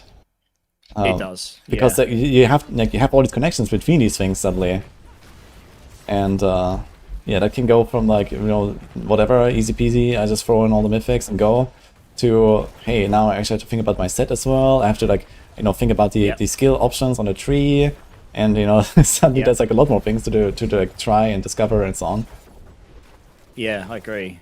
Which is also cool because, yeah, there's like, you know, maybe there are like, you know, 3 different sets that I can play with like a Pencho Rogue, and like they all have like some sort of different upside and, you know, a different feel to them or something.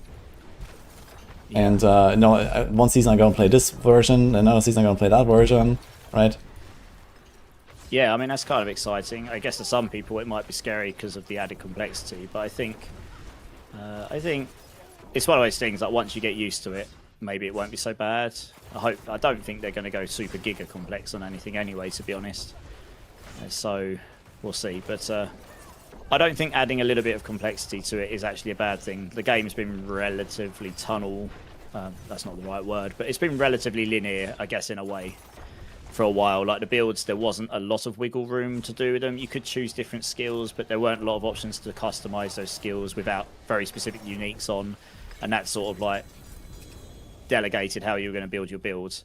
So I think it'll be really interesting to see if, like, I don't know, just throwing an example out there, someone makes a Quill Volley Spirit Ball next season of some kind, assuming you've got to assume the skills in the game still, and then there's like 10 different versions of it. It's like different variations because of, I don't know, talismans or different skill choices in the skill tree, or maybe even the paragons. I don't know. Maybe the paragon's not changing. Maybe it is. But yeah, that'd be really. I think that'd be great. I think it'd be good to see that stuff, and there might be a perfect version that people finally land on eventually. That is like, this is the best version.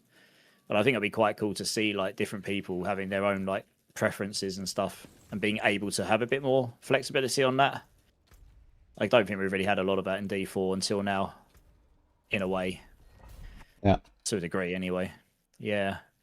I And the three main choices are skill and the tree of in any of these games, I like just tinkering around with mechanics and trying out cool stuff, and hopefully stuff I've not done before, which is pretty hard in this day and age because I've played these games so much in my life, same as you, I'm sure. So it's pretty hard to find a build these days that's completely and utterly new to what you might have done before. But, yeah, it doesn't have to be that as well, right? It's fine. Like, it's fine that classic playstyles come back, and they're just fun, and there's nothing wrong with that.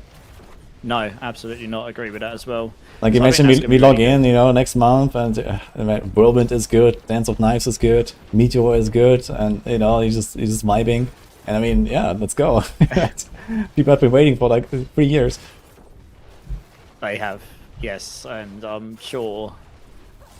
Yeah, I'll be very interested to see how the classes end up against, like, if you were to put them up against each other, and when we get into the thick of it, when the expansion drops, it'll be very interesting to see where the classes land, like, generally, and like, is it going to be, oh, this class is just so strong, it's just leaving everyone in the dirt. Yeah, I mean, there is definitely Maybe potential for like certain build archetypes on the classes just be like very dominant, right? If you look at, for example, Paladin right now, Defiance Aura, and then look at what a support Paladin can do with like 1200% Defiance Aura, like Thorns buff or some shit. So maybe if they leave something like that in, that's kind of like buffs an entire archetype in such a crazy way, then yeah, you could definitely have like certain classes just being completely above the rest thanks to that. Yeah. Like with the Shield of Retribution right now, and like in group play this is like even worse. If the gap is even larger with Shield of Retribution and other builds in group play than it is in solo already, and in solo it's already insane, right? So It is, but it is cool to see that there are. I know I was actually lurking. Was it yesterday you were doing? Was it yesterday or the day before you were in with Roxy and Hysteria? I was yesterday, lurking for a while. I was lurking, listening because I was doing some other stuff. Like they really enjoy that stuff. They're obviously very good at it, and they've put the time in. It's cool to see that there is now the starting of the proper group play, and I think that's one thing that honestly, when people come into my chat and go like, "Oh, I play PoE 2. Is D4 worth it?" Or that, I'm sure you get this question a lot as well. I always try and take as best I can the most middle ground I can, because I personally enjoy both games, and I really enjoy D4 for all its flaws it's had. I've enjoyed it, and I've had my frustrations. But I always try and say to people, like, one thing that D4 has done quite well is it's been designed and always been like, you can play, it kind of makes you want to play with people if you want to, or you can play solo if you want. And the other ARPGs, you can do group play, but I don't think like PoE 2 is like, say, inherently built around it. It was built as a solo experience that you can play with people if you want, more so than D4. I'm sure some people would disagree with me, but that's kind of... Yeah, I mean, that is true. Like, PoE group play is like horrible, basically, but it's extremely rewarding, right? It's kind of like in D4 as well, like, like D4 group play, okay, it's alright, and it's like definitely better than like PoE group play or something, because you just kind of go in with your build and you blast, but then you also have these like insane scaling issues and insane power gaps between people, which are mostly just kind of like masked by the fact that T4 is trivial and no one cares. But whenever that is not the case, then you're gonna see that massive, like, okay, Paladin is like 1,000 times stronger than my Penshot Rogue or something, right? And it's like, You know, the two people in the same party are not playing the same game, right? And No. that's Yeah. really a big problem, right? Like as a casual player, you might not even understand this, right? Like you look at like a build and it's like, okay, this looks nice. I'm gonna check this out. Okay, they're blasting Torment 4. Let's go. But then, you know, okay, this build can do T80. This other guy does T90. Sure, let's group up. You know, it's 10 tiers apart. It's gonna be fine. But you know, it's not fine, right? It's like a fucking gigantic gap, you know, that you can't bridge, and you're not gonna even like move the health bar on like enemies or something. It's like, yeah. That is certainly a problem, right? Where we just have this insane gap. Yeah. And yeah, I think that takes a lot of the like kind of casual fun of group play away. And you know, like most people that kind of like get in a situation also don't know how to get out of the situation, right? They don't know, okay, like, you know, how to like why is that even happening? Like, why is my build so weak? And so on. It's just like, yeah, you chose the wrong class. Good luck next time, right? So I've had a lot of people coming in saying along the lines of, oh, I've been playing Sork, I feel weak, made Paladin, no, ungeared, way stronger. You know, that kind of vibe, and it's just quite true this season. But I you know, it is what it is. We've seen this with pretty much every season. There's always something very dominant. So I kind of hope that the new way they're doing the skill trees and stuff, it will make it a bit easier for them to sort of... It's impossible to balance everything with so much stuff, like so many mechanics, like perfectly, but get it a little bit this is the best rogue build here, Mashira. Heartseeker with Omega. So that, yeah, so you're not like literally like 1,000 times stronger just by default without even investment, just because the class enables you to do that in some way or another. Because that is kind of true at the moment, isn't it, really? I mean, Paladin's just trumping everything. Yeah, I mean, okay, other classes have caught up a little bit with the Paladin nerfs and so on, but yeah, I think if it wasn't for the Shield of Retribution, if Shield of Retribution was just like 10 tiers weaker or something like that, then it would actually be a relatively good balance right now across the classes. Just the fact that, okay, like Paladin has like, you know, 5 to 10 builds that are all like, you know, really good and, you know, that they can actually recommend to people. And the other classes, they have like 1 or 2 maybe, and that's about it. And then there's Necro, so... Yeah, well, yeah. I mean, every class has got something that can do the game, but yes, the variety of what can do the game is obviously quite thin. I think it's all relative as well to what people are looking for. I guess that's why I normally try and find out when someone asks what's a good build to play, because different people want to do different things, don't they? Some people just want to have a good time. Some people want to push the high stuff. Some people want to go fast. So you have to try and like work out what would be good for that person, I suppose. What is the best build, Immortalize? Tell me. What's the best build? Oh, that's a hard question to answer, Mr. Wudijo. I feel like I can't win this one. No, you cannot. No, I cannot. So I'm probably going to plead the fifth here, even though I'm not American. Best just to not answer, because I will get crucified, I'm sure. No. I mean, obviously, quite as you mentioned, the strongest is quite clearly Retribution Thorns right now, isn't it? Now they fixed all the Thorn stuff up. So, I mean, it's cool to see something different this season being strong. It was what it was Judgement, some kind of Judgement build last season, wasn't it? If I remember rightly, that was kind of wild. Good riddance, man. Fucking Judgement. I couldn't bring myself to play it after seeing the rotation, to be honest. Yeah, that was. I played a few random builds and then went on to other stuff. But well, at some point, I couldn't take it anymore, man. I just went like full YOLO and just pushed until my character ripped, and I was so happy, man. So it's on your list of like characters. Where would you rank Paladin in for you? Like, is it like near the top of the classes you like playing, or is it nearer the bottom of the classes you like playing? Out of interest. I definitely enjoy Paladin a lot, but it might just be that it's like fresh and it has so many like kind of good builds right now. You know, you can play so many things on Paladin and they actually feel different. You know. Like, I love playing stuff like Brandish as well. I love playing like Divine Javelin. There's like cool stuff that is like very different from other builds. I played the Divine Javelin builds and I didn't really care if it was the strongest build or not. I just found that it's the nearest thing we've got in a game to Javadin, I suppose, in a way. Or Javazon, sorry, from D2, I suppose, in a way. It's got its gimmicks. You know, it was a bit annoying to play on bosses and stuff, but as long as you positioned okay, it was okay. It was pretty fun, it was pretty tanky, and it was different. Yeah, I definitely agree with the build variety. I mean, if we're getting that on every class in the expansion, that in itself excites me beyond anything Yeah, else. and I mean, like, you know, most of the Paladin builds are somewhere in the same universe, like outside of like Shield of Illusion in terms of like output and performance, right? So that's kind of a good thing to see. And if that kind of carries forward to the other classes, and it's like, you know, can you scale your gear more generically, and you know, you can like swap over to other builds if you don't like this one, and you know, you don't have to feel bad about choosing a slightly off-meta build. You know, that's perfect, right? And Paladin has that, right? Absolutely. Paladin, there's like 10 builds where I say, okay, like all of these are just like, you know, you're blasting, right? You don't care. Here you go.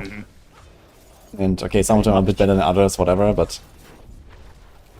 Yeah, to a lot of people, they don't care about that, though. I think I think a lot of people are happy just to be able to finish their character's journey in the context of the current game. I mean, God knows where that's going to land when you've got 12 Torments and all these other things, but... Level glyphs to 200, let's go. Yeah, in the current form of the game, it's get your glyphs to 100, clear a pit 100 maybe, that's a goal, and beat T4 Lilith so you can get your Resplendent Spark. I think most people would be happy to being able to do that. And then the Giga Blasters will compete and stuff, I suppose. But yeah, I find a lot of people are just really happy to do that. And you can do that on so many builds on Paladin, so I think they obviously designed the class pretty well, generally speaking. Maybe a couple of oversights, but it's easily done, to be honest. So many mechanics going on. Yeah, I think Paladin is like in a really good spot, and now they also fixed like most of the you know, bugs and annoying stuff and so on. Just a few more things, and then okay, the expansion will bring like, you know, cool upgrades and stuff, I guess. But I think Paladin is in a good spot generally. So yeah, I mean, there's obviously some other classes that have kind of been neglected a little bit for a while, so hopefully they'll get a lot of love, so the people that like them will. PvP is not even able during the season, yeah. Full glory again. Don't really need to mention any specific classes, but there are a few that have sort of been left at the bottom for a while and haven't really had any change. So I think that'll be really good to see. Maybe even entice me to go play them a bit. We'll see. Yeah, I haven't really touched many other classes recently. I've mainly just Sork and Spiritborn and a little bit of Necro a couple of seasons ago. And a bit of Paladin, yeah, I'm definitely excited to see, like, you know, what they cooked up with like Rogue, for example, what they cooked up with Spiritborn. Like, you know, I like this class a lot, but for example, you know, Spiritborn, you know, we're still kind of playing the same stuff we played like a year ago, right? There's still evade, there's still Kabaleka builds, and it's all like, okay, I'm just gonna do like another crushing hand, I guess, or something, right? It's like, whatever. Yeah. And the class has not really been evolving very much, outside of like, okay, we got Esha Ikazungi, you know, that was a cool innovation, I guess, but I want to see similar stuff for the other ults as well, and whatever, right? Yeah. And yeah, we want to see some Centipede builds. We've not really had any. They had these cool concepts, and then they just got neglected, and they just never really fruitioned into anything particularly good, I suppose, in the grand scheme of things. Like I actually really like the concepts of the Pestilent Swarm build, but it just doesn't synergize together. It just doesn't. So it's really hard to do much with it. I think I played Stinger like 5 different seasons, and I was always like, man, fuck this after a while. But I like it so much. I always make Stinger like my first build on Spiritborn. And then, you know, I'm just kind of vibing with it for like a day, and then at some point I'm like in higher content or something, and I'm like, okay, let's respec to something real here, you know? So... Yeah, I went and beat T4 Lilith on it on the PTR just for the funsies, really, and it was so much harder than any other. I did 10 builds on her because most of them you don't really have to change the gear that much. You can still use the Rod of Kefaleki, you can still use the Heartseeker Sungis, etc. And that was by and far the hardest to beat T4 Lilith on because the damage just wasn't there. It's just, yeah. So it'd be nice to see some different variety, but also like Rogue as well. I've got some friends who, you know, people you know as well, and I know you like your Rogue, who definitely feel like their class has been neglected somewhat. Yeah, for sure. So it's also like just Rogue was just like more fun before the expansion, like before West of Hatred. I mean, in vanilla. Yeah. I think Rogue just had like so many more fun, cool builds, and you know, different cool play styles and so on, and like, you know, a lot of that stuff missing basically in the expansion. So it's just got objectively worse, I think. I mean, Rogue was Giga to start with. I remember, like with Twisting Blades and various, you know, Andy's Rogue and stuff. They were really strong for the first few seasons in the game, and then they kind of tailed off, as you say, on the expansion a little bit. They've had a few builds along the way, of course, that have been good, but Yeah, I mean they were very dominant at the start. I remember very well trying to beat I was trying to beat Lilith for the first time on some rubbish build, and I just remember my friend coming in with a Twisting Blades rogue and just poisoning her and watching her die, pretty much, something like that. And I was like, good job. And it was like night and day difference of how strong their character was compared to what I was playing a Necro. I think I was playing Bloodlance Necro just because I don't know, I wanted to make it hard for myself, and I actually beat Lilith on it. It was like notoriously difficult as well, because you got one shot by absolutely every mechanic back in the day, didn't you? Didn't matter what you got hit by, so you had to actually know how to play her, and it was, yeah, that took a while, but I got it down eventually. Yeah, the like season 0 Lilith, man, that was so much fun, I think. Yeah, I remember I used to watch people do the boss fights, like the really hard ones, like, you know, Lilith particularly, because it was, I used to remember watching the YouTube clips because it was just, she was so hard to start with for most people anyway, like, because you got one shot by everything. So I guess once you got it down, it wasn't so bad, but that's the trick, isn't it? You actually learn the fight. And, yeah, I do hope we get some of that stuff. I'm not necessarily a Dark Souls like fanatic, but I do like some challenging stuff in the game. Just the challenge of it and stuff, yeah. So I do quite. Yeah, I gotta say, I'm a bit disappointed by the T7 bosses with that regard, because the T7 bosses don't have their like, you know, invulnerable phases and stuff. They don't do them, you know. They don't go in their phases. Do they not? Yeah. You just like fight. You basically just fight phase 1 all the time and until they're dead. It's kind of stupid. Interesting. Yeah, I noticed it yesterday because like on my Paladin, I killed them relatively fast, so I would have skipped the phases basically. And for example, on Harbinger, I was like so scared of like the phase, right? I was like, oh my god, I really don't want to do the fucking phase on T7 with my Paladin, right? I was like, fuck this. So I tried to like burst her down from like 60% in one go, and I did that, and I was like, oh my god, okay, I did it. But then I went on a barb, and I was like, okay, I was prepared to do like some, you know, 5-minute fight or something, and, you know, dodge all the jumps. And like they just don't go into portal phase, for example, so it's kind of weird. I wonder if that's a bug. It seems kind of buggy, yeah. It actually seems like a bug. Surprise me. Because like they get the barriers, right, at a third and 2/3, and like the barriers just like instantly vanishes for some reason. So I think it's a bug, yeah. I haven't had the pleasure of trying it, so I haven't encountered that. But yeah, interesting. Yeah, it actually makes the bosses relatively easy as long as you kind of survive the basic stuff, because you don't have to do the phases. Yeah, sure, that makes sense. Yeah, I guess I'm expecting there'll be some form of, well, hotfix or bug fix patch or something in the next week or two, probably to address some of the issues. Probably mostly the bricking thing that'll probably get addressed. Yeah, I mean, but the thing is, it's too late. Like, you know, next week, it's like 2 weeks into the season, and now they're gonna fix this, you know, like, everyone's already gone at that point, basically, so it's like, why, like, I don't get it, you know, like, they start the season, like, middle of the week, instead of on a Friday, like every other game out there, and, you know, like, what's the point when you don't do a patch anyway? Like, why did you even do this? I don't know, it's kind of odd, I think. Yeah, I just died because my dad was trying to call me and it came up with a call on my screen. Oh dear. Oh well. Yeah. Well, we'll see what they do, but I mean, I haven't really let the bricking thing bother me too much actually, because I was just like, well, I think you can transfer the caches into your stash anyway and open them on another character. I haven't tried it, but I've heard you can do this. Yeah, with the caches you can do it, but not with the dropped sigils. No, so if you do like Helltide, I guess you can mostly get them Helltide or something if you do that, but I guess at some point you don't care about Helltide anymore, so it's fine. I think I've got like 200 of those caches now, so I can just open them on another character, and I can get keys if I need them, but yeah, the benefit of Giga blasting at the start, I suppose. Time to get rank 1 and tower leaderboard with some other class with like 2 hours played. Just open 2 hours of caches and go. Well, yeah, maybe. We'll see, but I think this season's been okay. I mean, for me personally, I mean, especially as a creator, I'm glad we got something to do between last season and the next and the expansion, you know, even if it is like a smaller, shorter season. Yeah, it's I guess something, there was isn't it? definitely a possibility of just not getting a season. So with like Yeah, the release exactly. days, And I so think, yeah, exactly. So I think it gave us something to do, and like I think playing as Butcher's been quite funny. I know it's you know it's a bit of a gimmick, I suppose, but it's quite funny, and yeah, it's been.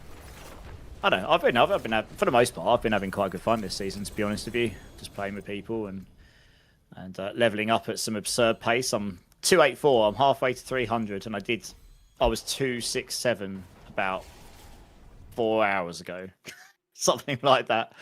So yeah, blasting those hordes is pretty OP. I think I stored up like 30 of those keys. I've just been blasting them all day. So yeah, getting 300. If anyone wants to get 300, do if I it get the this master season. then It's a lot Merathio. easier. Yeah, I didn't master most of my gear Get the actually. achievement while you can. So I don't know about. I know you would have done 300 before, but I just didn't want to do 300 in the pits. I really it just didn't do it for me. Trying to speed through the pits at 2 minutes a pit to get to 300. I usually got to about 284, and then I was like, well, I've got enough. I don't need to do the rest. Yeah, it's mostly like a matter of like finding a really fun build and just blasting with that. And Yeah. I mean, okay, I haven't done the 300 grind often. I've done it like in season 6, and I've done it in last season actually. And also the only 2 seasons so far where I've done the 300. But I got like Yeah, pretty last- close, like 290 in like, most seasons and stuff like that. Yeah, last season was the first time I actually got to 300. We did, because you could do the bosses, right? And I guess we were farming bosses for all of the items to sanctify, so it kind of made sense in a way. And you could just play whatever build you liked, as long as you could kill the bosses, which I liked. And I don't mind the hordes being the place to go to get XP. You can play any build you like there for the most part. It's, you know, you don't you can play a fast build, you can play you can play whatever build you like, as long as you can hold your own. Yeah, I think the horse is a good place to have a lot of XP. It's certainly like, you know, maybe a bit too much compared to the rest of the game. I feel like it would be nice if like maybe horse was a bit less and the rest was a bit better or something.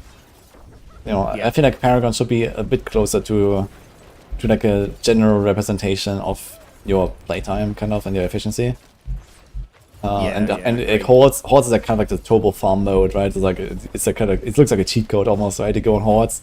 Like when you're like 200 Paragon, I remember like day 1 or something, I went into a horde and I went from like kind of 180 to 200 and then to 215 in like 2 hordes. So I was like, okay. And then, you know, like, for like a few hours, you just get like, you know, 10, 15 Paragons every horde or something. And like, okay, it slows down then pretty fast, but it was kind of funny to see. Well, I'm guessing roughly in a T. So I run them in T3 because I think to run T4 Bloody Hordes, you actually need a pretty good team. The HP on the butchers is crazy. But in a T3 horde with at least 1 team member, Forgotten Wisdom, Incenses, Elixirs, all of the buffs, you get about 200 to 220 million XP a run, give or take.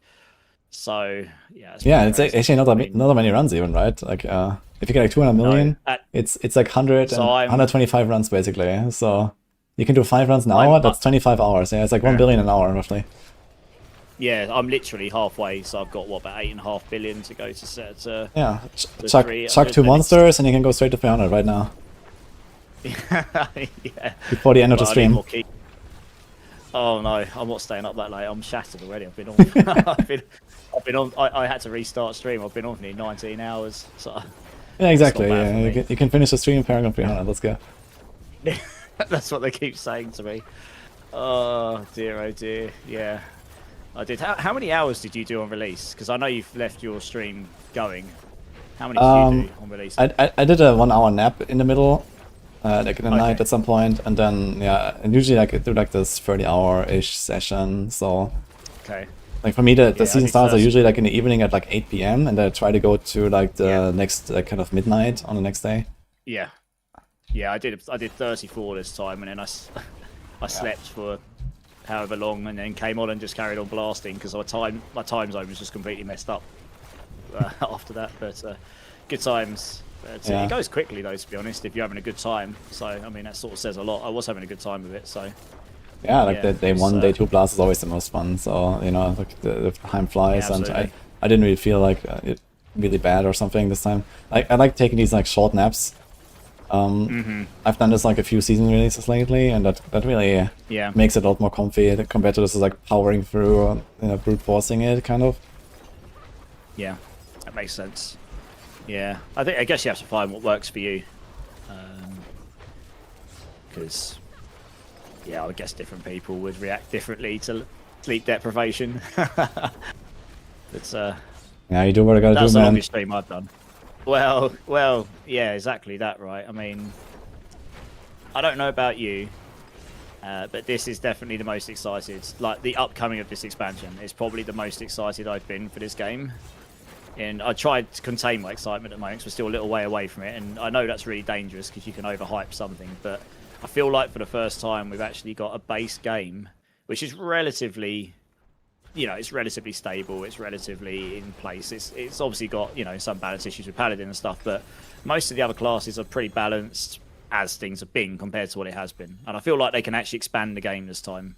While Vessel of Hatred was coming out and they still had systems that they ended up having to fix afterwards and so on and so on. So I feel like we're going to actually start to get the game I guess we've all kind of wanted, like beyond what we've had already. Because I've enjoyed the game up until now.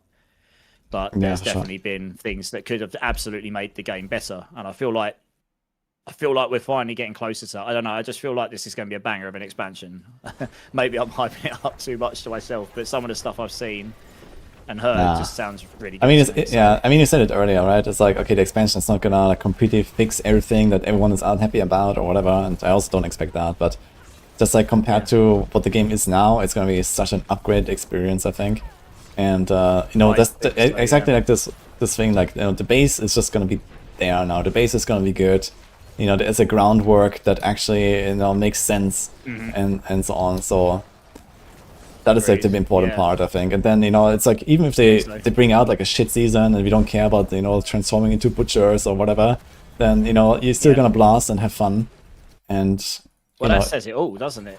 It says it all. Like, it doesn't even matter how you feel about the butcher season. It's like, I don't know, I'm still having fun regardless. And that says a lot about the base game, even with its inherent issues still. Like, and you know, some of those will probably get a lot better in the expansion. I guess that's kind of become the slogan. Oh, wait till the expansion. But you know, we can kind of see it's on the horizon now. It's really not that far yeah, I mean, away. that's the thing, right? You know, the expansion is going to open up so many more possibilities, like, you know, build possibilities and also like the wall plans. Like, you know, you can literally just farm completely different content, right? You can play a completely different game every time you make another character, basically. If you're just, you know, hey, I'm gonna make like a Nightmare Dungeon guy. And I'm gonna make a horde character, and this season, fuck that, I'm gonna farm on a city, or, you know, something like that. And like, that is really cool, I think. Absolutely, I think it's very cool that we're getting what's being called an expansion, but at least from what I'm seeing, it's essentially a new game in a lot of ways, and that's totally different to what we got with Vessel of Hatred. Like, Vessel of Hatred, I've got a lot of love for that. Like, you know, I mean, I've had a lot of fun with it. I'm not saying everything was perfect about it, but I've had a lot of fun with that expansion. But it wasn't a new game as such. It was some extra features, a new class, the story, etc. But this is just like a straight up overhaul of all the classes, basically, and totally adding new layers of stuff. It means basically every build as we know it, at least the way that they're constructed, will be completely different. They might play the same in the end, I don't know, but they'll be built very differently because of all the new stuff and the skill trees and everything. And I think that's quite exciting, because that means even for me, like the likes of me and you, who's played the game for thousands of hours, you're kind of like, cool, I've got a new game to learn. That's great. So that's going to be really cool. I'm really looking forward to that. Cool, I got a new game, and then, oh shit, I need to make content for that now, holy. I mean, that's a good problem to have though, right? It's going to be... I am a little bit... I mean, this is the first... As a creator, I'm still relatively young to all this compared to you, of course. Like, you've been doing this a lot longer than me. You know, this is the first sort of like big release that I guess I'm going to be creating content for in what I like doing. And it's got, you know, it kind of brings anxiety with it at the same time. I know it's going to be a lot of work. It's going to be really exciting and fun, but it's also going to be like, wow, it's going to be a lot of work probably. Yeah, it's gonna be a lot of work, and it's also gonna, you know, basically like take all of your knowledge and throw it out the window, and you know. It pretty much. Yeah, so I am looking forward to it, but I basically have told my family don't expect to see me in May, is probably not going to be available much. That's kind of what I'm expecting. At least May. So we'll see. But yeah, I think it's good. I think the future of Diablo 4 is looking really, really solid, actually, to be honest.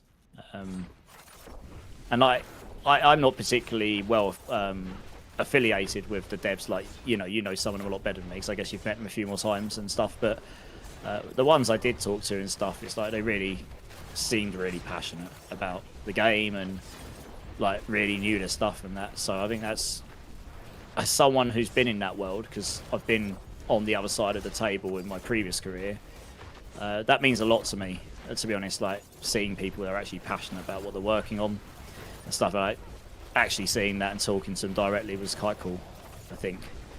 Yeah, I don't think it's really the passion that's lacking or something on a dev team. It's just like, I don't know, the structure that is like fucked sometimes, I feel.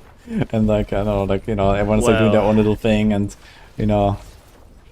So this is kind of like what I feel is happening sometimes. It's like, okay, like, you know, like we have, like, how do you get a Godslayer, Andariel, and X-Files rework in the same patch, you know, with how they turned out, you know, like, I don't know, but it happened, right? So. Well, yeah, I mean, there's always some bureaucracy when it comes to these things, somewhere along the lines. But I don't know. I have to admit, like, when I saw that list of uniques, I was kind of like, oh, okay. Well, they've tried to do something with them, like particularly the Andariels. I don't know if anyone's actually found anything good with the Andariels change, but it should be better than what it was in theory. I haven't had a chance to try it, but it's something, and it'd be nice to see some of these items that have just been outright ignored for a long time, like, have their place somewhere along the lines, even if it's not like the top S tier builds or whatever. Just, my goat. Not just be outright ignored, because they're just like, well, that's literally got no purpose at all at the moment. It kind of comes back to what you say about the mythics earlier, I guess. Yeah, I think Andariel was actually a downgrade. Yeah, so, you know, I'm not sure if you have played this, but I made an Andariel Spiritborn, like, you know, in the early seasons of Spiritborn. I've done Andy's Spiritborn at some point, yeah, but I've seen you play the what was it, Quill Volley or something? I saw you. Yeah, it was like a Quill Volley build, exactly, with Noxus Resonance and some stuff, and that was actually like half decent. Yeah, that was an okay build. It was kind of struggling on like the high tier bosses and stuff, but it was like a build. You know, you could play that, and it was decent. But yeah, I don't think that would even be like a thing now anymore. So it's like, I think the Andariel is like even worse basically compared to what it was. Yeah, it probably just needs to scale poison damage or something. But it's surely in preparation to, like, you know, nuking all of the damaging helms in the game, and then Andariel is gonna be like the mythic, the helm for everyone. Yeah, it could be. It could be. Well, I guess we'll see. We'll see in what, 6-7 weeks' time. Well, we'll start to see anyway. Yeah. Yeah, I did kind of half expect the X-Files to have a bug with it again, like it did in the past, where it was like constant procking and just blowing everything up. What was it with the, I think it was the Necro Minions or something used it, and they were just absolutely annihilating everything with it. I think it was went down though, no? Went down ring. Yeah, it was went down. I think they. Yeah, there was something else doing similar with the X-Files. I can't remember what it was off the top of my head. It was a long time ago though, and it was just crazy. And then it got fixed, and it's been useless since because it got fixed, I suppose. Yeah. Oh dear. No, it's gonna be good. I'm really looking forward to it. Yeah, I'm excited to see where the new features and everything take us, and all the campaign and stuff as well. I mean, I'll only do the campaign once. I'm sure you probably will only do it once as well, but they do a pretty good job of the campaign in the game of this kind. Diablo. If I get asked, like, someone brand new to the game comes in and goes, what should I first do in this game? I always say, just do the campaign, because you're only going to enjoy it. You enjoy it a different way the first time you do a campaign in a game, for better or worse, whether you like it or not. You experience it for the first time. It's the same as watching a film for the first time. You don't know what's coming, do you? And it's actually pretty good. It's actually a pretty good campaign for a game of this kind. Like, they've actually put quite a lot of time into the production value. The cutscenes are pretty good.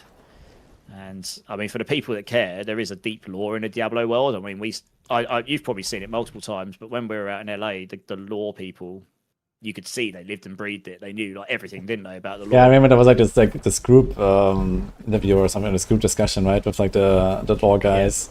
Yeah. Yeah, and they just lived and breathed it, and you could tell as well, and you could see how excited they were to like talk about the stuff and that. I mean, I don't know that much about the Diablo lore beyond the basics, not compared to like Loafburger, for example. He knows all the stuff about lore, but yeah, I mean they have a deep lore and the storytelling and stuff. So yeah, I'm quite excited to see how that goes. I need to go on like a Loafburger marathon right before the expansion, I think, to kind of catch up on shit. Yeah, he's pretty much. I think he's working on another video right now to just finish off the loop of like pretty much everything from the beginning of Diablo time to pre Lord of Hatred. So you know, however long that will take you to get through, you'll be able to get like every detail of or at least high level detail of what's happened. I'm gonna load up a Spin to Win Rogue and blast like a 5-hour pit session and listen to Loafburger, I guess. Oh, he has got a good voice for it as well. To be fair, it does help when you're talking about stuff like lore. Yeah, he's a good guy. Yeah, no, it's gonna be good. Yeah, like I said, I'm trying to contain my excitement about the expansion a little bit at the moment because it's still a few weeks away. But I imagine we'll start hearing some things about it in April, to be honest, because they said there's going to be another campfire, didn't they, at some point? And I guess as a marketing strategy, they would start to show things off, you know, to try and sell the game. I suppose it is still a company owned by Microsoft, so they will want to make money from it, won't they? That's just how it works. Yeah, I think they're making good money with this game, so they're probably pretty happy. Yeah, I imagine they are, but you know, Microsoft's one of the biggest companies in the world. They always want more. Yeah, I've experienced that on the side with Sony. I work with them a bit. It's just it's interesting seeing that side. Yeah, I tell you what, I am actually going to cut off now, I think, because I am flagging. I'm getting quite tired. I have to admit, I wasn't really sure how late I was going to stay on today, but I didn't see your message to start with, and I do really appreciate you messaging me about jumping on a call today. It's been really cool. So yeah, it was hopefully fun. we can do it again at some point in the future. I'm just really struggling now. I'm really tired. I'm I'm staring at the game and I can't even get through a dungeon properly now. To be honest, my brain's just died. I'm just done. But Okay.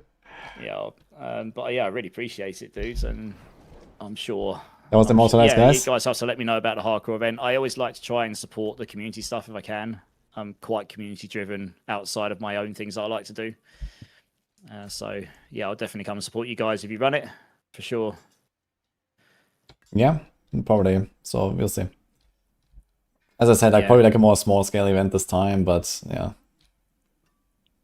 I'll try to find like some rule set that kind of makes sense for like a short event, you know?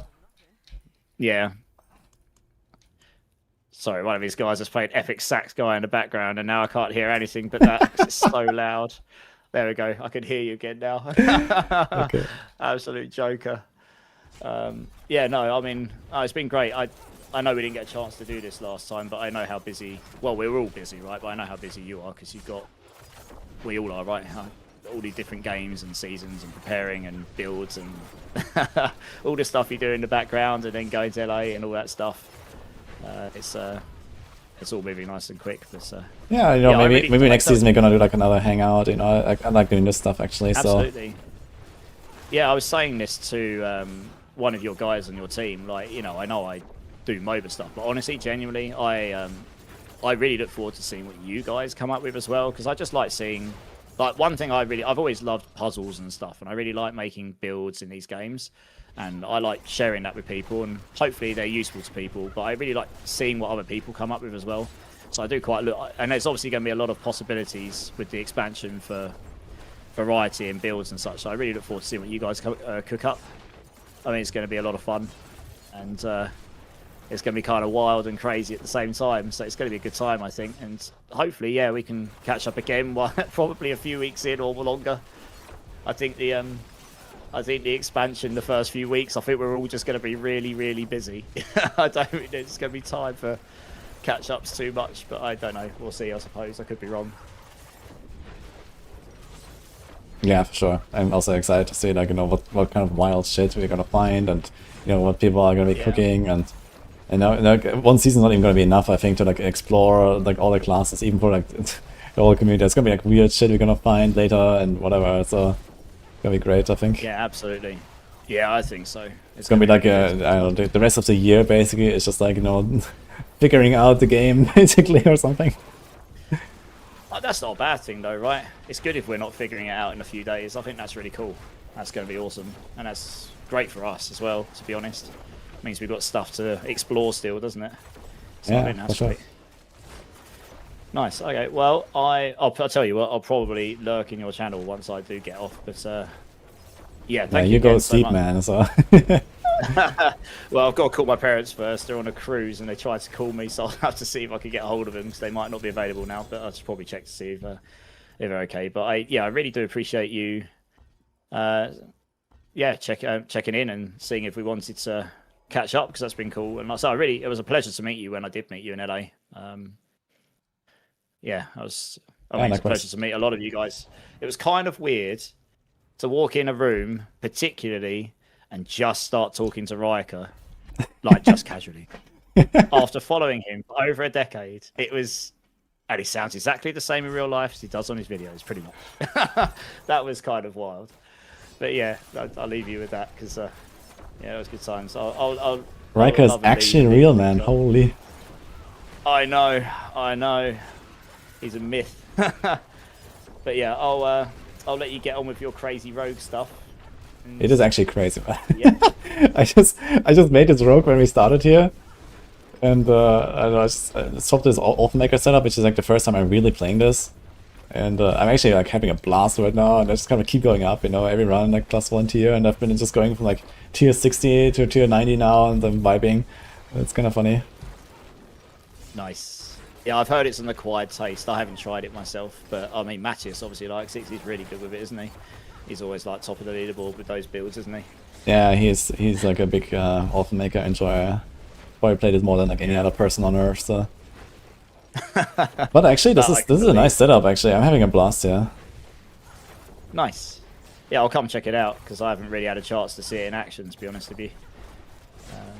Cool. All right. Well, I'll let you get on, and yeah, hopefully we can catch up again in future.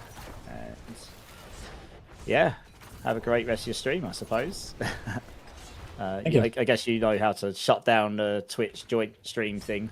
I was just turned off, yeah. So. All right. Nice. All right, dude. Well, have a good one. Thanks for having me. Yep. Yeah. Enjoy your rest of the night. All right, man. Catch you later. Okay, guys, that was Immortalize. Program follower. Nice guy. Almost cleared Tower 95 with pen shot. Oh, are you doing it? Holy. Almost a 95, man. Let's go. With Maker pen shot. Holy. This means you can actually do Torment 4 bosses. I guess. Sick.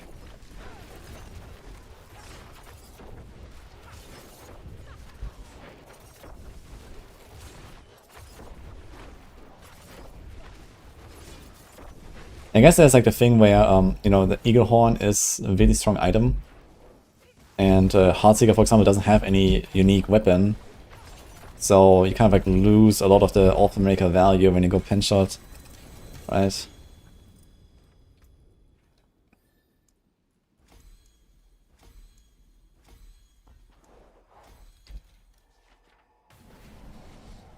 Carry me. Go, Eva. Okay, let's shut off this shell to get stream together thing. Alright.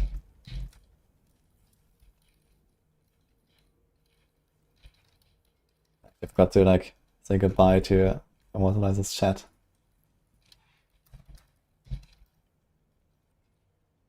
Okay. Anyone?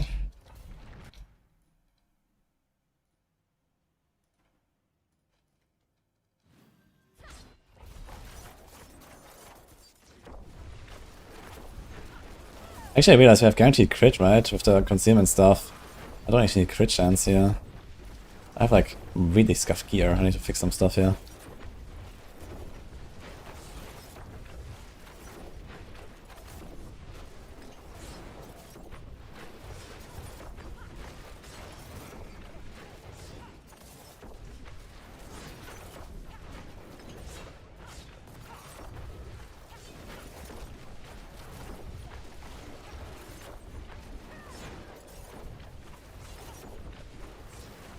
Okay guys, what did I miss in chat? I wasn't really looking too much when we were talking all the time. It's kinda hard to keep track of chat, play, and also talk with someone.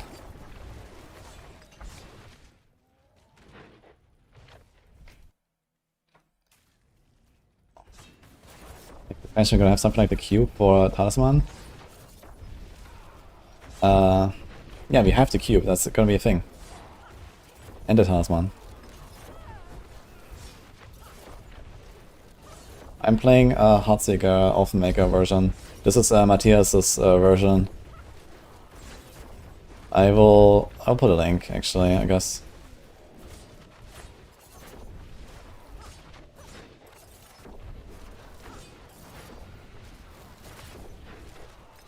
You're not one-shotting this rare anymore on a tier 91? With my super scuffed, half masterwork Shaco setup? What is going on, man? That needs to be fixed.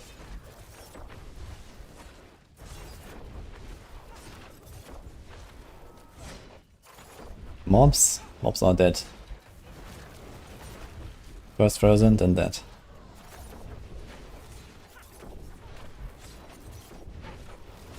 Is Rouge my favorite class?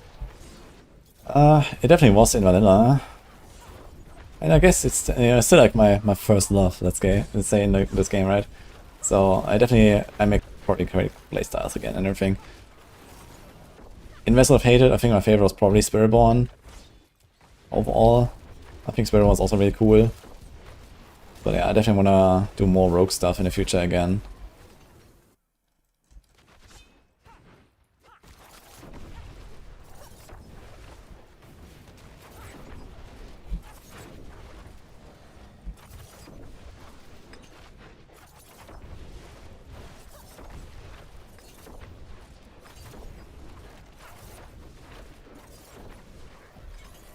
Definitely fix down gear a little bit. These bosses are kind of long now.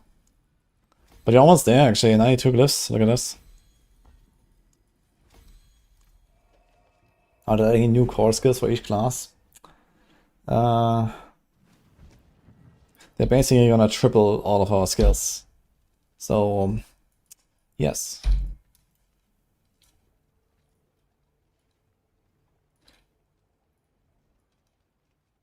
World boss 4 minutes. Where's the link?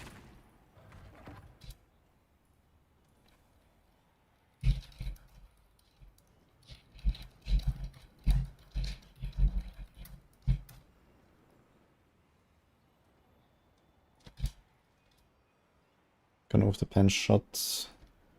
I was gonna link Matthias's video here on Heartseeker.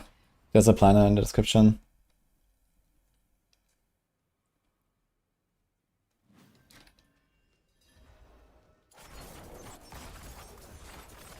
I think Zork can do T4 horse with good gear. Probably. Zorks have really good single target damage, so they should be melting the Butchers, I think. If you like stack on top of them.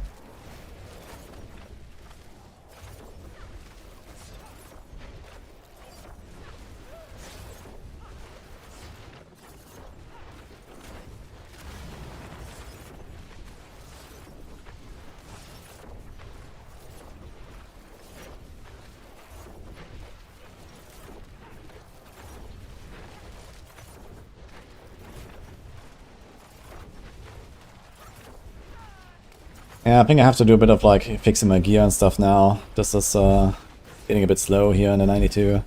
But my glyphs are nearly 100, so I guess we're chilling.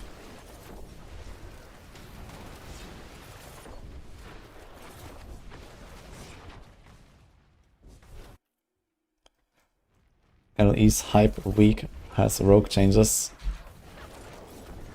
Yeah, true. We were checking out the posts. I'll check it out later, maybe. Someone said that it was posted earlier. I kind of want to fix my rogue setup first here.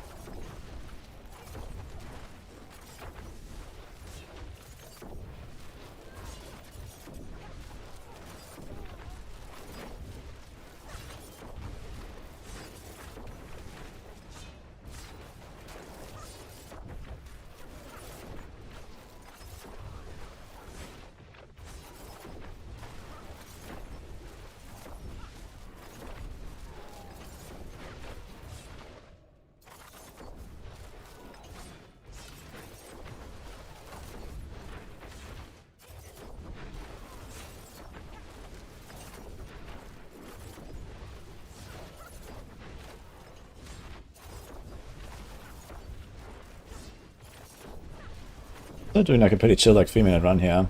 That's a good sign. But like how scuffed my character's really scuffed still. It's gonna get a lot better.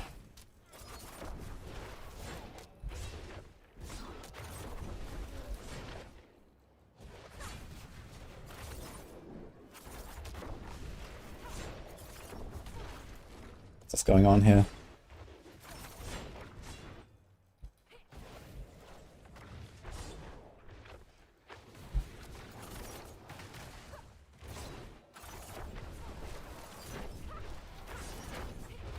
Wonderful.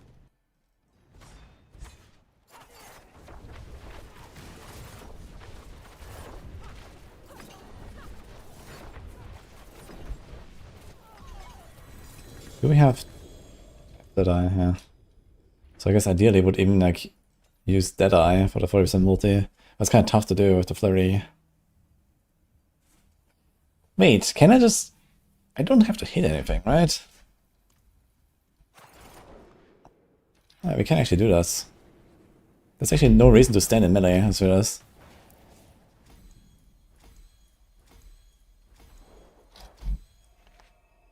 Good morning, Violet. How are you doing? Morbid Fire somehow worked worse than Pinch Abilities. That's kind of interesting. Maybe it's because only the first arrow is amplified, Ava? Actually, I don't need to double cast here, right? We don't care about the double cast. It's only the first shot, right? Is that correct, Ava? I just go marks my skills, I guess. What's my rank? 26. Yeah, let's do another one, I guess. 93. I'm gonna play next D3 season. You missed the videos. Yeah, it will depend a bit on like how Last Epoch is going and, you know, if I really want to keep lasting Last Epoch or not. But likely I will play D3, yeah. At least for a little bit, and maybe go back to Last Epoch.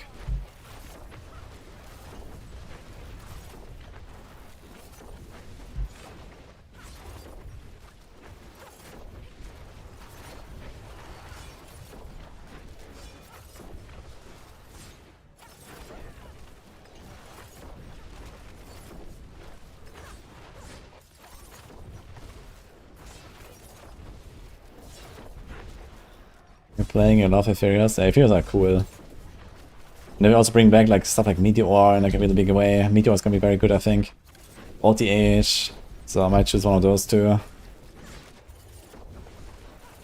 It's like a big Wizard season, I think, Ethereal season. Haven't played Wizard in a while. I've been doing like Demon Hunter and Necro a lot in the last seasons. With 1.2 million toughness, man, what the hell?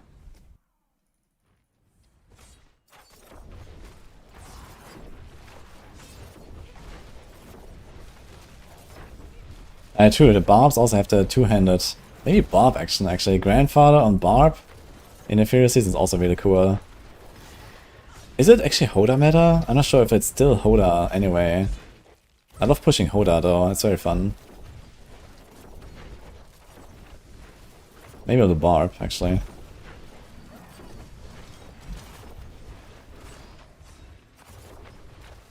I remember in the Soul Shard season I did Toda, man, that was so fun. It's kind of sad because it was like the smallest push because it was so easy. I did like a 20-minute push, got the rank 1, and it was like the season where I did like all the classes 150 in 1 week. In the Soul Shard season last time. And the bar push was like the most fun, and that was done in like 20 minutes because it was it's just so insane. But it was so fun, man.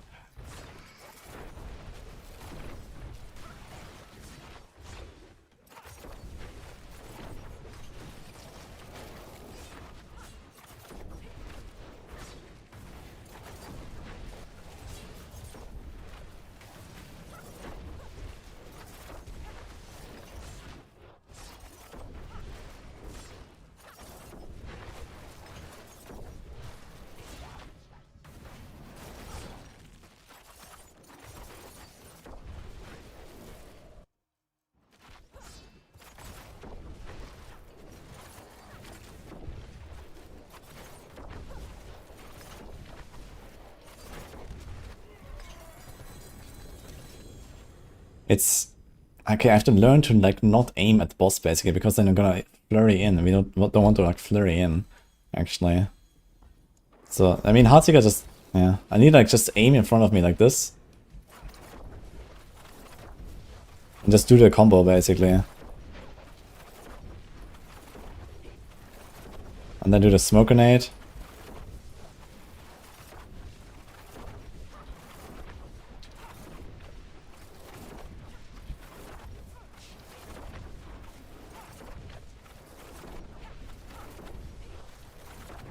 You can actually hold down right click like this. It's just like 1, 2, 4.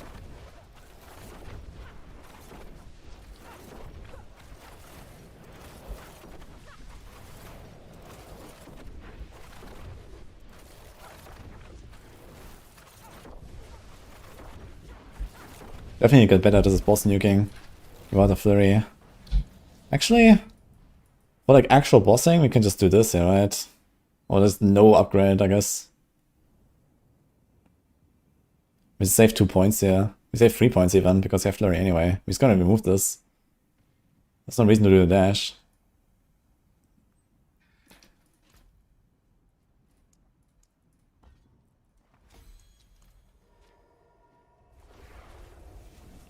We spam Heartseeker, auto caster, it needs to be cast exclusively after clone. I mean, if you do all the other stuff fast enough, then you're gonna be waiting for the Heartseeker anyway. So I just did that, and I just cast the Heartseeker exactly when it should.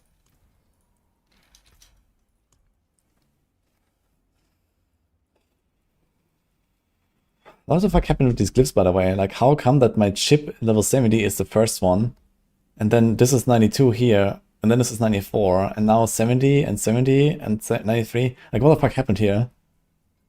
Like, why did it not sort it by level anymore?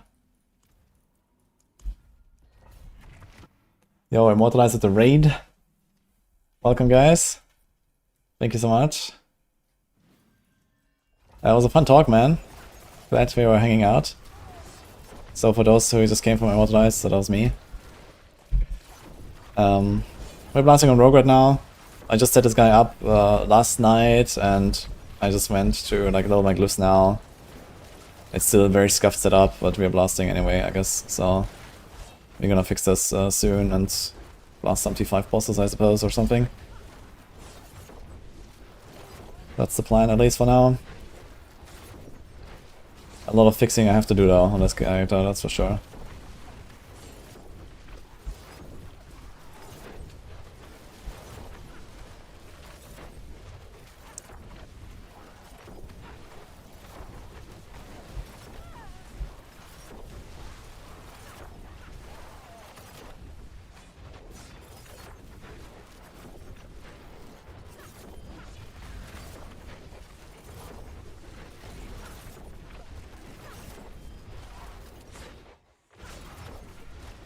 When I looked at the video was T5 or T7. You one-shot T5. Yeah, I think this build will one-shot T5 bosses. Like, once I have like the proper setup, like there's no shot they're gonna survive anything, man. It's gonna walk in and kapow, and that's it.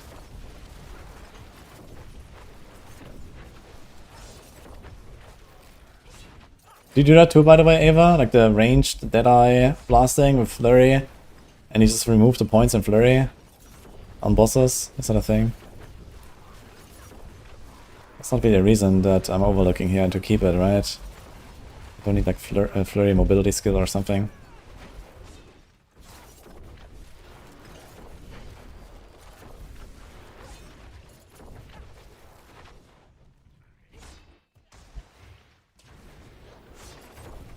Plan on testing undies? I have no plans to test undies. Everything I've heard so far sounds it's terrible, and yeah, fuck it. We're gonna wait for another undies rework, I think.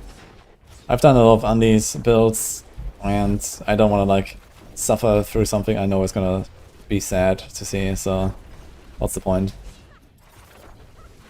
I don't need to test undies just to test it when it's just terrible. And the only way I can see this like popping off is like when something like really broken or buggy or whatever comes up. So then maybe.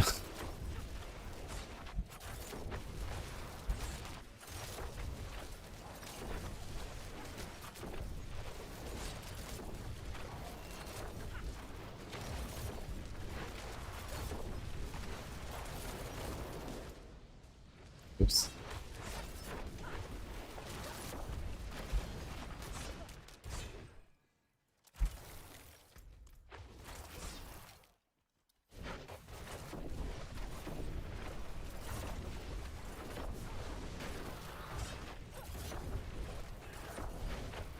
You can fix her.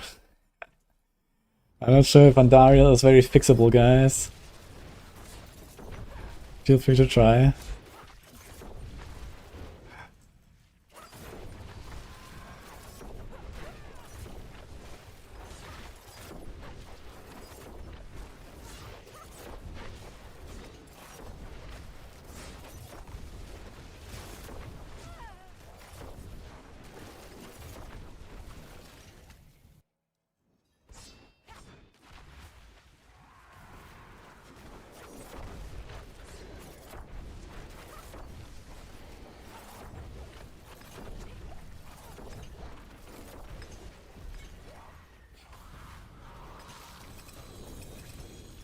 You can breeze tag, press flurry, conceal, clone repeatedly while you wait for boss to spawn. Yeah, you just cafe, it's infinite resource engine, right? So you just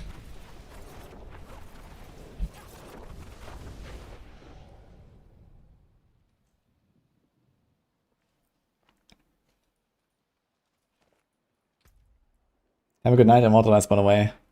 Get some rest, dude.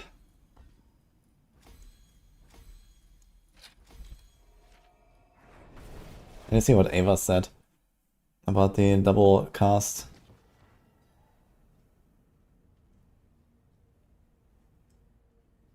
Also, do we have any news now about the Dark Shroud? Or did you write about it?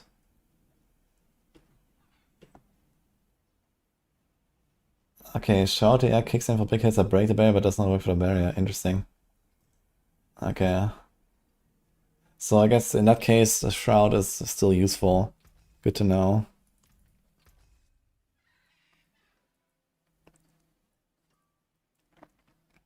And not all of them make a kind of crappy one though.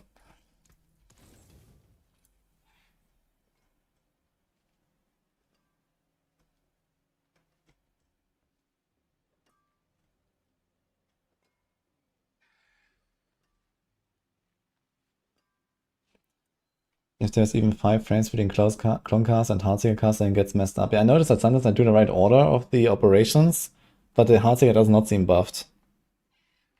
So I guess I have to like press clone and instantly do the arrow, right?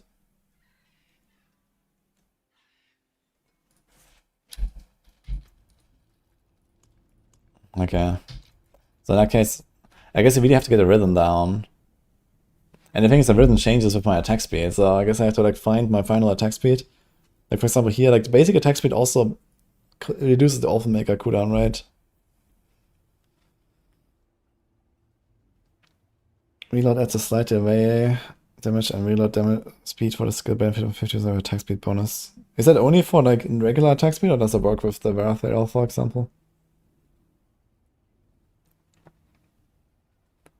He's like not changing the attack speed. Great. But at least the cooldown is changing.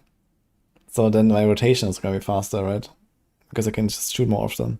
That's the thing, I guess.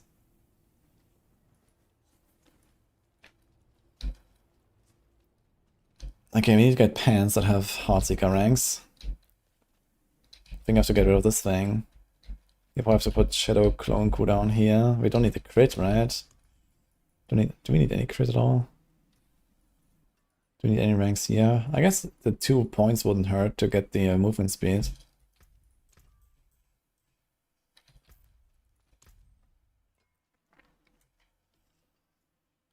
Do we really need innovation? 8 energy?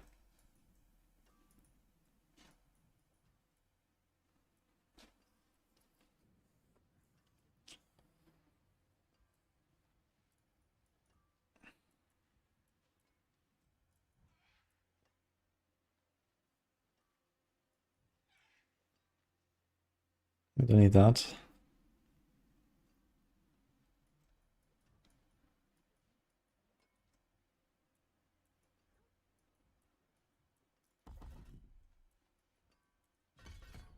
I guess you don't care about these, yeah.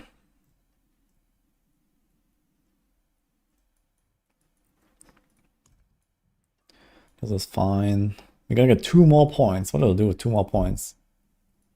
Also, do I really want Kenny? Can I just go Headhunter and like bonk? Maybe I'm just gonna put Headhunter there actually. Don't have any stacking.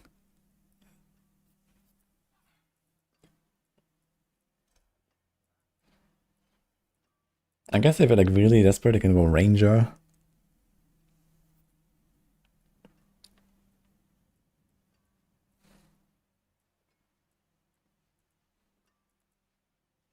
This might not be the worst idea, actually.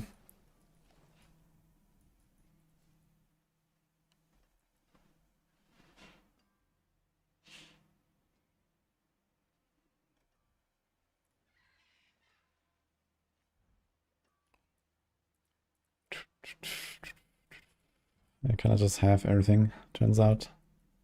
You literally like every magic node, anything that matters, anywhere. That's crazy.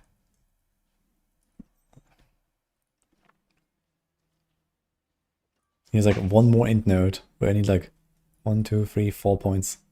And that's basically it. And I think it's 1 damage against healthy or something that I didn't have. Here's actually control. So here's 1, 2, 3, 4. So there's those.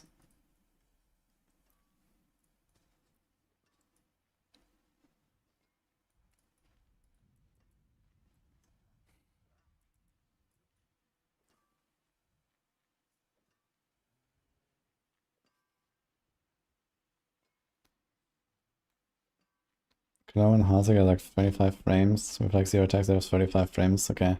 Yeah, I guess we still want to have some attack speed, right? Just to make it faster. So I have this here, for example, right now. I'm not sure if I should really go for the life on hit. Maybe it's a bit of a waste to have the life on hit. Because you always have the barrier, and I don't know, we get so much of it. If I have enough maximum life, maybe I don't need the life on hit very much. We don't even proc the life on hit very much. Faster attacks, that makes it easier to hit the blocked hits. Yeah, it also just like makes it more fluid, I guess. It's definitely time for like another neck, I guess. I can change that. So do we keep the marksman cast twice here? Or do we go for marksman skills now? The resource here is fine. We need something here. Okay, what do we have? Pants. That's pretty good, actually. Rampage mode is kind of useless though.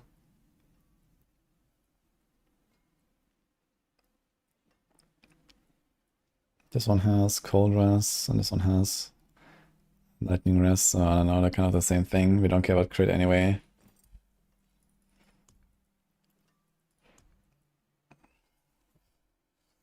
There's 3 to potion capacity, so if I get rid of my lucky hit, no, my life on hit, then the potion capacity might be kind of nice.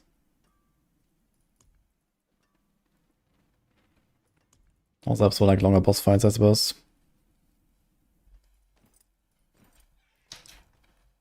What do we put now, actually?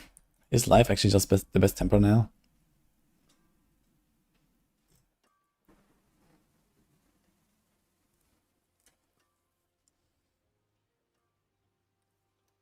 Do ranks in Aftermath even do anything? 1% health per second. Sick, dude.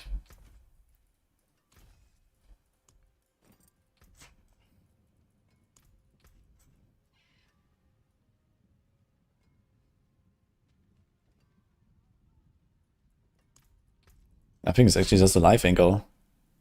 There's actually nothing there. Card restoration, yeah. I'm not sure if I cared enough. Maybe for a push I would change it. It's kind of funny, it's almost the same value. Look at this, 685 and 676. The question is, why is it different? Why is it different by like 9 after GA? Hmm.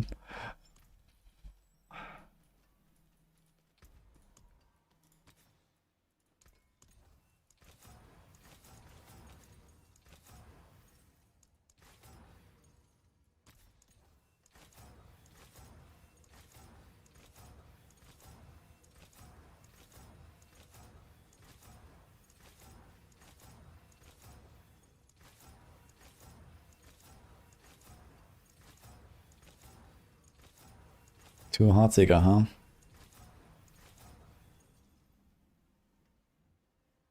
Kind of satisfying actually, with the extra life per kill select here. It's kind of good pants.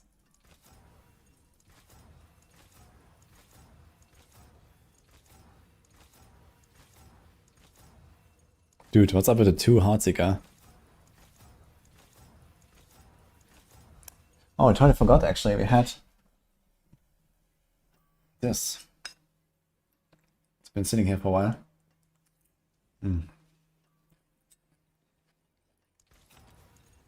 Suddenly I was like, man, I'm hungry.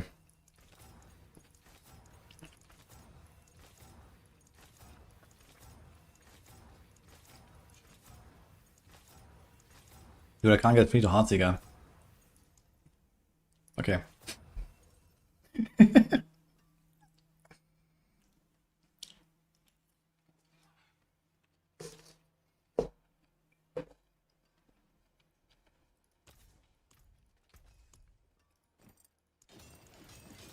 I promise this wasn't staged.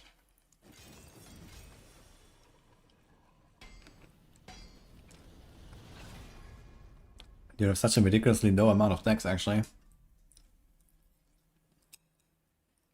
How do you get here?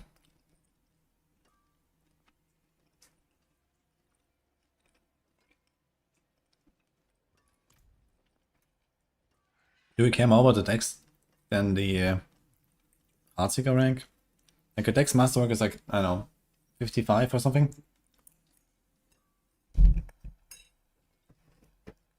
Almost 60.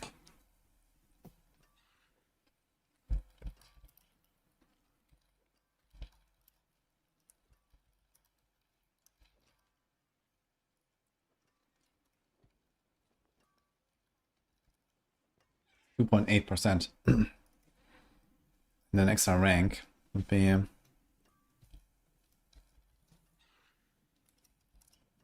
2.5. Oh, Dex is better. Holy. But like 0.2%.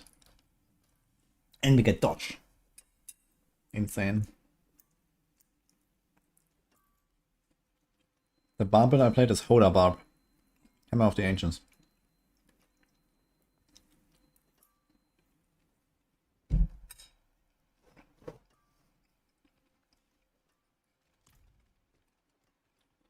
Finest jewels in Sanctuary.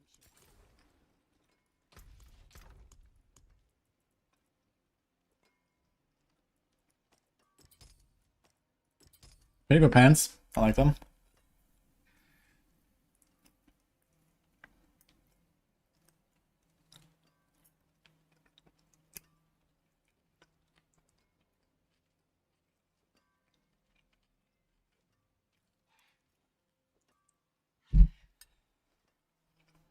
Cast twice.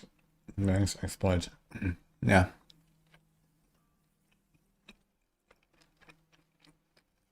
Okay, now what about the shard?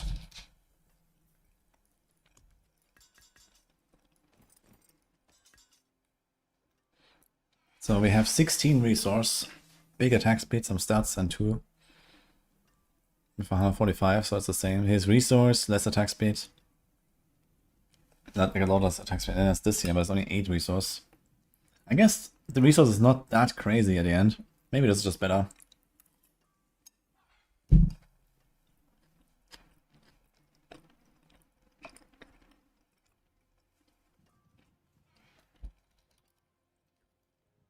Okay, we're gonna put the master on a resource in this case, right? But here we probably wouldn't because it's 8. Maybe we just put it on attack speed and we go ham.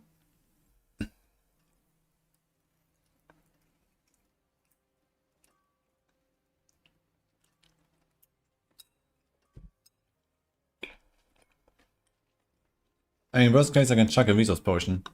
I should be doing that anyway, I guess. I was running advantage for no reason. Actually, no, I was running life, right? Yeah, we can do a resource.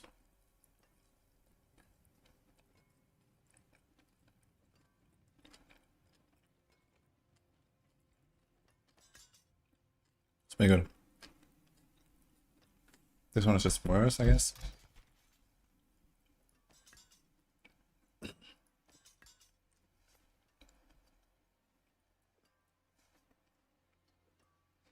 I should definitely keep the one with the resource just in case.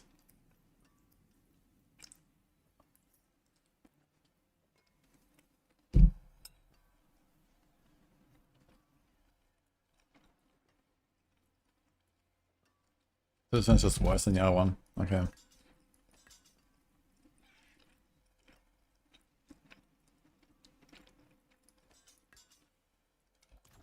We have 177 right now. There's already VGA Masterwork and Vishaku. So if I remove this. Oof. We need to hit 225, right? And everything else is just like more damage after that.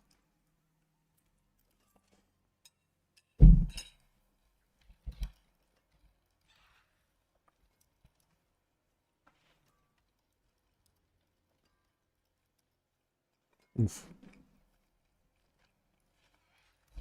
And do we get any more resources anywhere? No, right? Oops.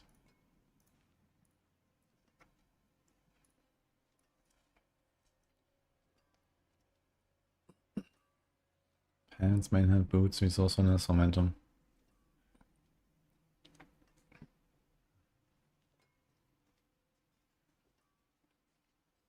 Yeah, I think my Verathriel is kind of too low. You probably have to go for the resource 1 after all. This just... Okay, we're not doing 2 bolts. I definitely want to have the Dark Shroud. And I think the damage difference is not that huge. To like warrant it. We have the extra ranks on the pants and stuff. And double life. This thing has no life.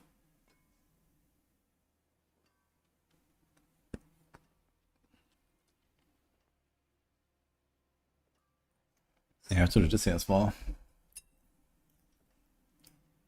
We have a 6-second timer now. It's actually insane.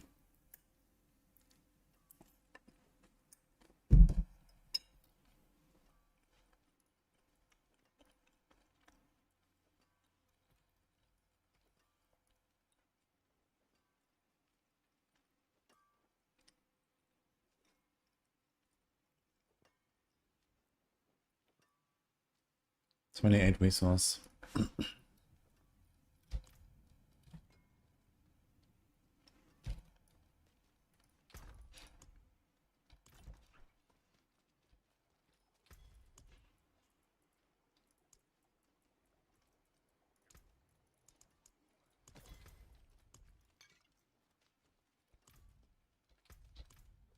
Oh, I miscalculated actually. It's actually enough. I only added 15 and not 25 earlier for the potion.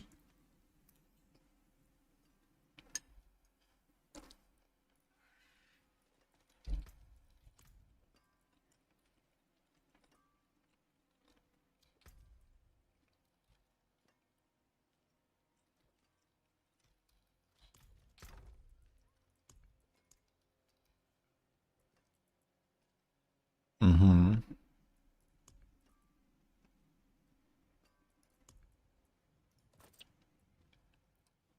There's also the resource cost reduction one per district here.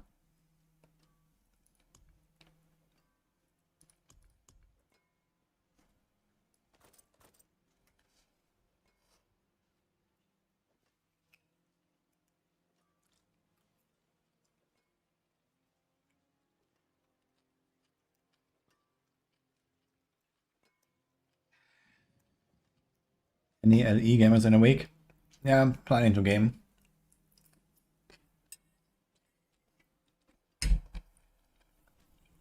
I like the build actually with ball. Very fun.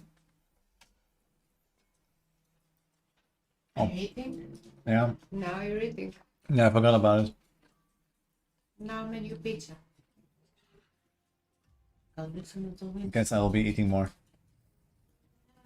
Thank you.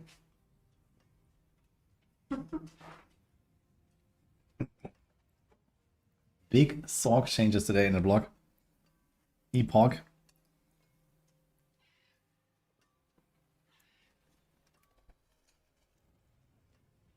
Okay, no more salad, I guess.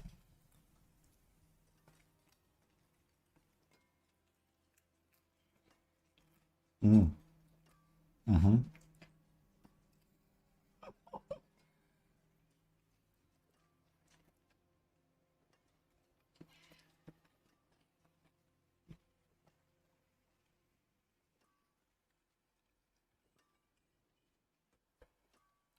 Nice. Okay. Now, how much damage do I lose for not going like ham on the resources? We have 24 resource. And then it gets to 36. And I guess here with the 8, I probably wouldn't do that, and I would do the attack speed or something instead, right? Just more attack speed.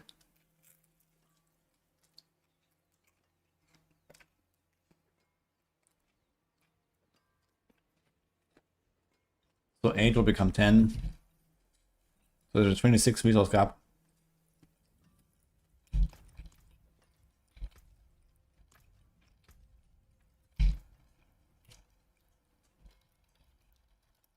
Oops. So we have this resource, and then we have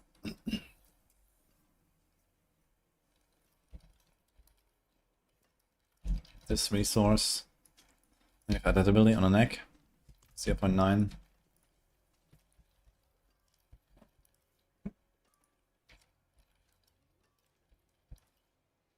So it's like a 10% DPS gap. It's not too terrible.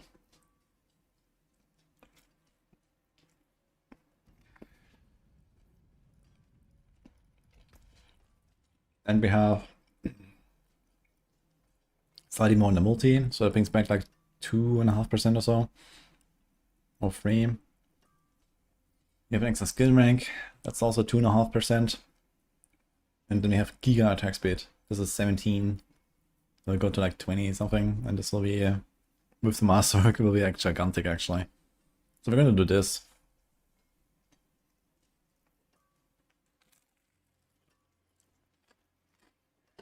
And a bit of dex, I guess. Okay. So you're gonna keep this here just in case I need the resource.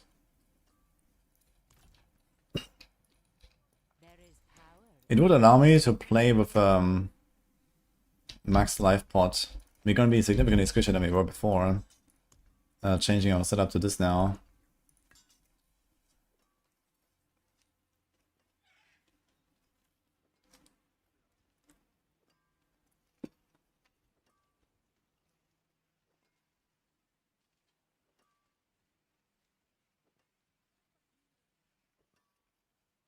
Auto refill 240 plus of each cast. Yeah, true, I guess you also need to get it back somehow. Okay, the question is, do you want to go Dex or keep it life on hit here? Maybe it's fine to just go Dex, but I guess you want a GA cooldown. We have a GA cooldown masterworked here. I guess you can put it in the Shadow Clown if you want. But we need another amulet anyway, so let's do something. Need a resource. Actually, Wait a minute, I totally forgot about amulets. Amulets can have resources as well.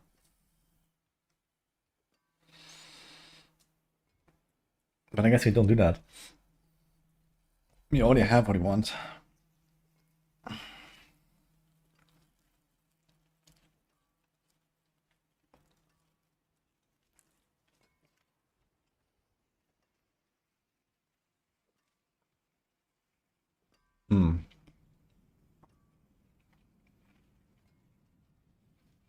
I guess we could do a normal ring.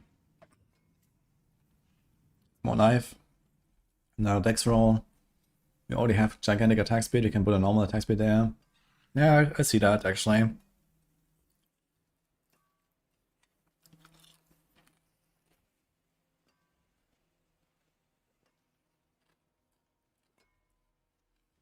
And then, in that case, we can actually take an amulet like this.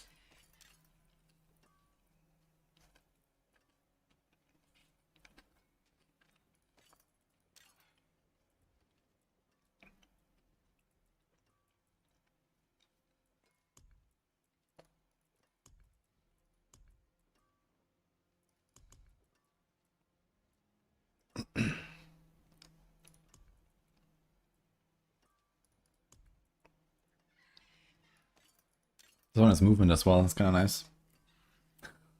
Heavyweight. It's actually an insane, like, brandish amulet.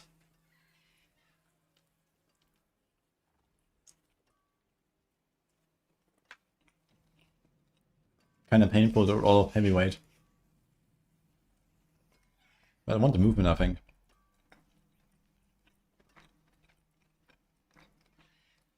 We don't really have a lot of movement speed here.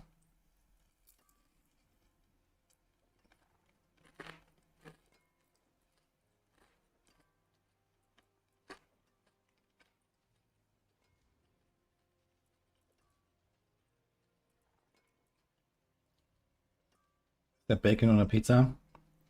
It's ham and salami.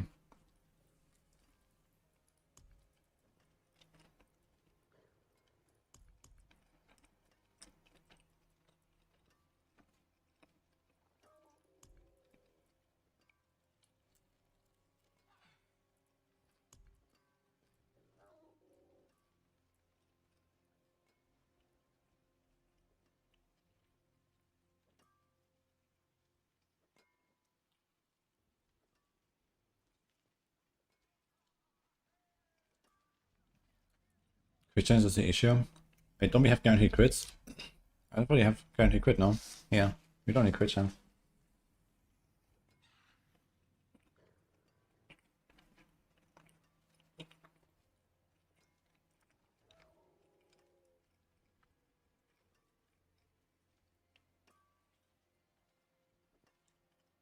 What helm did I use on a barb? Godslayer for farming and Perdition for the pushing. But the best instant option is actually Lucian.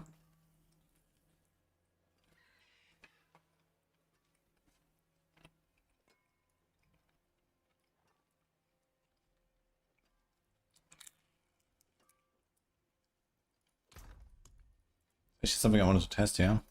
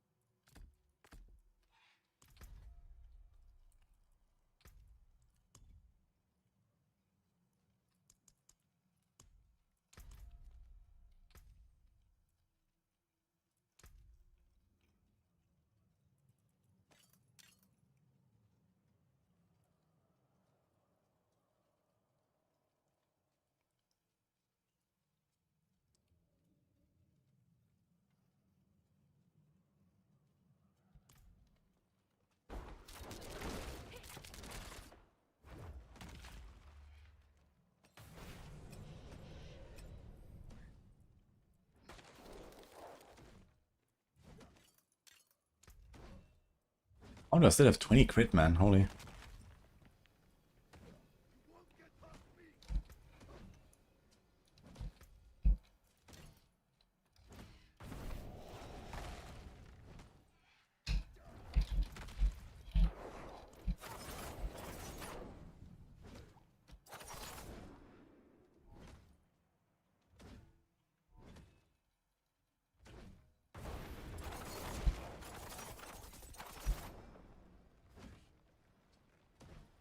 So it sets 71 crit chance on the sheet here.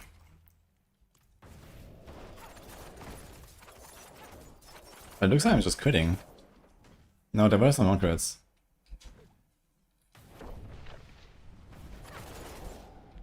Ah shit. And there are non-crits actually.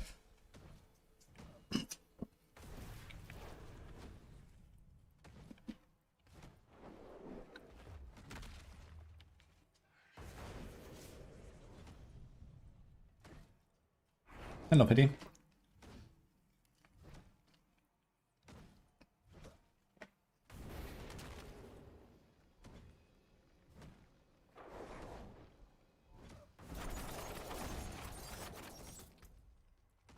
Good to know.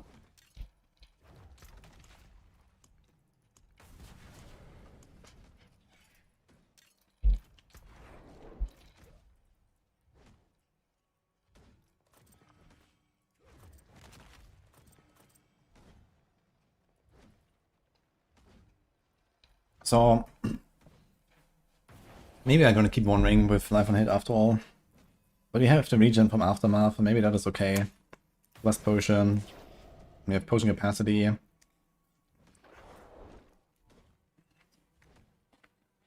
I guess at the very least I shouldn't waste a GA on the life on hit.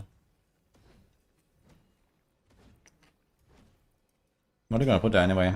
Wayman Brawler? No.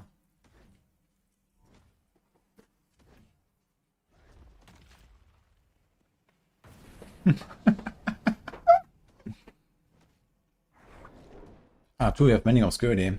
1 point. Yeah, that's actually pretty good. Yeah, maybe we're fine. In worst case, I can put another point or two in there. I think that's actually not a bad idea. Definitely better than life on hit. We don't have that many attacks anyway.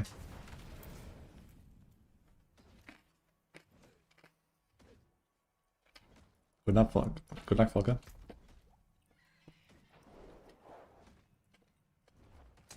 Okay, we got a resource, movement, life. Gonna put attack speed. Let's see if we have a ring. How much kudo do we want? So this thing is GA cooldown with Masterwork and a GA clown cooldown. 173. And then with Dark Shot up we have 198. Kinda nice.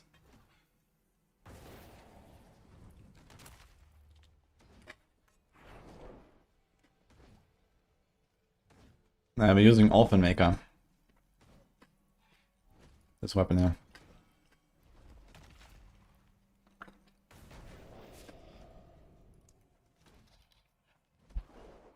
Okay, so you want attack speed? I guess you want GA attack speed even. I guess the GA Dex or GA Life wouldn't hurt either. Fuck.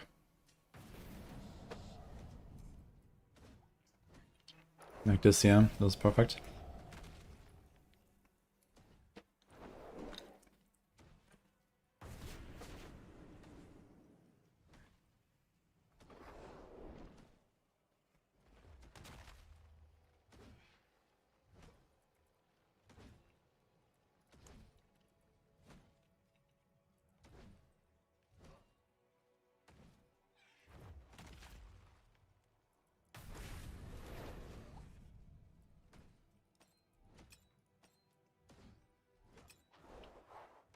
This has GA life, good attack speed, cooldown. Shadow Clown is at 29. Put a Bayman Brawler.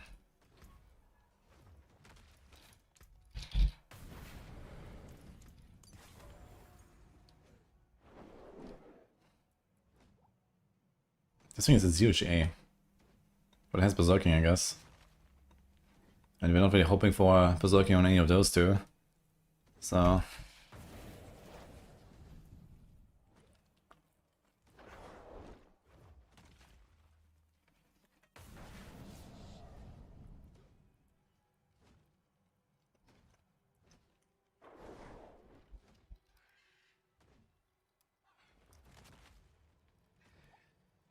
Plus 61.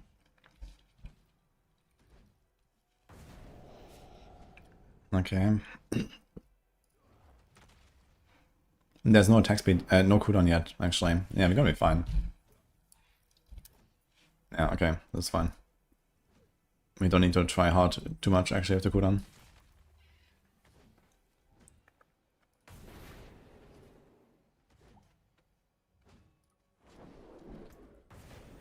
Okay, this gear looks pretty good, actually. We just need to fix our weapon at some point. I'm gonna get one with Berserking. And I guess you want like a hit restore. So give me a bit more.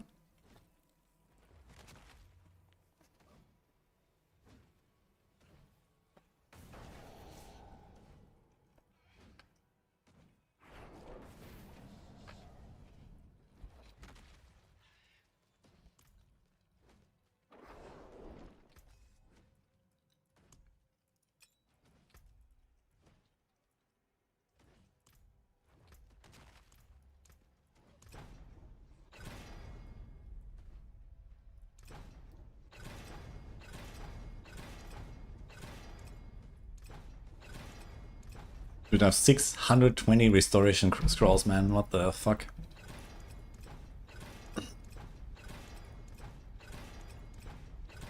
Give me a break.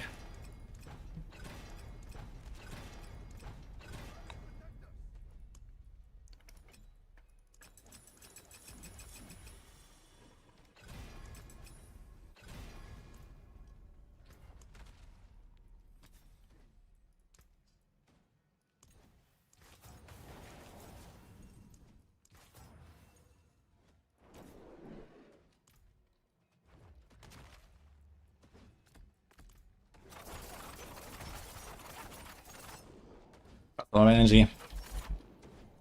Wait, really? Why do I have so much? Oh. Got off part.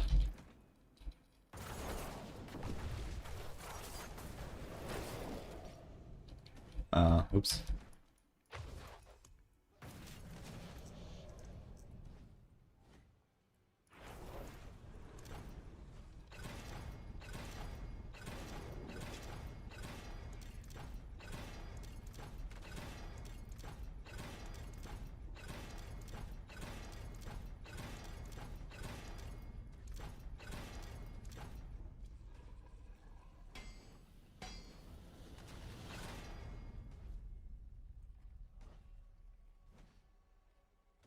Death trapped, he's 7 bosses.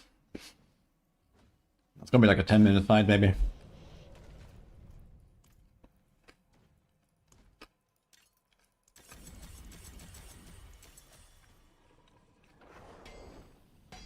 That's a bit overkill, actually. That's also a bit overkill. Heavyweight.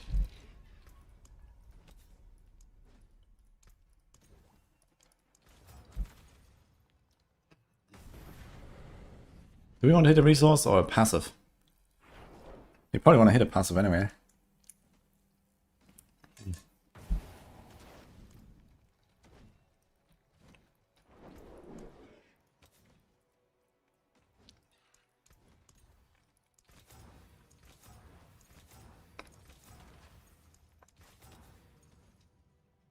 Perfect.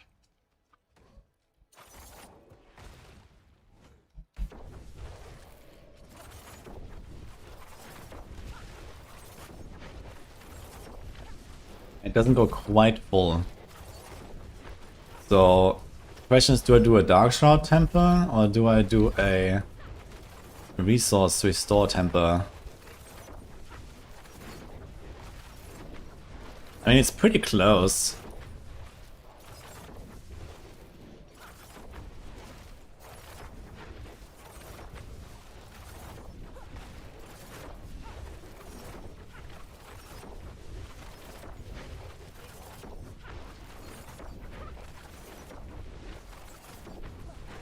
I think this is pretty close.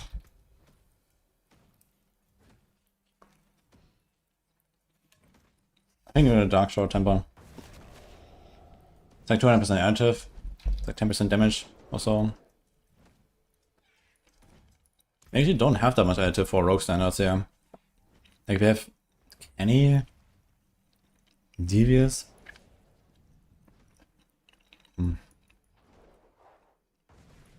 Yeah, it's not that crazy actually. I don't think this build has much more than 2k. It's like 200 a glyph, 200 a board. It's like 2k.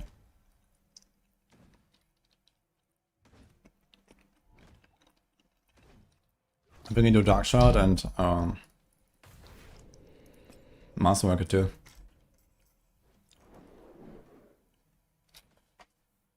Wait a second. Wait, that's actually less than a Dark Shard, I just realized. Really?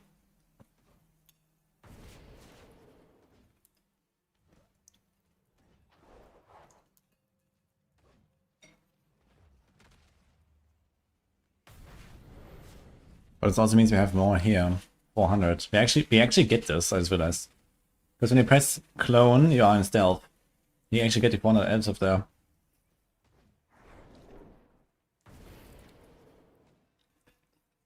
There's finally a use for damage on next attack after entering stealth shroud, guys. Insane.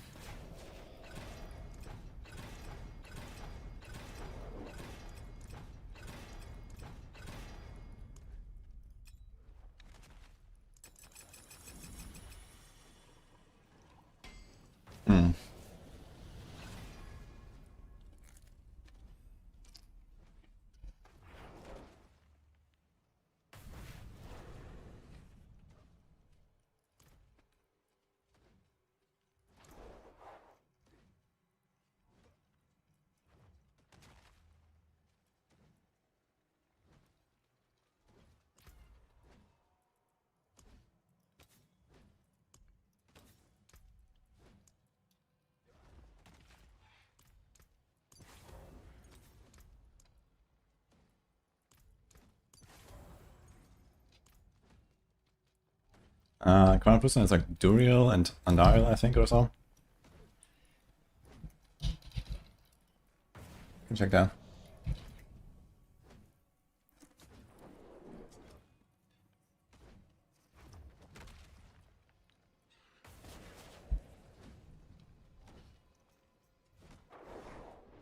Oh, perfect.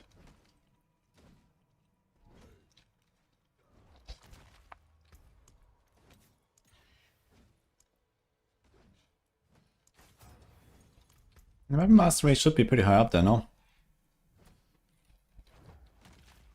It's 5% per point. So there's nothing like much better, actually. I guess Frigid, technically, but not really against bosses.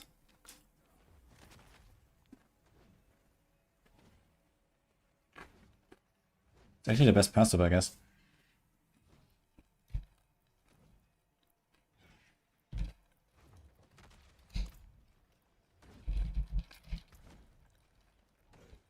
Okay, send it.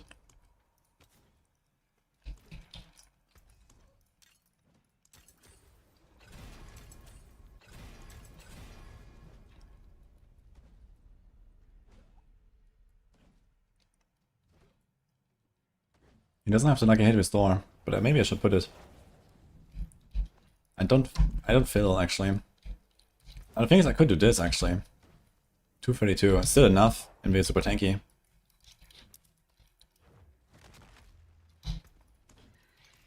$262.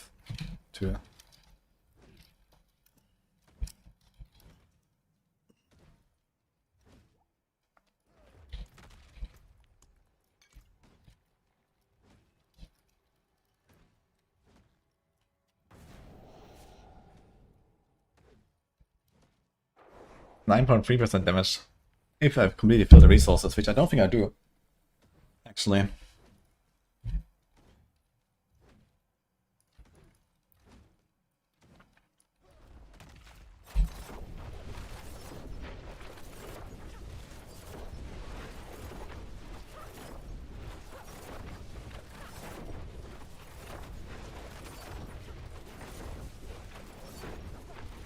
Kind of funny to see like the 270, 300 billion. Holy shit, dude.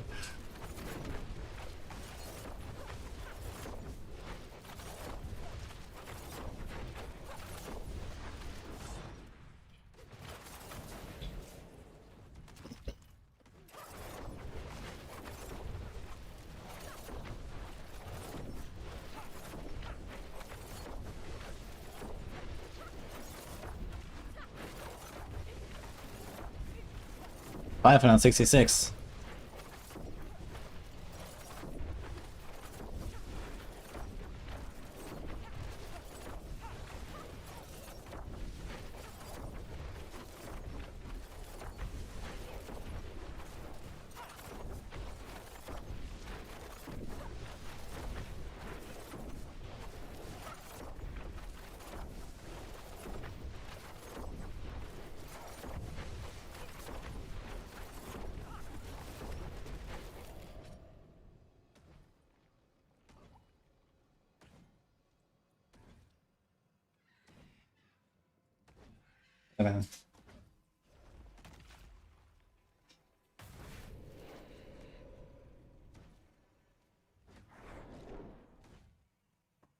The free passive skill Ami good if it has 2 other affixes that are decent.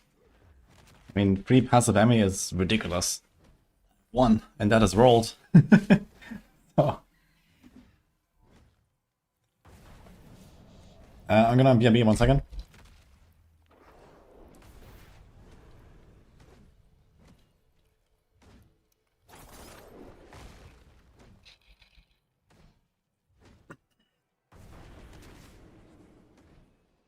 I do have dark shot damage, yeah, and I don't have it up right now. I think I forgot to imprint my pants.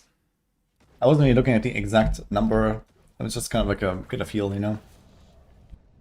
Just a minute or two.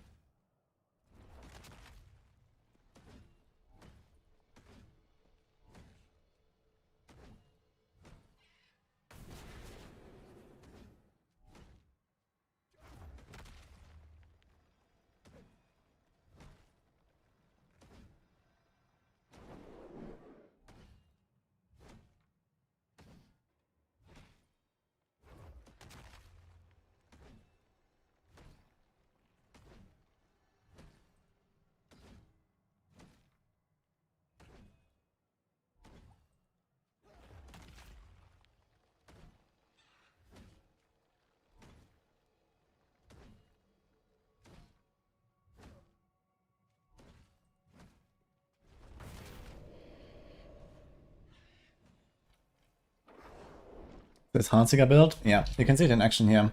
Since I'm gonna be AFK a few minutes, I was gonna let this run here. This was me playing earlier. Gonna be like a few more minutes.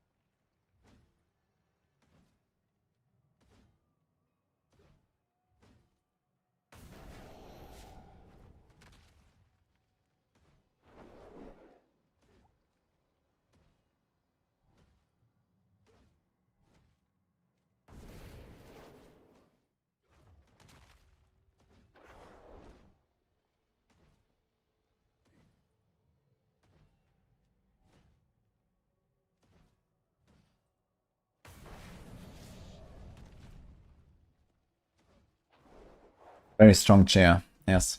The Diablo chair. You got to level 60, but your skill point is only 64 and not 71. Yeah, check the season rank. Yeah. You get points from this.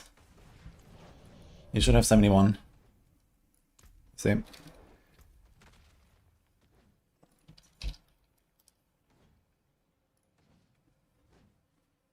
Does the T7, does the Shadow Evolution build kill T7 level bosses? Yeah, I did it on hardcore and relatively fast even. If you go like full balls to the wall, like DPS, you can kill the bosses in seconds basically. With Shadow Evolution.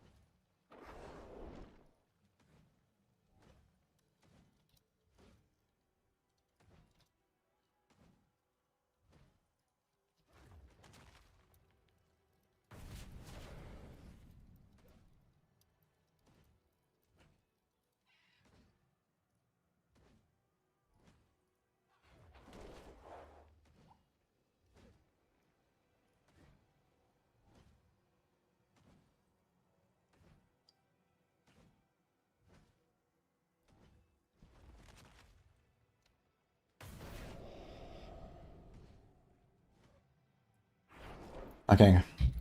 I think we are pretty set up here, and we're gonna notice a pretty significant jump in power.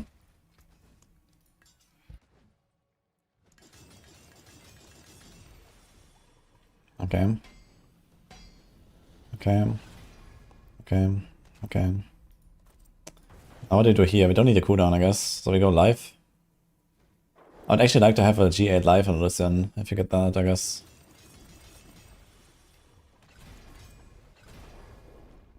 Yeah, this cooldown is unnecessary. Actually, can I roll off the cooldown? 17. This goes to 90.8, alright. Yeah, let me calculate.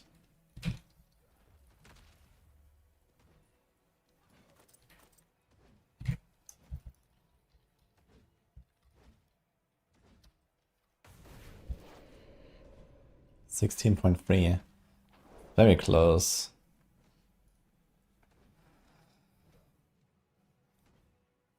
I mean, what can we get, actually, instead of cooldown? There's like nothing melee, right? It's like a bit of additive, but... yeah. So it is what it is, I guess. Okay. Okay, wait. This one.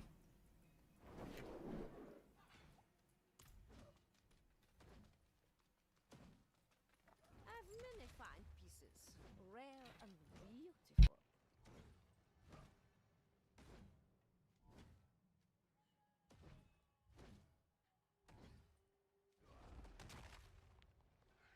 Oh, banger alert.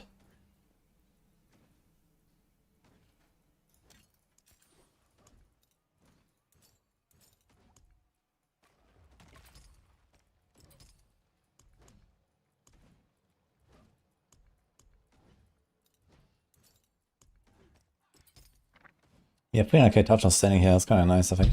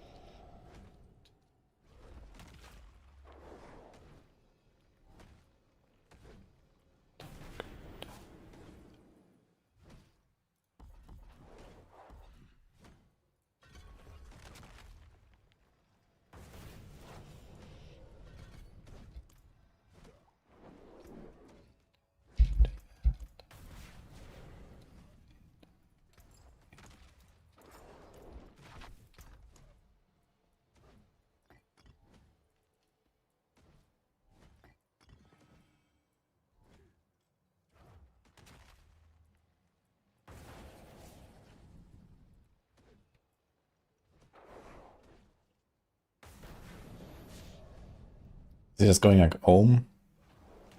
It's going full.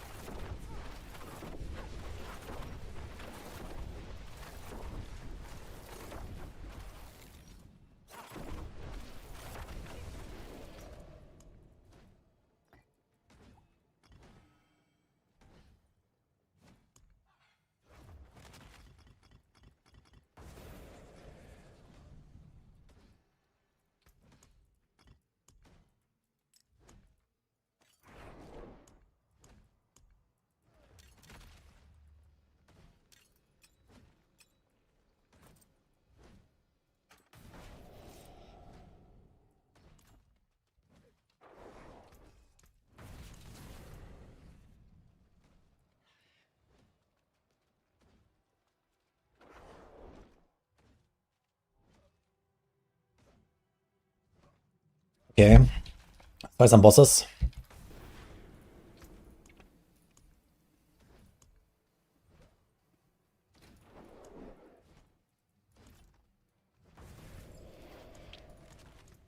Come and see.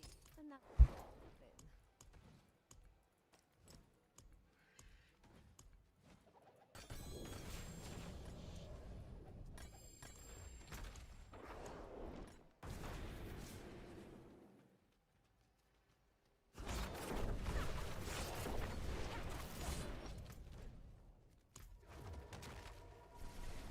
Mr. Baileys. Yo, 1 year. Thank you so much, man. The Paladin bit dropping electric meteors, that's Fist of the Heavens. What happens to Shroud in the expansion since passively phased out? They mean this Shroud here, Aaron. The answer is hopefully Shift Elite.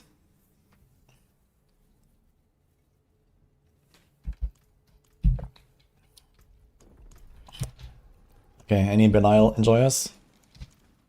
Let's check it out.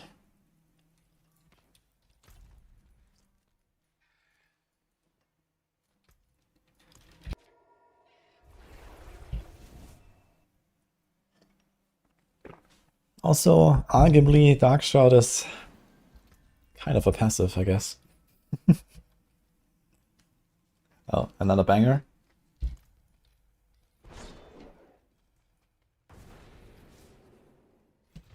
Let's see, T4 Belial.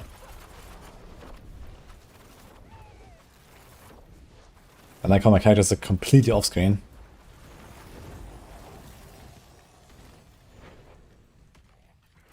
How did I end up like this?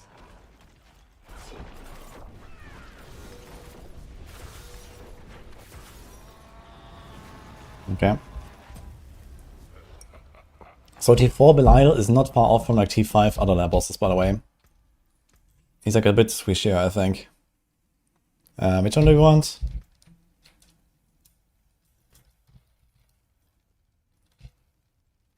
Then Malzir.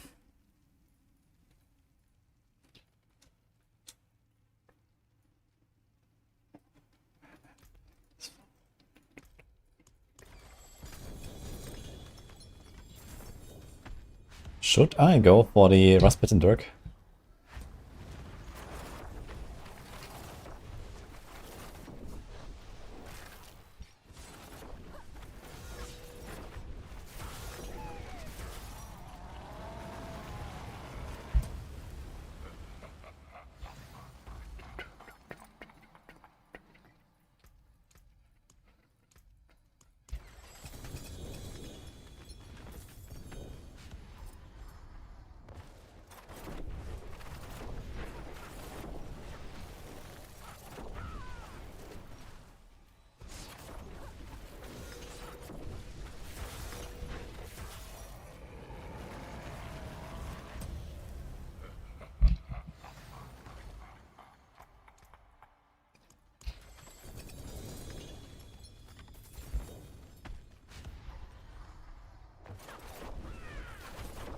Maybe for bossing I should just go Perdition, man.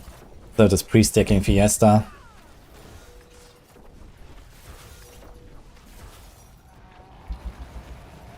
Would be much more chill. Not sure about the cooldown though. Might be tight.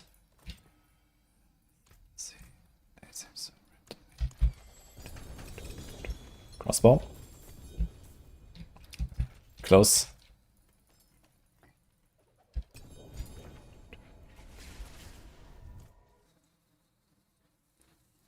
You have to do the combo every time, Nell, yeah.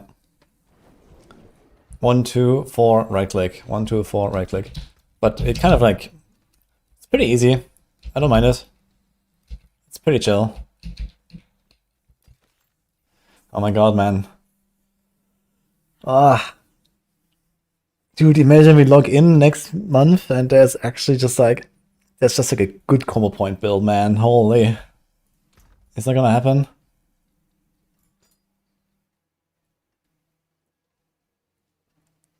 Can you do some combo point pen shot? Kapow. I want to do kapow. I get a divine.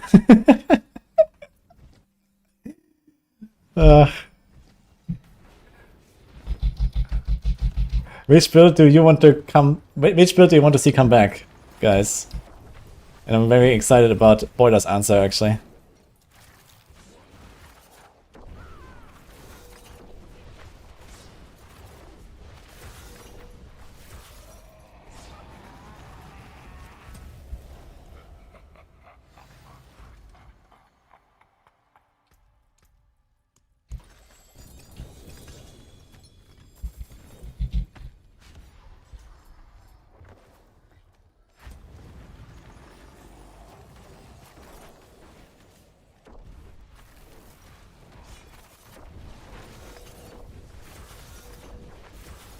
It's weird as I'm not pre-secking my momentum when I came back. I was wondering why is my rotation scuffed?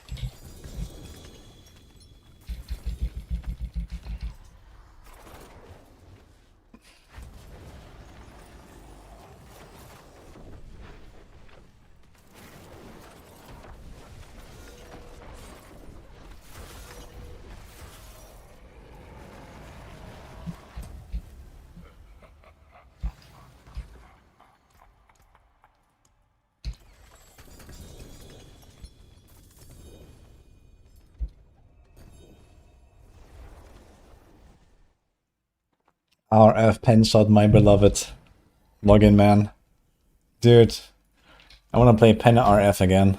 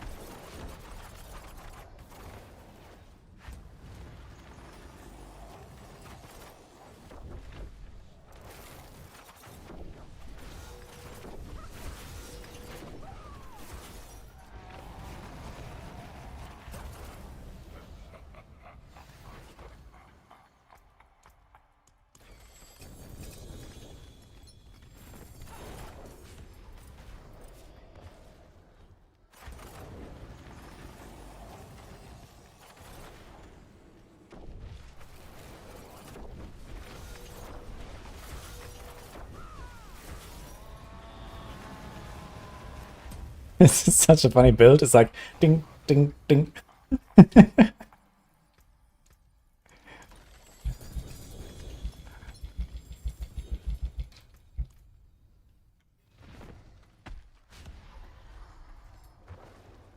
A true whirlwind barb. Oh my god. In my Diablo game?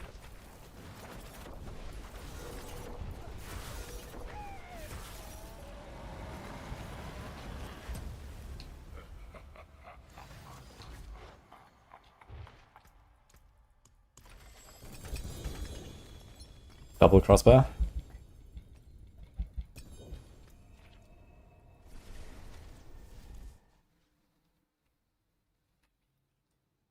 A lightning human druid.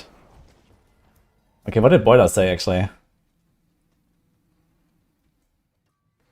Down for some bullshit, tornado and shred. Okay.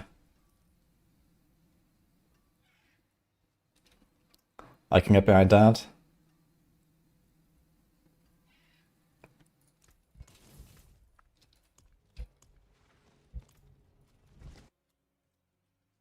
Hi, Roxinger. I think a character is bugged, you're not getting the rogue adaptability aspect drop. No, it's just hard to get. It's a resource aspect which only exists on jewelry. And there's they compete with lots of other aspects. And on top of that, jewelry is just kind of like the most rare, like, you know, equipment type, basically. Try bartering, resource aspects. Try gambling rings. Yeah. I mean, you can gamble a lot this season, so fresh meat, farm, and gamble.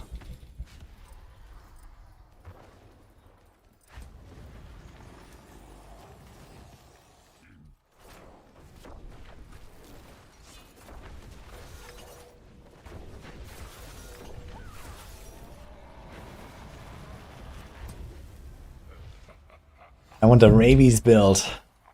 Dude, rabies feels really good when you're like level 20 in Hell type. It feels really good. But that's it.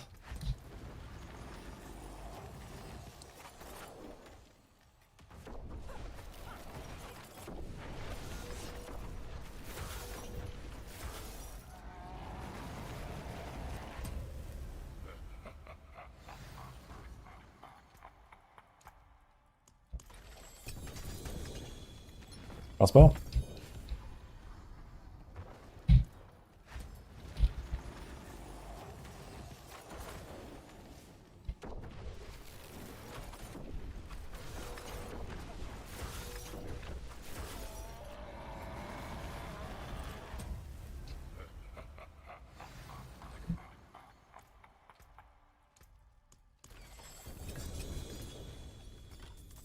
Two J sword.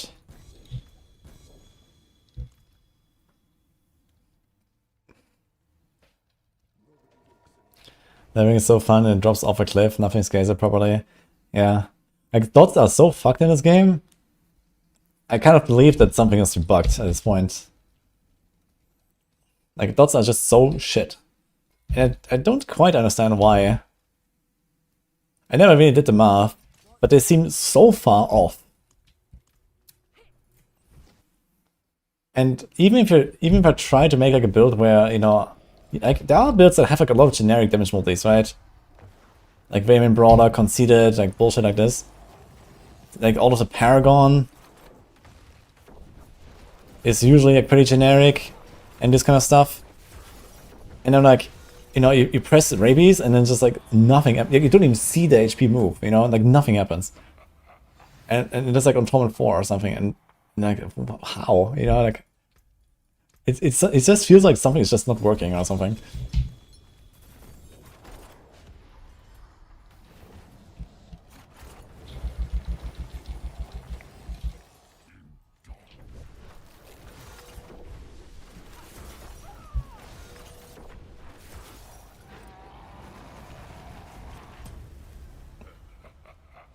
Dots are like flat damage as a scale of weapon damage and have been pretty gross since they lowered base DPS and less of hatred. That's when Windshield died. I mean, you know, technically it's not really a difference, like a skill that does like 100% weapon damage, you know, instantly versus, you know, over 4 seconds or something, right? That should have the same damage output in total. But somehow it just feels like so far off. I don't know, maybe the math is correct. I don't know. And it's just that bad.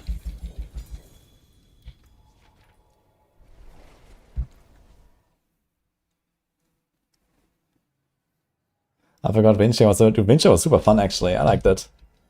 I played it in season 4.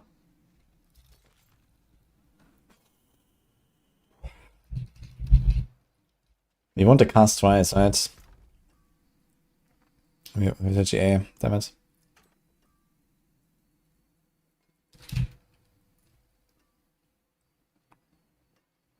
Thanks, Matthias. 3 GAs.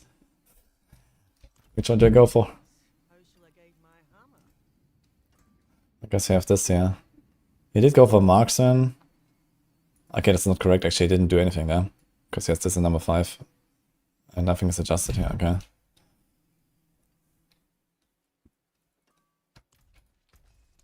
Better than starting from nothing.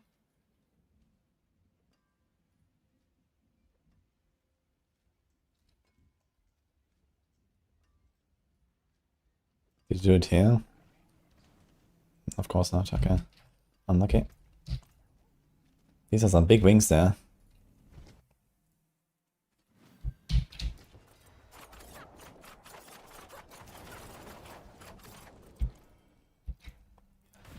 That's the technology, guys. Just take off the Lucian and then stack.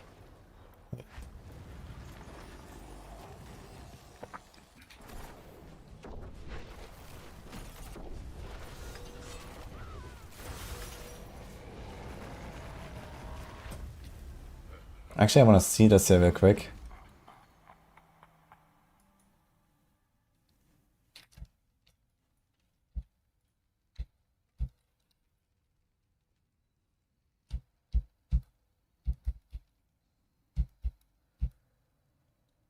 There's a 112 and a 49. So this must be a double cast, right? And there's a 23 as well. I guess the 23 is mine.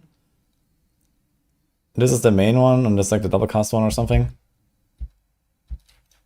No, wait, mine can't be that. It must be all from the background, right? There's another 16 there. I guess the 16 might be mine. Actually, maybe it was like the 2 big ones the clone and then 2 small ones mine. Because they both do 2 shots, basically.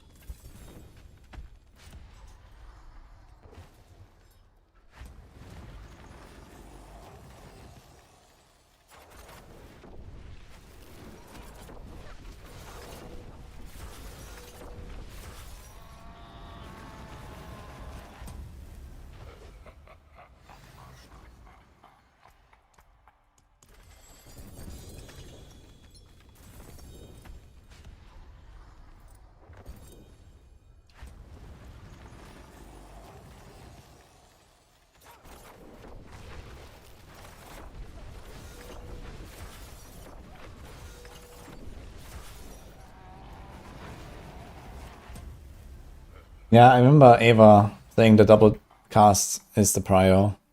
So I think I'm gonna try to get this, but with like a higher mod basically. And maybe an extra rank or 2 wouldn't hurt.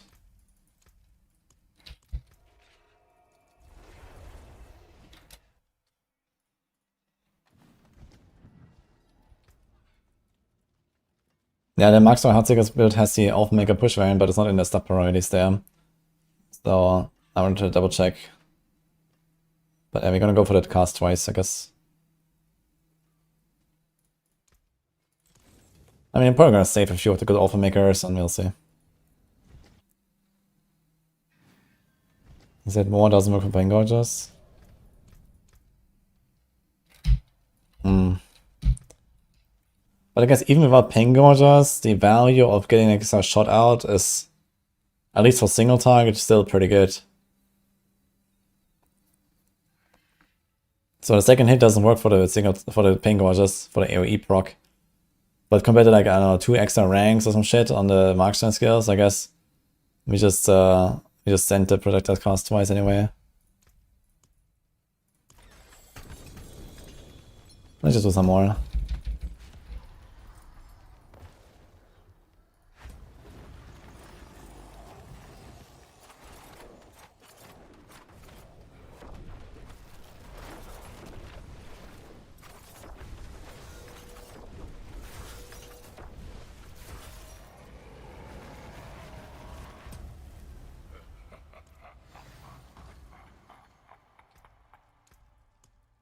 Oops.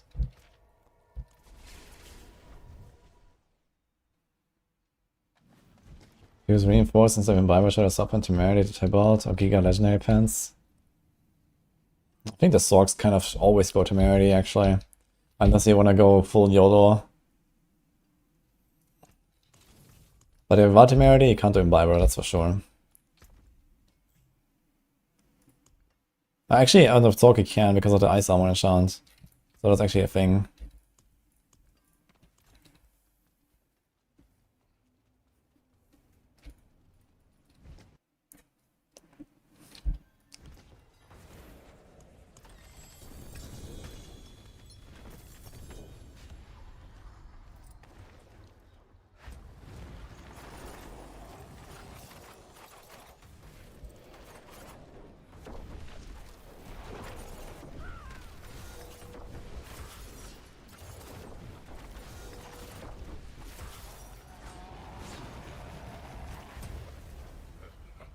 And Reinforce is very good defensive glyph for Sork. I remember in the past I was running this quite often. But we actually care about defenses a bit more. I mean, we care again, but not the Sorks, I guess. The Sorks are just kind of Giga chats. If you have a Temerity equipped, yeah, chilling.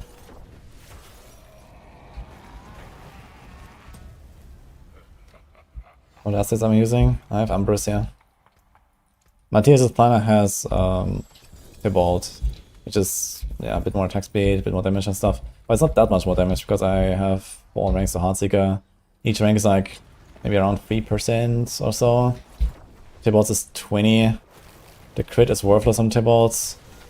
It has all stats instead of dex, which is a bit of a downgrade. And then you get a bit of attack speed, which makes it like a bit faster and a bit more fluid. But you lose double life and potentially Dark Shrouds altogether. So that's quite a loss actually. So that's like YOLO setup.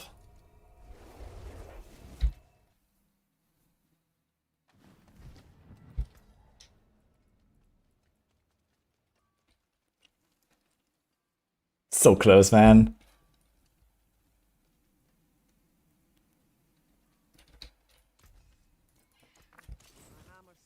It's gonna get a PJ now, don't worry.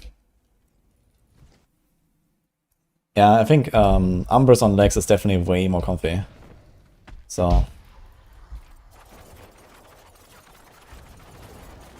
And, you know, this build needs one thing, and that's comfiness. So.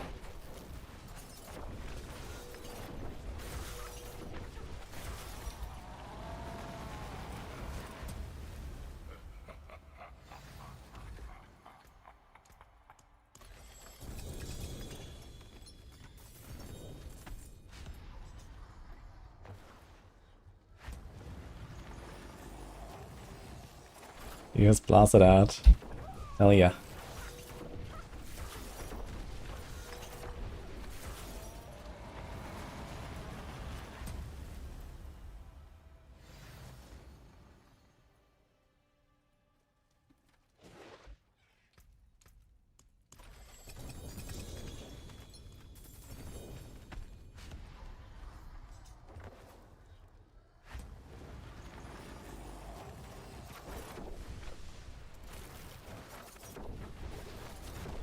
You guys agree the whole game, including the, everything outside the pitch, should not be limited to Torment 4?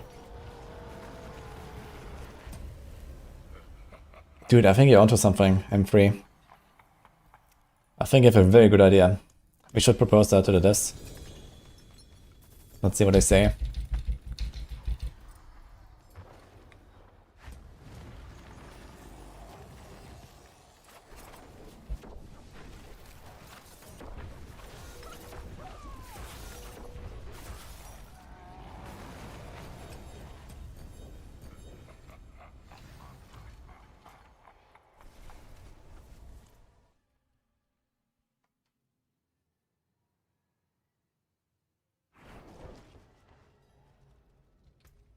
The sarcasm comes from the fact that next month we will have 12 Tormenteers.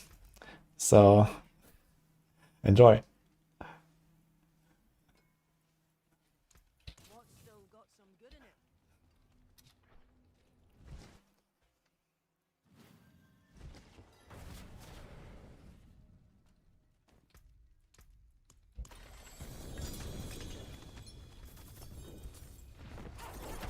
12.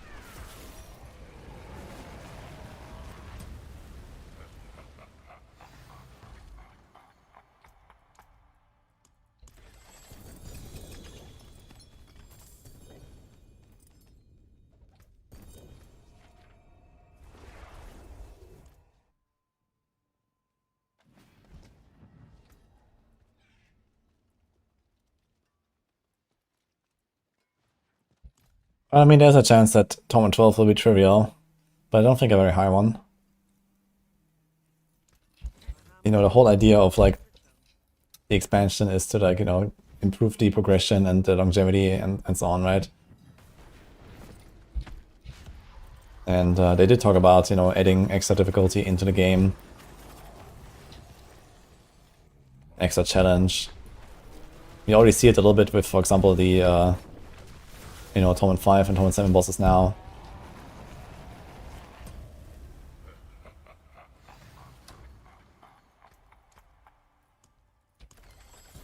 You know, they're adding more stuff to grind, like the talisman stuff, for example. So there's like more to do, so they can add, you know, more difficulties to go through.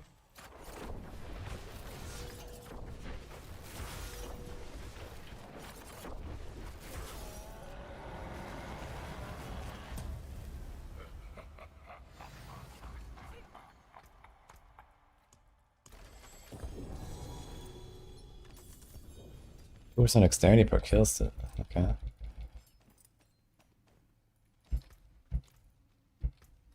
Something for Death Trap.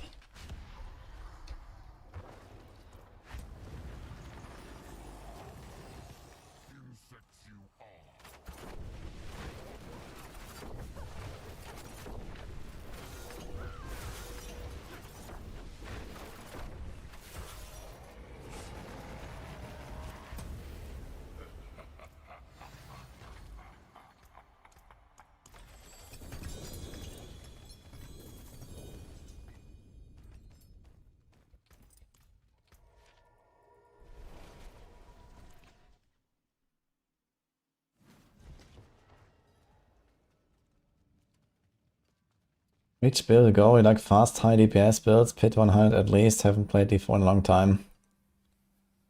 Wing Strikes or Shield of Attribution on Paladin.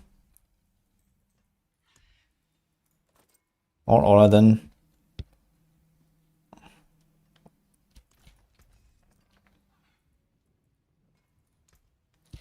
What's left, you ask?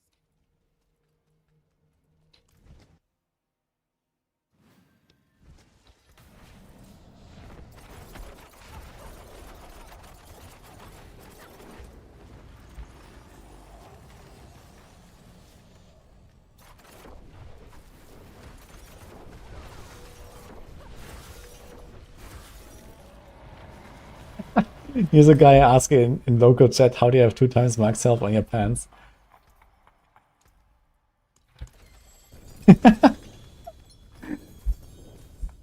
Doesn't realize there's a temper actually, it seems. I can't whisper to him now because he asked in local chat. No patch today, nope. There's no bloody fix yet.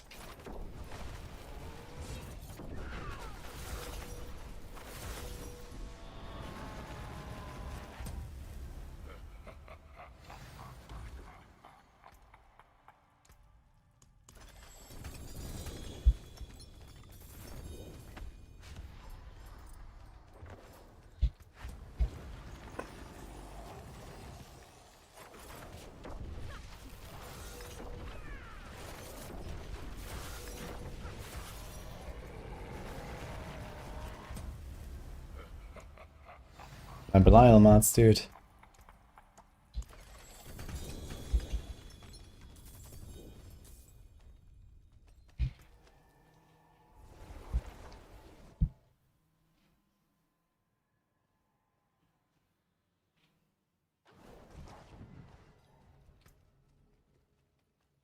the guy still here? No. I want to answer to this guy in chat now.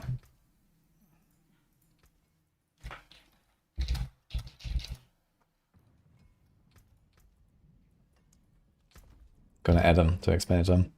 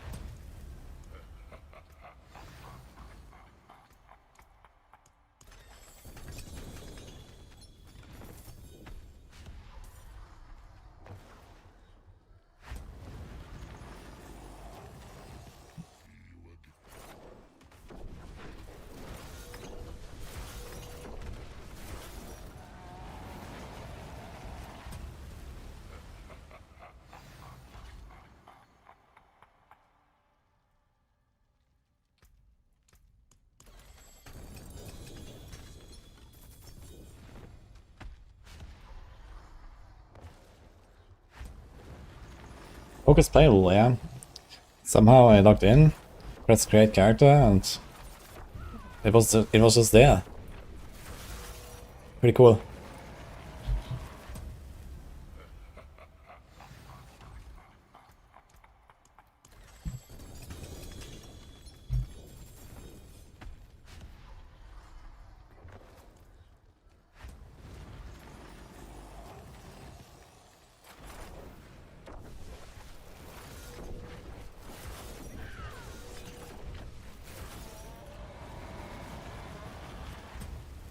You can get way too many enters, you could not even do them all if you wanted to. Mina keys, the bosses and stuff. Yeah, this has been a long-standing complaint. And I keep reminding them to fix that, so let's see. I do agree that we should do way fewer bosses than we do. And also like stuff like, I don't know, harmony tributes and whatnot. I think there's like just too much of that shit. So, let's see. Oh.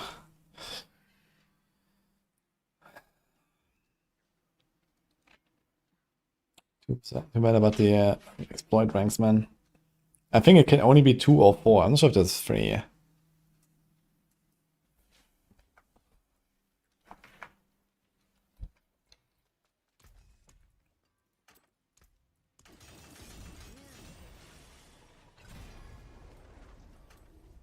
Wow. It stays at, wait, it stays at 2.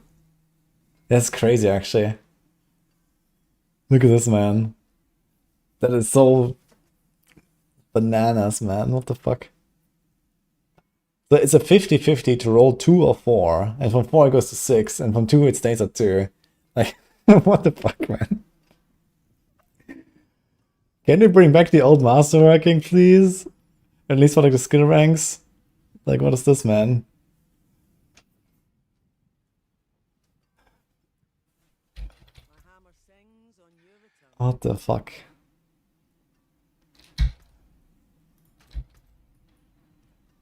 Like, I actually can't use this thing, man. What the fuck? This is an 80, and the other one is a 48. And we mostly just one-tapping stuff, so...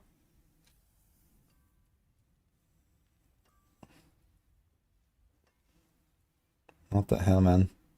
Maybe it's still better though with the 298 and then the double dips. I guess it's probably still better. Let's see if we notice a difference, actually.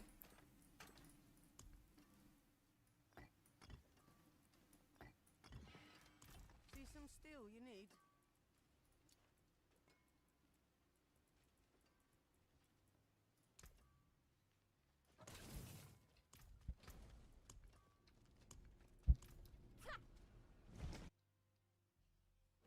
Is that math?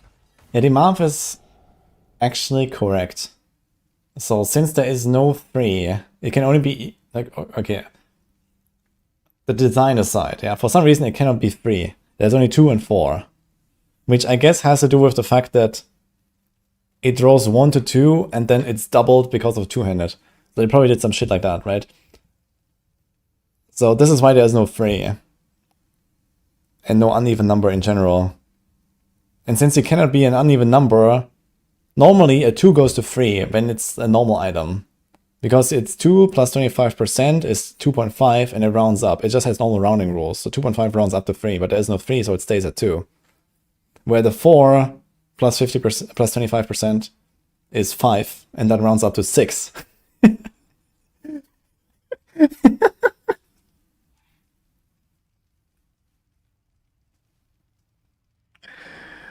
Save me, man.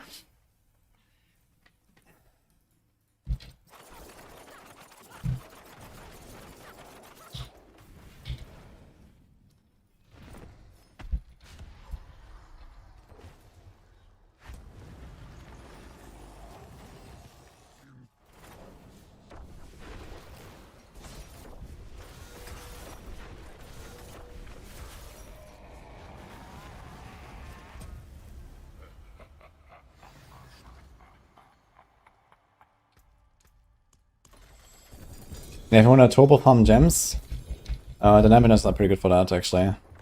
Otherwise, just like do more hordes or something. Or you can also try to convert.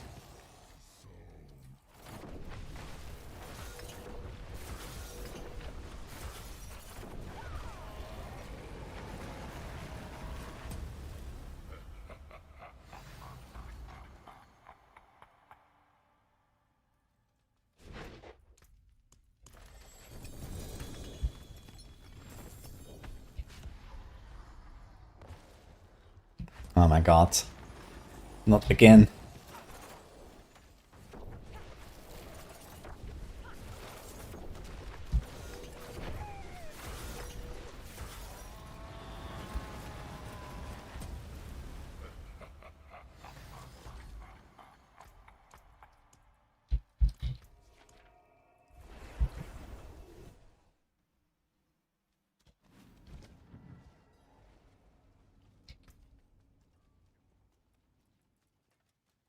I forge more than horseshoes and nails.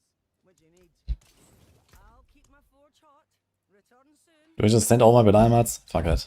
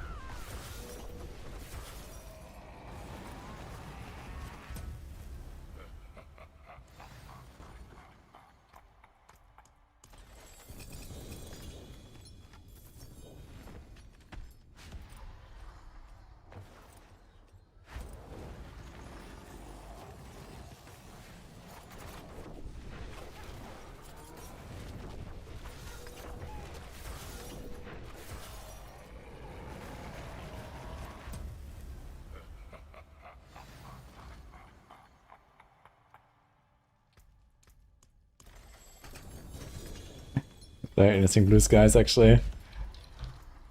Hey, I crafted my last gem. Let's look out. That's funny.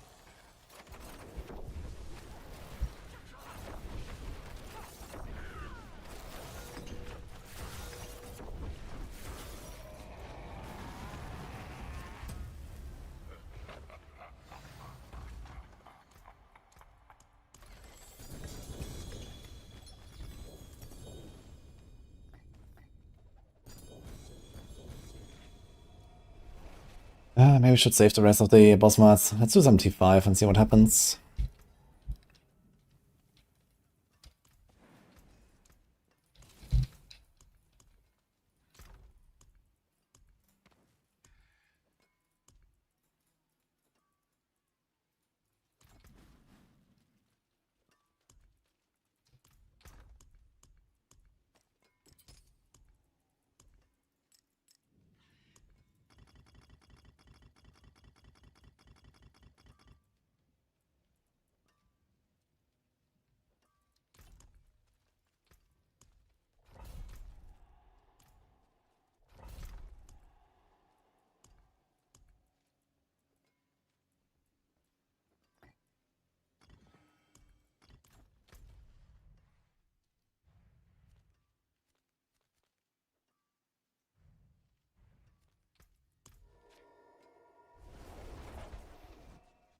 Yeah, T5 are the bloody sigils.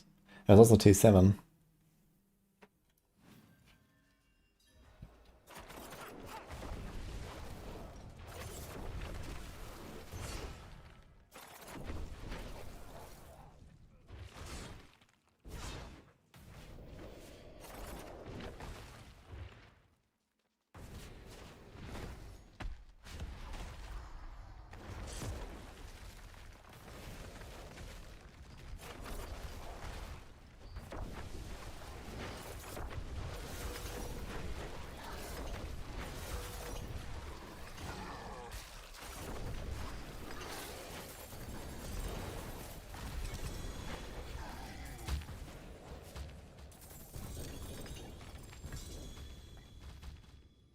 So it's very comparable to the Belial fight.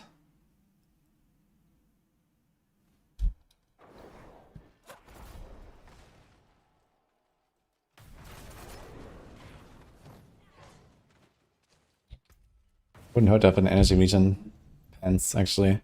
Just to get my energy back faster to stack momentum. Oh, actually, wait, momentum stays if I don't go back to town.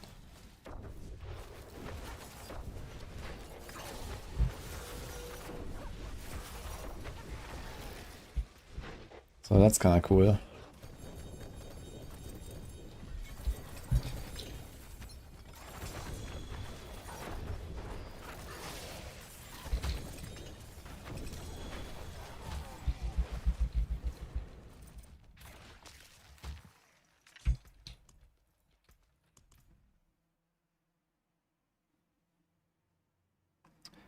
Any advice how I can farm more ancestor gear? You're starting to find some in tier 4 difficulty. Yeah, I do the bloody lair bosses, they're really good. This is like where most of the gear comes from, and then you also get fresh meat, you can gamba at the vendor.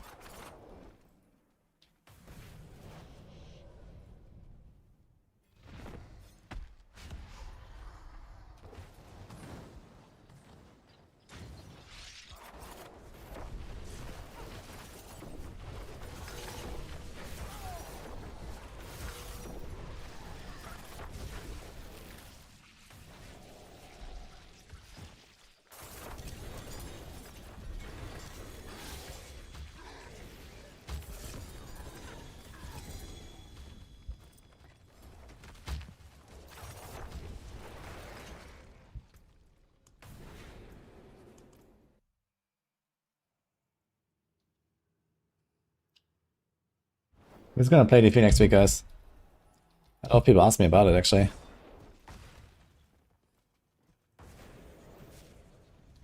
Infernal Hordes Butcher is stupid. And it's not just a Butcher, everything in Infernal Hordes is like Giga tanky in the bloody one. I think it's buggy. It's like more than it should be.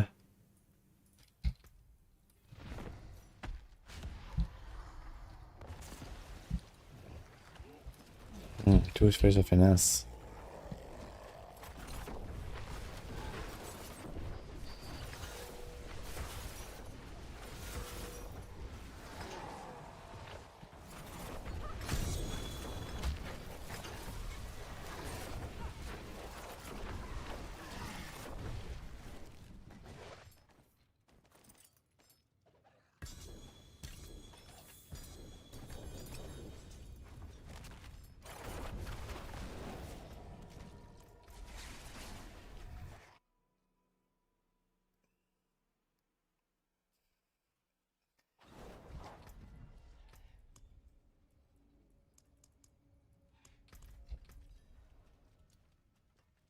See some steel you need. Nice, Mickey.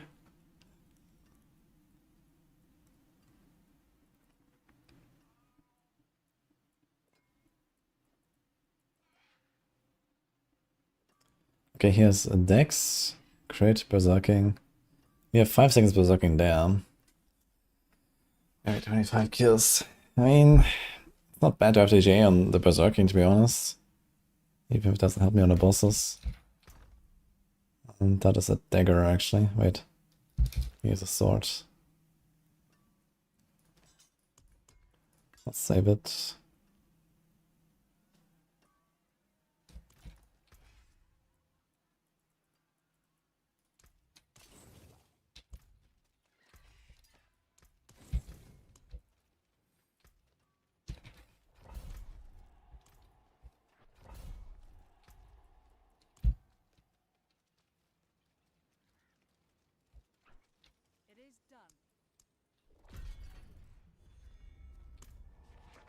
Hidden army 9 potentials are nice.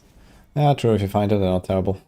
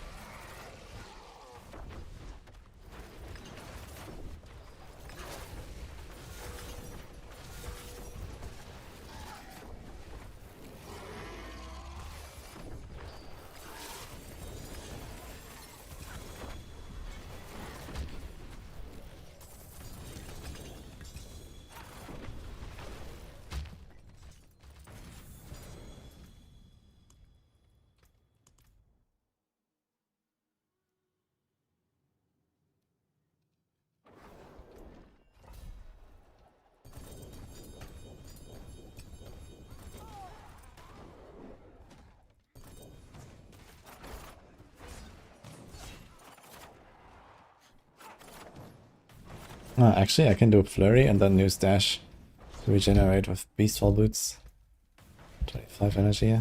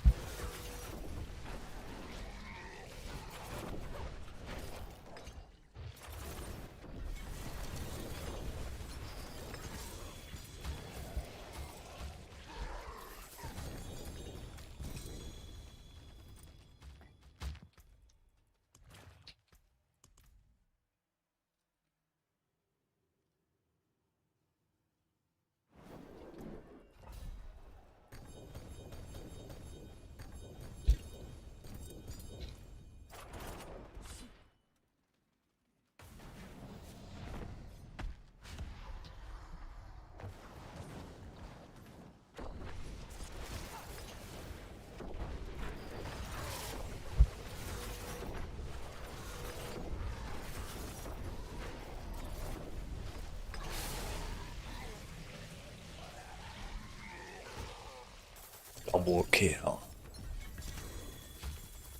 That's funny.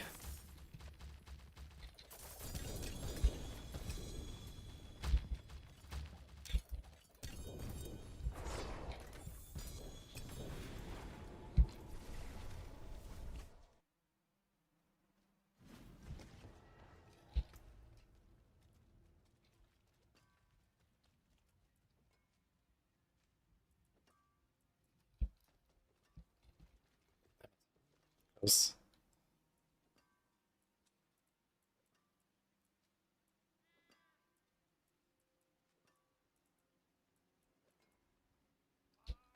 a bit good for Spirit Ball, maybe.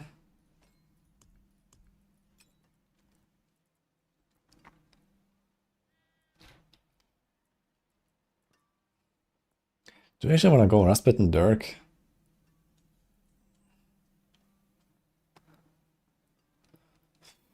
Nah, actually. Maybe I'll save the Lights in the Dark though.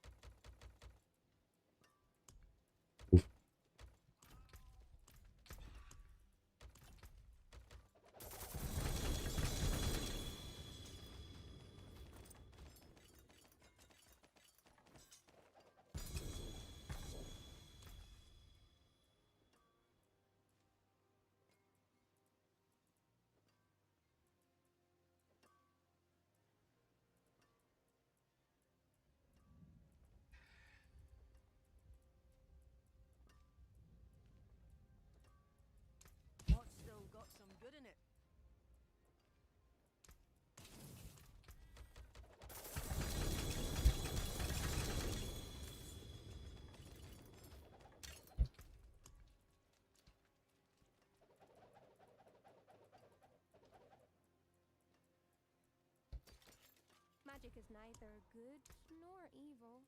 How may I help you?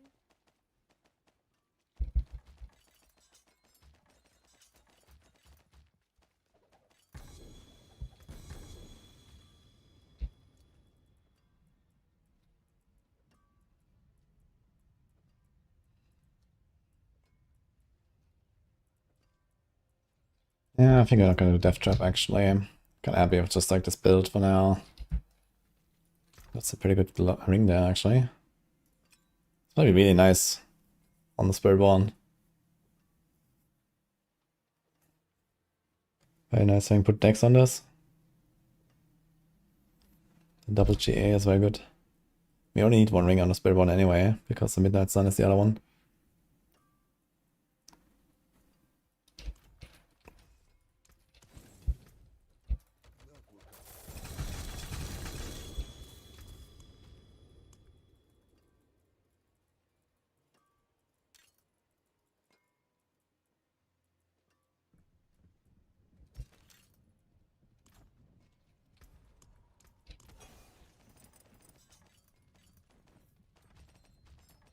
Nice chat messaging twice. I didn't see that.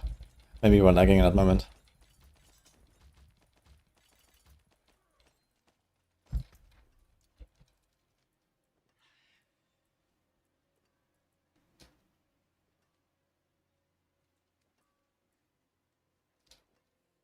I guess that live. I had live on hit as well, right? This other ring. Okay, you don't want the live on hit on a rogue.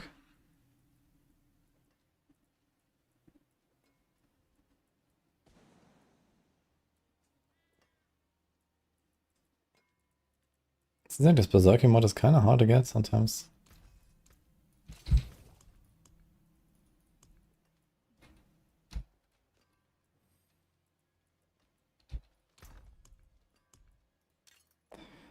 Am I just getting lucky or am I getting so many strong rooms on these sigils?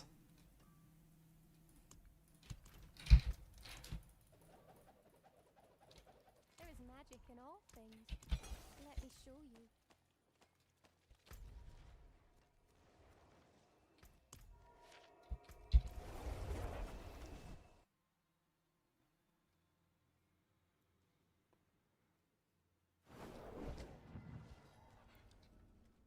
Studio, a lot of your friends work out as releasing an MPG this week. Which one is that, Mackie?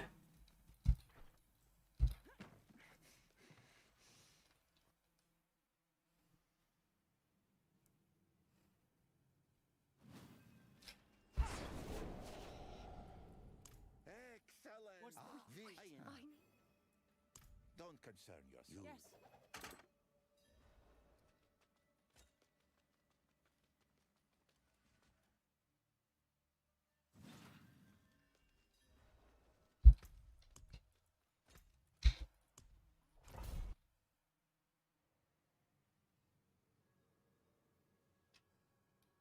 Crystal Falls can get early access on Steam. I haven't heard about it. Gonna check that. How many of your friends are we talking?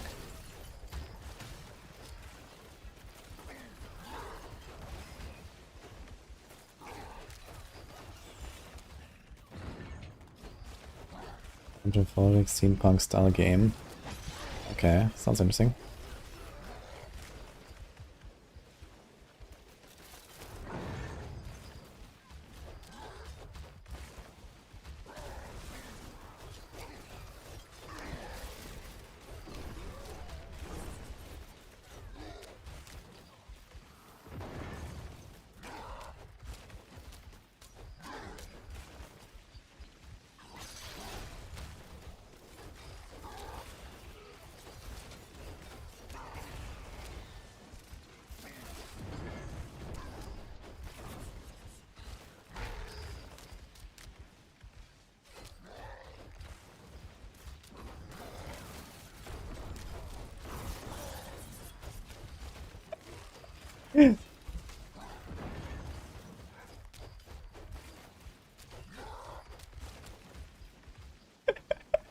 Why is it suspect?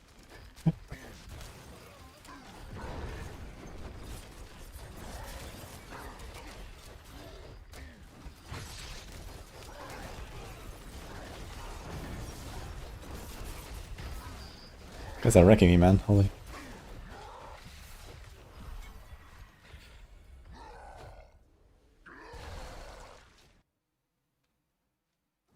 They did not clip in. So we suffer. So is this portal into the slaughterhouse now? Or is that portal into my portal here? I don't know.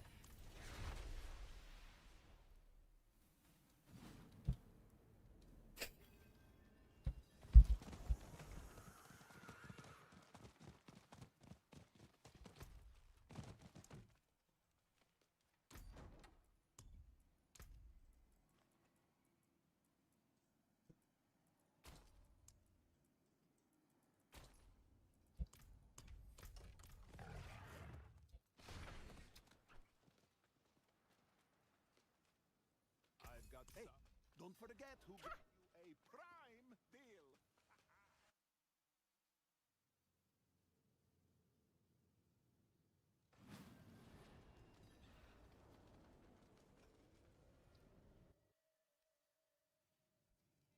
I think I'm gonna bring the patch notes this week and patch probably on Tuesday. It's Tuesday patch day and that has already passed. So they're doing like a 2-week patch. Which is way too late, man. Oh.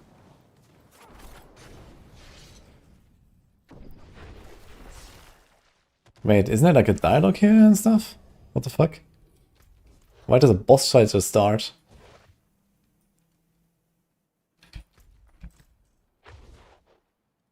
What? I'm stuck, I guess.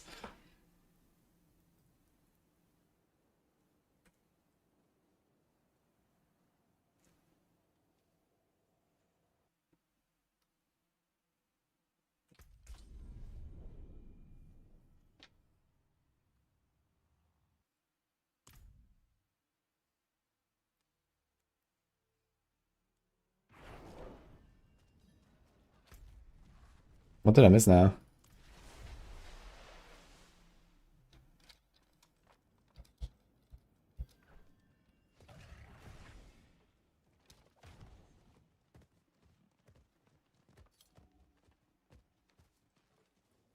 Not a moment to. Don't worry. I'll look into it. Thank you. Aid in the work.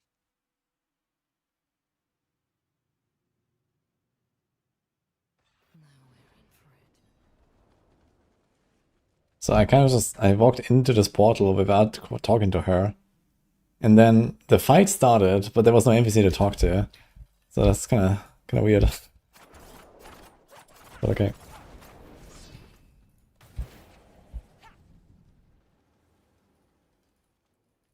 The secret. Stop! You're so narrow-minded. This is the best path, and it's mine to take. You will not stop me.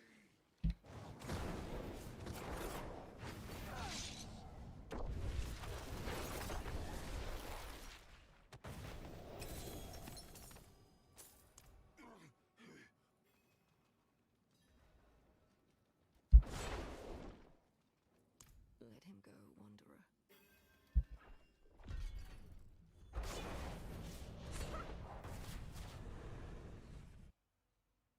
How many castles do we have?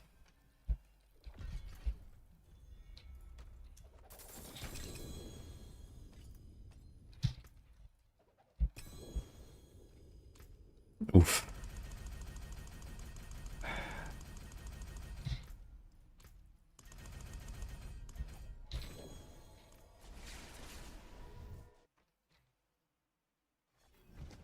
Wenn der Shadow Clone bug is fixed, as strongest Roach build is Roa. Maybe actually. Roa is usually pretty good. Where do we have it? Yeah, I think so. Yeah, that's a second for sure, and I guess without Off-Maker bug, this would probably drop like 5 to 10 tiers at least. So maybe Roa will catch up then.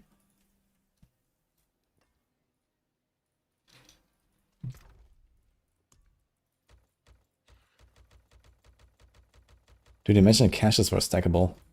I mean, technically they are inside the board before you turn them in. But that's not really what I mean. Can we just get less caches? Can we just get no caches? That'll be great.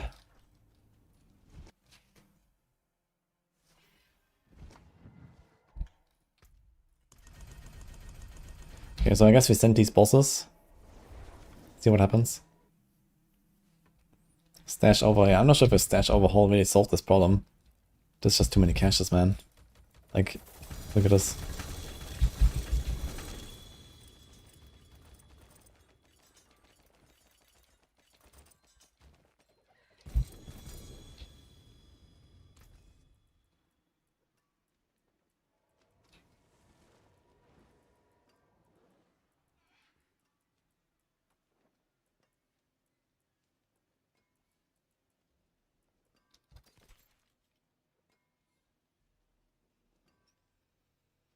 It's basically the same thing as this one, right?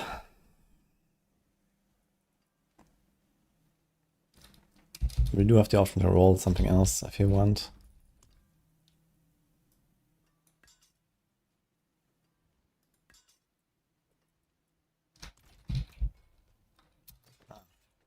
So it even has the resource thing.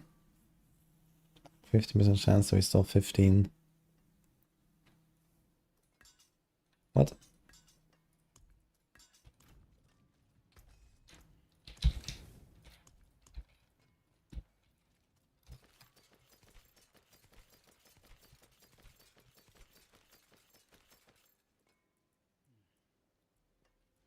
The wonders of Sanctuary at your fingertips.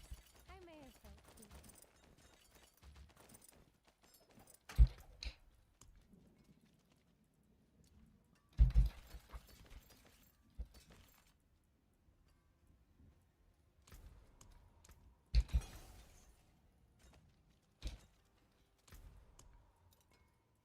Bright aura. Brighter soul. Whoa!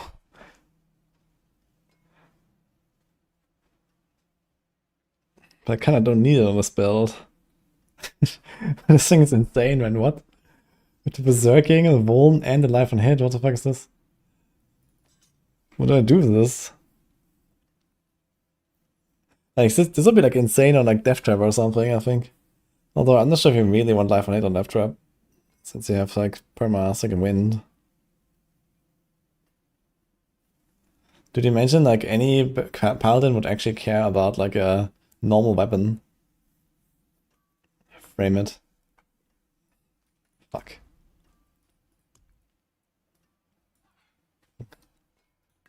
I don't know what to do with this. We're probably just gonna salvage it. Because I'm not sure if we're gonna respec. This build is actually decently fun, so I might just like stick on Heartseeker and enjoy.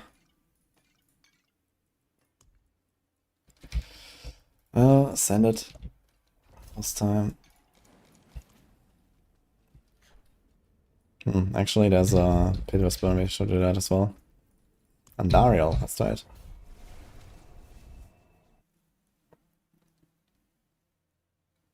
How's his league launch? It's pretty good. I'm aiming a blast. If you haven't played for a while, then you're certainly gonna enjoy it, I think.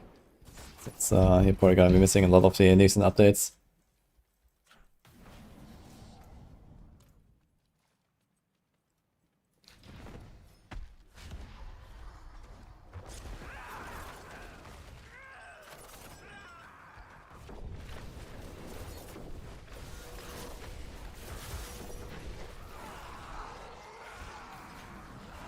It's like a no content reset. Ah, there's seasonal content.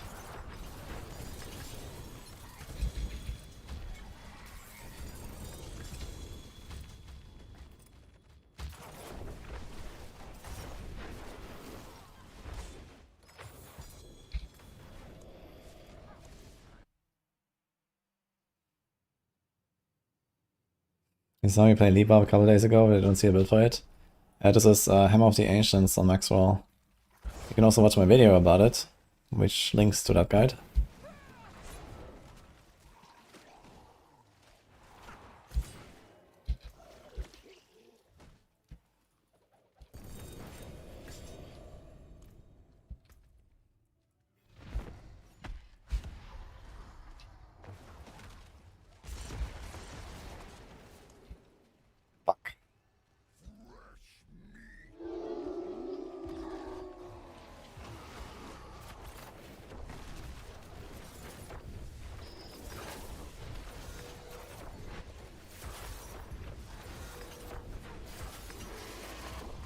bites, actually. They hurt.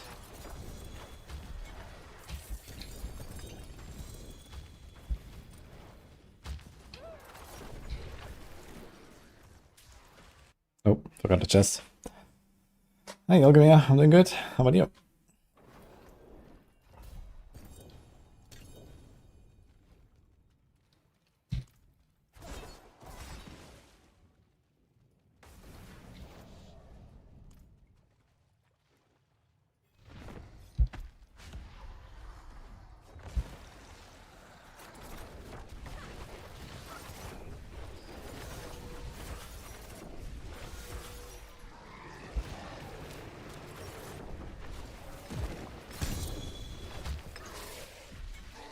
So funny when Mashan dies and the quick pop.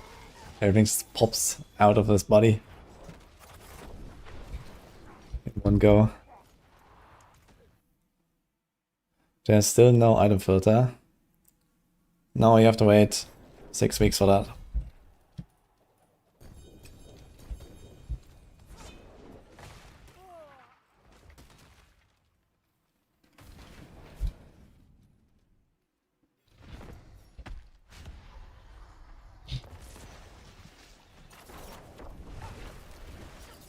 For some reason my first hit never does any damage.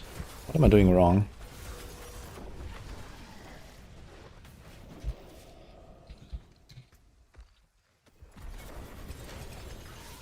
This one worked though.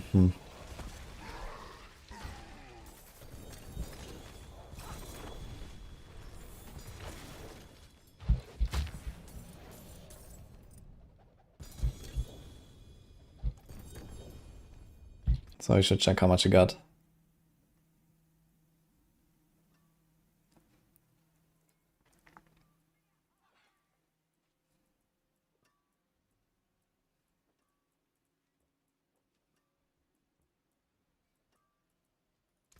Better than starting from nothing.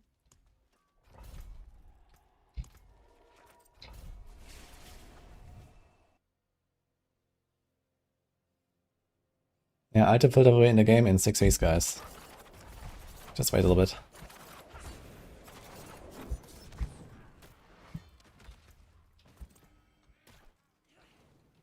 You have 100% block chance. Yeah, then you don't need on guard. So first of all, check if you need brandish double damage. So you can get 100% from supplication alone, I think. But if you're not close, then you should do that.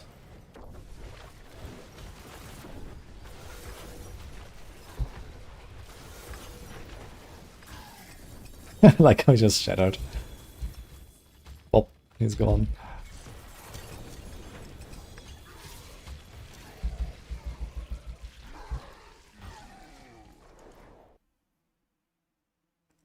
Yeah, in that case, you probably go like holy damage. That's good.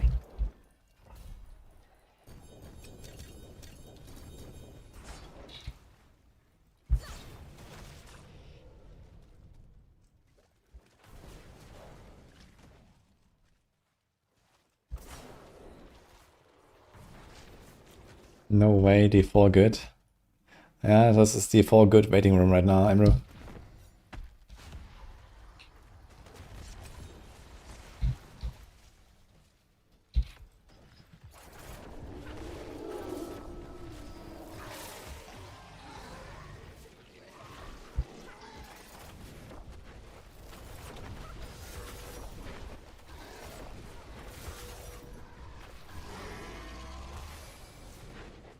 Auto clicker, Monka TOS, dude, what?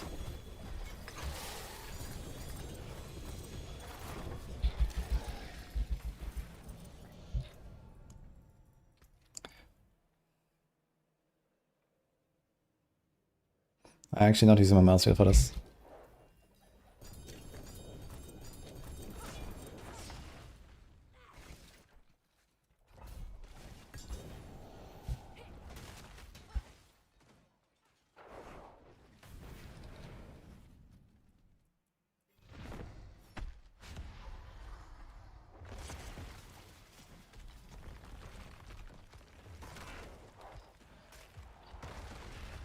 Okay, this is a mouse wheel here. Like, if you see the yellow circles, For the movement, there's a mouse wheel, yes.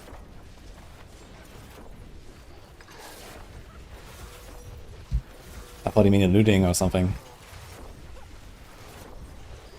Yeah. Yeah, can you make it even faster? This is the free spinning wheel. This is my mouse wheel, yeah.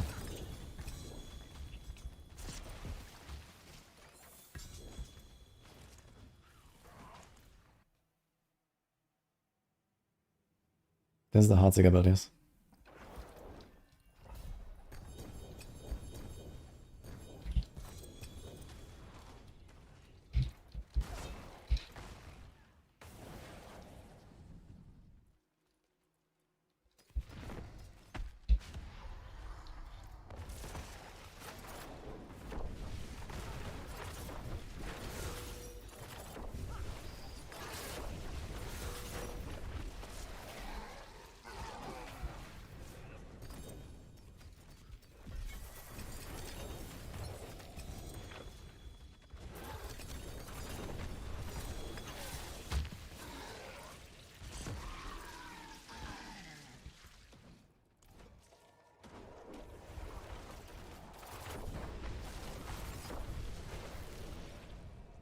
And I'm glad we can like teleport the town now in peace without getting interrupted by like the tiniest spider.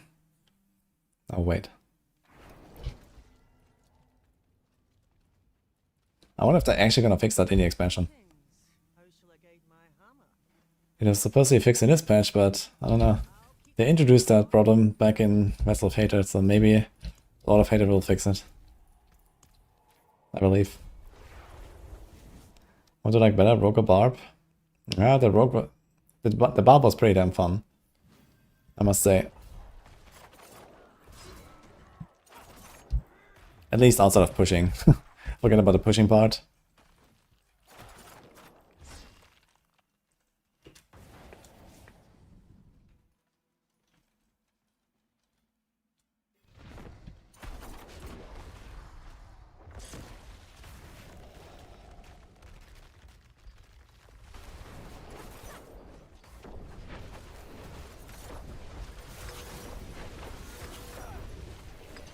Oh, I can never do the combo on the first shot, I'm not sure why.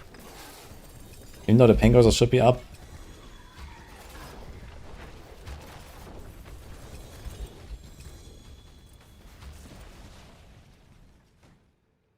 Oh, I have a suspicion. It might be the reload thing.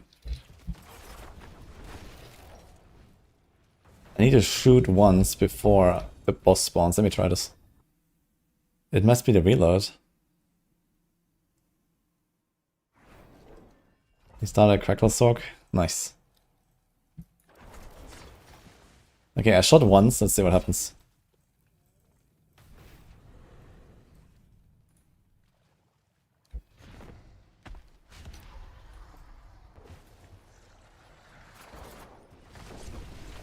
That was actually it.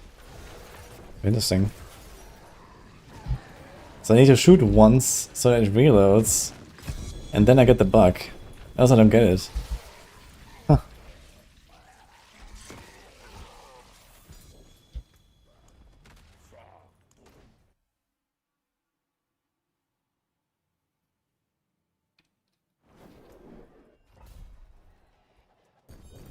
Got acidic.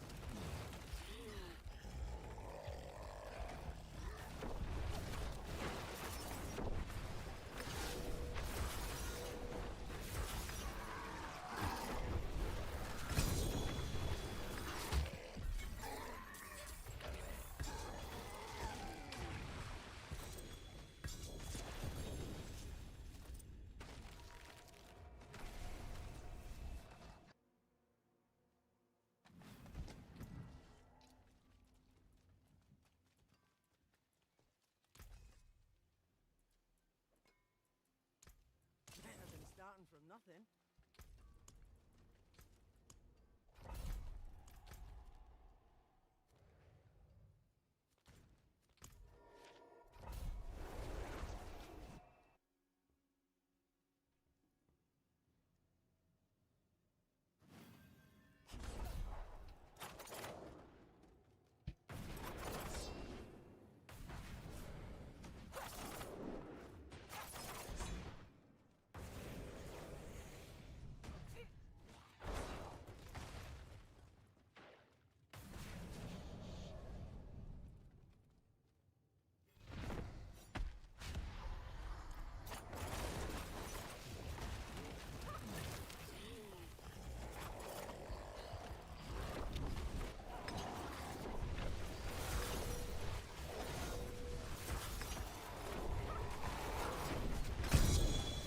And imagine this shit on T7, man. It's gonna be such a clusterfuck. We're gonna do this on Rogue, holy. Gonna be very interesting to do the T7 bosses on this class.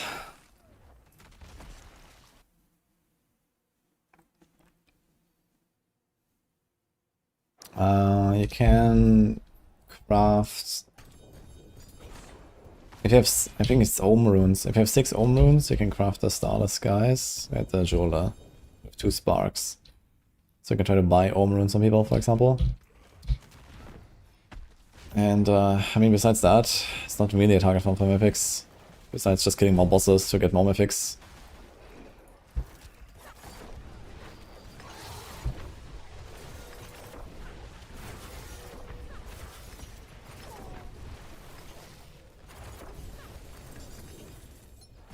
Speed 1T7 takes like 10 minutes. Oof. Really? On payback? 10 minutes?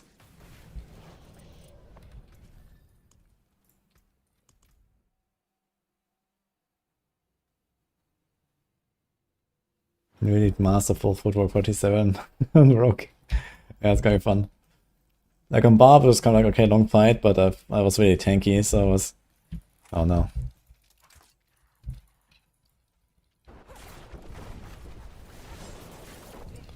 Cool. Servers shitting themselves again.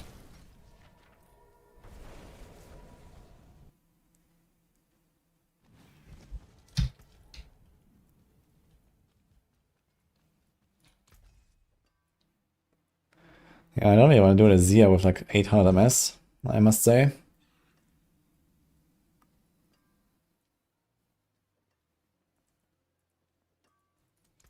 I'll keep my forge hot. Maybe it's gonna skip that one.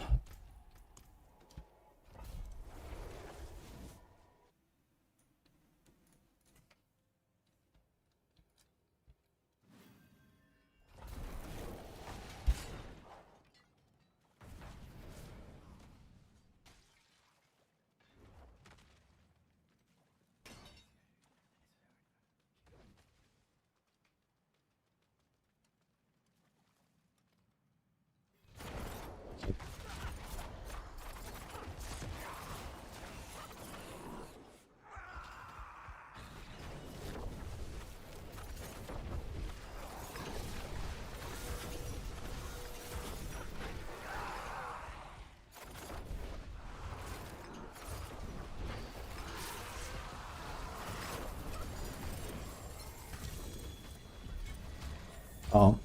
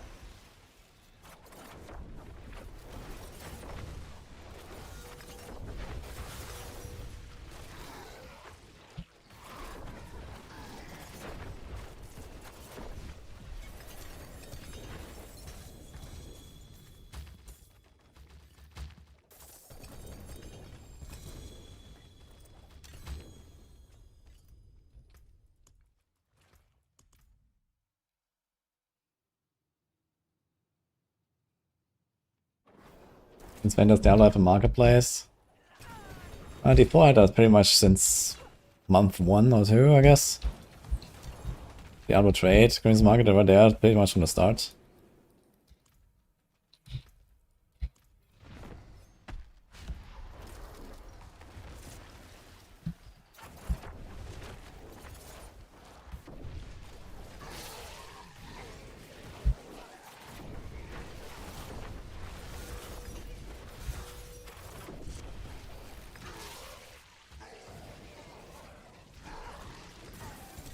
Quesadilla song.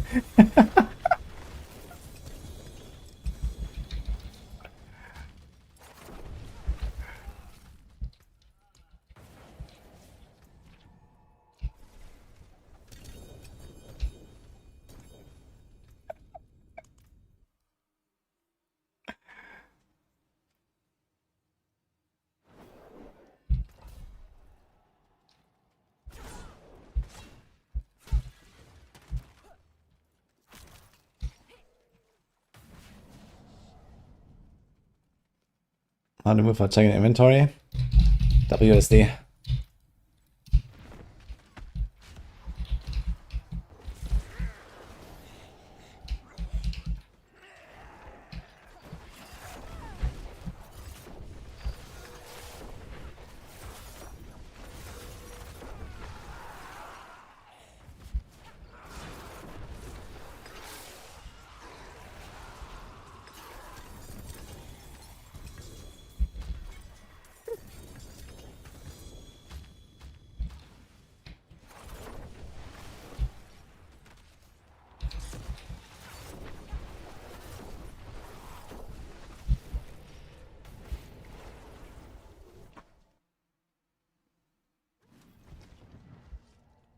I don't really hear the Quesadilla, to be honest.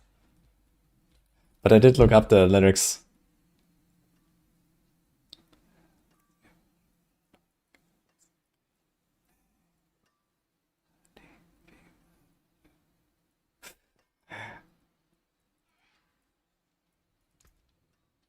What's still got some good in it?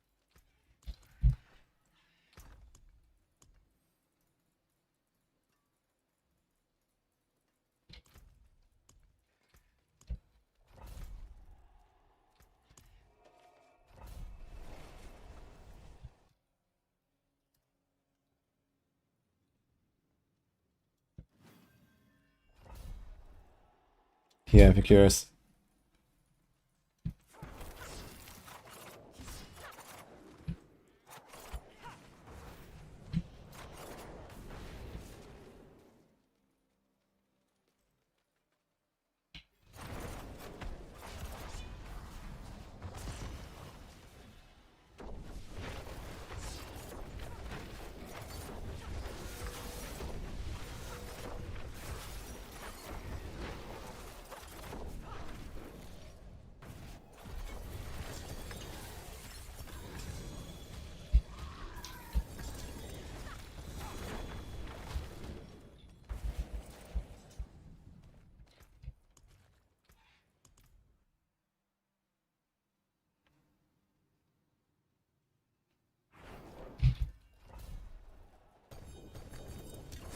He said it, yeah.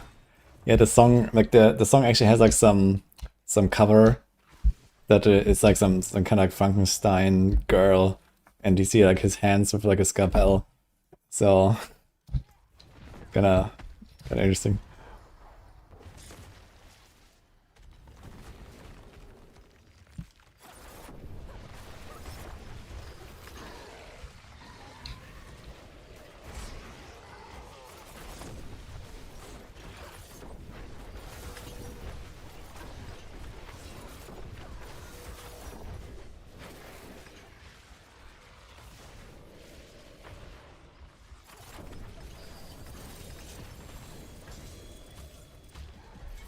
Oh, what? Do you see what I see? Dude, I'm more excited than for a mythic. I got a scroll from Duriel, what the hell?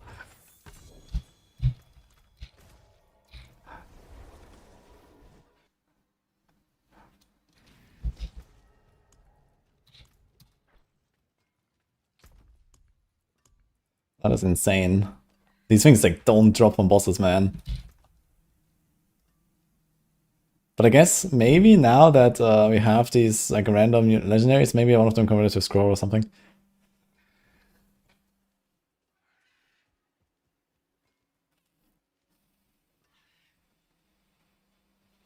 Okay, is there like any build where I want this actually? Like, even if I do play Death Trap, I need the same boots that I have.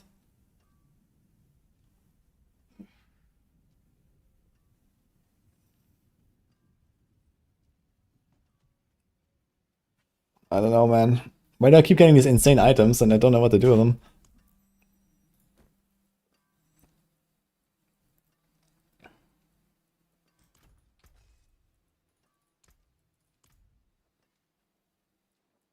Grass of Shadow. I just realized that I spec'd out of pen shot before I ever got one of these. I actually just never equipped them. And I should have. And I was already done with pen shot before I actually got one. We got a 12-minute Whisper. Do we do this real quick? Why not?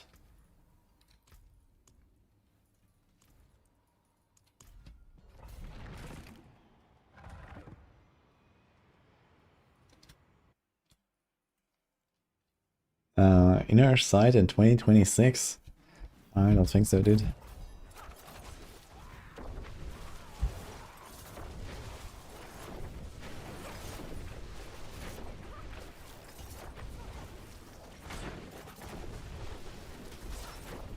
Actually, it might be like some weird rogue build that runs it, but I'm not sure which one. I guess Dance of Knives runs it, maybe? But maybe not.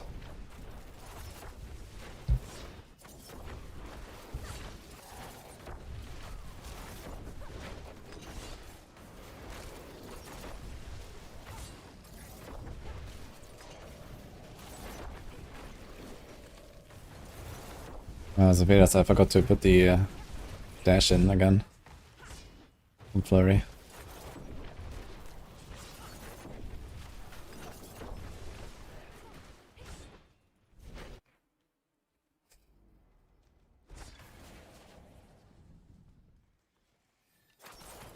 Exactly that song. That was a previous one. Ignition. Got it.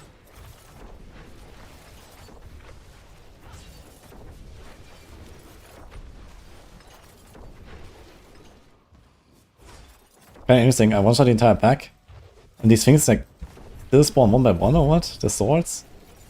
Like I one-shot all three of them, and then a sword came out, and there was another one. But it cannot be more than one at the same time, I believe. So that was weird. Need to pay attention to this next time.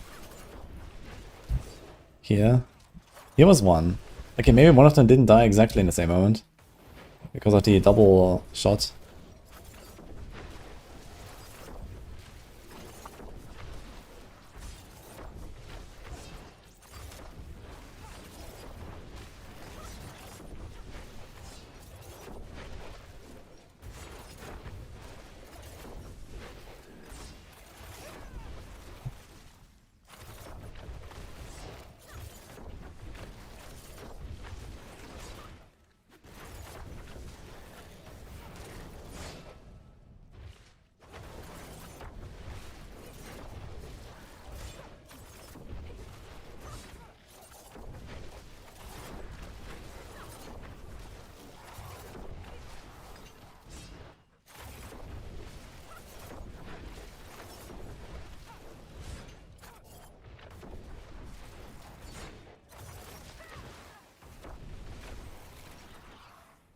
Easy, sub 3 minutes.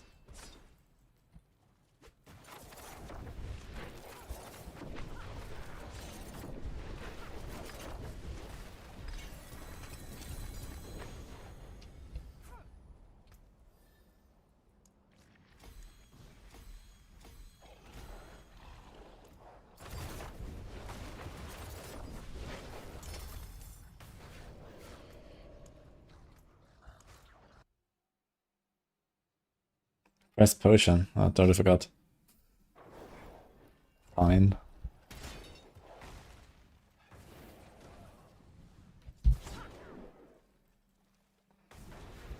Dude, we log in next month and there's no unstable elixirs. It's gonna be glorious. Holy.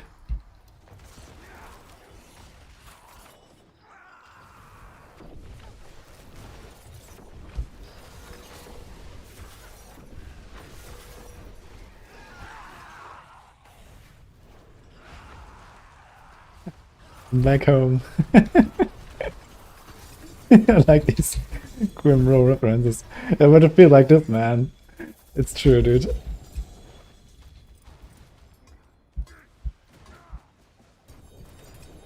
Winter a 6 link, I get a divine.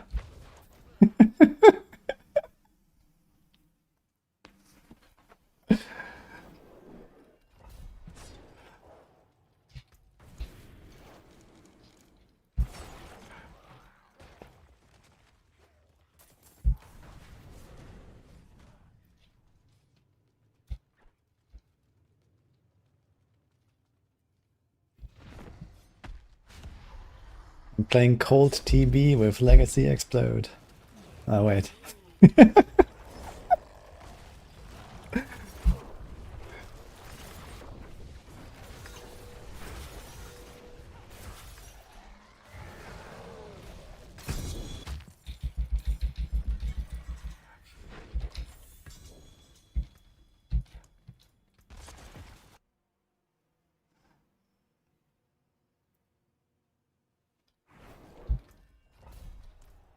No Heartseeker season? Certainly no Heartseeker gameplay on the stream.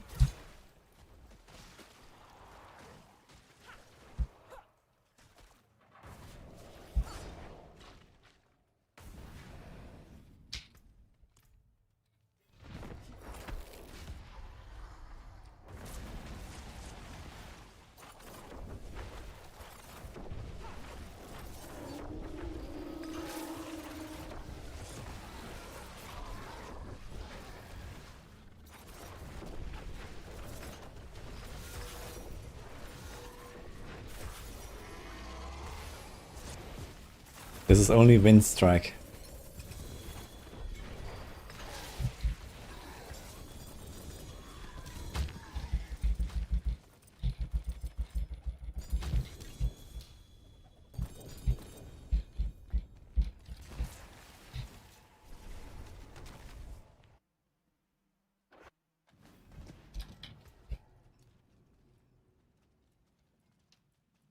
See some steel you need?